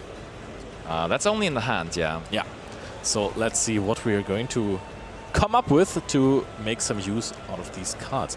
The Magnet Warrior package that Batuhan is running is not too big. No. It might just be baiting out hand traps. It is just a complementary engine to the Blackwing cards, but of course he is focusing his attention and his deck building on. And here is a Ghost Spell and Haunted Mansion. So, Leo, if it is about baiting hand interaction, then that worked out perfectly fine here, as we have not only gotten the Droll and Lockbird out, which would have come eventually anyhow, but we also got the Ghost Spell and Haunted Mansion out of the way. Christian reads the Zephyros, the Elite. The Yugi Boomer in me is hurting right now. This card was an absolute menace back in the day around 2013. Ooh. And we're using Ray here. That is indicating that's smart. that we are trying to go into, of course, also now our Kagari, but eventually we're going to use the graveyard effect of our Lemnis Gate, and that's probably going to be Zeke, right? Yeah, Zeke is crazy here because, you know, as the Blackwings do, they are better when they're in groups. So if you banish out the Zephyros here, there's a good chance that Batuhan can't extend anymore, because most of these cards, they really need another Blackwing on the field to be able to special summon themselves, just like Vata in hand. Oh, he has multiple Vata. Oh, he does have multiple Vata. Maybe he's still good to go even through this, because this really feels like the last interruption that Christian has. Yeah. So if we have a way after that... Oh, Christian is considering, but it is very clearly the Zeke that we have to go for here, banishing the Zephyros. And we have also activated the effect of Kagari, so of course we're going to get back the engage from the graveyard before we could have the chance to activate our Zeke here. And this one takes out the Zephyros, and with a heavy heart, Batuhan just banishes it. And now looks at his Conduction Warrior. He normal summoned the Zephyros, which is already... That card is an indicator that it's not going well for you, because you have so many normal summon effects. That's very true. Now he's reading of the Ray. We have not used the Ray Graveyard effect this turn, so running over the Zeke does not help us whatsoever. And it was so good that Christian got rid of that one Blackwing monster quickly, as Vivata is waiting in hand, but can only be summoned when there is another Blackwing monster around. So immediately making sure that it's gone was perfect. And Batuhan is shaking his head and passes it back over to Christian here. So the Blackwing deck is a magnet for interruptions. He puts the Zephyros back, but that's not how the card works. I think we're actually going to have to wait. Or actually, if we summon it on the opposing turn, it does work like that, right? It's the opponent's next end phase. So when you banish something on your turn with the Zeke, it returns on the opponent's next end phase. But if you summon it on the opposing turn, it summons it back in the end phase of that turn. It is until your opponent's next end phase, which in this case here was exactly the end phase we found ourselves in here. Back to Christian it goes, and we have added back Engage to our hands. So of course, that is the first card we slam back onto the table, and we will get another draw with it as well. Don't think about it for too long. Slam Engage. Linkage is being searched, and we can probably very, very easily here go for a game. Like, even if we just go for double Widow Anchor, that's a lot of attack points already. Yeah, but your opponent is at 9,000. Double Widow Anchor actually puts you in a position where you have a hard time activating spells from a hand, and you want to OTK with Linkage. That is the card that gives you the most power, since you've also not used Kagari this turn, and That's no true. zero effect. Christian, what can we do with this?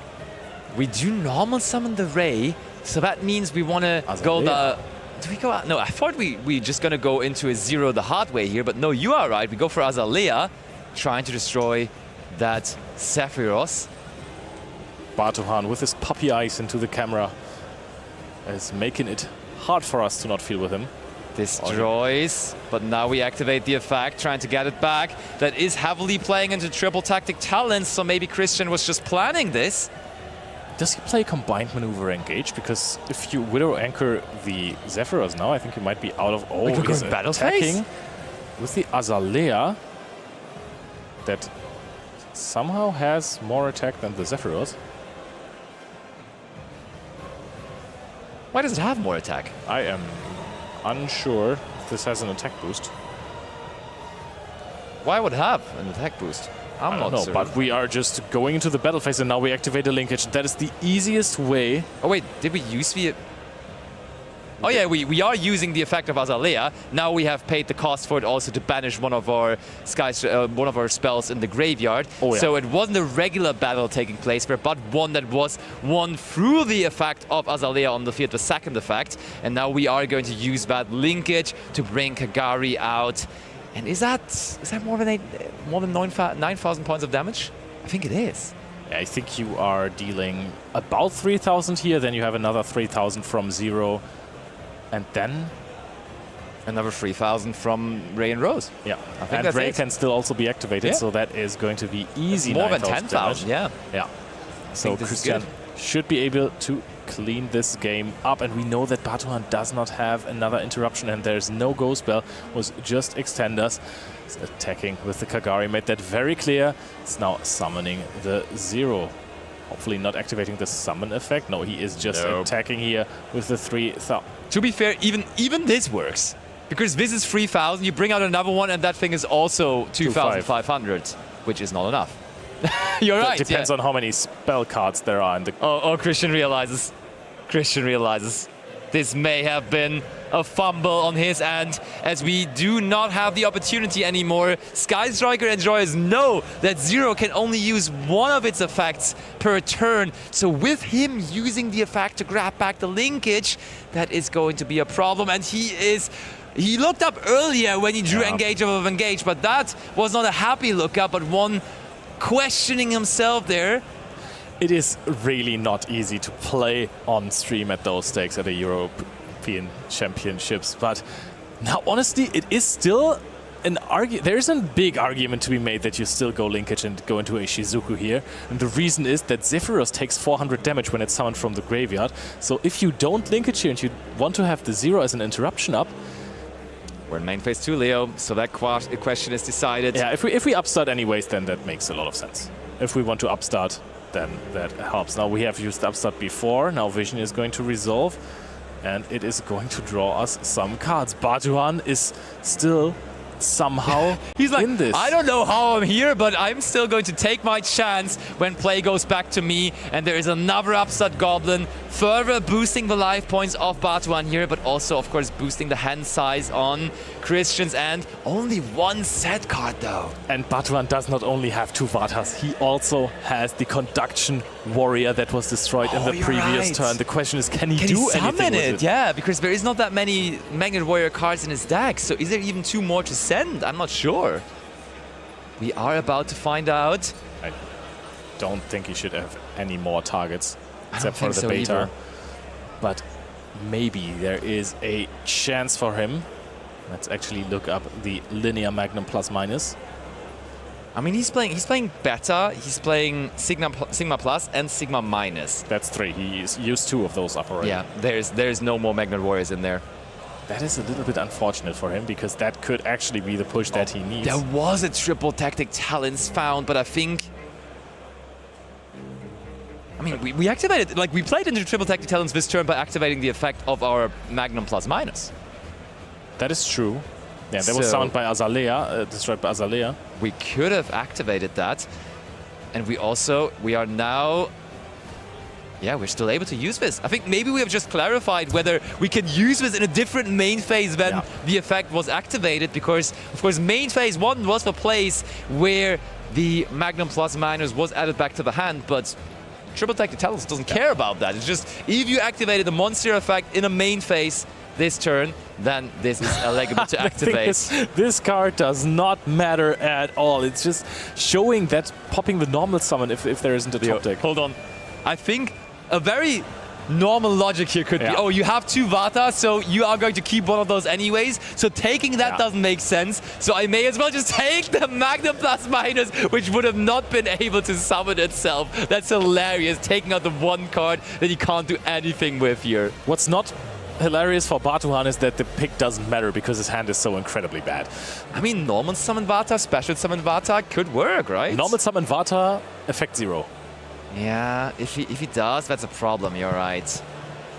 That is a valid argument. So, for 1 second, actually, let's bring it over to us, because I've been told that there was a judge call followed by an appeal here, so we will wait for a head judge who's going to get involved, which gives us the chance to also talk about that process a little bit, as you are maybe not familiar with that just yet. But here on big tournaments, and basically at almost every tournament, there is a head judge next to all the regular judges that are here on the tournament, the floor judges and the stream judges, and every decision that is being made by one of the floor judges or the stream judges that can be appealed by the players. Because if you're like, oh, I respect your decision, but I actually had a different ruling on that decision previously, so I would love to double check and hear the opinion of the head judge, you can always say, hey, I'm appealing that decision, so we can get a second opinion on it. But usually your regular floor judges are already very capable of solving the problem, so trust your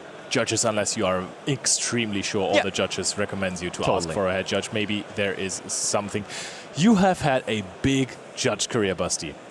Yes, I did judging, yeah, for sure. I did also do judging at YCSs and also here at European Championships before. Has been a while ago, because we have been doing this casting thing now for a decent bit too. So I think it's 10 years ago almost, or maybe exactly 10 years at this point when I judged for the last time. But I think it's a fun thing to do, because you are connected to the entire community very, very closely, because you interact with the players on such a regular base, because you're talking to players every round. You're wandering around, you're walking around, and it's just all those hands going up, judge, judge, and you're just sprinting from one table to another. I can tell you, it's a real sprint. It's work. It's a sport. It is very hard. So thank you to all of the judges at the tournament. Basti, do you remember the most complicated judge call that you've ever had? The most Because I know mine. One. You know yours? I know mine. Oh, my most complicated judge call ever. I've had very few tournaments where I was a judge. The official was 1 YCS and I think 1 national, so it's very limited. So I definitely don't know mine. I do remember a situation where, honestly, to me personally, getting rulings right is the easier part about it, because having a ruling is something that you can just learn. At some point, you know, okay, this is the interaction, that's the ruling connected to it, so you can save it in your head, and you have your little database, which is our brain, that can just then be, okay, yeah, I've had this before, this is the ruling you apply to it.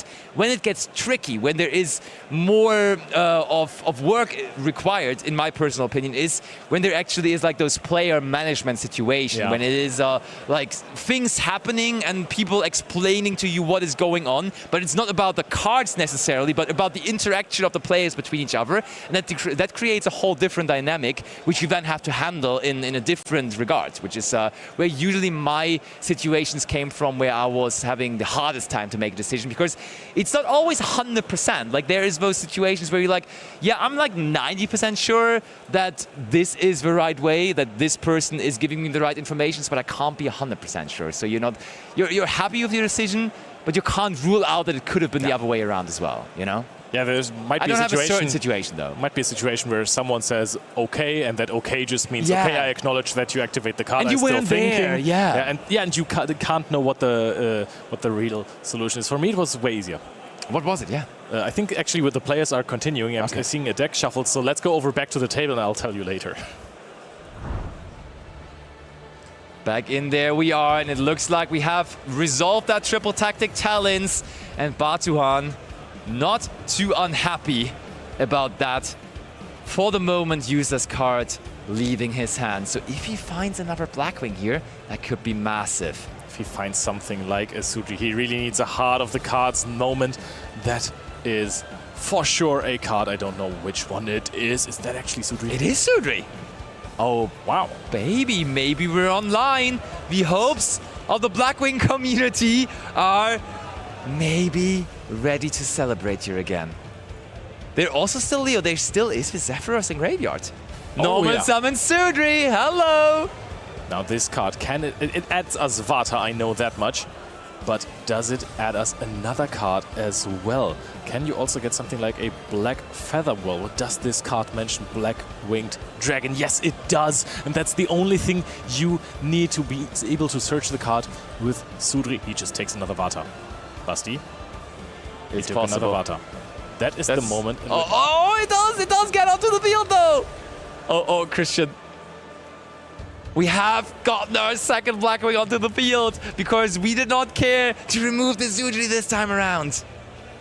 The third Vata was searched and somehow Batuhan was allowed to summon it. Still, Vata, the Emblem of Honor, can only be summoned this way once per turn. So if you destroy it now, you actually still got rid of that card. The big question is, Zero is being activated and Batuhan gives a very, very sad thumbs up. He does, so maybe this is still not enough. Ay. Brings out the Ray, brings out the Rose. Destroys Vavata. Correct decision on that one. Did he perhaps side out Black Feather Whirlwind? I mean, possibly, yeah. It's not that great going second. Especially versus a Radiant Typhoon variant. Yeah, I could definitely get behind that logic. But now this is a card that would have definitely had to keep on playing. Sudri it back over. He's at 4,900 life points. The big question now is how many resources does Christian still have? Because he has gone through quite a lot. He only shuffled one Kagari back. I think he went through 2 Kagari and 2 Zeros. Some lists only play 2 of each. So there is a good chance that Christian can't really push anymore. That was the OG way to beat Sky Striker, to just wait out until they empty their entire extra deck. Then chill. For a second I was like, is that going to be a rank 4? But no, I think we are going to use the regular Link Summon shenanigans that the Sky Striker deck has to offer. Is there another Zero though? Oh, that's a Camellia. Hold on. There may not be another Zero, Leo. Is he going into Shizuka? Okay, Fallen and the Virtuous. Are we destroying Sudri? We are destroying Sudri like that, okay. And that's another linkage set. How much damage can do? The 4,900 life points might be incredibly important here. 1-5. That is going to put him at 3,400. That works. And how many cards do we have in the graveyard? Doesn't matter. We get 2 boosted monsters. Yeah, we get 2 boosted monsters. That should definitely be enough. That was the last Kagari that as long as we take the linkage here. Hold on. He took the linkage already. Okay. He's now just counting. Maybe the Kagari is enough on its own with all of that attack. Just needs 9 spells to be enough for a game here. Batuhan still asking some questions, but I don't think this is avoidable anymore. Christian's Kagari is inevitable, gives the handshake, and Christian wins the round 6 feature match with Sky Strikers versus Blackwing Magnets. Oh my, what a match that was in the end, with a lot of ups and downs on both ends, but ultimately Sky Striker always comes out on top. Isn't that nice? Of course, just activate Engage and draw and engage. That is really what gets us going here. We are big Sky Striker enjoyers ourselves. I love how outgoing Christian was, both in a positive and in a negative way. Like the positive moment where he found that engage above engage, and then the moment where he realized, what was the negative one? Like he realized that he forgot something. Oh yeah, the moment he forgot that he wanted to set Fallen on the Virtuous Albion, he was also like, oh, looking up top. No. How could that happen and to also me? the linkage ad from the Oh, Zero. true, that one as well. Yeah. He was very face up with what he was, with how he was feeling. On the other end, Batuhan the same way. Like Batuhan was kind of sinking into his chair when he realized it was not going that great. But then when there was a glimmer of hope, right back onto his chair, straight face up and ready to somehow make it happen. In the end, he couldn't make it happen, which sadly means he's now on a 4-2 record. He kind of has to win every single remaining round for the day to really secure a spot for day 2. Yeah, you want to still go to day 2. That is still, there is still all good pricing on the line, right? Of course. And of course, you can still make top 64, but getting to top 8, getting that world spot is already really difficult at that position. It's hard, but also still possible, isn't it? When you go X2, you may make it. Because we are like 2,300 players roughly. 2 early losses, the tiebreak is going to be rather rough. I feel like we might just get all of the X2s in. I think we had a similar player number in Bologna where we actually had exactly our 8 players with all of the X2s making it in. So I can't guarantee it. We don't know the exact numbers yet as the tournament still has plenty of rounds to be played. There, of course, is the factor of double losses, which can then influence the amount of players who make it into top 8. But I think if you just manage to go X2, which with that big of an amount of Swiss rounds is already a huge accomplishment, you have a very decent chance at least of making it into the top 8. But that was such a long round. I think that may have actually been the last match of the entire round. And I think I see players moving in front of me. So it feels like we are already having pairings for the next round. So that is pretty cool to see as we, of course, with that, also have a guarantee that our next match is going to be soon as well, which we can all then enjoy together. So let's see how that will work out. So we are actually, because we are so close to the next round, going to skip the analysis for this round as we are going to get into the gameplay action soon again. So don't go any further because the next feature match is about to come.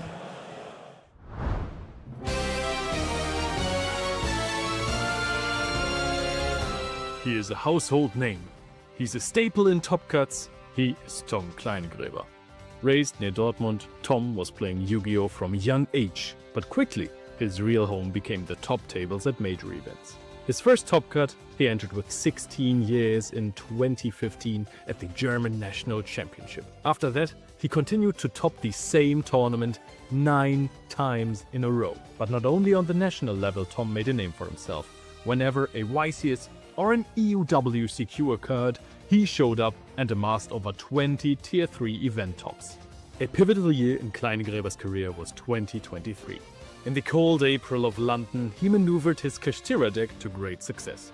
In one of the biggest tournaments of all time, attracting 3,600 players. He defeated shooting star and deck-building maniac Dinka Bui in the semi-finals to face off against former WCS competitor and European champion Samir Bashar in the finals. Tom could not overcome Samir's creative sprite deck and his double copies of Kurikara Div Incarnate and lost the first big finals of his career. Still living on the pressured planet Radzov, Tom entered the German nationals that year and naturally, almost like a tradition, made Top Cut, where Dinka Bui awaited him again, this time in the finals. This match was a back and forth in Game 1 and 2 with both duelists displaying the absolute world-class level gameplay. But in Game 3, an Eradicator epidemic virus infested the planet Radzov and took Tom's entire hand turn 1, making him unable to play the game and forcing him to concede yet another big final. But these losses never broke Tom. He rose from it like a phoenix from the ashes and continued to perform and dominate competitions. Fast forward to 2025. The EUWCQ took place in Berlin and Tom was dedicated to reach the final goal of every Yu-Gi-Oh! Player, reaching the World Championships. He piloted a combo-heavy strategy in Mitsurugi Raziel Fiendsmith and made it to top 8 with only 2 losses in Swiss. Then he was facing Giuseppe Frossi in the deciding qualifier match. In an absolute nail-biter, he kept his composure and defeated Giuseppe in Game 3, going second in dramatic fashion. He finally reached his goal of qualifying for the World Championships. For Paris, Tom prepared with his friend and competitor, Johannes Bauer. They both made the incredible deck choice of Lunar Light, which they piloted to great success. Nobody expected this deck at the World Championships, so getting to summon out Lunar Light Liger Dancer felt like an instant win condition versus many decks. Going through Swiss in a breeze, the German finds himself in the top 8 of the World Championships. His first opponent of Day 2, Felipe, piloted the Yummy deck, which could in Game 3 not overcome the offensive pressure of Lunar Light, combined with the defensive effect of number 41 Baguska, the terribly tired Tapir. In the semifinals, a prize card secured, Tom faced a fellow European, Rosalie Angelica Torkilsen, who also brought in a unique deck choice, the fan-favorite strategy of Sky Striker. While Rosalie was aware that her matchup versus Lunar Light is not the easiest, she managed to set up a strong enough field in Game 1, but folded to a Drolan Lockbird and Liger Dancer in Games 2 and 3. Finally, Tom finds himself on top of the very mountain he's tried to climb for so many years, the Yu-Gi-Oh! World Championships final. His opponent? Julian Cajon.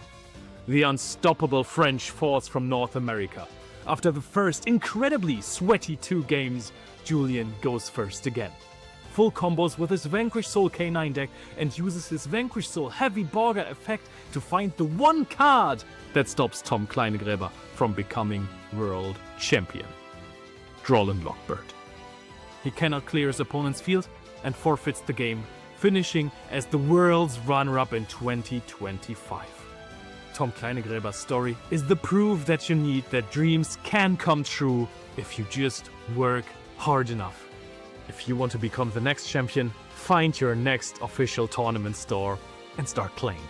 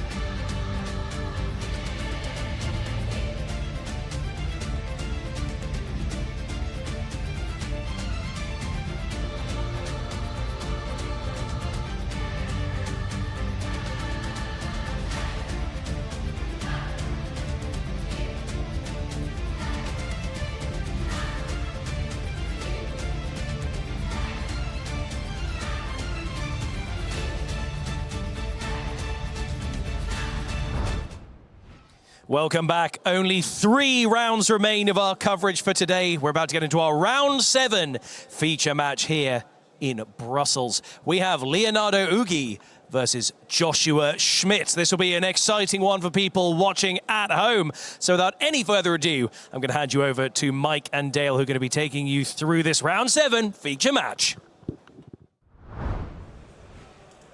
Welcome back to round 7 of the European Championship 2026.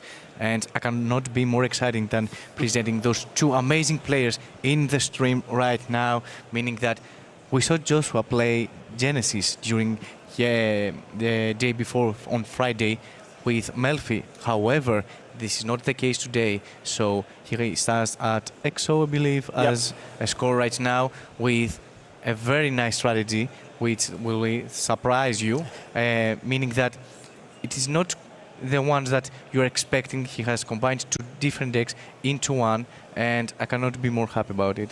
Yeah, so without any further ado, and to not keep you guys waiting anymore, it looks like the table is possibly ready. So we're going to be diving straight over there. We're going to get the dice roll out of the way. We're going to get the duelists get started straight to the action. So over to the table we go.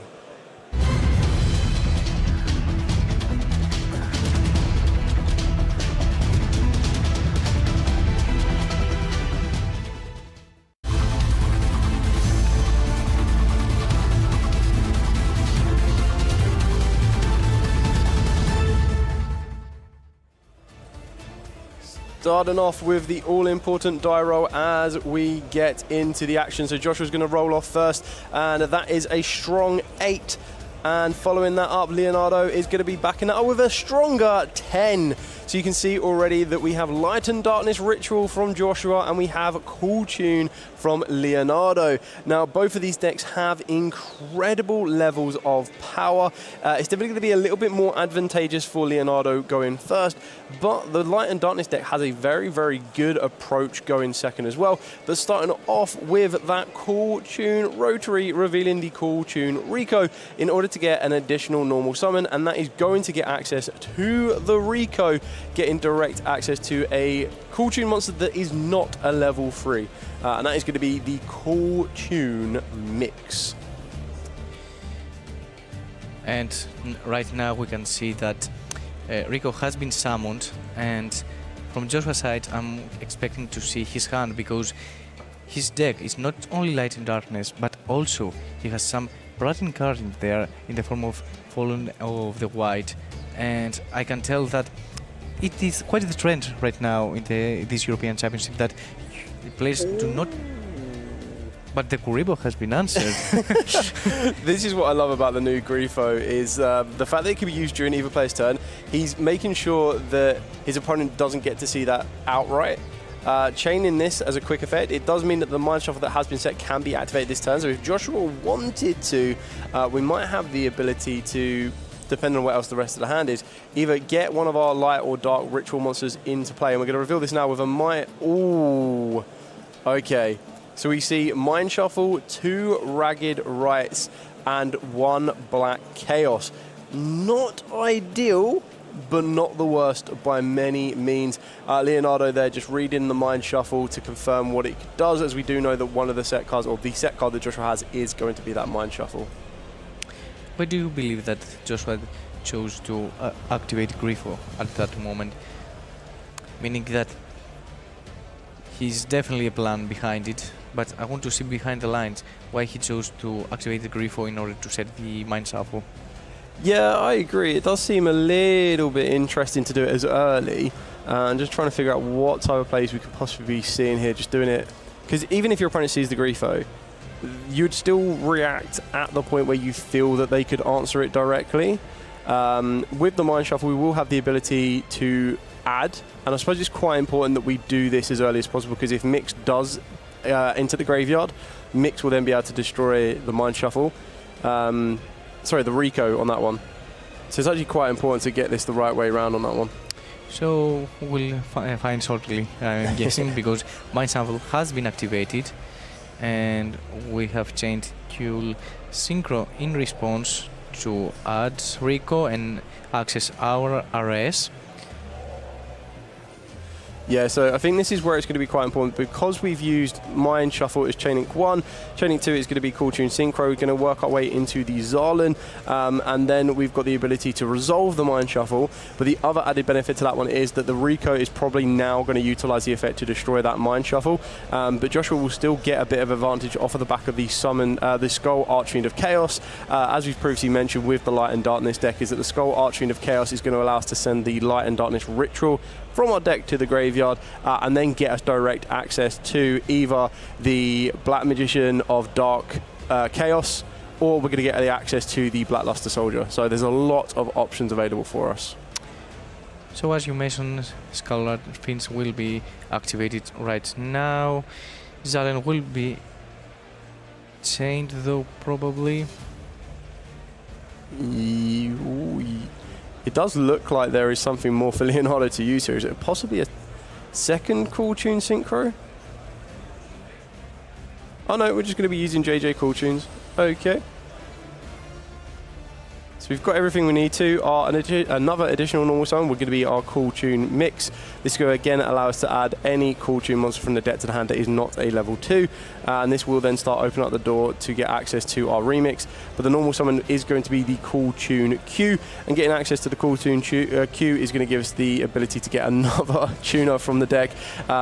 A lot of tuners, and I absolutely really do like the way that the Cool Tune strategy works on this one, for the pure fact that they don't mind. They like the double tuners, because a lot of the monsters they want to go into are going to require double tuners, and I think it kind of narrows down the type of plays you want to make as well. So it gives you direct access of what you want to be going to, and it doesn't make it as accessible for all other synchro monsters. And I believe that Leonardo, since he has shown the Joe's hand, Ash Blossom is definitely the hand up to search for right now, that he will later add to his hand with Remix.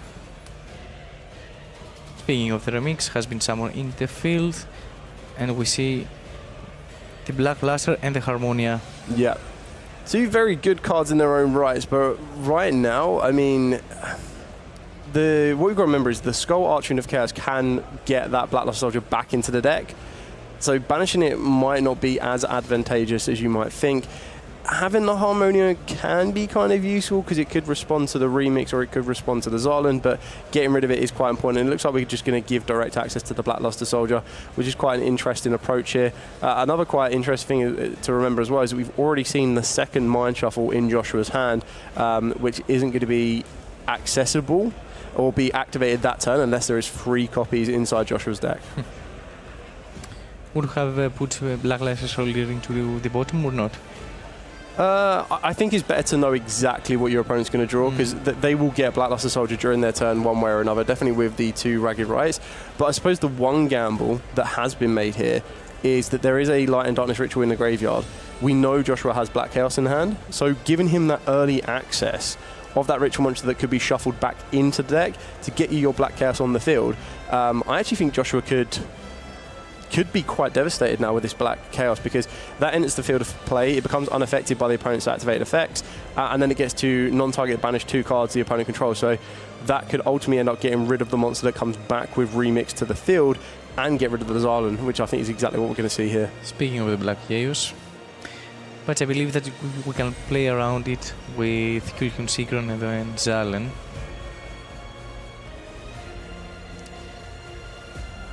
Yeah, so we're going to see what... Or even Remix. We have not used the effect of Remix yet. Yeah, so you'd have to preemptively do this, because I feel that if you let the Black Chaos utilize its effect, then anything that hits the field does ultimately get banished. Another way that you could very easily play around the Black Chaos is if you make sure that you don't have 2 cards on your field, the Black Chaos won't be able to resolve to banish the other card remaining. Joshua still has quite a lot, even though we know exactly what cards he is playing with right now. Or even use Rico as a synchro material, because in this case, if Rico is used as a synchro material, he can target one spell trap. Ah, no, yes, the spell trap. It is the mix, I believe, that destroys a monster, and that can play around. Yes, this is the case. We have summon Ares, and now we can destroy with the mix the Black Chaos. Yeah, but this is the one thing to remember. Because we have that Light and Darkness Ritual spell in the graveyard, the Black Chaos is currently unaffected. It's actually very, very powerful. Yeah, so it is only the activated effects, so if there are any continuous effects that Leonardo could play here. But I feel that we're going to see Josh trying to remove as many threats on the field as possible, Zarland definitely being one of them. And then you'd probably try and get rid of the RS. And the big difference with the Black Chaos as well is it's not quite like the Ritual Monsters, where it's unaffected by cards except by targeting them. It's completely unaffected by all activated effects. So usually with the Rituals you could use RS to try and target and negate, and that would cause a bit of an issue. But the Black Chaos is actually insanely powerful in this particular scenario here. So going back to your previous question on whether we should have given direct access to the Black Luster Soldier, again, it was a bit of a kind of risk and reward, knowing exactly what your opponent has, but facilitating the easy access to the Black Chaos could be... So it would have been better to be on the bottom, right? Yeah, it would have meant that... You have Ash for the spell, and you just let them have a draw and whatever it is. Yeah, I agree now. Yeah. Hindsight is a powerful thing. But this is the case with Yul. It is one of those decks that you cannot afford to lose knowledge. For example, you need to know every card, and this is the point of the deck, to not only know the card that they are in the hand, but also the card that it will be drawn from the draw phase. So it's quite risky sometimes to let your opponent just have a blind card in his hand. Yeah, so now this is quite interesting because we've got the Light and Darkness Ritual back from the graveyard, meaning that the Black Chaos is currently affected by other card effects, but we're going to activate the Ragged Rites of Ritual, so the brand new search spell, and that's going to get met instantly with a Dominus Purge. Very, very good purge there on for Leonardo, because that could have gained access to any monster that mentions Light and Darkness Ritual for Joshua, but we are going to use the summoned, the Skull Archfiend of Chaos, and this can now start to manipulate the graveyards and or banish zones if we do choose to, but one of them must be Mind Shuffle or a card that mentions Light and Darkness Ritual, which is what we're going to be seeing here, and then Josh needs to just decide on the other two targets that we wish to return to the decks and or extra decks on this particular scenario.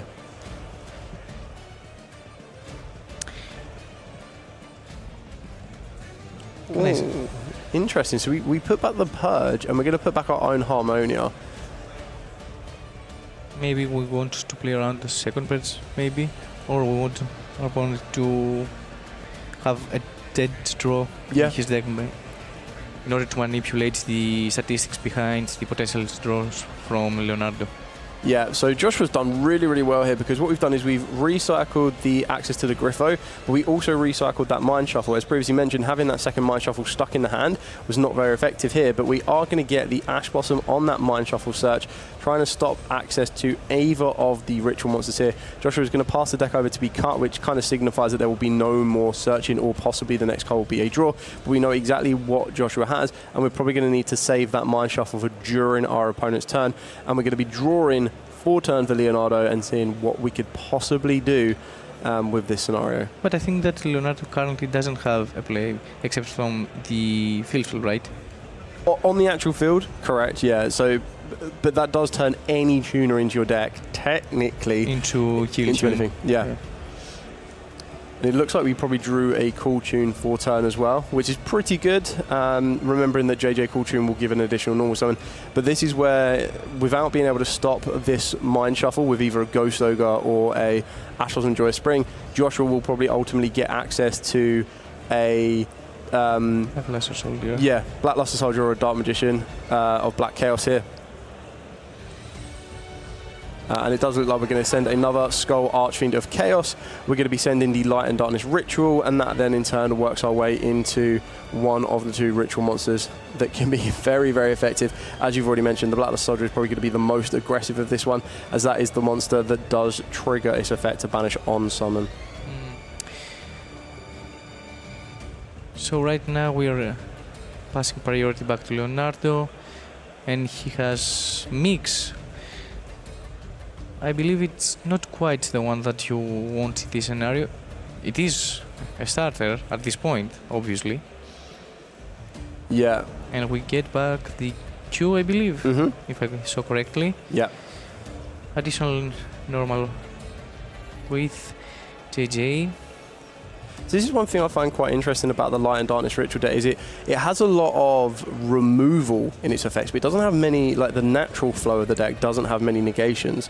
So more times than not, a lot of the effects will be more... Except from one hand card. Except for one, yes. You know what I'm talking about. And I really wanted to see it resolve in the stream.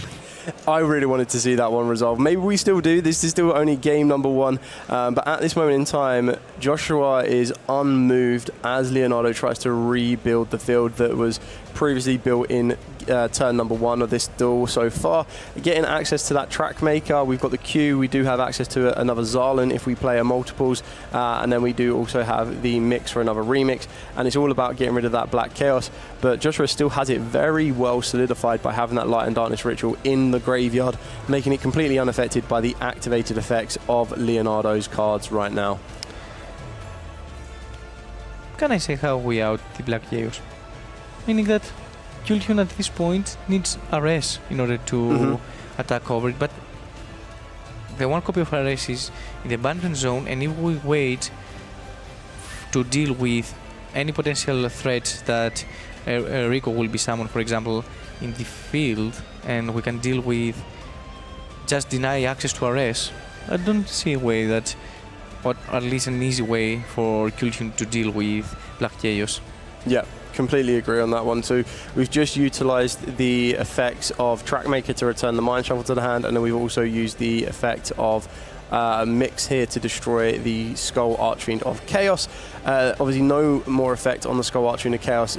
I believe that's because there are no more Light and Darkness rituals in the deck to send, and then we're going to be synchroing. Oh, okay. What are we going to be working into here? So we're working into a B2B, yep. So Cool Tune B2B here. Very, very powerful one. This might be a way to try and deal with certain monsters on Joshua's field here. Just confirming how we got there. Yeah, so it looks like we're just trying to confirm how we got into Cool Tune B2B. I believe we need 2 synchro monsters, is that correct? We need 1 tuner plus 1 plus synchro monster, so we could not access B2B like that. We need to synchro summon and later synchro summon again, because we utilized Mix and Veiler. Yeah. Or Q and Veiler. Q and Veiler, yeah. Q and Veiler. So here's the B2B, strong enough to deal with the Black Chaos. Then it gets to attack again, which gets us the first bit of damage to Joshua's life points here. Still have a decent amount of resource. We know that there is a Cool Tune Synchro that has been added by Leonardo.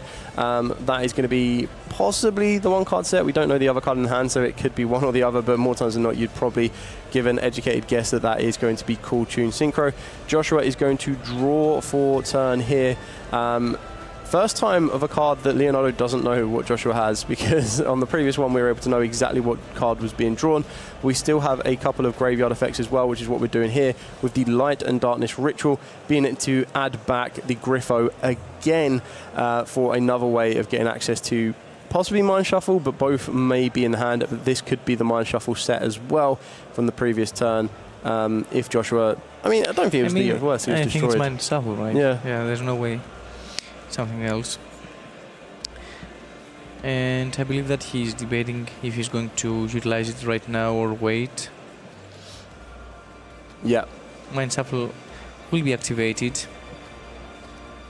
I suppose the question here on this one is whether there was an Ash Blossom in the hand of Leonardo, but we've already seen that previously activated. So for this one, it is going to resolve with the add and discard.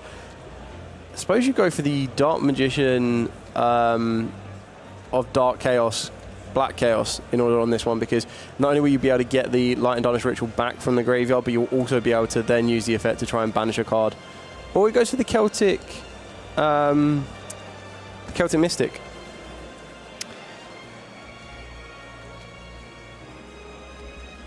Interesting choice on that one.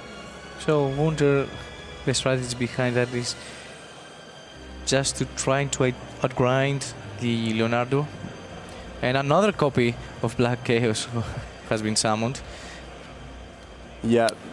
And given the fact that it does not target, B2B might need to just grab the Ash Blossom from the deck in order to also play around the Celtic, the Mythic Celtic. Yeah, the Celtic Mystic. Celtic Mystic. Yeah, we're going to be very interesting here on that one. The Black Chaos, like I said previously, another way to try and play around it is if you don't have 2 cards on the field and you can still maintain one. But with the Cool Tune Synchro, there's not anything that the B2B can be used in order to clear off the field and reduce the amount of cards on your field. and that JJ Cool Tune still maintains itself as a possible way for Black Chaos to get rid of 2 cards at the same time as well.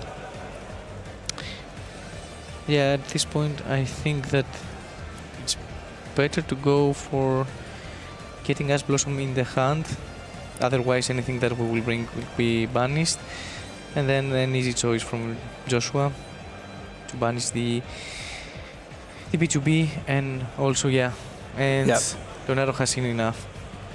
Yeah, absolutely fine on that one. I think Black Chaos was... we're all expected to see the Black Luster Soldier and the Dark Magician of Dark Chaos on that one, but the Black Chaos itself putting in huge amounts of work there. Very, very powerful. And then I think you can probably take it back to that choice, like you've already kind of preemptively mentioned in regards to giving direct access to the Black Luster Soldier. I think at that moment in time, I was even on Leonardo's side of saying, okay, just give them the Black Luster Soldier, at least you know it. But then once you take a step back to think about how easily accessible that made the Black Chaos, Joshua played that very, very well. And I think if we can understand correctly from this game 1 of round 7, the key to this matchup was Black Chaos actually. Non-targeting banish effects up to 2 cards, it's quite strong against Cool Tune, especially when they have all those effects that they can try to dodge target effect with either the effect of a Lightning Score or the effect of Fuel Synchro, for example, to dodge any effect that may target them. But when you activate an effect that doesn't target, it's very strong against Cool Tune. And I think this is the approach for Light and Darkness, for example, deck, to approach this matchup and try to bring Black Chaos as soon as possible into the field and trying to banish as many resources from the Cool Tune engine. Yeah, and I think what's actually very, very fascinating with this one, and this is where knowledge becomes king, is you can take an educated guess of what you feel Joshua might be on, like the version there is, but because the Light and Darkness deck itself is so flexible, we didn't see any branded cards at all. We didn't see any in the hand. We didn't see any come from the extra deck. So it kind of gives Leonardo a little bit more to think about on its siding strategy. So when you're siding at this particular point, do you just solidify your go first field because you're already confident with what Cool Tunes can produce?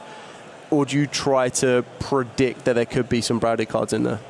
I think that you have to try to predict what is going to happen, meaning that you clearly didn't see any Azamina cards, for example, another engine that usually pairs very well with Light and Darkness, but you have to understand that, for example, Brand is very strong against the Cool Tune, as we have seen in a pure version even, and when it's combined right now with Light and Darkness, you need to respect the Fallen of Albas, which is one of those cards that can deal very well with your engine. So, for example, a Ghost Ogre will be mandatory in this matchup, even when you have my Mind Shuffle or even Fallen of Albas that will be summoned from the X deck.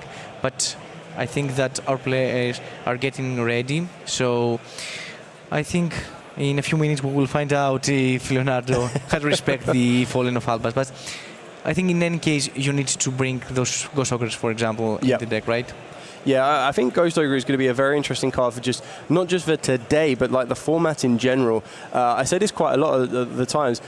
Most duelists are prepared for a card to be negated or stopped, yet the actual presence of the card maintains on the field, so it can either be used again after like a Ghost Spell, for example, or after an Ash Blossom. The card still stays there in certain scenarios. But a Ghost Ogre, getting rid of those cards, and then when you start to compile that with continuous spells and traps that won't resolve, Ghost Ogre then goes from just a single removal card to a removal and sometimes negation card in one way or not. So the duelists are both ready. We're going to head straight over to that table. We're going to see which of our duelists is going to become the victor of duel number 2. So let's head over there right now.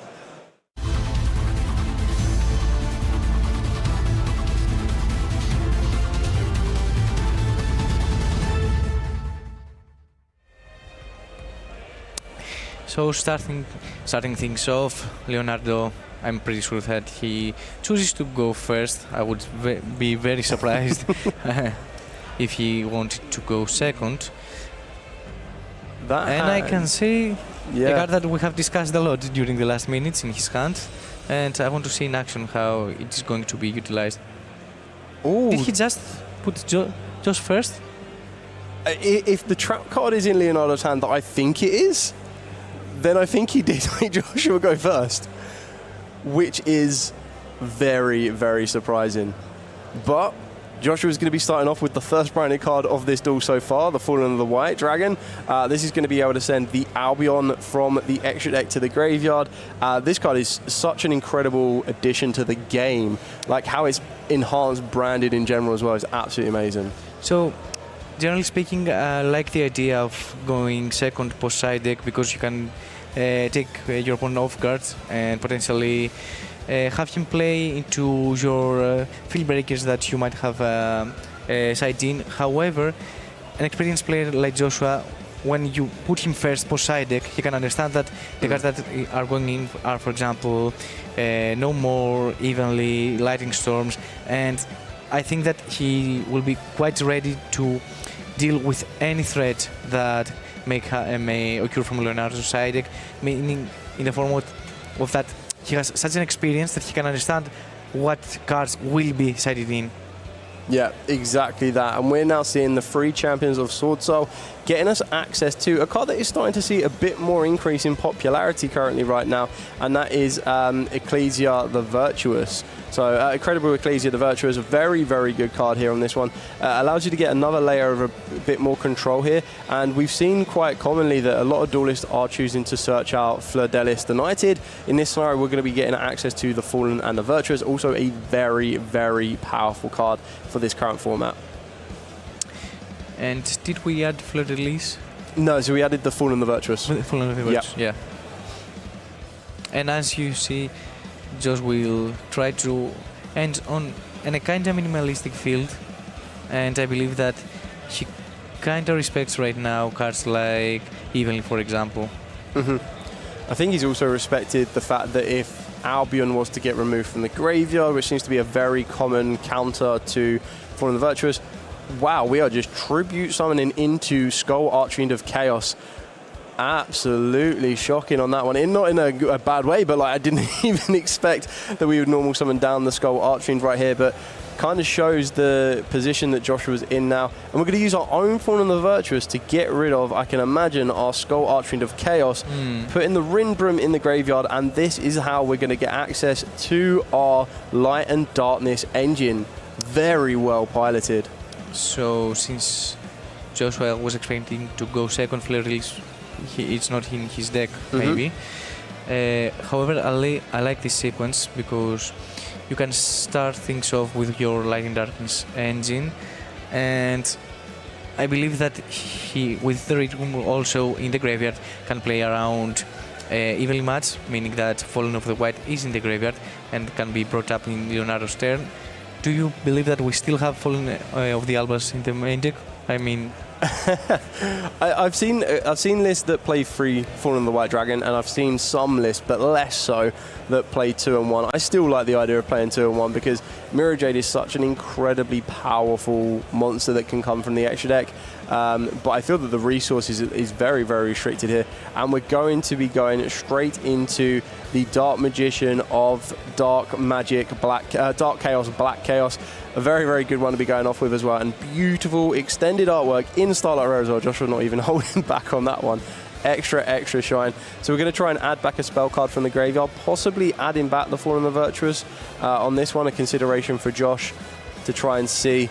And one thing to remember about evenly matched as well, even if a monster is unaffected by your opponent's activated effects, if it is evenly matched, it actually applies that effect to the player. So it's a player's effect, it's not, so it'd be Joshua's effect on the Black Chaos rather than, Leonardo, so it is not unaffected, unfortunately, in that scenario. So regarding the 2 sets, we can assume that it is 2 Fallen, I believe, and 1 unknown, right? No, so we used the Fallen and the Virtuous to destroy our own Skull Archfiend. The one that we had in the hand, and later we activated the Albion. Correct. Yeah. So we're now going to activate the Mind Shuffle here very, very early. I can assume that this is either during the draw phase or the standby phase of Leonardo's turn. And I guess this is going to be the way that you need to get as early access as possible to the Blackluster Soldier of Light and Darkness, so that you have that Mind Shuffle switching capabilities available to him.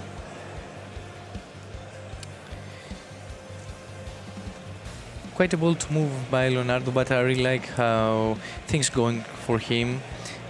And we have the Ghost Ogre, but we choose not to activate it here because we have one of the cards that you have mentioned, I believe, and you're waiting for it, I can see. I just in anticipation, because I can't imagine anyone pre-prepares for a card like that. You can instantly, like you said, a player of Joshua's level, just want to see his reaction as his opponent goes, end of main phase, moving into the battle phase, and if there is any kind of movement here. And this is what I previously mentioned as well, is the Light and Darkness deck don't put up many negations.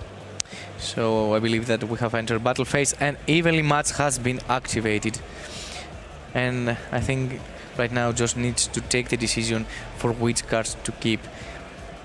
So I believe that we can activate Fallen and the Virtues in order to get at least an Ecclesia to the graveyard for the next turn. I agree. I think it's also very important to put the Mind Shuffle into the graveyard as well and not let it get banished, because obviously being banished face up, not so much of an issue, recycle it with a Skull Archfiend, but if it gets banished face down, you're not going to be able to get that back into rotation. And we saw how important it was to rotate your cards from the graveyard and your resources. So Joshua just thinking here about, I feel activating the Fallen Virtues gives us the most resource, and then it's down to you whether you choose to keep the Magician of Dark Chaos, Black Chaos, or whether you choose to keep the Unknown set card, which will probably give Leonardo a little bit more to think about as well. It is quite the spot to be right now, but yeah, Ecclesia has been sent to the graveyard and we target the Magician of Black Chaos in order to be destroyed. And yet we keep the Mind Shuffle. Interesting. I wonder if there's a card in the hand that Joshua can get to the field during Leonardo's turn that is going to be a level 7 or higher, because again, you can very, very highly imagine that with how easily accessible cards like Rico are in the Cool Tune deck, that Mind Shuffle probably does not stay on the field for this entire turn. He could also keep the Fallen and the Virtues, but he loses a lot of resources. For example, you cannot afford to lose the Magician of Black Chaos. I think that's quite a good, a bad dilemma to have between Mind Shuffle and Black Chaos. I suppose ultimately if it's between those two, you do get rid of the Mind Shuffle. But also, I do consider, I wonder if Joshua would have sided out a Mind Shuffle. If you're 100% guaranteed you're going second. The second copy. Yeah, do you take out one of the copies? I know it's a very important card, but going second, probably you side it out in any case, because you want only to have one copy in order for you not to break, and he was kind of forced to keep Mind Shuffle in the field. Yeah, very interesting. As you mentioned, we are going to find shortly, I believe, an access to Rico in order to activate the third effect of Rico, or the second effect of Rico, in order to destroy the Mind Shuffle when it is utilized as synchro material. And here is the Harmonia. I believe it was. Is it Harmonia? Yeah, that makes so much sense. To reveal for a random synchro. I saw 4 and I said this adds up, but this also makes sense why it was so important to keep the Mind Shuffle face up, because the Harmonia is a monster that can be returned with Mind Shuffle. So this is actually going to be extra premium on this one, because not only will the Harmonia trade off with both the monsters in on Leonardo's field, but it will also then give us direct access to the Blackluster Soldier of Light and Darkness, which only could banish another card as well. So okay, so we didn't reveal. So if we don't reveal the 6, we're not going to get the full destruction. That's quite interesting that we chose not to destroy the mix. And Duelist Genesis will be activated to get the Synchro Overtake. One of the cards that recently has been part of the latest Forbidden Unlimited list. And there is the Ghost Ogre from Leonardo here, getting rid of that Mind Shuffle. And this is definitely falling into Leonardo's favour here. Resolving the Synchro Overtake, we're going to be revealing what looked like an RS to get us access to that Rico. Rico will then get access to another Cool Tune monster. We haven't even used Rotary now, and then we're in the position where we can control the top deck of Joshua and really start to limit the resources. Unless there's any more interaction in Joshua's hand right now, we might be going into the game 3, depending on how this one plays out. We'd also use Rotary instead of Sea Hunt to utilize the effects on the Ecclesia on the graveyard. But I think at this game state, you can afford to let Ecclesia in the graveyard and just Sea Hunt and have full knowledge of Joshua's hand. And then you can also bring back Ghost Ogre, which is insane in this matchup, with the effect of remix or back-to-back. Yeah. There is still a lot of resource recurrence available to Joshua in the graveyard. We're just kind of looking at what else possibly Leonardo has in the hand here that could be utilized. It does look like there is a possible Dominus Purge, which is going to be a little bit more premium with this one because there is that evenly matched in the graveyard. So having a trap card means it will become a negate and destroy, which can still be very, very effective if the Mind Shuffle was to be utilized for a search as well. And we need to remember that time is getting also lower, and we are at 16 minutes. Yep. Or they have less. We need to check this. So I think there's a judge call, so that might explain why the timer is currently paused. So we're just kind of trying to get the answers on that one, but just taking a bit of an analysis of currently what we have on the field. So we've got the Synchro Overtake. We've utilized on that one. We've got the mix on the field. Joshua currently has 3 cards in the hand, and then it looks like we're going to be bringing it back over to us from the table. So very, very interesting there. I think there was a lot of... I feel that Leonardo held his resources correctly.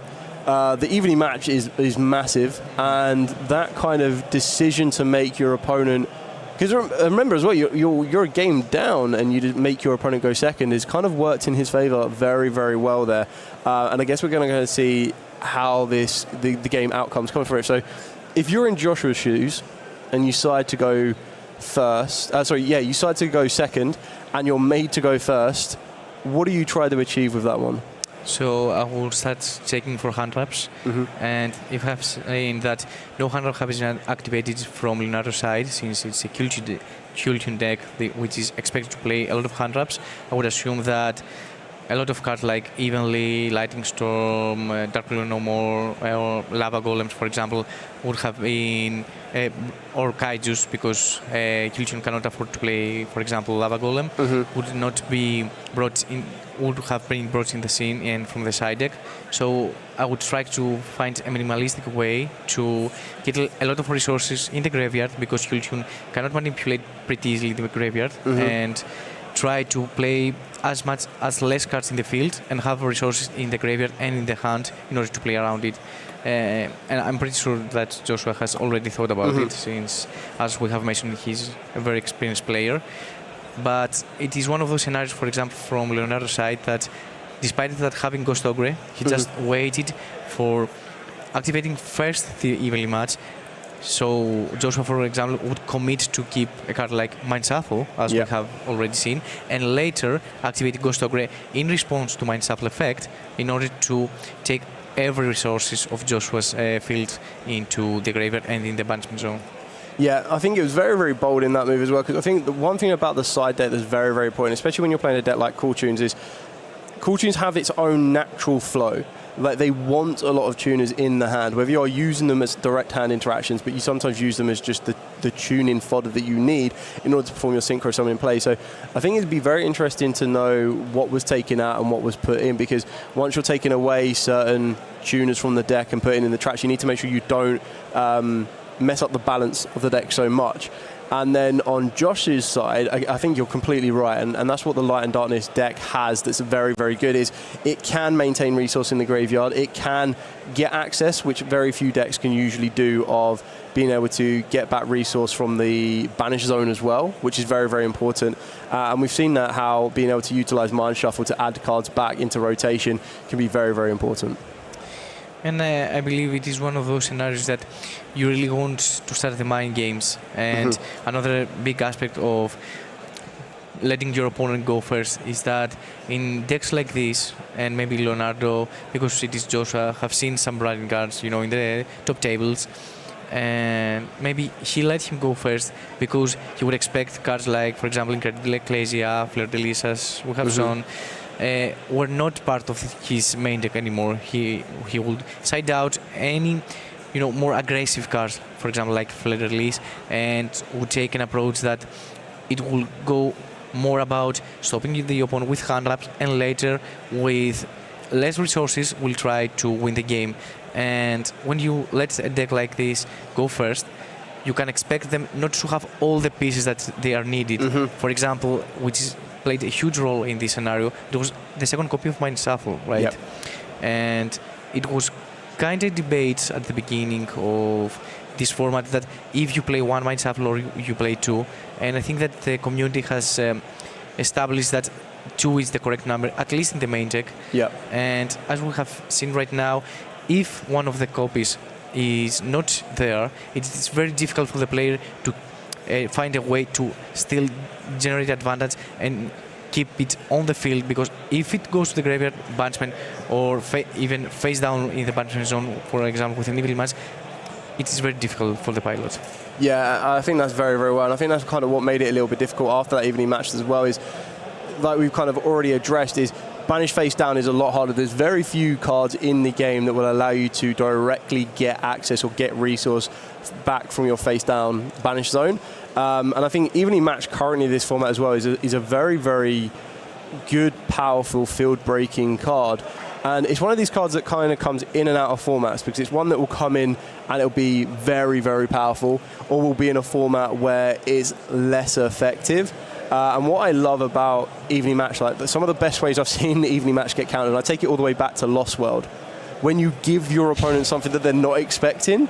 You're like, so if they want to be going with a lightning storm or an evening match, and you go, here, have a token. I'll give you something. For you. Yeah, for you. Just like the give him the sheep token.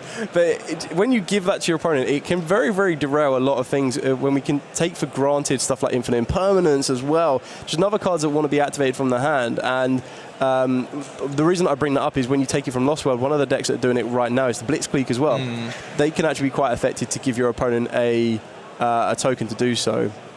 So when you kind of then try to collaborate that with the Light and Darkness, they don't have that ability. So it looks like we're going to see how we're going to be picking it back up on this one, if Joshua can rebuild from that evening match, or if Leonardo is going to be taking it into a game number 3. So let's head back over to that table and see what we have. So it seems like everything was corrected. Not too sure exactly what the call was on as just yet, but we are going to be getting straight back underway and seeing what our duelists can be bringing together. So coming back with the activation of Synchro Overtake, it looks like there may not have been a Cool Tune Rico in the deck, which might explain why we've got the Cool Tune mix entering the field of play here. So I believe that we presented with Synchro Overtake a Synchro monster in the extra deck that we didn't have a valid target for it, and this is why we had to rewind this game state. But I believe that right now we have 2 mix on the field and the Rico, and I want to see how Leonardo is going to find a way to pilot through this. And of course, with the Rotary, he is going to summon the Cool Tune Trackmaker. Trackmaker, yeah. Yeah, so this is going to cause a bit of a chain here. So we're going to be going possibly Chainlink 1 Trackmaker from the looks of it, and then we'll be going Chainlink 2 Rotary. So we're going to try and get all of that information as possible from Joshua's hand here. See if there's any interaction that Josh has. You might want to try and use it now, but it looks like we are going to be resolving this chain. So Trackmaker as Chainlink 2 is going to grab JJ Cool Tune. We're going to look at Joshua's hand being the Celtic Mystic, the Frodrolis Harmonia, and the Blackluster Soldier, Soldier of Light and Darkness. So very, very good amount of information there, because Joshua has the normal summon in the Celtic Mystic. That in turn, if you can reveal a monster that mentions Light and Darkness, will allow you to draw 3 cards and discard 2. But once it becomes such a simplified kind of position, we might see Leonardo set up a very powerful field that Joshua will have a bit of trouble fully pulling apart. I mean, right now I think that the correct place to go for loudness war in order to find a way to play around the Harmonia. Ooh, Pot of Sloth and Skull Archfiend of Chaos. Now, I don't think I would want to be giving my opponent the Pot of Sloth right now. Yeah. And he directly puts Skull Archfiend in the top of the deck.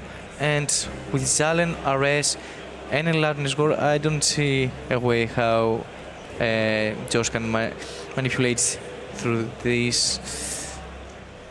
Yeah, especially when you're going to be drawing that Skull Archfiend of Chaos. There's still the Skull Archfiend of Chaos in the graveyard. I believe there is still a Light and Darkness Ritual in the graveyard as well. So there's a little bit of resource that can enter the field, but nothing that is going to threaten Leonardo at this particular point. We're going to keep it very, very simple. Setting 2, Joshua just double checking his graveyard if there is anything we need to activate or resolve. And I believe it would be...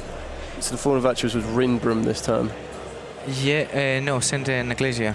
The Ecclesia, yeah, thank you. So just double checking if there's anything to resolve in...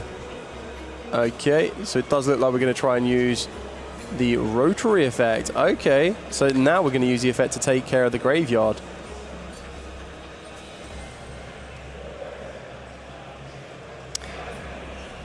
So I believe we're trying to use the Rindbrum effect during our opponent's turn to bring back the Fallen of the White Dragon, which is always treated as Fallen of Albaz, which is why the Rindbrum can banish itself and bring it back.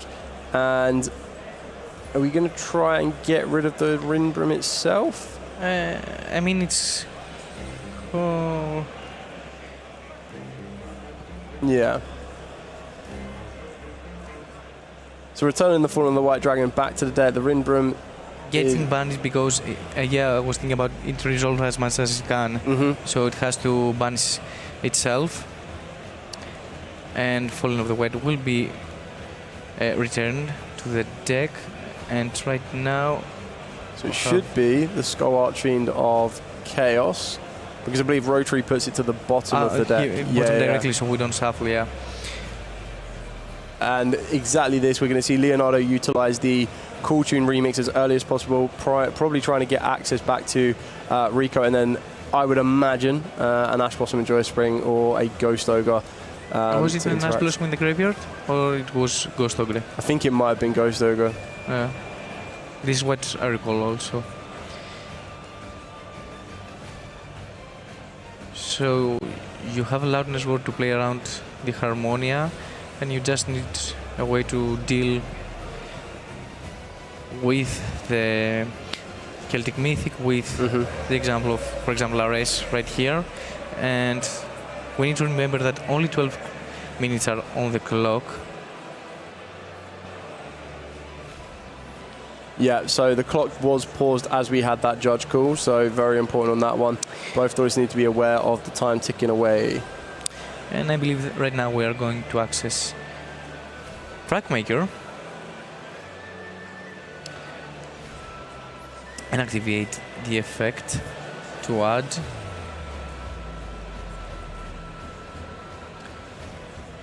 Yeah. Probably to go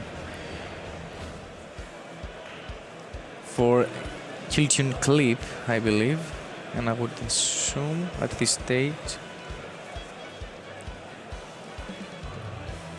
Yeah, I suppose if you're Joshua, you've already seen how powerful we can be with the Light and Darkness deck, so do you try and push through this field and seal the duel now, or do you wrap it up and try and get into that all-important game 3?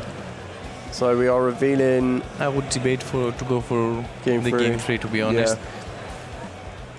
I think we're trying to use the Harmonia here. I can't see the exact amount of monsters we revealed on this one, but it looks like we're only revealing 4. So I believe it's up to 5, which will get us access to the Harmonia summon and not much else.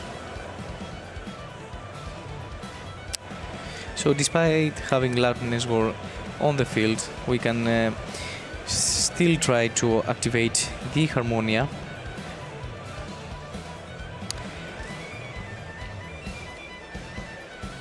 Yeah, so we're just looking through, searching out the spell card. Looks like we're going to be grabbing a Cool Tune Synchro, which makes a lot of sense here, because then at least with the Track Maker, if we wanted to, and we did use it to Synchro summon off, we'll be able to return that to the hand. Looks like we're going to be putting back the Ritual of Light and Darkness to the bottom of Joshua's deck.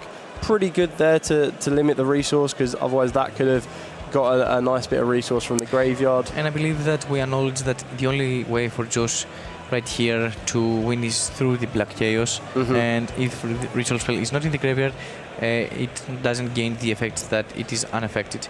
And we will activate Purge with a trap in the graveyard to counter the Celtic Mythic.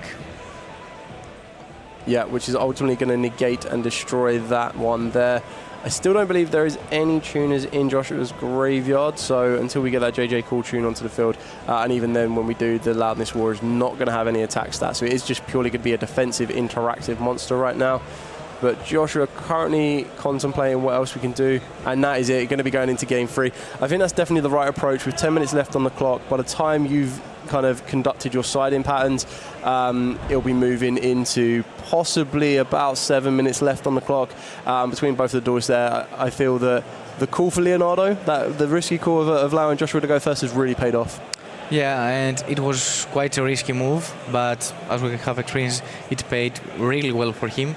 And right now I think that the real mind game begins. If you were Joshua, what you would choose? To let Leonardo go again, even though that you know right now that he's side decking those evenly matches, or would you go second and hope that Leonardo has brought those Fugalos, those Purulias, those evenly match even in game 3? Yeah, I mean, when you put it that way, it does make you kind of think a little bit more. I feel that Joshua's definitely on the level where he could probably now respect evenly match. Now that he knows his opponent is definitely on it, I feel that he could probably play a little bit more conservative, as you did previously, where you mentioned how maintain that resource in the graveyard, make sure your resource is in the graveyard and the hand, more so on the field. And I feel ultimately, as long as you can get one monster with the Mind Shuffle to try and dictate a little bit more on how much Leonardo can stick to the field, we've seen it as a very good strategy against them, against Cool Tune. So it looks like our duelists are ready. We're going to go take it over to the table for that all-important game 3 and see which one of our duelists are going to be progressing with round number 8 and hopefully an EXO record.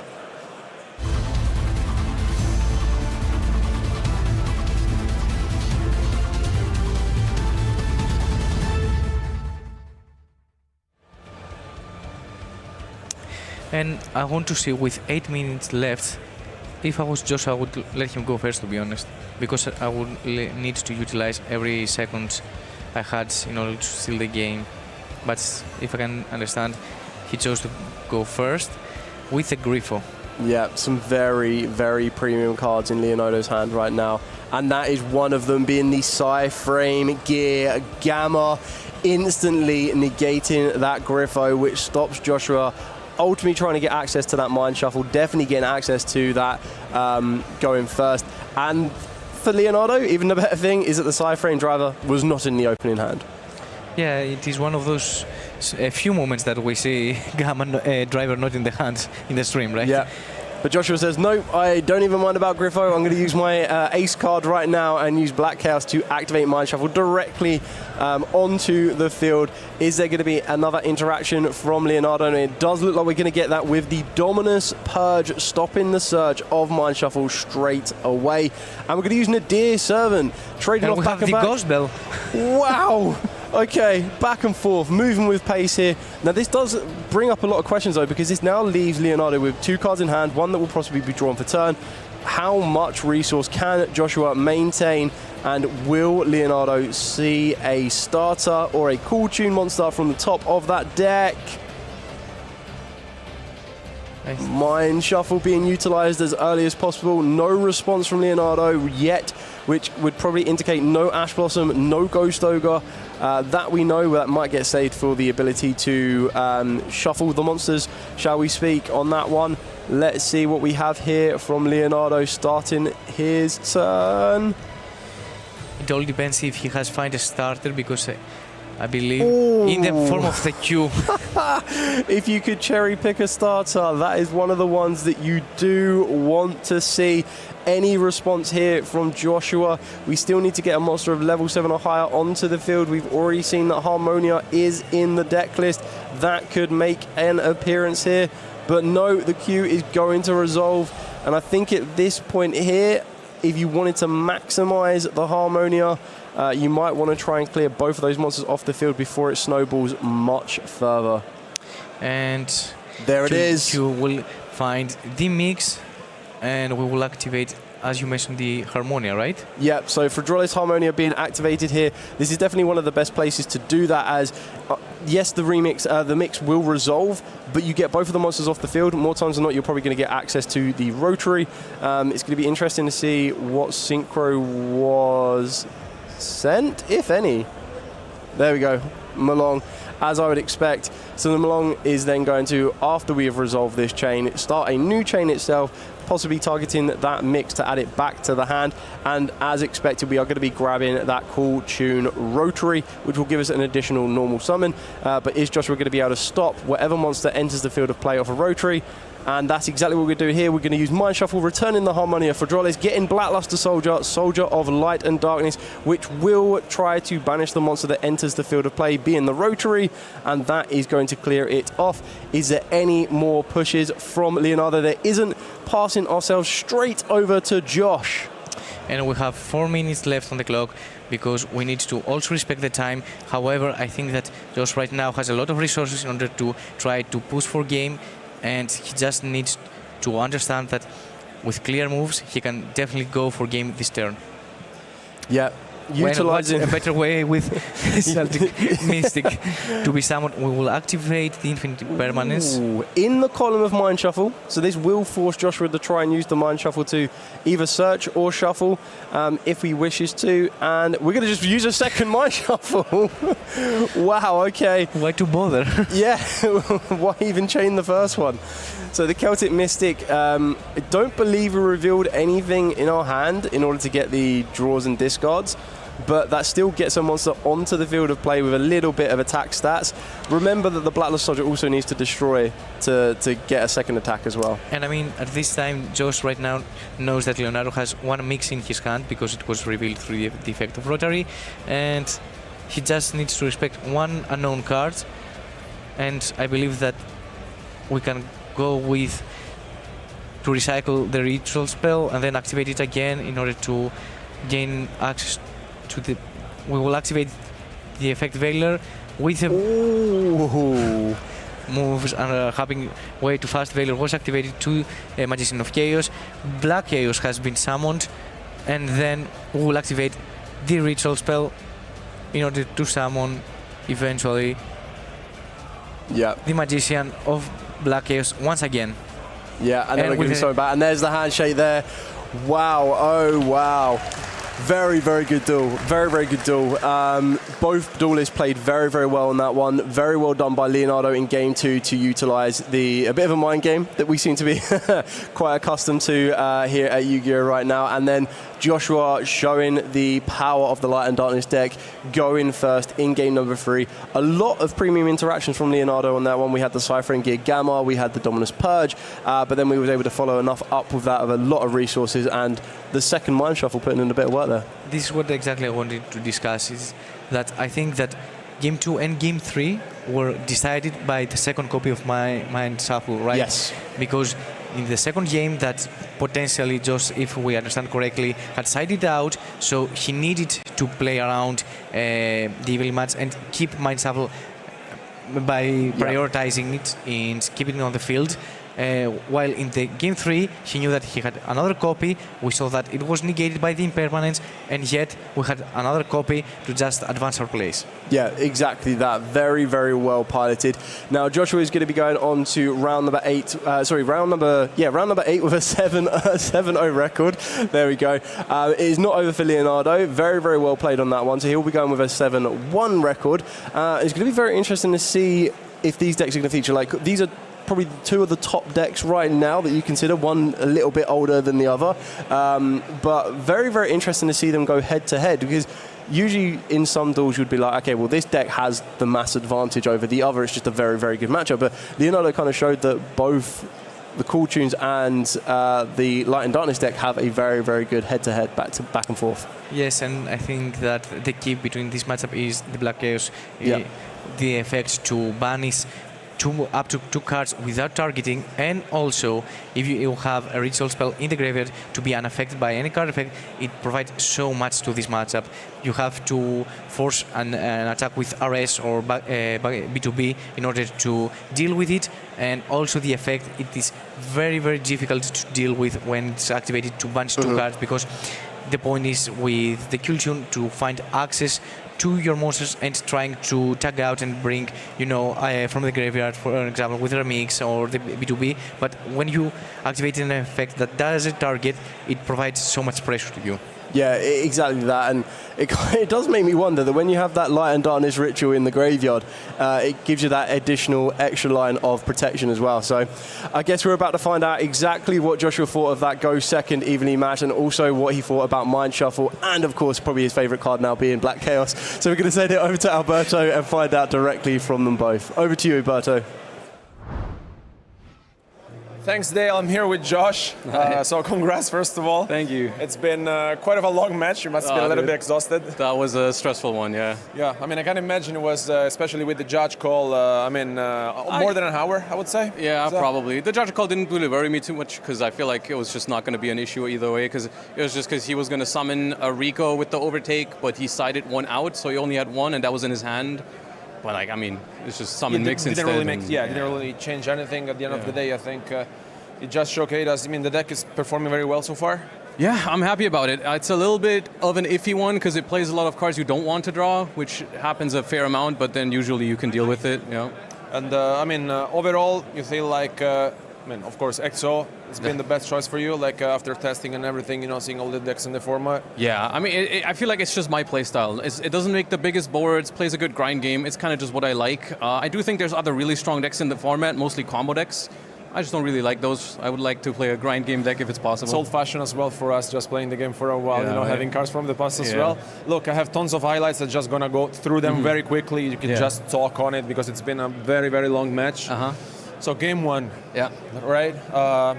Do not give me that Blackluster Soldier. No. That's the question, because why? That's the thing. I'm not sure if they knew that I can shuffle it from hand for the Black Chaos, because as soon as I got the BLS, I was like, okay, sure, all I need to do is get the Ritual Spell engraved somehow, which I already did, and then just summon the Black Chaos, and can't do anything about that. Yeah, that's pretty much what happens. Because with there's the Black Chaos. I think he didn't think about that because he was reading some of the cards, right? I don't know if he was. He was close to figuring out how to do it, because there is a way to do it. You have to but it's complicated. You have to synchro away Rotary, get rid of the spell in the graveyard, and then try to mix pop it. But yeah.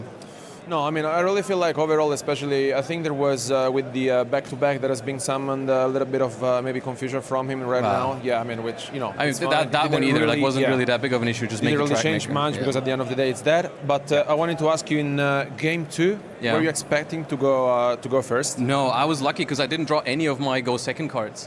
I just drew a hand that was pretty solid going first. Not good enough against evenly, unfortunately. But I felt like game 2 was actually looking not bad. It went wrong somewhere. Maybe I should have used my Albaz earlier, but it was really unfortunate because he played around the Albaz pretty well by only putting Mix and Rico up, and it's hard for me to fuse with those because there's no light or dark. Yeah, at the end of the day, I really feel like in the end, I think you are a little bit disappointed as well because, as you mentioned, maybe could have gone your way. Yeah, sending one of the synchros away with the Fallen was a mistake. I noticed too late, and now I only have 4 for Harmonia. Yeah, that was. I was slam that Harmonia down. It's I only have 4. I don't get a pop. I shouldn't have sent the synchro. Synchro. And listen, for game 3, the way it started, did you have negative feelings? I was happy that I had the Mind Shuffle access through the Gamma because I had Grifo and the Black Chaos, so I knew okay, even if they stop me this turn, the Mind Shuffle is still here, so they need another a Ghost Ogre or another Ash Blossom or another Purge next turn. So I wasn't happy that all my cards were negated. I expected after the Purge, I expected a Nadir Servant to resolve because they can't Ash it. So I was a little disappointed, but I knew I had follow-up, so I knew as long as those 3 cards are not crazy. And you top deck the Q as well, which... The Q was Yeah, the Q was annoying, but then luckily the Harmonia plus the Mind Shuffle is good enough. Yeah, I mean, the second shuffle as well, plus the Black Chaos, I think it just sealed the deal. So at the end of the day, I really feel like, although his end was quite good, I would say, you still managed somehow, to bring it home. Yeah. So, I mean, so far so good, XO. Yeah. So I really feel like it's time for you to cool off a little bit just before the other round starts, because I feel like most of the matches are maybe over. Yeah, so, probably. Yeah, I mean, congrats for the win. Thank you. So hopefully we get the chance to see you on stream again soon. Yeah. Best of luck for the other 2 rounds and for being with me. Yeah. Thanks.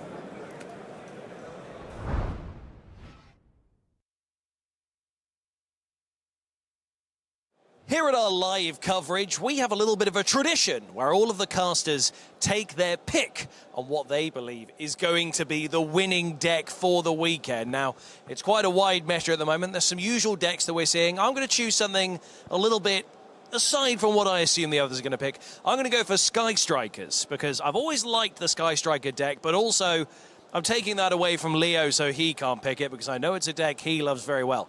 Let's see if I'm going to be right at the end. So my prediction for the European Championship, it is branded. I think it's one of those strategies that can definitely be more surprising to an event and in a tournament, and I definitely believe that you have to respect the Albaz and always count on him. My personal pick for the deck that could win the European Championship has to be Magister's Fairy Tale. Now, that is a deck that had a lot of favour earlier in this format, and I think could really take some players by surprise. It plays so well through hand interactions and actually doesn't care that much about field breakers all the time. I think it's a really powerful pick and could take a lot of players by surprise. So my prediction for the tournament is going to be Blitzclick. I really feel like the deck, it's super consistent, and on the other side, it can catch really our players off guard. I really expect a lot of Brander, a lot of Kiltun, and the deck is very good at going second. He has a very solid strategy, and I really feel like we will be seeing some, especially in the top cut. So that is my prediction, and hopefully we'll get to see more Blitzclick in action. The deck I think is going to win is Ryziel Blitzclick. I think it's rather new, so people don't really know what it does, where to interrupt it, and it has some really niche applications in the meta. So I think Whisker and the gang, they're going to take it down. How about Radiant Typhoon? I know that deck hasn't been super popular lately, but hear me out. Going for a big combo on the first turn, possibly going through double Enter Bloodnir and maybe getting 2 cards from your opponent's hand out of the equation into a field with a lot of breaking cards. I could see it happening. I know it's not the most likely, but in my heart I kind of want to see it happening. So let's see whether it turns out winning. The deck that I believe is going to win this event is going to be the Light and Darkness Ritual deck. Very, very explosive, being utilized from the brand new Chaos Origin set. I feel that it has a credible balance of power and control, and hopefully we're going to be seeing one of our duelists using that as the winning deck. So since I'm picking last, the deck that's going to win the European Championship, my very generous colleagues left me what I believe will be the most represented, Cool Tune. So I'm just going to go with it, and let's see how it goes. Thank you. So those are our caster predictions, but which deck do you think is going to win? Let us know on social media or in the chat, and we'll all find out together. Stick around, we've got loads more great coverage coming your way.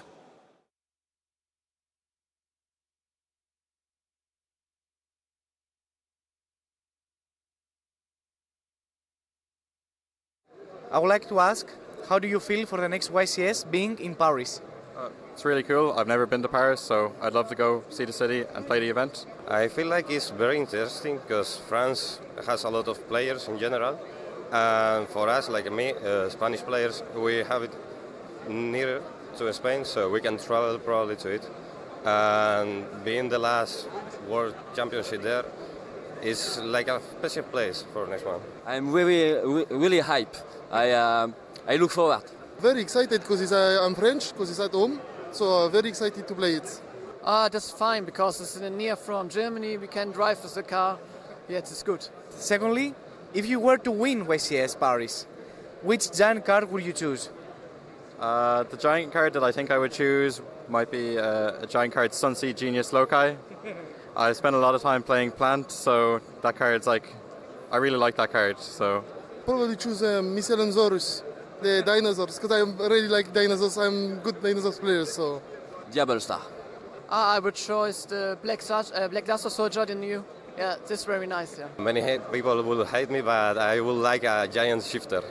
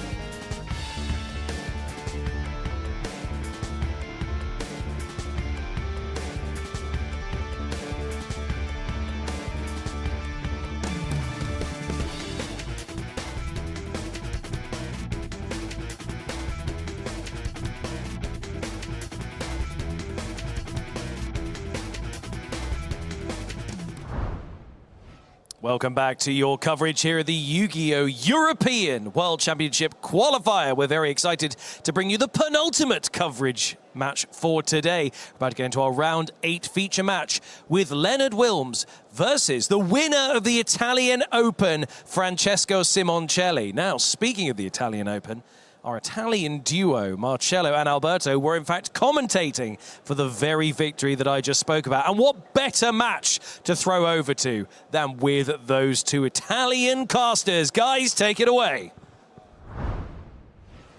Thank you, Ed. Indeed, the way how you pronounce the penultimate round always scratches my brain. It's my favorite time of day one.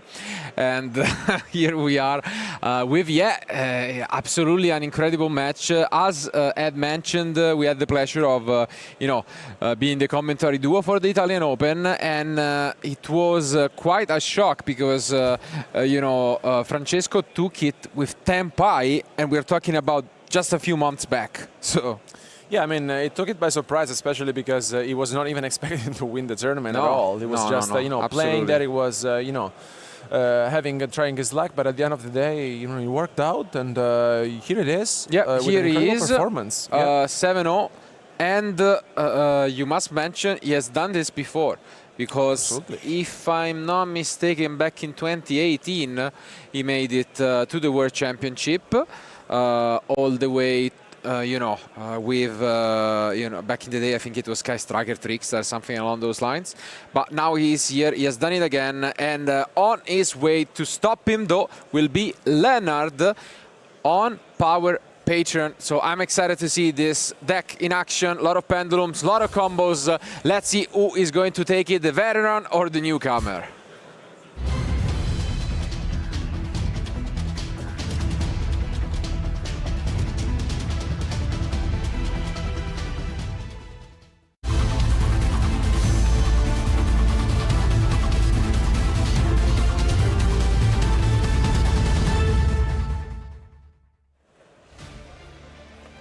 Here they are. Do we get to see the roll? Maybe it seems like they already did. And probably Leonard is the one going first. Yeah. Oh no, never mind, the opposite. That's why, because he has an action. And that is Fuvalos, and we see Cold by the Grave from Francesco. Good one. And Wow. I'm glad to see that Francesco is still unbranded because the Italian National Championships quite... I think it was a couple of weeks ago, a month ago, I can't remember. He got top 16 with it, so he got 60th place with the deck. It's super familiar with it, but as you mentioned, he's no stranger to the competitive scene. And he's up against Power Patron, a very combo-based deck, a deck that I really like actually. And here, it will be very interesting to see the way Francesco is gonna play this one out. Is just going for the Dark Dragon. Let's take a look at the main deck. Ooh, actually there is a lot of spice. Wow. So not a lot of entraps, I can tell you that much. We had that Fuvalos, and outside of that you only are on Ash and Impulse. Chances are we could see an Ash, but it's debatable where to you activate it anymore against Branded. Not quite linear as waiting for Branded Fusion as it was in the past. But we do have also some field breakers in the main. So this, if you don't see some interruptions, don't think the game is over yet, because there are some powerful going second cards in the main deck for Leonard.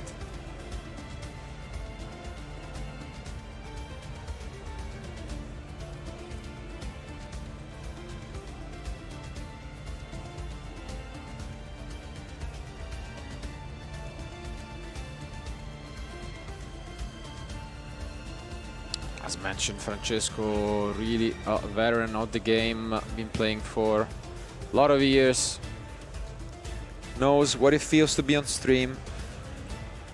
His opponent maybe not so much, but in this case it's important to just rely on your testing, rely on your knowledge of the deck, and you should be good to go. And here, as mentioned, there's also Francesco playing a little bit of spicy. As you said, there's the newest release card in Chaos Origins, the 3 Champions of Swordsoul. Being summoned, that you know, it's a nice addition because essentially you can target one face-up card on the field to negate its effects, and then if Ecclesia monster or Fallen of the Albas is in the graveyard, you can destroy that card. And then, of course, on top of that, if the card is synchro summon, you can add one level 4 or 8 spellcaster monster whose attack equals its own defense from the deck to the graveyard.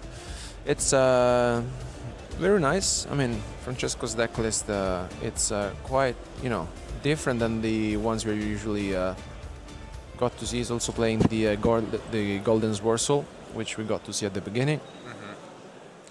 But we used the synchro for Mirror Jade.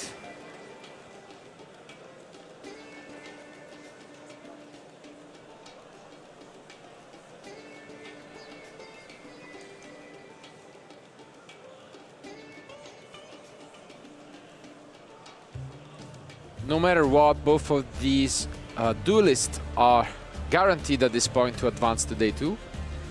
But they really want to win at least one of these 2 remaining matches so that they can still have a solid shot at the top 8. Because, as a reminder, tomorrow we'll be going through 6 more rounds before the top 8.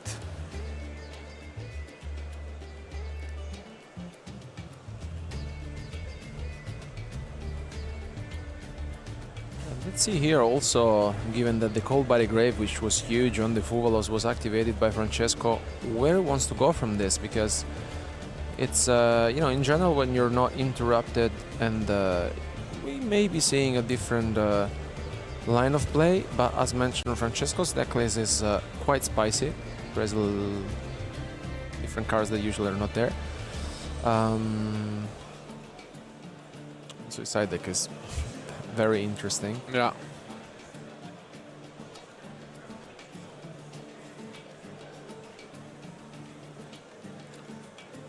But here we are finally done with the turn, and we are gonna use few end phase effects as expected.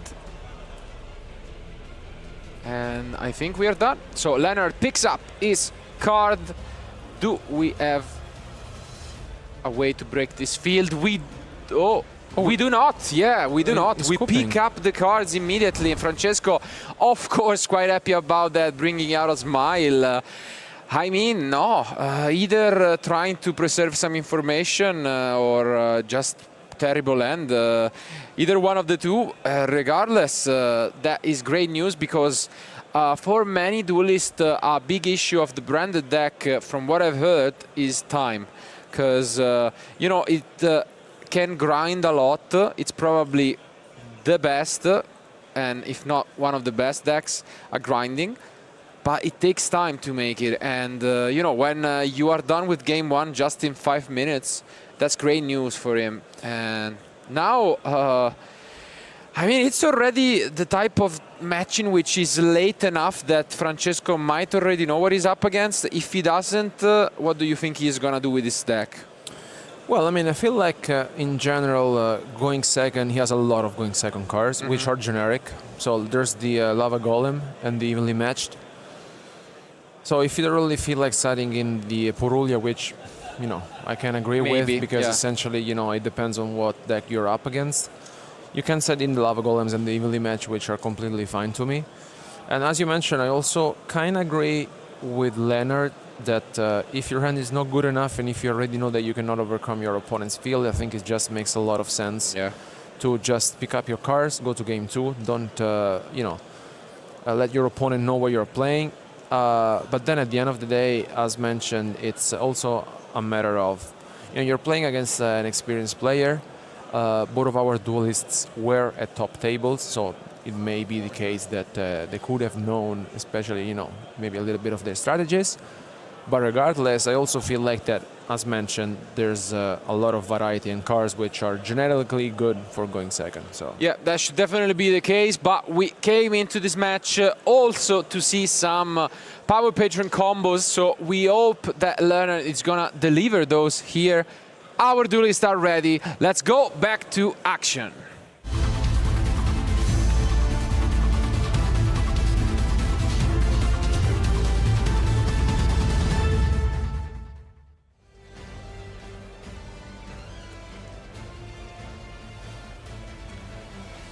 First of all, are we gonna see some Mulcharmis?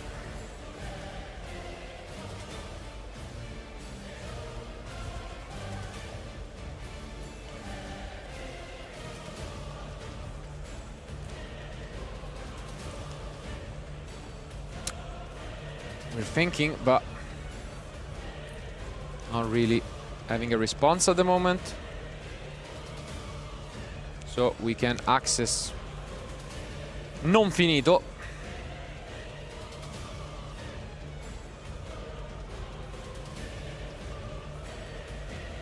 And here comes Medius the Pure. A deck that started out, I want to say, more in Genesis format, and now this engine has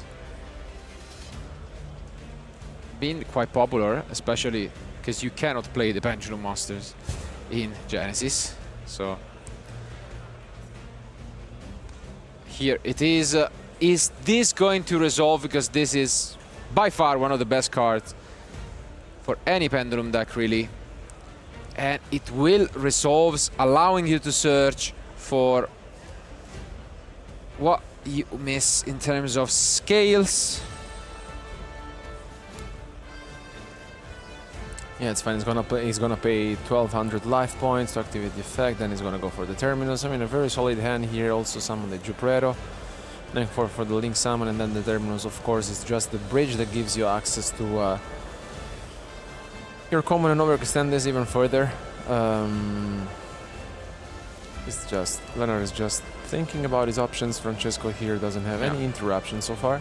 It's important to mention that he is playing the Amorphage package, so if he's able to access that, he can end on Goliath or both with the Lecheri, so he can shut down the extra deck from Francesco as long as the ability to activate spells. But even just shutting down the extra deck is a huge problem, because outside of the Fallen and the Virtuous, pretty much you are uncontested against Branded.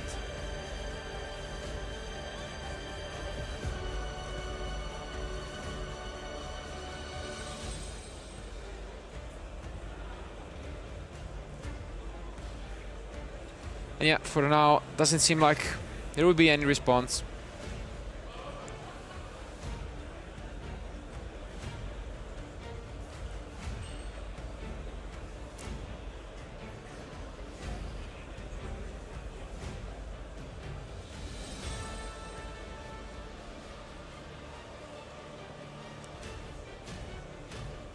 Bit of a thinking moment here from Leonard. Again, he knows the importance of this game. He's 7-0. Just lost the first one in a couple of minutes, and really want to at least guarantee him a game 3 when his deck is going first, when he's getting to do these powerful things.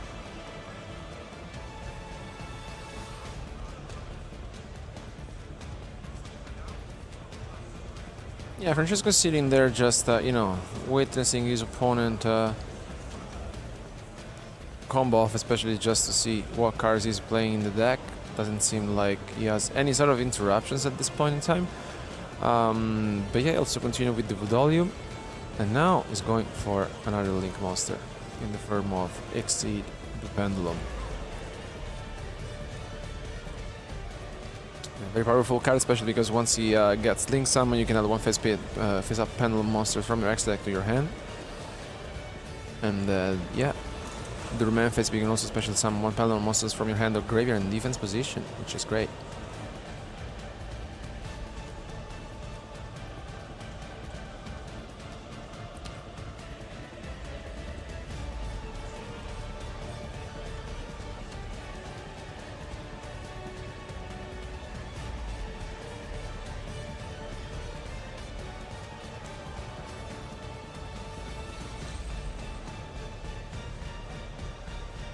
Oh. Yeah, bit of a think here from Leonard, and then we move on. So the Mercurium. We do have that threatening card hanging out there on top of the graveyard. Amorphage Goliath.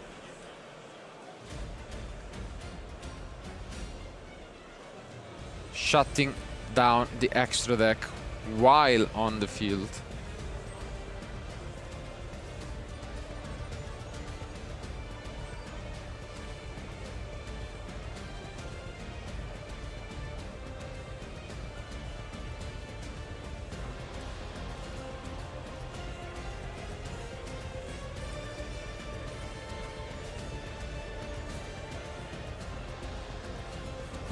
And yeah, here brings up to the field the Diactorus.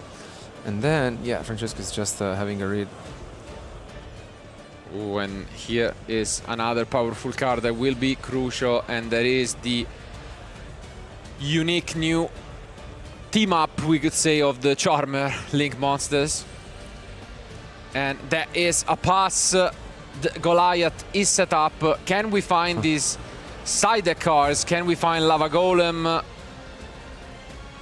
Because we cannot activate spells and we cannot special summon from the extra. Yeah, not bad. Not bad at all. Yeah, it's what a lock.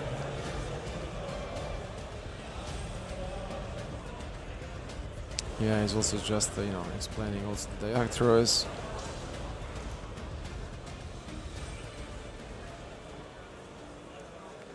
Yeah, it's a lot of interruptions plus, you know. A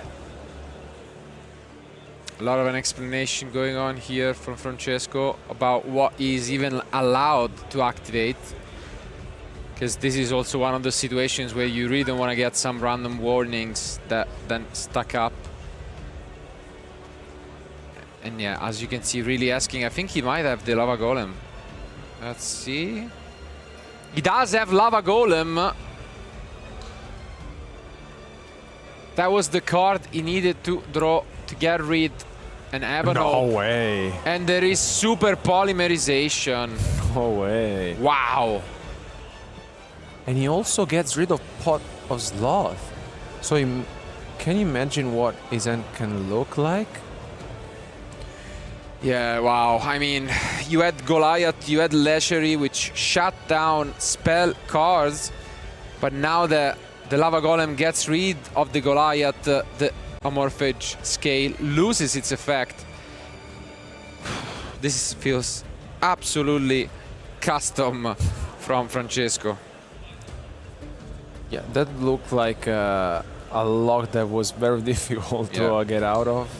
But yeah, I mean, as we mentioned, of course, there was the evenly match and the Lava Golem, which could have helped Francesco out in this duel by going second.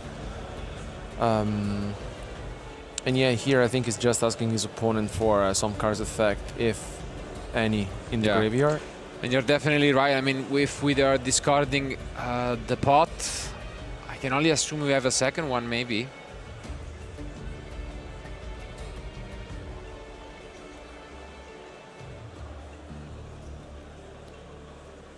Yeah, oh, okay, he has another one. Yeah, I mean, that for sure was the case, because look at this.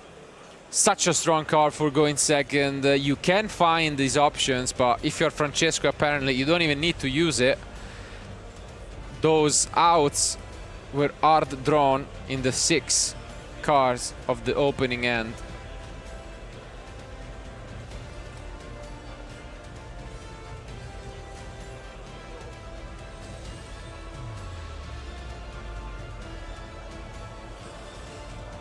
Yeah, just thinking about what he needs to shuffle back.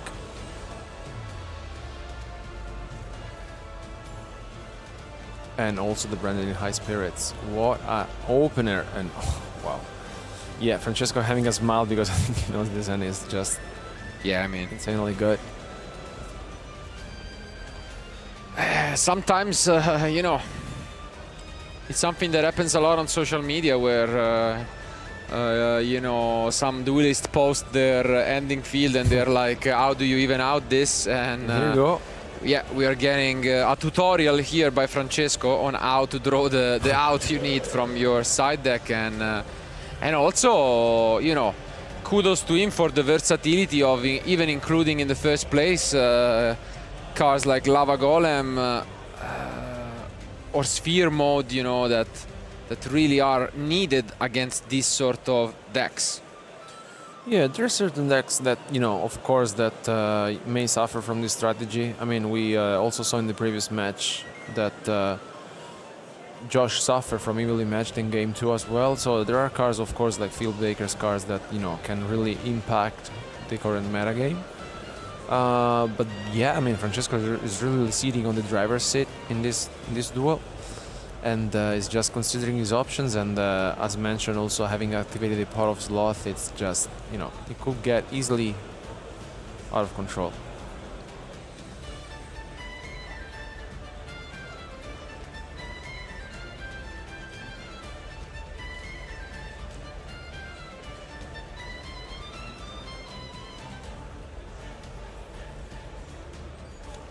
Now we do access Albas.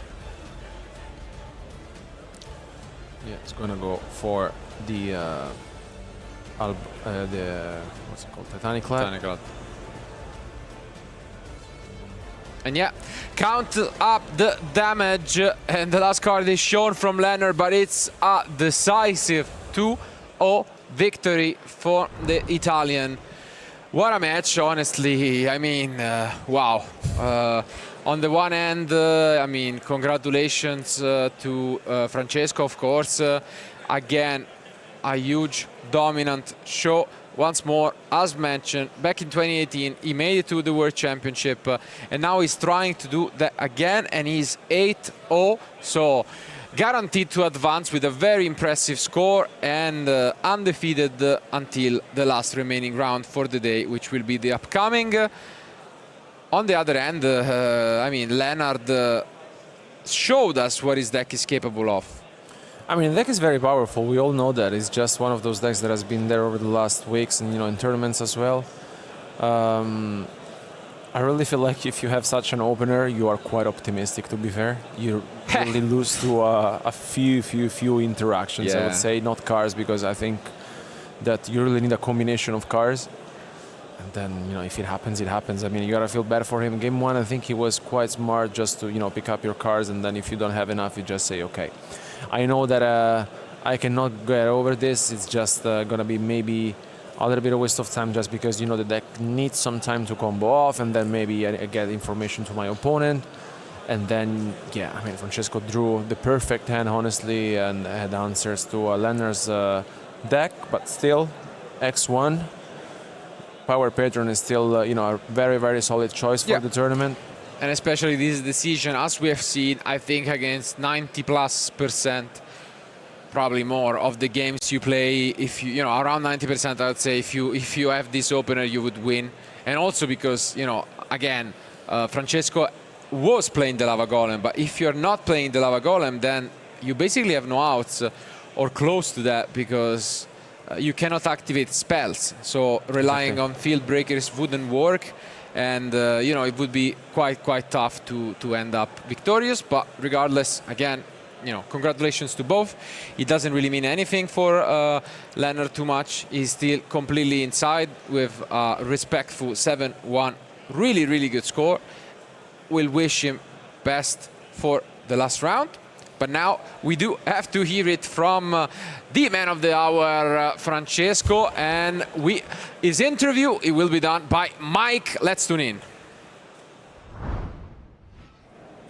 Hello, I'm here with Francesco. Congratulations for the win, first of all. Thank you, thank you. I would like to ask you, firstly, why Branded? Because I think that Branded have a strong starter, the strong start combo, and it's one of the decks that can beat Kill Tune going second, because have a lot of pushes, and it's a good matchup. I think that a lot of pro players can use Kill Tune in this event, so I think it's Branded could be won this week. So I would like to ask you, of course, because you brought Branded to the European Championship. Yeah.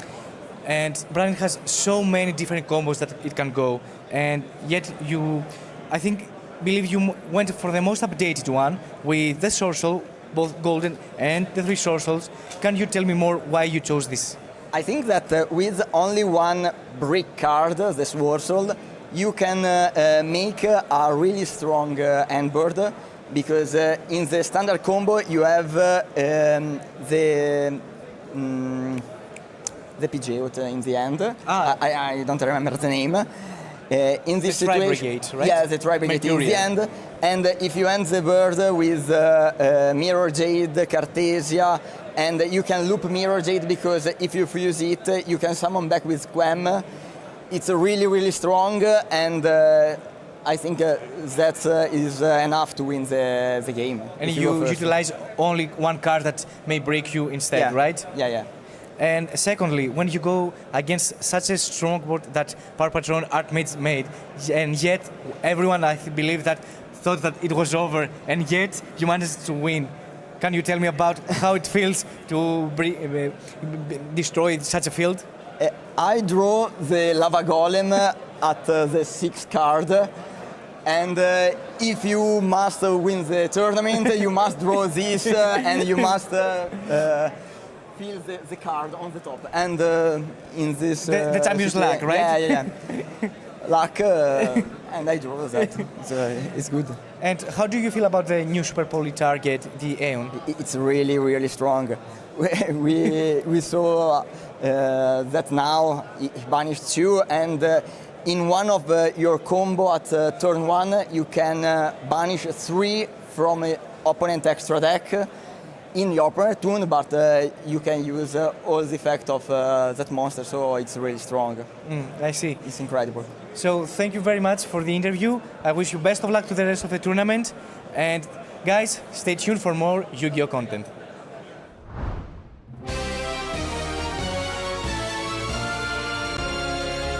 Hello duelists, my name is Sebastian Lemke, and today I'm going to tell you about one of the biggest breakout stories in the history of the Yu-Gi-Oh! Trading card game.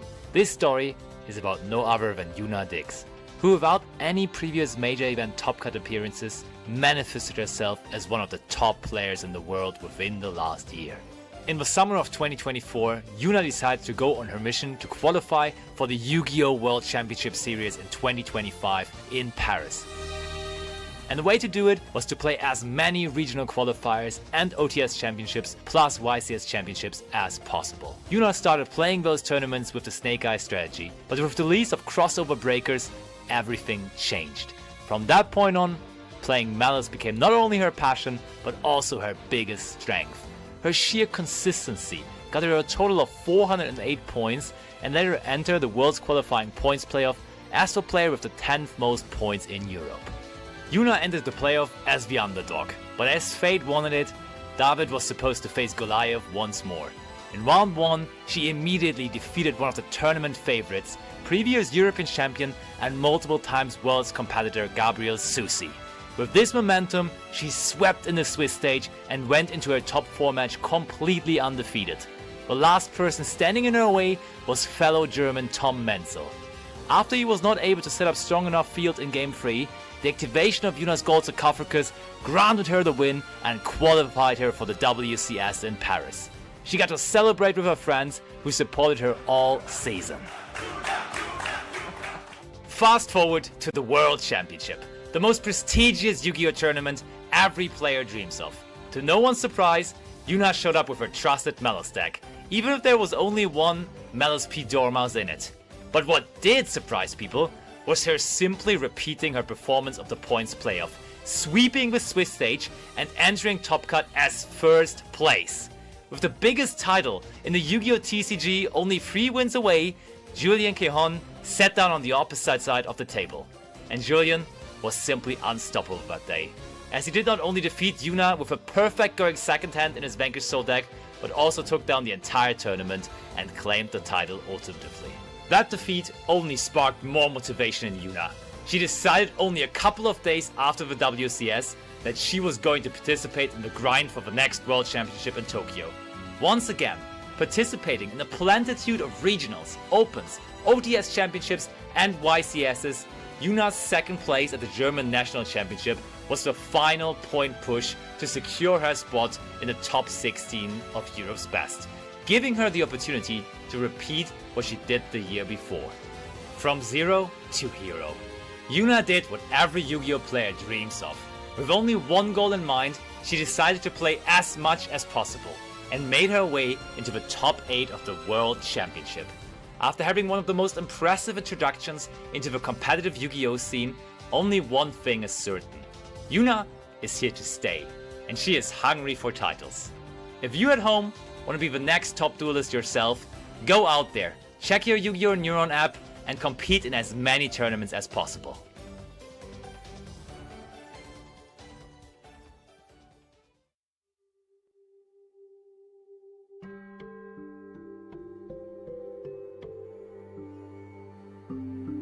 かつて偉大な3人の賢者がいた。魔導の神髄を追い求めた彼らは異界の門を開く大儀式を行った。世界は魔力に満ち神秘が人々にもたらされる。しかしそれは同時に混沌の時代の幕開けでもあった。地上には魔物があふれ、そして強き力を求める火の魔人が現れた。世界は燃やし尽くされるかに思われた。だが三賢者は死闘の末魔人を打ち倒し、人々は滅びを免れた。それから長い月日が流れた。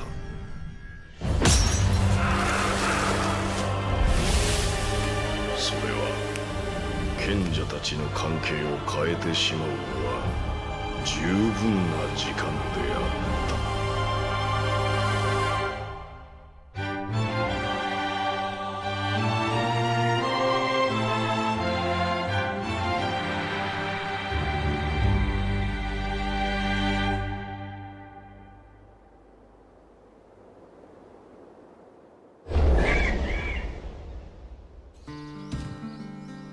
こうして火の魔人を封印した三賢者様によって世界は守られたとさ。本当にこの話が好きね。大好き。これから行く里は三賢者様の召喚師アレイスター様が守ってくれているそうよ。そこでならずっと暮らせる？きっと。やったー！早く着かないかな。よしよし。俺は聞いたことあるぜ。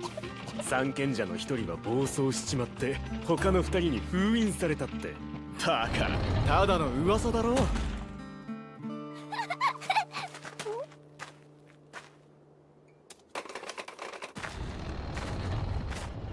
おお、新しい住民か。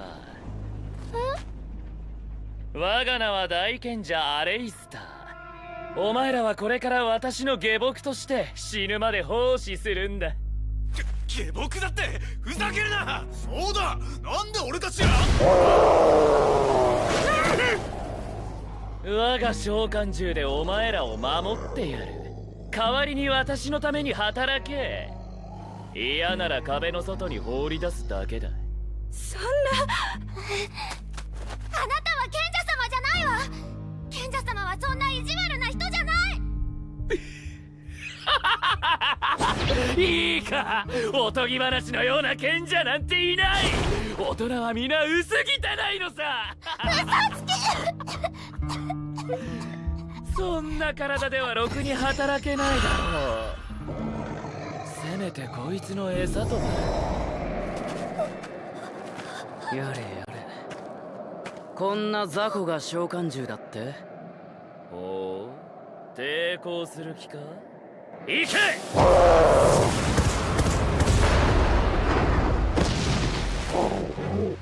現代に召喚魔術を操る魔導士がいると聞いて来てみれば、ただ魔物を刺激しているだけだったなんて。なんだお前は。アレイスターの名前もその本に書いてあったのかい？そいつを始末しろ！見せてあげるよ、本物の召喚魔術、その一辺を！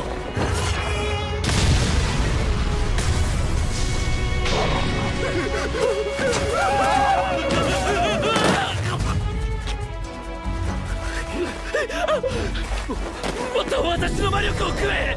私を守れ！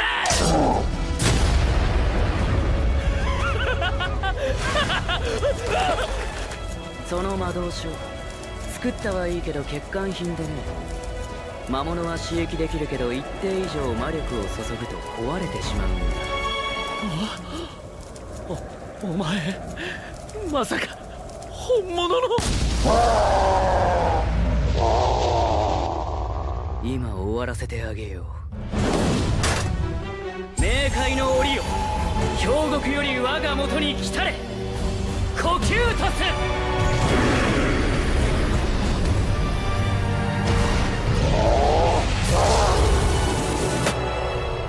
放て呼吸と！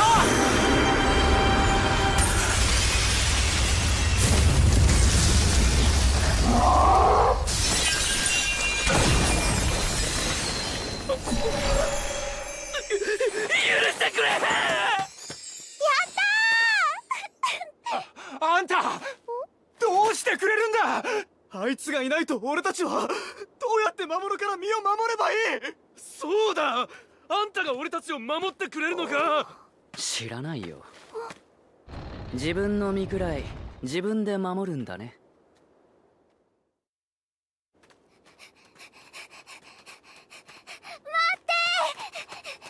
何の用？ありがとう。私今は何もできないけど、いつか強くなってみんなを守る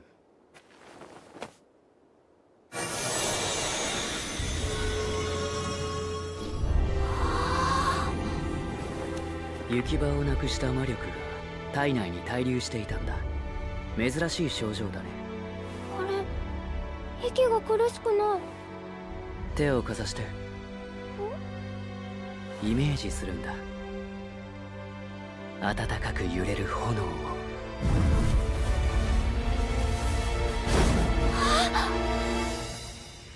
この結晶はもらっていくよ。私、賢者様みたいな魔法使いになれる？それは君次第だ。昔底抜けのバカがいてね。世界から争いをなくしたいと言って異世界の扉を開いた。けれど結局新たな火種を作っただけだった。君みたいなのがいればゾロアも少しは報われるかもね。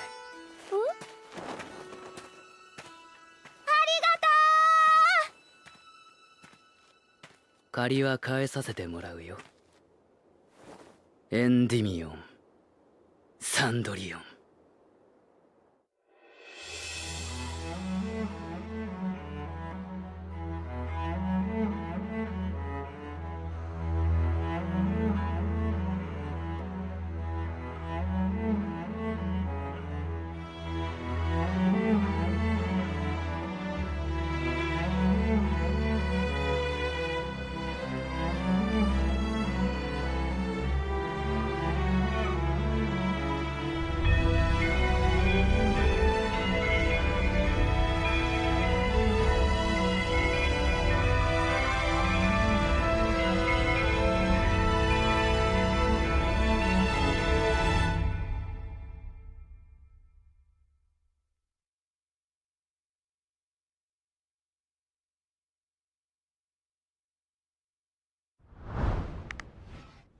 Welcome back very soon. We're going to be getting to our round 9 feature match, the last one of the day.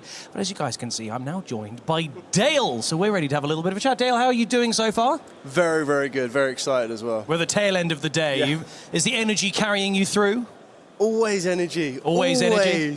That's what we want to hear. Always positive. It has reached peak temperature right now, though.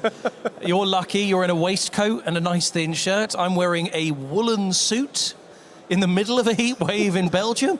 I'm struggling, Dale, I'll be honest with you, mate. So, do you know what? Yesterday, we had a long old day of doing some of the World Qualifier point streams, but also we were doing the Genesis streams, the first day of that. So, do you want to tell us a little bit about what people were seeing yesterday and what they can experience for the rest of the weekend? Yeah, well, let's start off with the rest of the weekend. So tomorrow is going to be day number 2 of this Genesis event, and that's where you're going to be seeing 4 more rounds of Swiss, and then we're also going to be seeing a top cut. Now, I have to admit, the prize for winning the Genesis Championship is very, very special. So flights and accommodation all the way to Jump Fiesta in Japan. Jump Fiesta in Tokyo. Oh my goodness, that is an incredible prize. So that's just for the first place winner. Yeah, so that'll be for the first place winner. Very, very exciting to see. And we saw a lot of exciting decks, games, the whole 9 yards yesterday. One of my personal favourite picks that we got to see twice was Dark Lords. Okay. And we got to see that at UK Nats as well, UK Open as well. So this pilot, Rio, has been doing very, very well for it. Nice. So it was exciting to see that. But we've also seen a lot of the new cards and the new strategies from Chaos Origins also being utilised. Brilliant. So one of the ones that were being utilised the most is the brand new Sacred Beast cards. The Sacred Beast cards are actually very, very aggressive and very, very resilient. So when you're trying to take Genesis into account, there's a lot that is a bit different from the current advanced situations and everything else in between. So the Sacred Beasts have a little bit more resilience against cards like Draw and Lockbird, Ash Blossom and Joyous Springs, but then they can also be very, very aggressive as they're all, 2 of them are going to be 4,000 attack monsters. Yes. Very, very strong. So we saw a lot of duelists utilise that strategy, whether it just be as a pure Sacred Beast play or whether they started to utilise them as alternative options to help them build. And then we also did get to see the Angelices. So the brand new trading card game exclusives. One thing to mention about the Angelices is that they have multiple cards, and instantly a lot of duelists will go, hang on a minute, how does the Angelici cards work in Genesis when their main card opening move to E4 summons a monster to the extra monster zone, which most people should know in Genesis doesn't exist. True. But the other cards, the Angelici Disturbance, actually plays a very, very big pivotal role, and we saw that being utilised with the Sacred Beast strategy because it has a graveyard effect that can also get them access to the Angelici monsters in the Synchro monsters themselves, and that can start to put on some limitations to your opponents. You can have access to limiting your opponent to 5 monster effects a turn, or you can start to make your opponent pay 500 life points every single time they want to activate effects. So it kind of puts a bit more pressure on it, and that's how you can start to see the utilization of Chaos Origins. And taking that all into account, the point allocations to cards like that and the Sacred Beast are a lot lower. They're quite favourable to using those newer cards. Exactly that, and what that allows you to do is it opens up a lot of space so you can start to use some more limited pointed cards. So that means you can use stuff like your Dominus Purges a little bit more freely. You can open up the space to play the more charming Perulias or the more charming Fulwolosses as well. Could be very, very effective. And what we were seeing is we were seeing a lot of innovation and a lot of creativity in order to kind of bring these strategies together, utilizing new and old updates very, very well. That's amazing. Now, there's people watching who have heard of Genesis, and you sort of alluded to some of it now. There's a couple of interesting quirks about it as a format. For people who may be more casual players, or maybe new, or maybe just missed the whole announcement of it and what it does, do you want to give people a sort of simple, brief explanation on how it differs from Advanced Constructed? Yeah, so with Genesis, there is not a Forbidden Limited list applied as such. The extra monster zone, so Link monsters and of course Pendulum monsters are not allowed, so that's probably as close you get to a Forbidden Limited list. However, every card in the game, including cards like Pot of Greed, are allowed to be played with a limitation on points. And it really kind of opens up a lot of avenues for duelists to be very creative in how they apply the point system to the deck. Now, usually the limitation on average is 100 points for the deck total, and that's what we're going by at the Genesis Championship this weekend. And what that allows you to do is it seems that you'll get cards like DD Crow, for example, which will have 1 point assigned.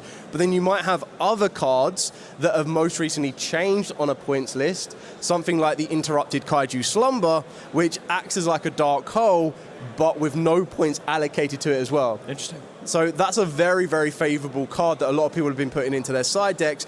And you start to open up all these different alternatives to cards you might usually go to, using Dark Hole and Raigeki as perfect examples for that, and then open up the door to cards that you may not have used as often, which is actually really, really good to see. So the way that it then gets adapted and changed when new sets come into play, or when something in the format needs to be changed, is that points will either be increased or decreased, which is quite nice to see, and it allows you to be a bit more freer and change some elements up. That's pretty exciting. It really adds a whole new dimension to deck building that you don't maybe see in the usual format. It's sort of a neat middle ground, because a lot of people, especially when you come to YCSs and things, one of the things people really like is playing some of the alternative formats, like your Time Wizards. So I know we have 05 or 04 or 05, depending on the event, and then sometimes 10, 11 or 12, which I believe, the fandom have their own names for what those formats are. But this is sort of the middle ground between those formats, isn't it? Because it's a bit more limited in terms of extra monsters, but also still has some of the interesting deck building simplicity to it, but also has quite a lot of the new cards, like in Chaos Origins and stuff. I think there's a really neat middle ground there, and I do think it is quite exciting to see decks that have been slept on for a while getting a bit of rejuvenation, and then also being able to come to these events, play that format, and come away with some pretty good prizes. I think it's a good thing to do. If you guys haven't got involved in Genesis, maybe Dale's explanation will be the thing you need to get involved with it. So tomorrow, how many rounds are there again? So there's going to be 4 more rounds of Swiss, and then there'll be the top cut, and you can watch every single one of those rounds on the secondary YouTube stream as well. So once you've watched the advanced, the main event, you can then switch over to Genesis or play catch up on the Genesis and see how the game is being played back and forth, or just focus on one or the other streams. There's so much information you're going to see, and you're going to see a lot of different strategies applied with those type of deck building limitations in place. What would you say has been the most common or most popular decks that you've seen in the Genesis format so far? So definitely the Sacred Beasts. I think the Sacred Beasts have just really elevated the level of cards you can utilize. Sure. Because not only do they facilitate themselves, but any strategy that wants to have cards discarded to the graveyard can really get a nice advantage boost off of the back of that. But another one that's actually been quite popular that a lot of duelists played, and even Joshua played on stream yesterday, is the Melfi strategy. Again, another deck that got support in Chaos Origins, and that was a deck that had a lot of fan following prior. Very, very good deck that utilized cards like this Sprite cards, because a lot of level 2s and they want to make a lot of rank 2s. Now they have a full deck themselves with the brand new Melfi Rabbies that could be very, very interactive. So it's a good deck to watch out for as well. Exciting. I will say, I obviously, when Genesis came out, tried to live my glory days of the dinosaur deck. And I saw Miscellaneousaurus, and it has something like 67 points. And it threw me right off, and I couldn't build the exact deck I wanted. But look, I'll take one. I'm happy with one.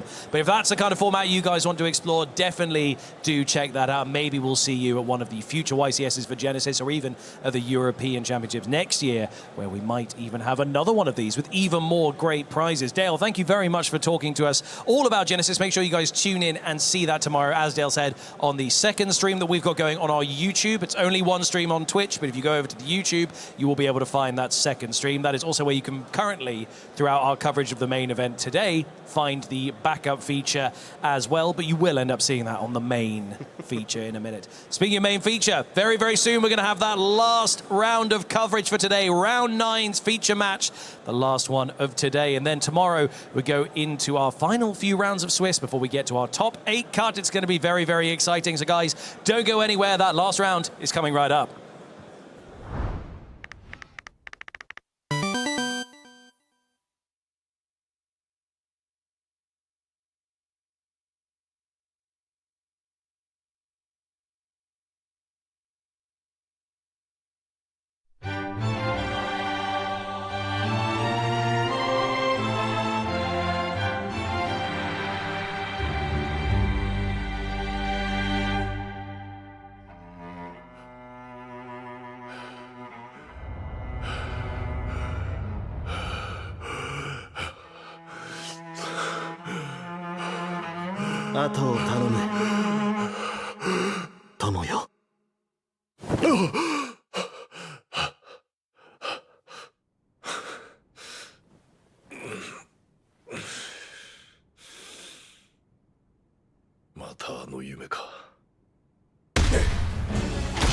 衛戦を形成しろ。町を守るんだ。サ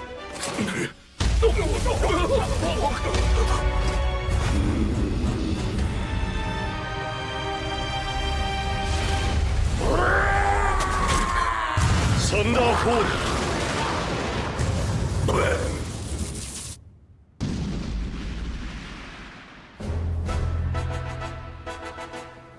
エンディミオン様。魔法都市エンディミオン。魔物であふれた世界において屈指の安全を保障する場所。治めるのは偉大な賢者の一人、神聖魔導王エンディミオンである。しかし長い平和は間もなく終わろうとしていた。古に封印されし炎の魔人が復活しようとしていたからな。魔人の名はゾロア。兵士長、兵たちに出征の準備をさせてくれ。戦いの時は近い。お仕事は終わりましたか、エンディミオン。アルテミス、あいにくまだ。ではお茶にしましょう。夫婦の時間も世界と同じくらい大切でしょ。久しぶりね。こうやって二人でゆっくりするのも。恐れているのでしょ。禁じられた谷へ。あなたがかつて封印したゾロアに再び立ち向かうことを。当然だ。相手はかつて世界を滅ぼしかけた魔の神なのだから。否定しないのはあなたらしいわ。入念に準備してきた。奴に対抗するために魔宝石を開発し、この国を作り上げた。私に鼓舞は必要ないよ、アルテミス。ええ、出会った頃からあなたはそういう人だった。なんだか懐かしい。この際だから聞いておこう。君は若き兵を死地に向かわせるこの愚かな王になぜここまで寄り添ってくれるのだ。この戦いで間違いなくほとんどの兵は帰還できない。かつての友アレイスターはもういない。私がこの手で封じたからな。サンドリオンには頼りを出したが答えてくれるかどうか。再びゾロアを倒せる可能性は、しかしやり遂げねばならん。どれほど犠牲を出そうとも。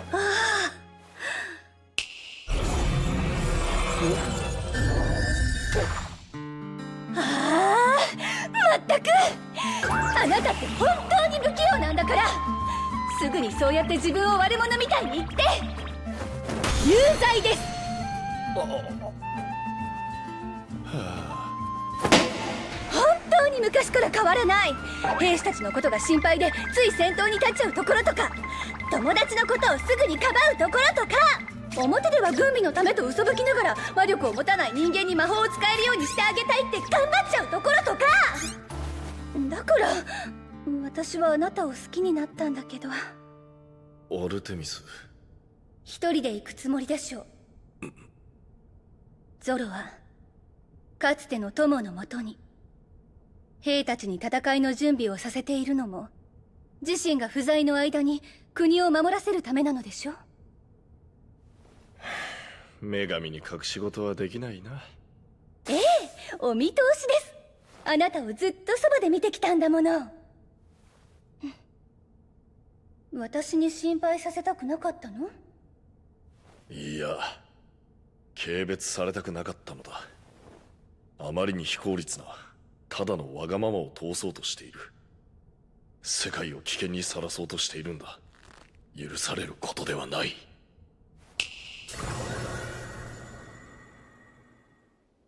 かつてあなたたちは異界の扉を開いて世界を魔力で満たした。それは良いことばかりではなかったかもしれないけど、私はあなたに出会えたわ。綺麗な空しか知らなかった私に土の安らぎを教えてくれた。あなたが世界を救ったんだもの。一度ならわがままを言う権利はあるわ。ね。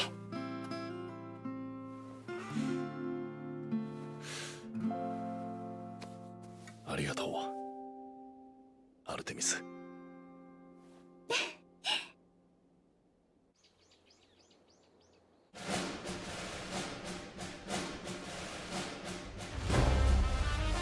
この町に住む全ての民よ、聞いてほしい。間もなく魔人の封印は解かれる。奴が復活すれば世界は混沌に逆戻り。故に兵たちに命じる。皆命を懸けてこの町を守護せよ。魔人の討伐には私一人で行く。これは賢者としての責務であり、私のわがままだ。君たちが背負う必要はない。どうかこの愚かな王の最後のわがままを許してほしい。必ずや魔人を倒してみせる。はっ。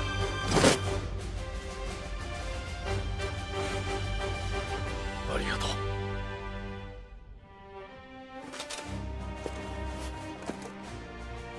う。いってらっしゃい、エンディミオン。お土産期待してます。ああ、行ってくる。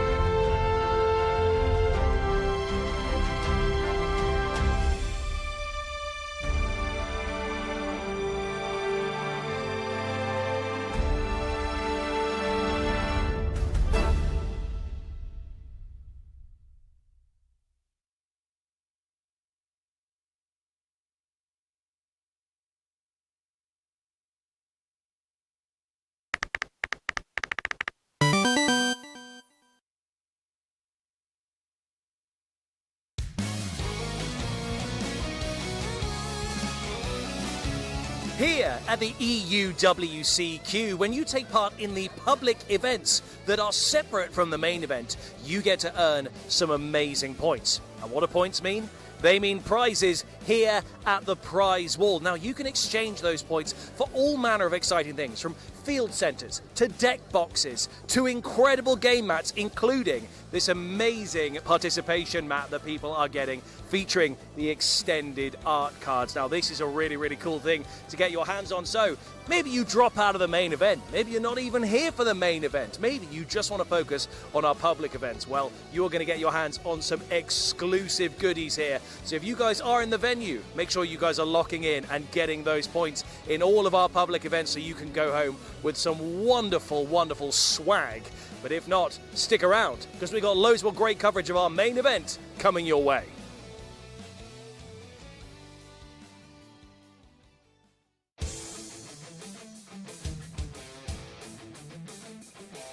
Now, one of the best parts of coming to a YCS or even the EUWCQ is getting to walk around an amazing venue like this. However, some of you watching at home are just seeing our coverage. You're just seeing our feature match, and we don't want you to miss out. So why don't we take a walk around this amazing venue and show you what you guys can expect at some of our in-person events.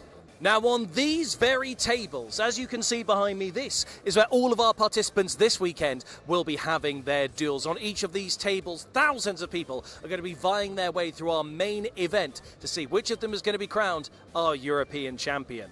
Now, in order to even sit down at those tables, you're going to have to come here to our main event stage to sign up. All of our participants this weekend who are taking part in that main event have to sign in right here. But perhaps you aren't interested in the main event. Perhaps you want to come and take part in our public events, some alternative formats where you guys can earn points. And what do points mean?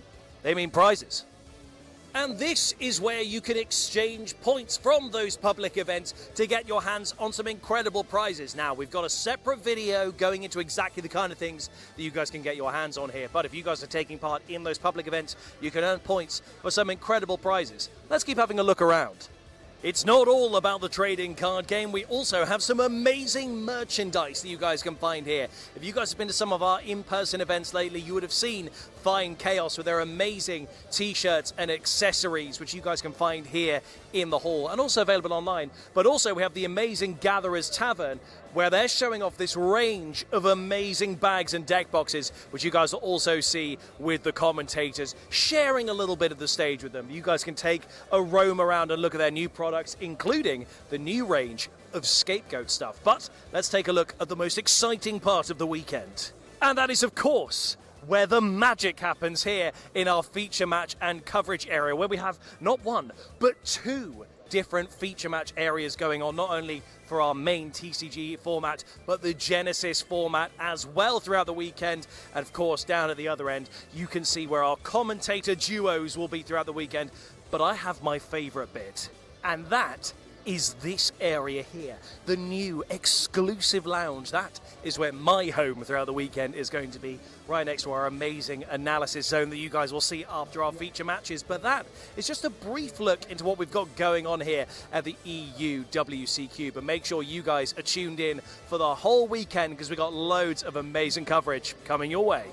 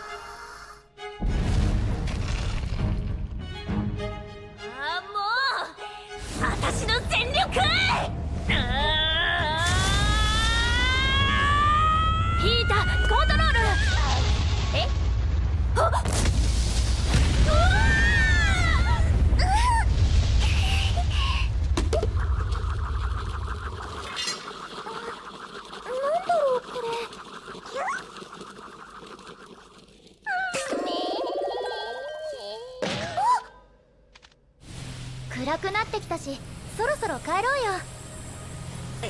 まだまだ。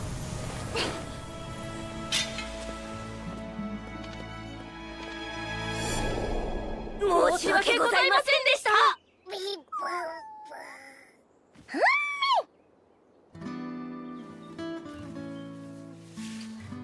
これでみんな友達だね。よかったね、二人とも。でもどうしてあんなところにいたのかな。迷子になっちゃったのかな。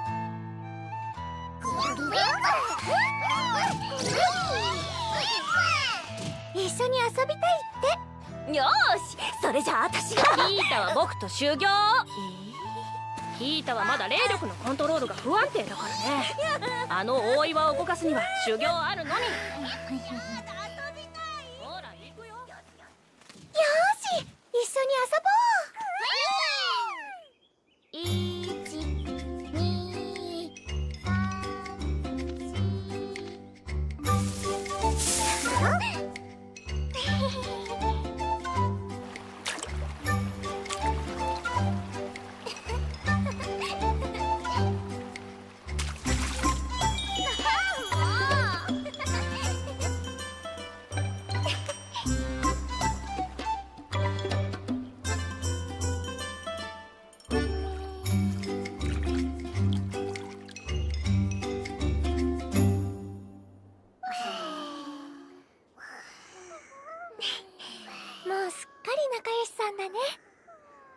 でもこの子、これからどうしよっか。私が育てるよ。そうは言っても。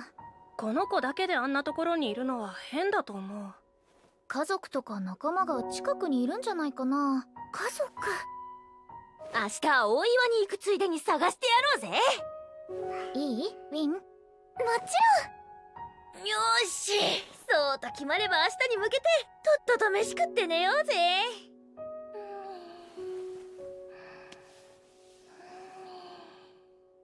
君の家族見つけてあげるからね。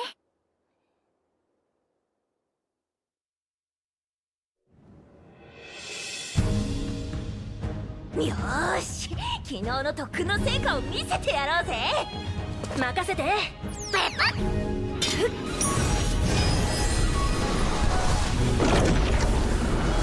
ピーター、行くぜ。いっけー。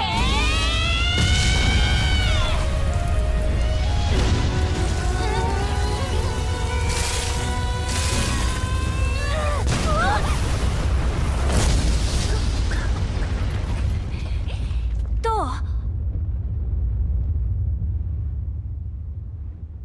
ダメか。どうだった？こっちも全然。こうも動かないと何か仕掛けがあるのかも。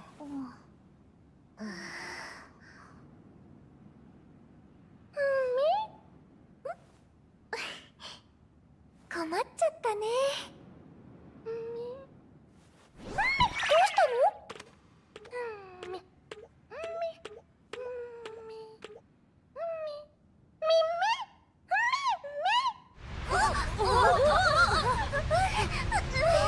なんだ？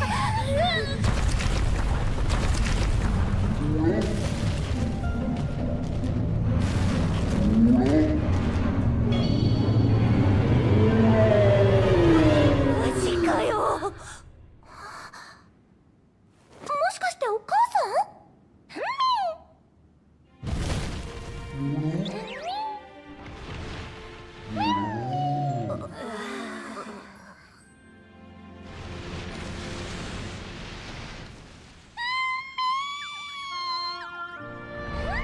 元気でね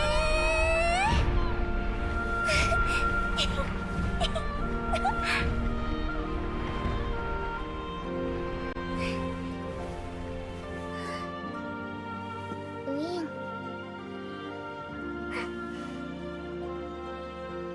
お母さんのところに戻れてよかったね。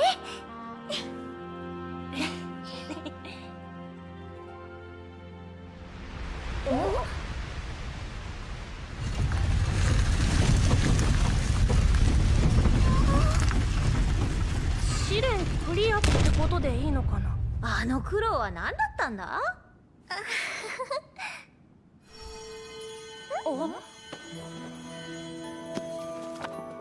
次が最終試練だって。行こう。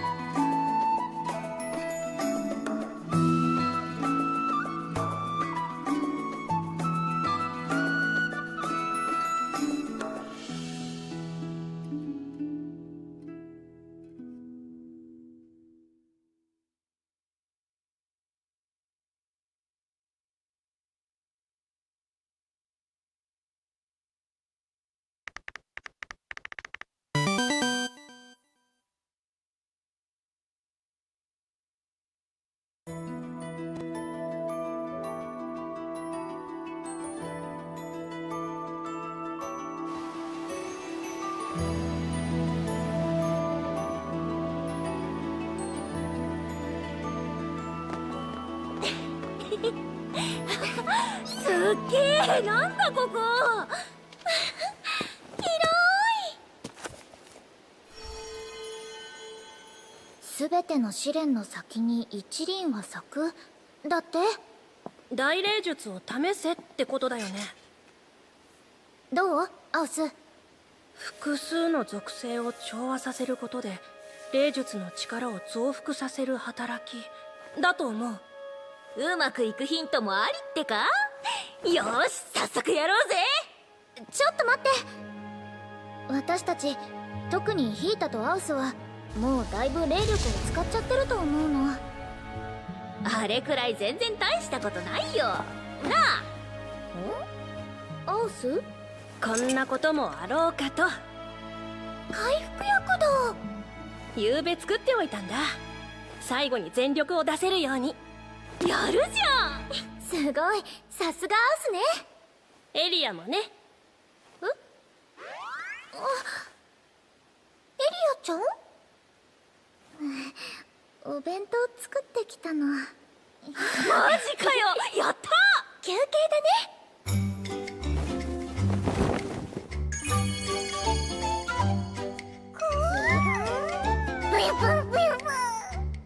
いただきます。はーん。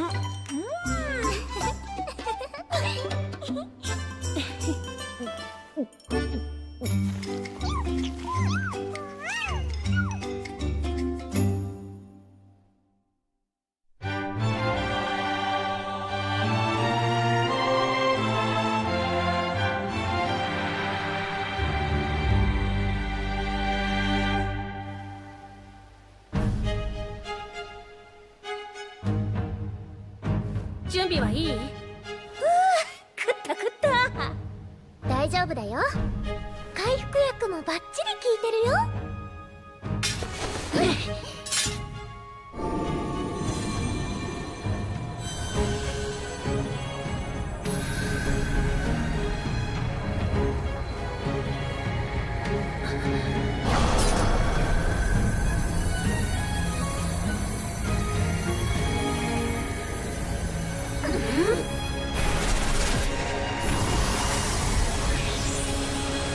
ここまではいい感じだね。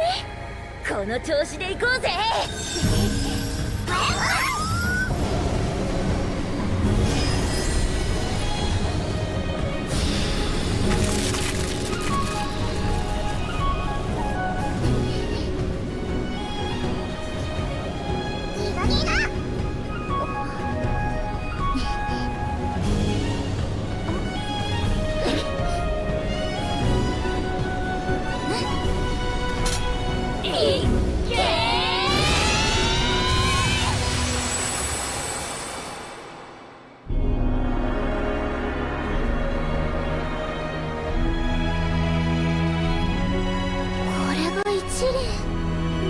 私たちできるよ。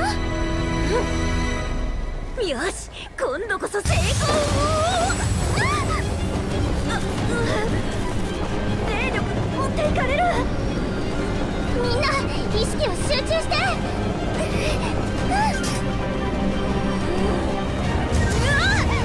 ダメ、抑えられない。このままじゃ。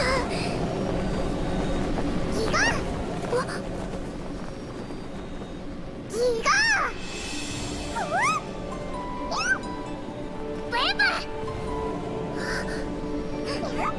みんな私たちも今度こそみんなで力を合わせて絶対に成功させる。いくよ、大霊術一輪。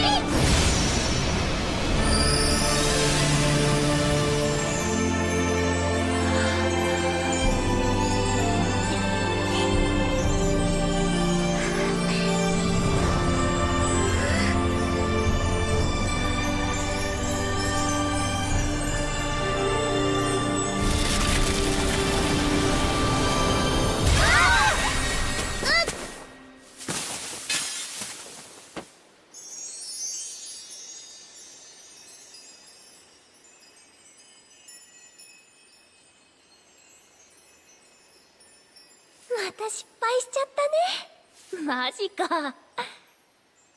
でもすごく綺麗。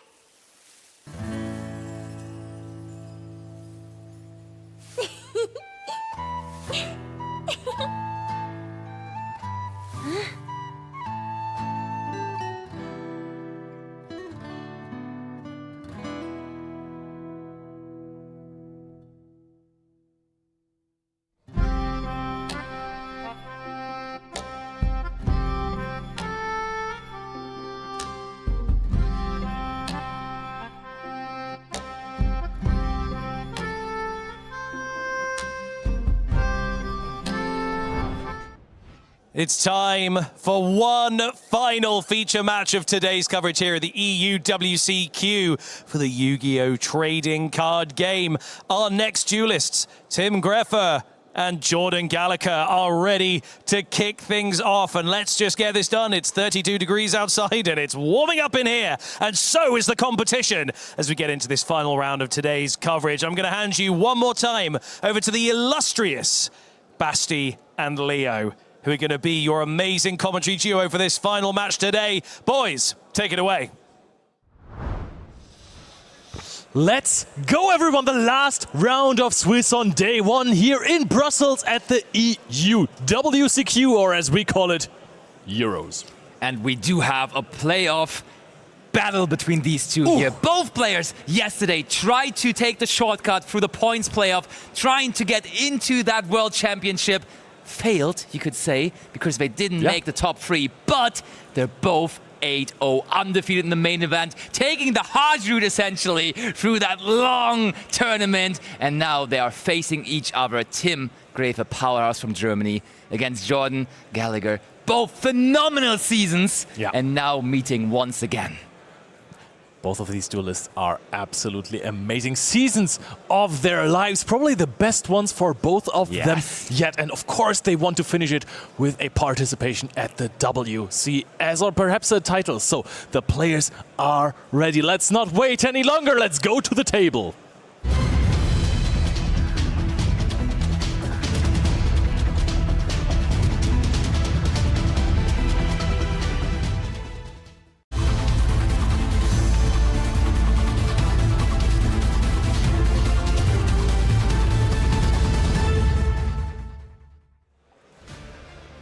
And both go in different directions. Tim has mastered the Q-Tune deck over the last couple of months, has been playing it religiously. And on the other end, Jordan has been so big on his Draco Tail deck for the entire season, but now has switched over to the new Light and Darkness Ritual deck, featuring, of course, also the branded cards, just as his friend Josh Kelly did yesterday. And that guy qualified to the World Championship with it, so definitely not a bad deck to bring to this tournament. Let's see if he is as dripped out as Josh was yesterday. But Tim is starting with the revealing of Rekko and Rotary. Of course, he's going to normal summon Rotary. He's playing around the Joel and Lock, but every normal person would say, oh, why would you not normal summon Rekko? But you need some spells in this deck. Of course, that's how you do it. And Tim really not having an easy way through this tournament so far. 2 rounds ago, Ryan Jarbri. Round after, Mathieu Bricard. He doesn't care, he's still undefeated, he wants to go to Worlds, and now another powerhouse sitting across from him. But he won the die roll, he goes first, and we are looking at double Mind Shuffle in the opening hand of Jordan, joined by Black Chaos, Albion the Shrouded Dragon, and Brandon in High Spirits. And Tim is looking at that hand carefully, because that is something you should remember. Wait, can you actually activate Mind Shuffle from hand with any of the cards? You cannot, no. Wow, that is a huge brick. That's why you play two, because if you draw one, you are cooked. But if you play another one, usually you do not draw it together with the other cards. Tim has just gotten enormous information and also can continue playing with the Synchro Overtake here, so he is living the life, living La Vida Loca. Tim is a little bit famous for fumbling in big moments. I gotta agree, he has had a lot of big tournament runs already, but then, like the last match where he had to get it over the line, he wasn't quite successful in doing so just yet. Just at the very last big tournament in France, where he was at the French National, he could have won his top 8 match. He told us afterwards, but he, in that very big moment, wasn't able to. But maybe this is all going to change this weekend, and maybe he is going to finally have his big tournament run. Quick, Basti. What cards did Jordan have in hand? Can you remember? Double Mind Shuffle, Brandon High Spirits, Albion the Shrouded Dragon, and there also was the Black Chaos. Absolutely phenomenal. Good cool tune player. Of course. But there is one thing. There's more to come. So yeah, just give him another Brandon High Spirits, right? And banish the ritual too. That is absolutely massive. Jordan's deck is crumbling right now. It and is. Tim has to love that. However, Brandon in High Spirits plus Albion in hand is the perfect way to play around the Remix Ash Blossom setup. It is. But I mean, you can just Ash Brandon High Spirits, right? So... Yeah, but you can't... If you play it on the first action, you're not going to get the Ash into your hand at the time. Yeah, no, I see what you mean. There comes Zaylen, though. That's an answer to it. Immediately created. Tim sets 2 cards and confidently is shuffling his deck here as he can be very content with how this is game going so far. Yeah, there's not a lot to fumble there, keeping in consideration that Jordan's hand is abysmal. I have to step up for my boy Tim here as well. He's not always fumbling. He has that crazy tournaments run. He is playing the season of his lifetime. He tried to get into playoff last season and couldn't quite make it. But this year, he has been so consistent, start to finish, topping multiple YCSs, and now, of course, leading into this very big tournament here in Brussels. Absolutely. That just came from a place of love, you know it. Of course. Oh, no draw phase, Brandon High Spirits. So the first action that can be taken on Jordan's turn is Tim using his remix here, and there is the Brandon High Spirits. But now you can immediately Zaylen negate that. You could. If you wanted to. And Tim is trying, sure, why not? And Jordan is saying, okay, all right, that will do it, that will work.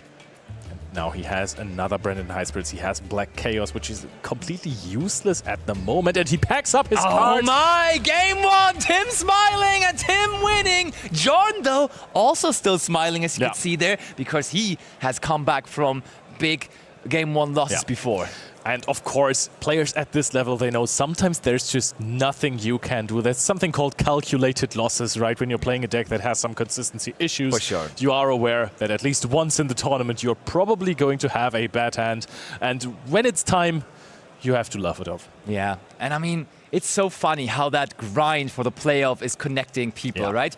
Tim from the north of Germany, Jordan from the UK, and still they have been in so many tournaments together throughout this season. Like wherever in Europe a tournament happened, a regional, an open or whatsoever, they definitely have played before here in this season. And I mean, Jordan, he won, not one, but he won 2 opens this season, making top 8 in YCSs as well, the Draco Tail GOAT, but he let go of the Draco Tail cards. Is that going to work out for him? In Game 1 it didn't, but I mean, I don't know whether Draco Tail cards could have helped him in that game there.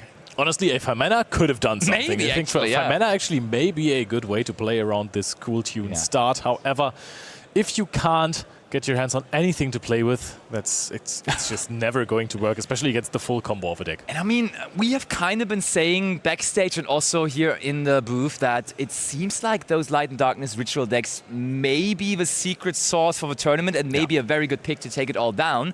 In the direct comparison to Q-Tune though, having that vulnerability factor of playing so many one-off that could be banished off of Q is a risk that you're taking, right? Especially in that matchup, We're playing without the ritual, and you don't want to play multiple copies of those because drawing them is also not exactly the yellow from the egg, as we say in Germany, but it is a risk you have to take if your ceiling gets just so much higher sometimes, and even there are some niche scenarios in which you can play. Speaking of playing... No more talking. We want to see how Game 2 turns out. Back into the action we go.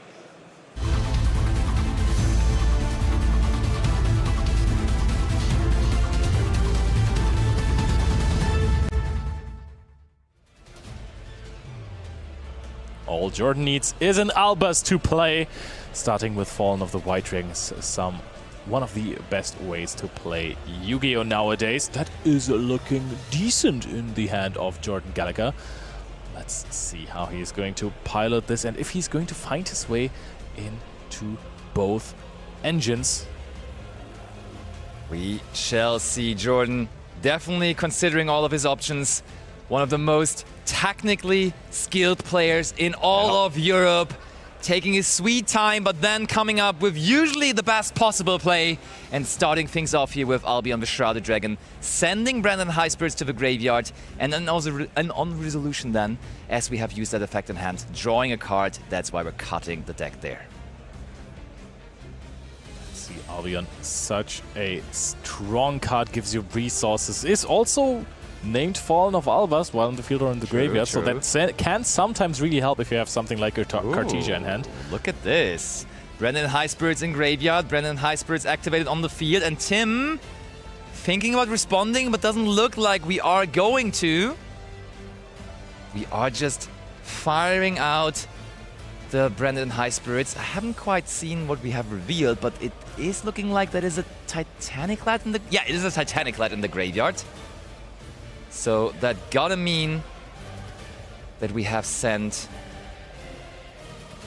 Oh no, that we have revealed a dragon in hand. I think we just revealed Fallen of the White Dragon, sent the Titanic Lad, and then did not discard our Fallen of the White Dragon. Now we are finding our way to this beautiful alt art Ecclesia in Quarter Century. Incredible Ecclesia. The virtuous.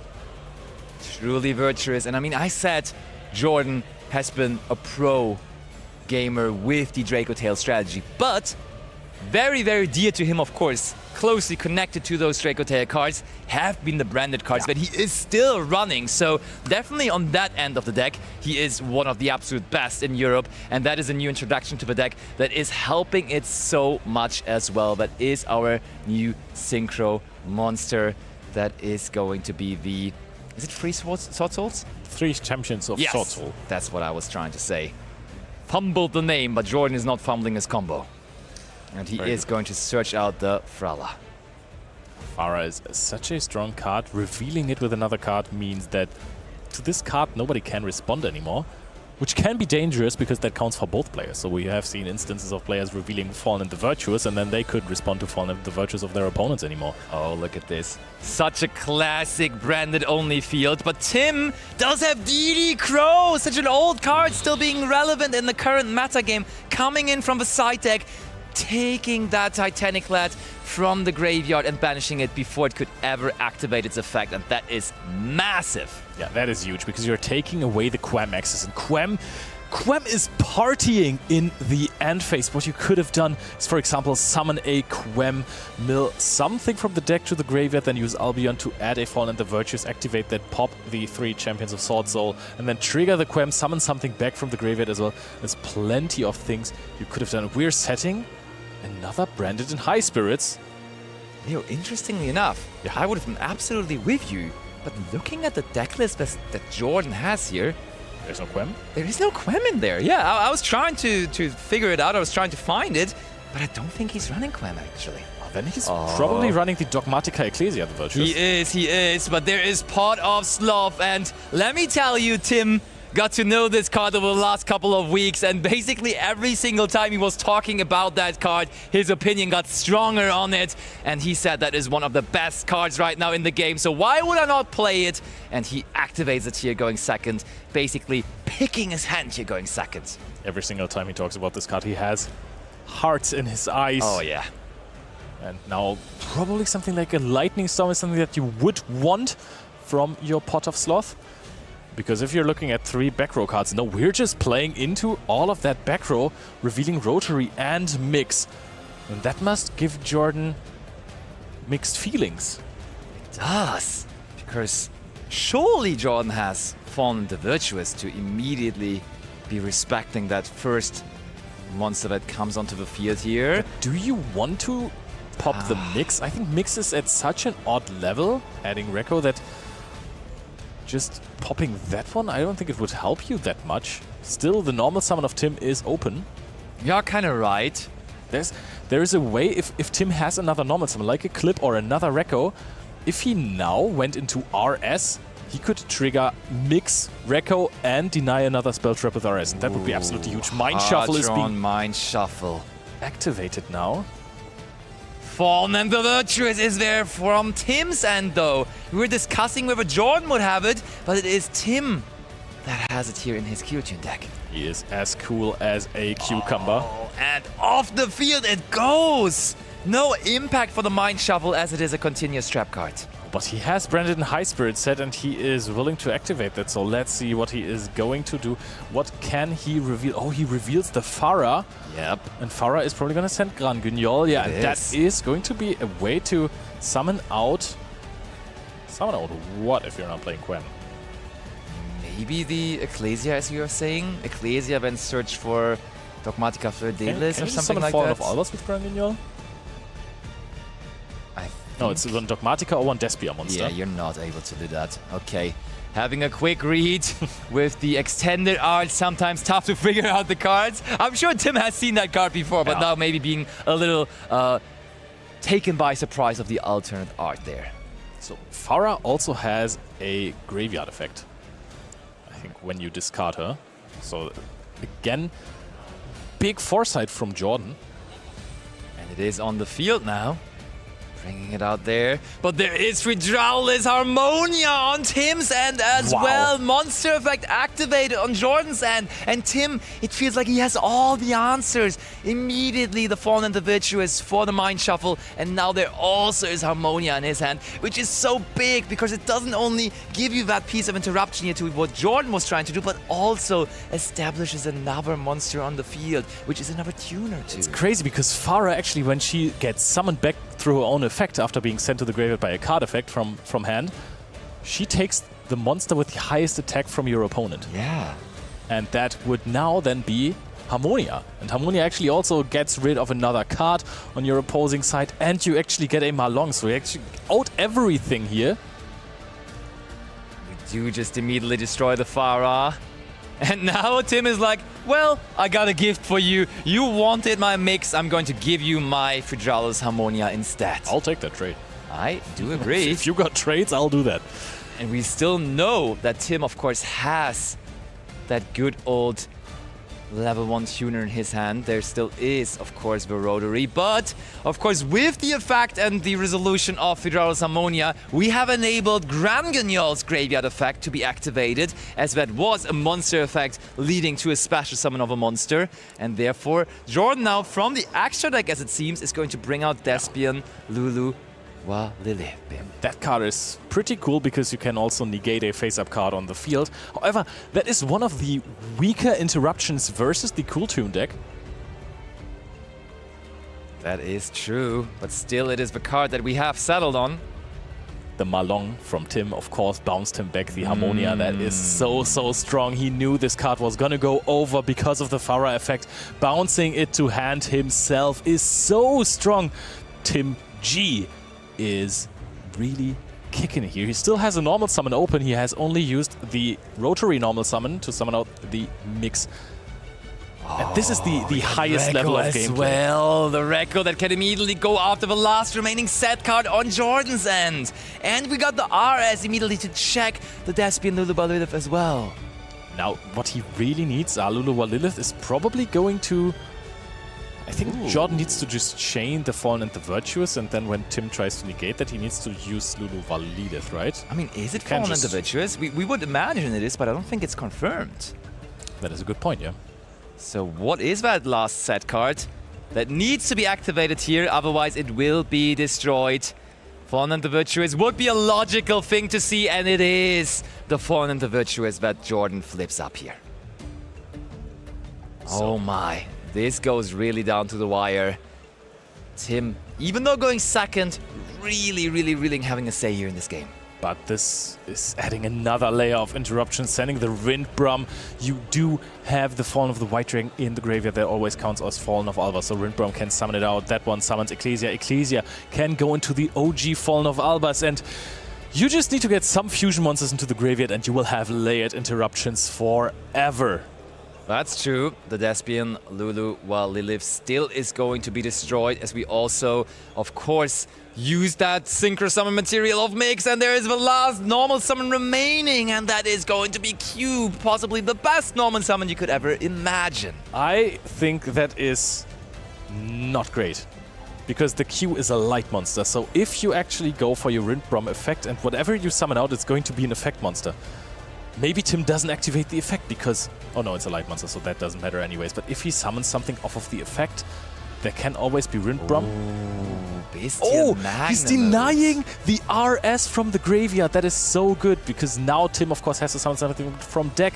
Q allows you to summon a tuner from deck or from the graveyard. Yeah, absolutely. Ooh, brings out that is so good. Snow Rabbit, preemptively countering a possible Fallen of Albas that Jordan wants to establish later on, basically playing 5 steps ahead here in that case. Is that checkmate from Tim Greffe? There is going to be a dragon added in the end phase. Jordan has a Fallen of the White Dragon as follow-up in the end. Rotary and Q are used to make a track maker.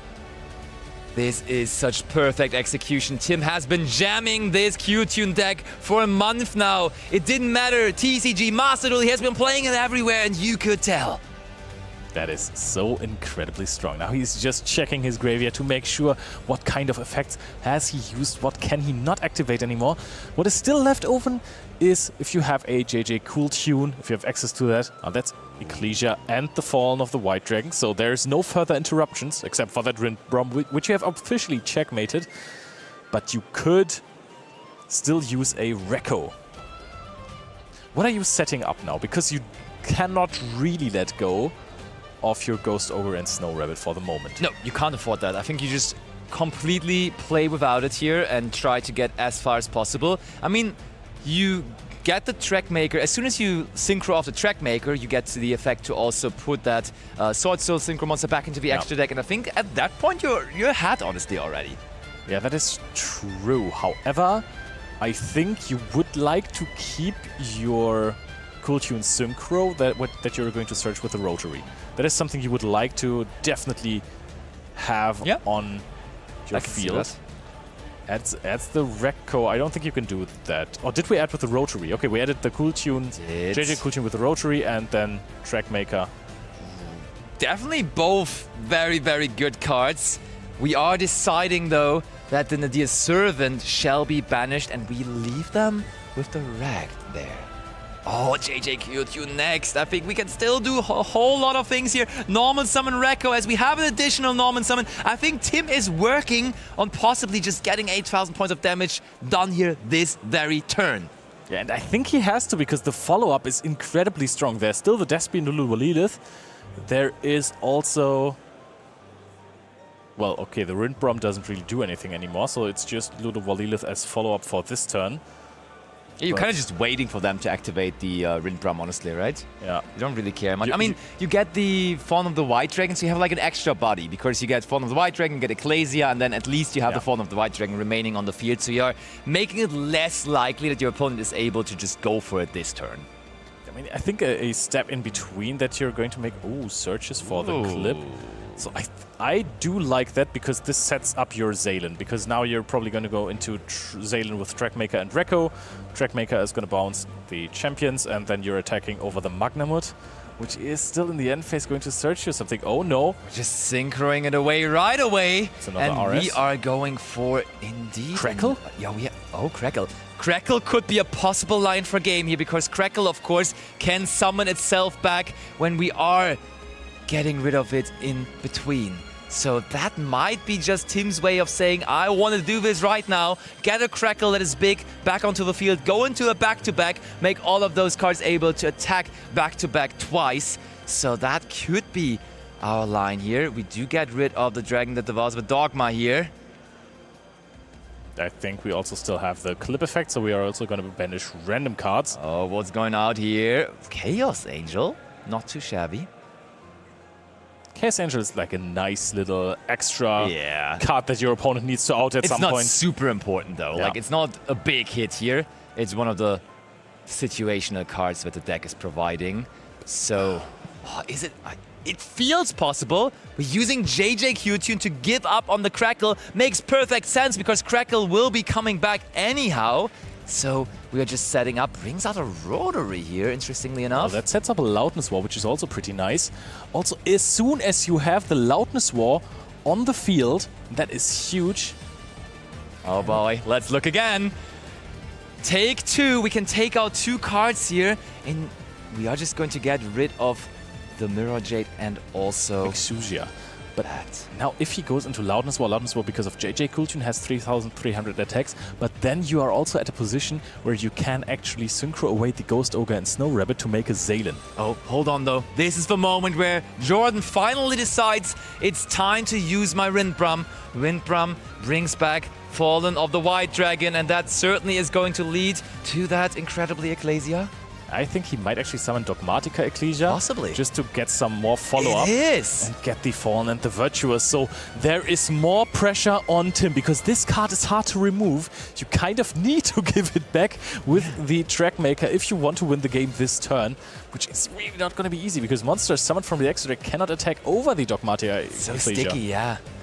We can barely do anything against it, but we're just going to use the Ghost Ogre on this. Sure, that works. We had that planned for the Fallen of Albas, but now this still just deals with the monster. We had the plan the entire time that Ghost Ogre trades for the monster that is summoned with Fallen of the White Dragon, so we may as well do it with that Ecclesia, making sure that we do not have to attack over it. And now everything free for Tim goes into the Loudness War. That means the Crackle is going to stay in the graveyard for the remainder of this turn. Oh, we are going for a Synchro 10, and that is B2B, of course. B2B makes every single tuner attack twice. We bounce the Sword Souls, but you can now attack over those two monsters.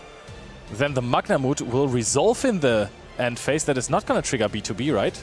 Because we have already announced the effect activation. Tim is resolving his own Albion. Jordan might consider not to use the Luluwa Lilith. And now the thing is, he has Fallen into Virtuous in hand from his Dogmatica Ecclesia, and that is just the easiest out. Now we are resolving the Magnum. I think Jordan is gonna sit out on the Luluwa Lilith effect. Seems like and he's it, just going to pop the B2B in draw phase, basically. And that is going to put Tim in an incredibly difficult position. And now I've seen everything. I know the lists run this, but Harmonia in the branded deck is ludicrous. Well, this is just very, very close to the list that Josh Kelly was using yesterday.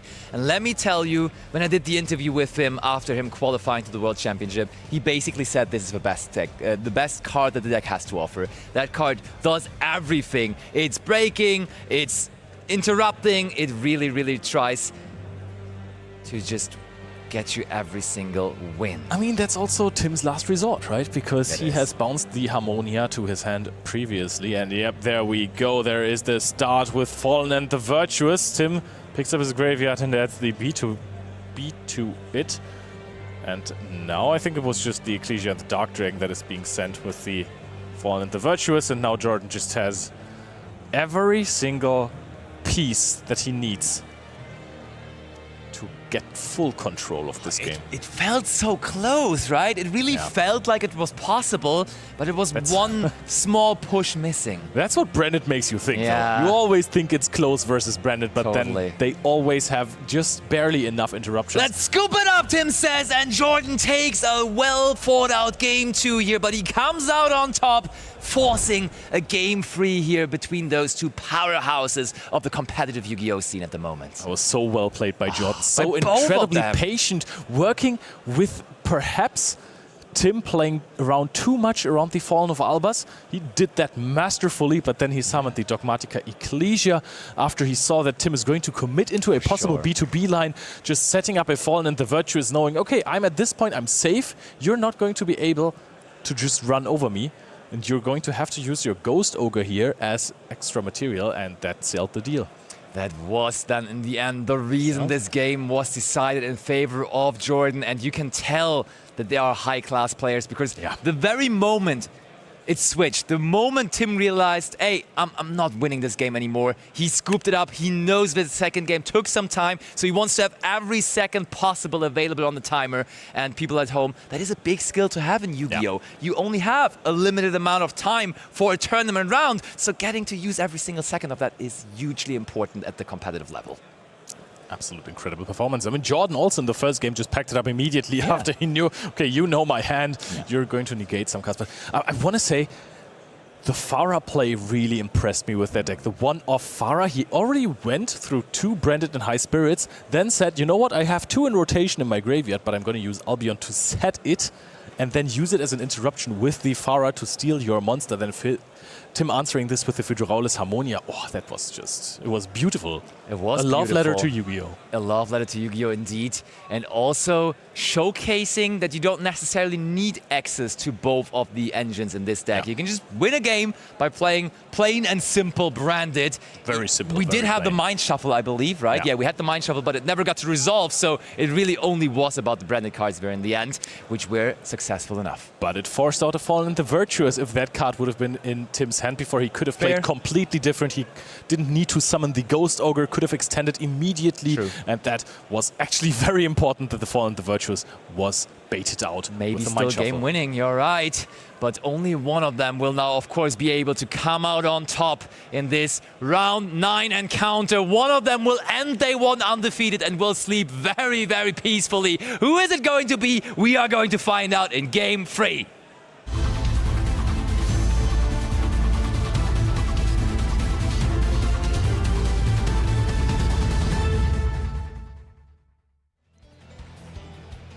Battle of Harmonia is one of the few hand traps that this deck can actually run. The Light and Darkness Ritual deck combined with Branded Tim starts like in game 1 with a Cool Tune Synchro, and that is not the preferred start from the deck. Of course, you can play with it, but you'd rather keep this in hand and have a different starter. You know what? I think Tim's fine, because Tim's tournament experience in the playoff, as he told us, was basically all 4 rounds going first bricking, and that already secures that we're not bricking, so we will take it.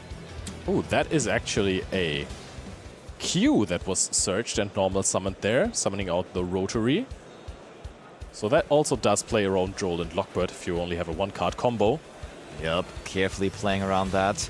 No activations, no answers from Jordan just yet. And we are going to go into the Track Maker. And we all know this little game. And Tim carefully will play around Hydraulis Harmonia, but he knows that also Jordan is playing. But I find that incredibly interesting because Tim would, I think, never... Oh, let's take a look-see. Mind Shuffle. The and Pot of Slav. Yeah. Griffo and Super Polymerization. That is a hand, let me tell you. It is a hand, but once again drawing the Mind Shuffle. So the Griffo is not as good because it cannot activate the Mind Shuffle from the hand. And I think going second, surely he's siding one of them out. Yeah, you got Pot of Sloth. Still you're siding them out, right? That's maybe true. I think so. I think Tim's hand is completely full with non-engine because normal summoning Q plays into Fuvalos, and I know that he just would not play into a Fuvalos on purpose. Oh, do you just banish? Yes, get rid of that. One of the ritual monsters that's on also a brick. top. Yeah, true. That makes sense. I mean, it always feels a lot better with Q-Tune knowing what the top card still is. Like, it never feels good to banish one and put the other one on the bottom because that brings in some disadvantage of not having full knowledge, which you usually are trying to accomplish with the Q-Tune strategy. Okay, here comes Rekko. Additional Norman Summon enabled through JJ Q-Tune, and Tim ain't done yet. He wants to set up a winning field here in this very important game 3, grabbing a clip here, which then further on enables him to possibly play through the Super Polymerization. He knows that is there. So we throw away the Track Maker, and we are finding a mix from the deck that is going to get us another Rekko. That Rekko looks a lot more like follow-up. Honestly, this does feel like a little bit that Tim is just going to go into RS and pass. Maybe, yeah. Knowing about that Super Polymerization. That is a remix that also does work because you can just immediately make an RS with a remix if you want. That's it. Looks very minimalistic. But on the other hand, Jordan's field also looked equally minimalistic, so maybe that is just enough. Does he Griffo? I mean, it feels like, when they're waiting in the end phase, feels like Jordan does have another Mind Shuffle. Maybe, yeah. He could. I mean, that's the only thing we could think on. But Jordan is getting into his turn, drawing the card that they both knew he would draw, which was the Dark Magician Ritual. Oh my! All those spell cards in the hand of Jordan shall not be as strong anymore, as Anti-Spell Fragrance is flipped as the first card here on Tim's end. Yeah, you could chain Super Polymerization if there were 2 monsters, and Tim can now, when this card has resolved, set up so much more steam with the Cool Tune remix. That was phenomenally played to his win conditions. Phenomenally played. He flipped Anti-Spell Fragrance, but I think well done. At this moment, Tim, there was a brief moment where he tried not to laugh. Fair. So we know there's Mind Shuffle. Griffo. There is the Griffo. There is a Pot of Sloth, which we also countered with that, which is huge. Oh, he starts setting cards. Oh, yeah. This is looking... He has the Dark Magician of Destruction, which doesn't do anything. The Griffo doesn't feel like it's doing too much. This is really a non-hand put together from Tim Gräfe for Jordan. I think if you set 2 cards... Oh, that's certainly a sign, and you see Jordan kind of a little sigh there. He is only setting 2 cards and going into the end phase. But before we can ever enter that end phase, Tim still has that Q-Tune clip in hand, which is going to be used together with the Rico. And I think here's where the mind game from Jordan comes in, because he only set 2 cards, so maybe he did not set the card that he was trying to save from the Reco here. Yeah, but now, for example, Tim can just start playing, and he packs it up. Tim Gräfe wins the game, and that is 2-1, undefeated. Also had the reframing and a DD Crow. He actually takes this game. 2 suboptimal hands by Jordan Gallagher, and then you cannot overcome Tim Gräfe. He is 9-0. He is keeping his hopes alive. Certainly he wasn't happy after yesterday, after only going 2-2 in the playoff and not booking his ticket to Tokyo. Both of them, of course, but now both of them still with their dream alive, as Jordan Gallagher with an 8-1 score is certainly someone to be considered for Tsubomo to still make it. But, of course, there is now Tim coming out on top, 9-0, possibly first after Swiss after day 1. But we, of course, have a backup feature match still running as well, and that is in game 2, so why don't we have a look at that? And plus off of just a handful of cards. They might not seem to have a lot going on, but it's deceptive as they really end up having more than you think. Yeah. And then we have the Mirror Jade as well. I think that's enough. And this that is definitely enough damage. Nice fist bump. And as we hoped, we are gonna get the most Yu-Gi-Oh out of this match. We are getting 3 full games. But now things will look quite different, because Luna is gonna go first yet again, as she did in game 1. And you know, unless we maybe see a draw or something along those lines, I think she's gonna draw a lot of cards. Absolutely. I mean, we do also see some powerful options here for going first. But even in the main deck, something we haven't seen yet, because it's not likely you do, Dimension Shifter, which is very powerful into Branded. Shifter is always there. I have heard, even today, a lot of stories of how some very accomplished players lost out to the card. So it's always a threat. It's out there. And very hard to prepare for, though, unfortunately. Yeah, it's just something you need to accept. Of course, the call by the grave is there, so you opt to draw that as the out. But outside of that, there is not much you can do. And especially if they are the ones going first, then that doesn't even work against it. Absolutely. So, on the other hand, I mean, the strategy was pretty clear. It's gonna be an interesting deck because, for example, Entraps and Psy-frames, on the one hand, you kind of want to side those out when you go first, but on the other hand, this is a deck, as we have seen, similar to other deck that just draw a lot of cards, and the best cards you pick up with those are Entraps, so, you know, it's a bit of a tough decision there on how to side. Yeah, absolutely. No, you're 100% right on that. Going into game 3 now.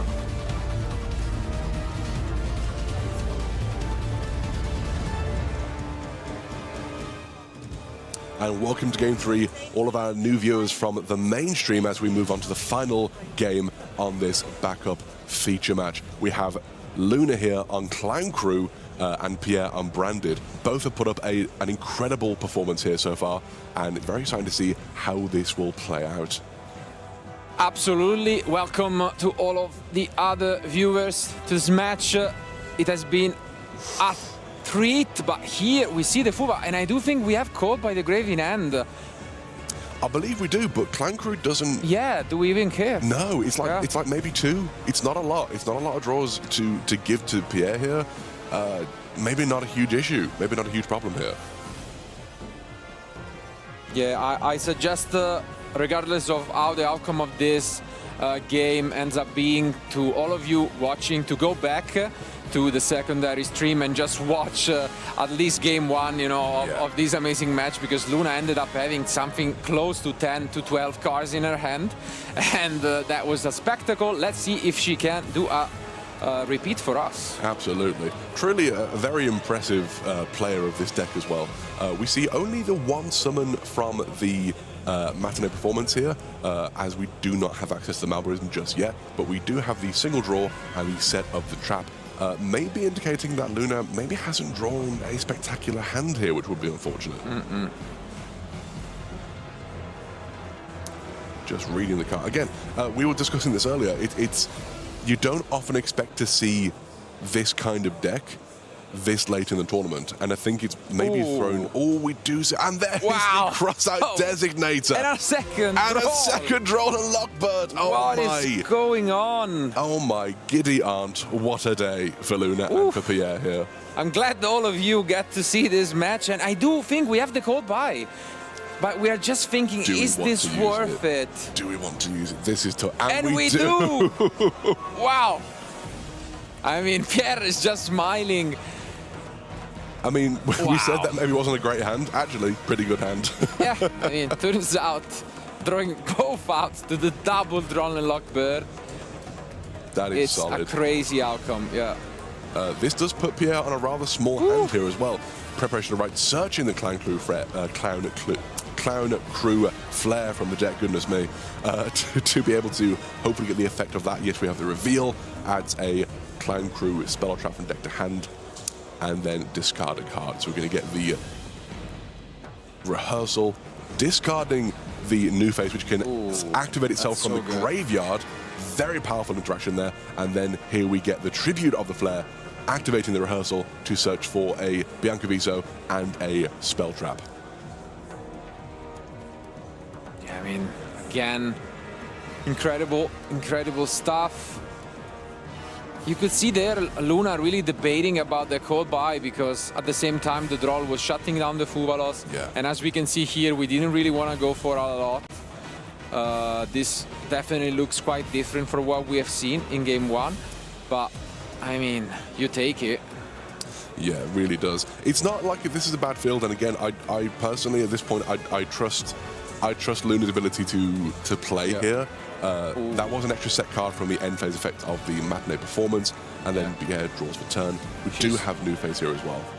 She's not breaking the rules. Exactly this deck can't set during the end phase from end any spell and trap. And now we're gonna get another draw, hoping to find an end trap to just slow things down from Pierre, who is, I think, on 4 cards only. 4 cards. So again, it's I think you're right. It's a difficult situation to have to use so many of your powerful interactions to stop the draw a lot. But there, having said that, it does put Pierre on just quite a small opening hand for his first turn of this game rather. Let's see, about 40 minutes remain, and we start with the Ice Spirit. Is that going to resolve?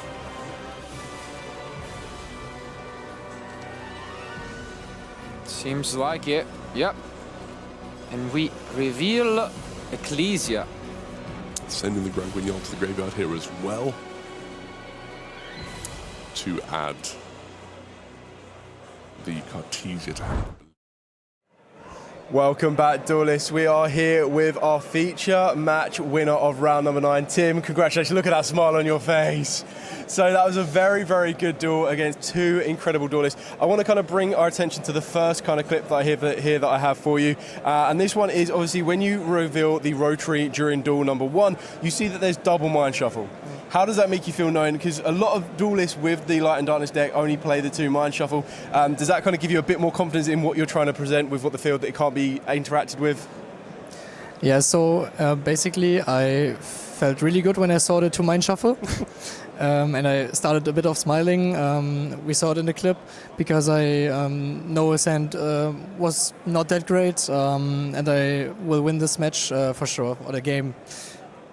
Excellent, a lot of confidence on that one. Now, what I want to bring to your attention is the next clip on this one. So this is in game number 2. Now, in game number 2, a card that we haven't seen for a long time now, but it kind of comes in and out and is very more of a Genesis one, is DD Crow. Talk us through your choices on utilizing DD Crow and specifically targeting the Titaniclad in the graveyard. Yeah, so in general, DD Crow is really good against my weaker matchups, or it helps even against the Ritual of Light and Darkness stuff. But also against Sky Striker and Mitsurugi. It's really good. and I targeted the Titanic Lats, so you don't get access to like Quem or maybe the Dogma Ecclesia. And I think if he just managed to get like maybe Dogma Ecclesia, then he also gets Virtuous in rotation and another Albion. So Albion to Crow Albion, it wouldn't make any sense. So Titanic Lat was the only valid target. Very, very good. Now, the next one I want to bring you to, I hear it's your now new favourite card. So this is Pot of Sloth. Now, of this card, you draw 4 cards. Can you remember what cards you drew on that one? I drew a second Harmonia, I think, a second Q, second Pot, and the last card was a mix. So not that great, but it was okay. Yeah. How are you feeling now with Pot of Sloth? Is it still one of your favourite cards? Yeah, the card is amazing. Like I feel like it's so broken, and like if you play into the branded boards, the main issue is the back row. And if you play like Lightning Storm or Feather Duster, you have a higher chance of drawing into these cards, because sometimes they have like 8 cards on the field, and then you just take out the board just step by step. Brilliant. Okay, and then we're going to move it to the next piece. Now, this is actually very, very well played by yourself on this one. So the next clip I want to show is that Jordan has used Farah. And then you kind of read Farah quite closely on this one there. And as the clip progresses, you can kind of see your understanding of what is about to happen as Farah enters the field of play right here. And then this is where you chain the Harmonia, fully aware that the Harmonia is now going to go to your opponent. Did you kind of, as soon as you read the Farah, was that exactly in your mind? You're like, as soon as this happens, this is what I'm going to do? Yeah, I just needed to check if it says the highest attack or just any monster. And then the play was pretty clear that I get my Harmonia back for the follow-up turn. So yeah. Excellent. And then the next one that I want to bring attention to on this one as well is the forward thinking. Now, I think this is a lot of duelists can learn on this one of how you kind of think about this one going through. So we've got the Bestial Magnum that Jordan has utilised down here, but then your next play off of the back of Q is getting access to the Ghost Ogre and Snow Rabbit. So walk us through, with all of the choices you had, why Ghost Ogre was the one for you on that? Because if I don't summon Ghost Ogre there, I lose to the Rindbrum effect summoning back Albas, and then he can fuse my board away. So I needed a way to stop the Albas effect, and my only option was Ghost Ogre because RS was hit by Magnamut. that was kind of unfortunate. I wanted the RS so badly back on my field, but yeah, it kind of worked out at this situation as well, and that's why I'm playing Ghost Ogre as well. So. Yeah, so as we move on to the next game, talk us through your just general thoughts on Ghost Ogre. How important do you feel that Ghost Ogre is this current format? I think the card is really good actually, except in the mirror match. Yeah. So I just play one in the main deck, and mainly for this reason. And sometimes if I can look into the hand of my opponent and see they lose to Ghost Ogre, I can summon it off Q, and then it goes from there. But one copy in the main deck is the minimum. Okay, so then the final thing that I would like to bring your attention to is kind of a repeat of what happened in duel number 1, but this time we actually see a very, very powerful hand from Jordan here with the Superpowerization, Pot of Sloth, but then also a Mind Shuffle. Now, usually with duelists with Light and Darkness, if they know they're going to be going second, they might utilise one, they might side out a Mind Shuffle. So what are your thoughts when you see a hand like that? Because that's pretty stacked in the power level. Yeah, normally the hand would be pretty scary, you're right. But I had anti-spell in my hand, so I was pretty chill. I just needed to end on one monster. And then the game was basically over. Yeah, so you drew attention here to Anti-Spell Fragrance. Yeah. How important was that card in that final game? It was really good, and it made a lot of things much easier. I also kept like my Cold Buy in the hand if he plays the second Mind Shuffle for the Gurifo. Mm-hmm. But yeah, the anti-spell just seals games alone, and it's one of the best cards of the format.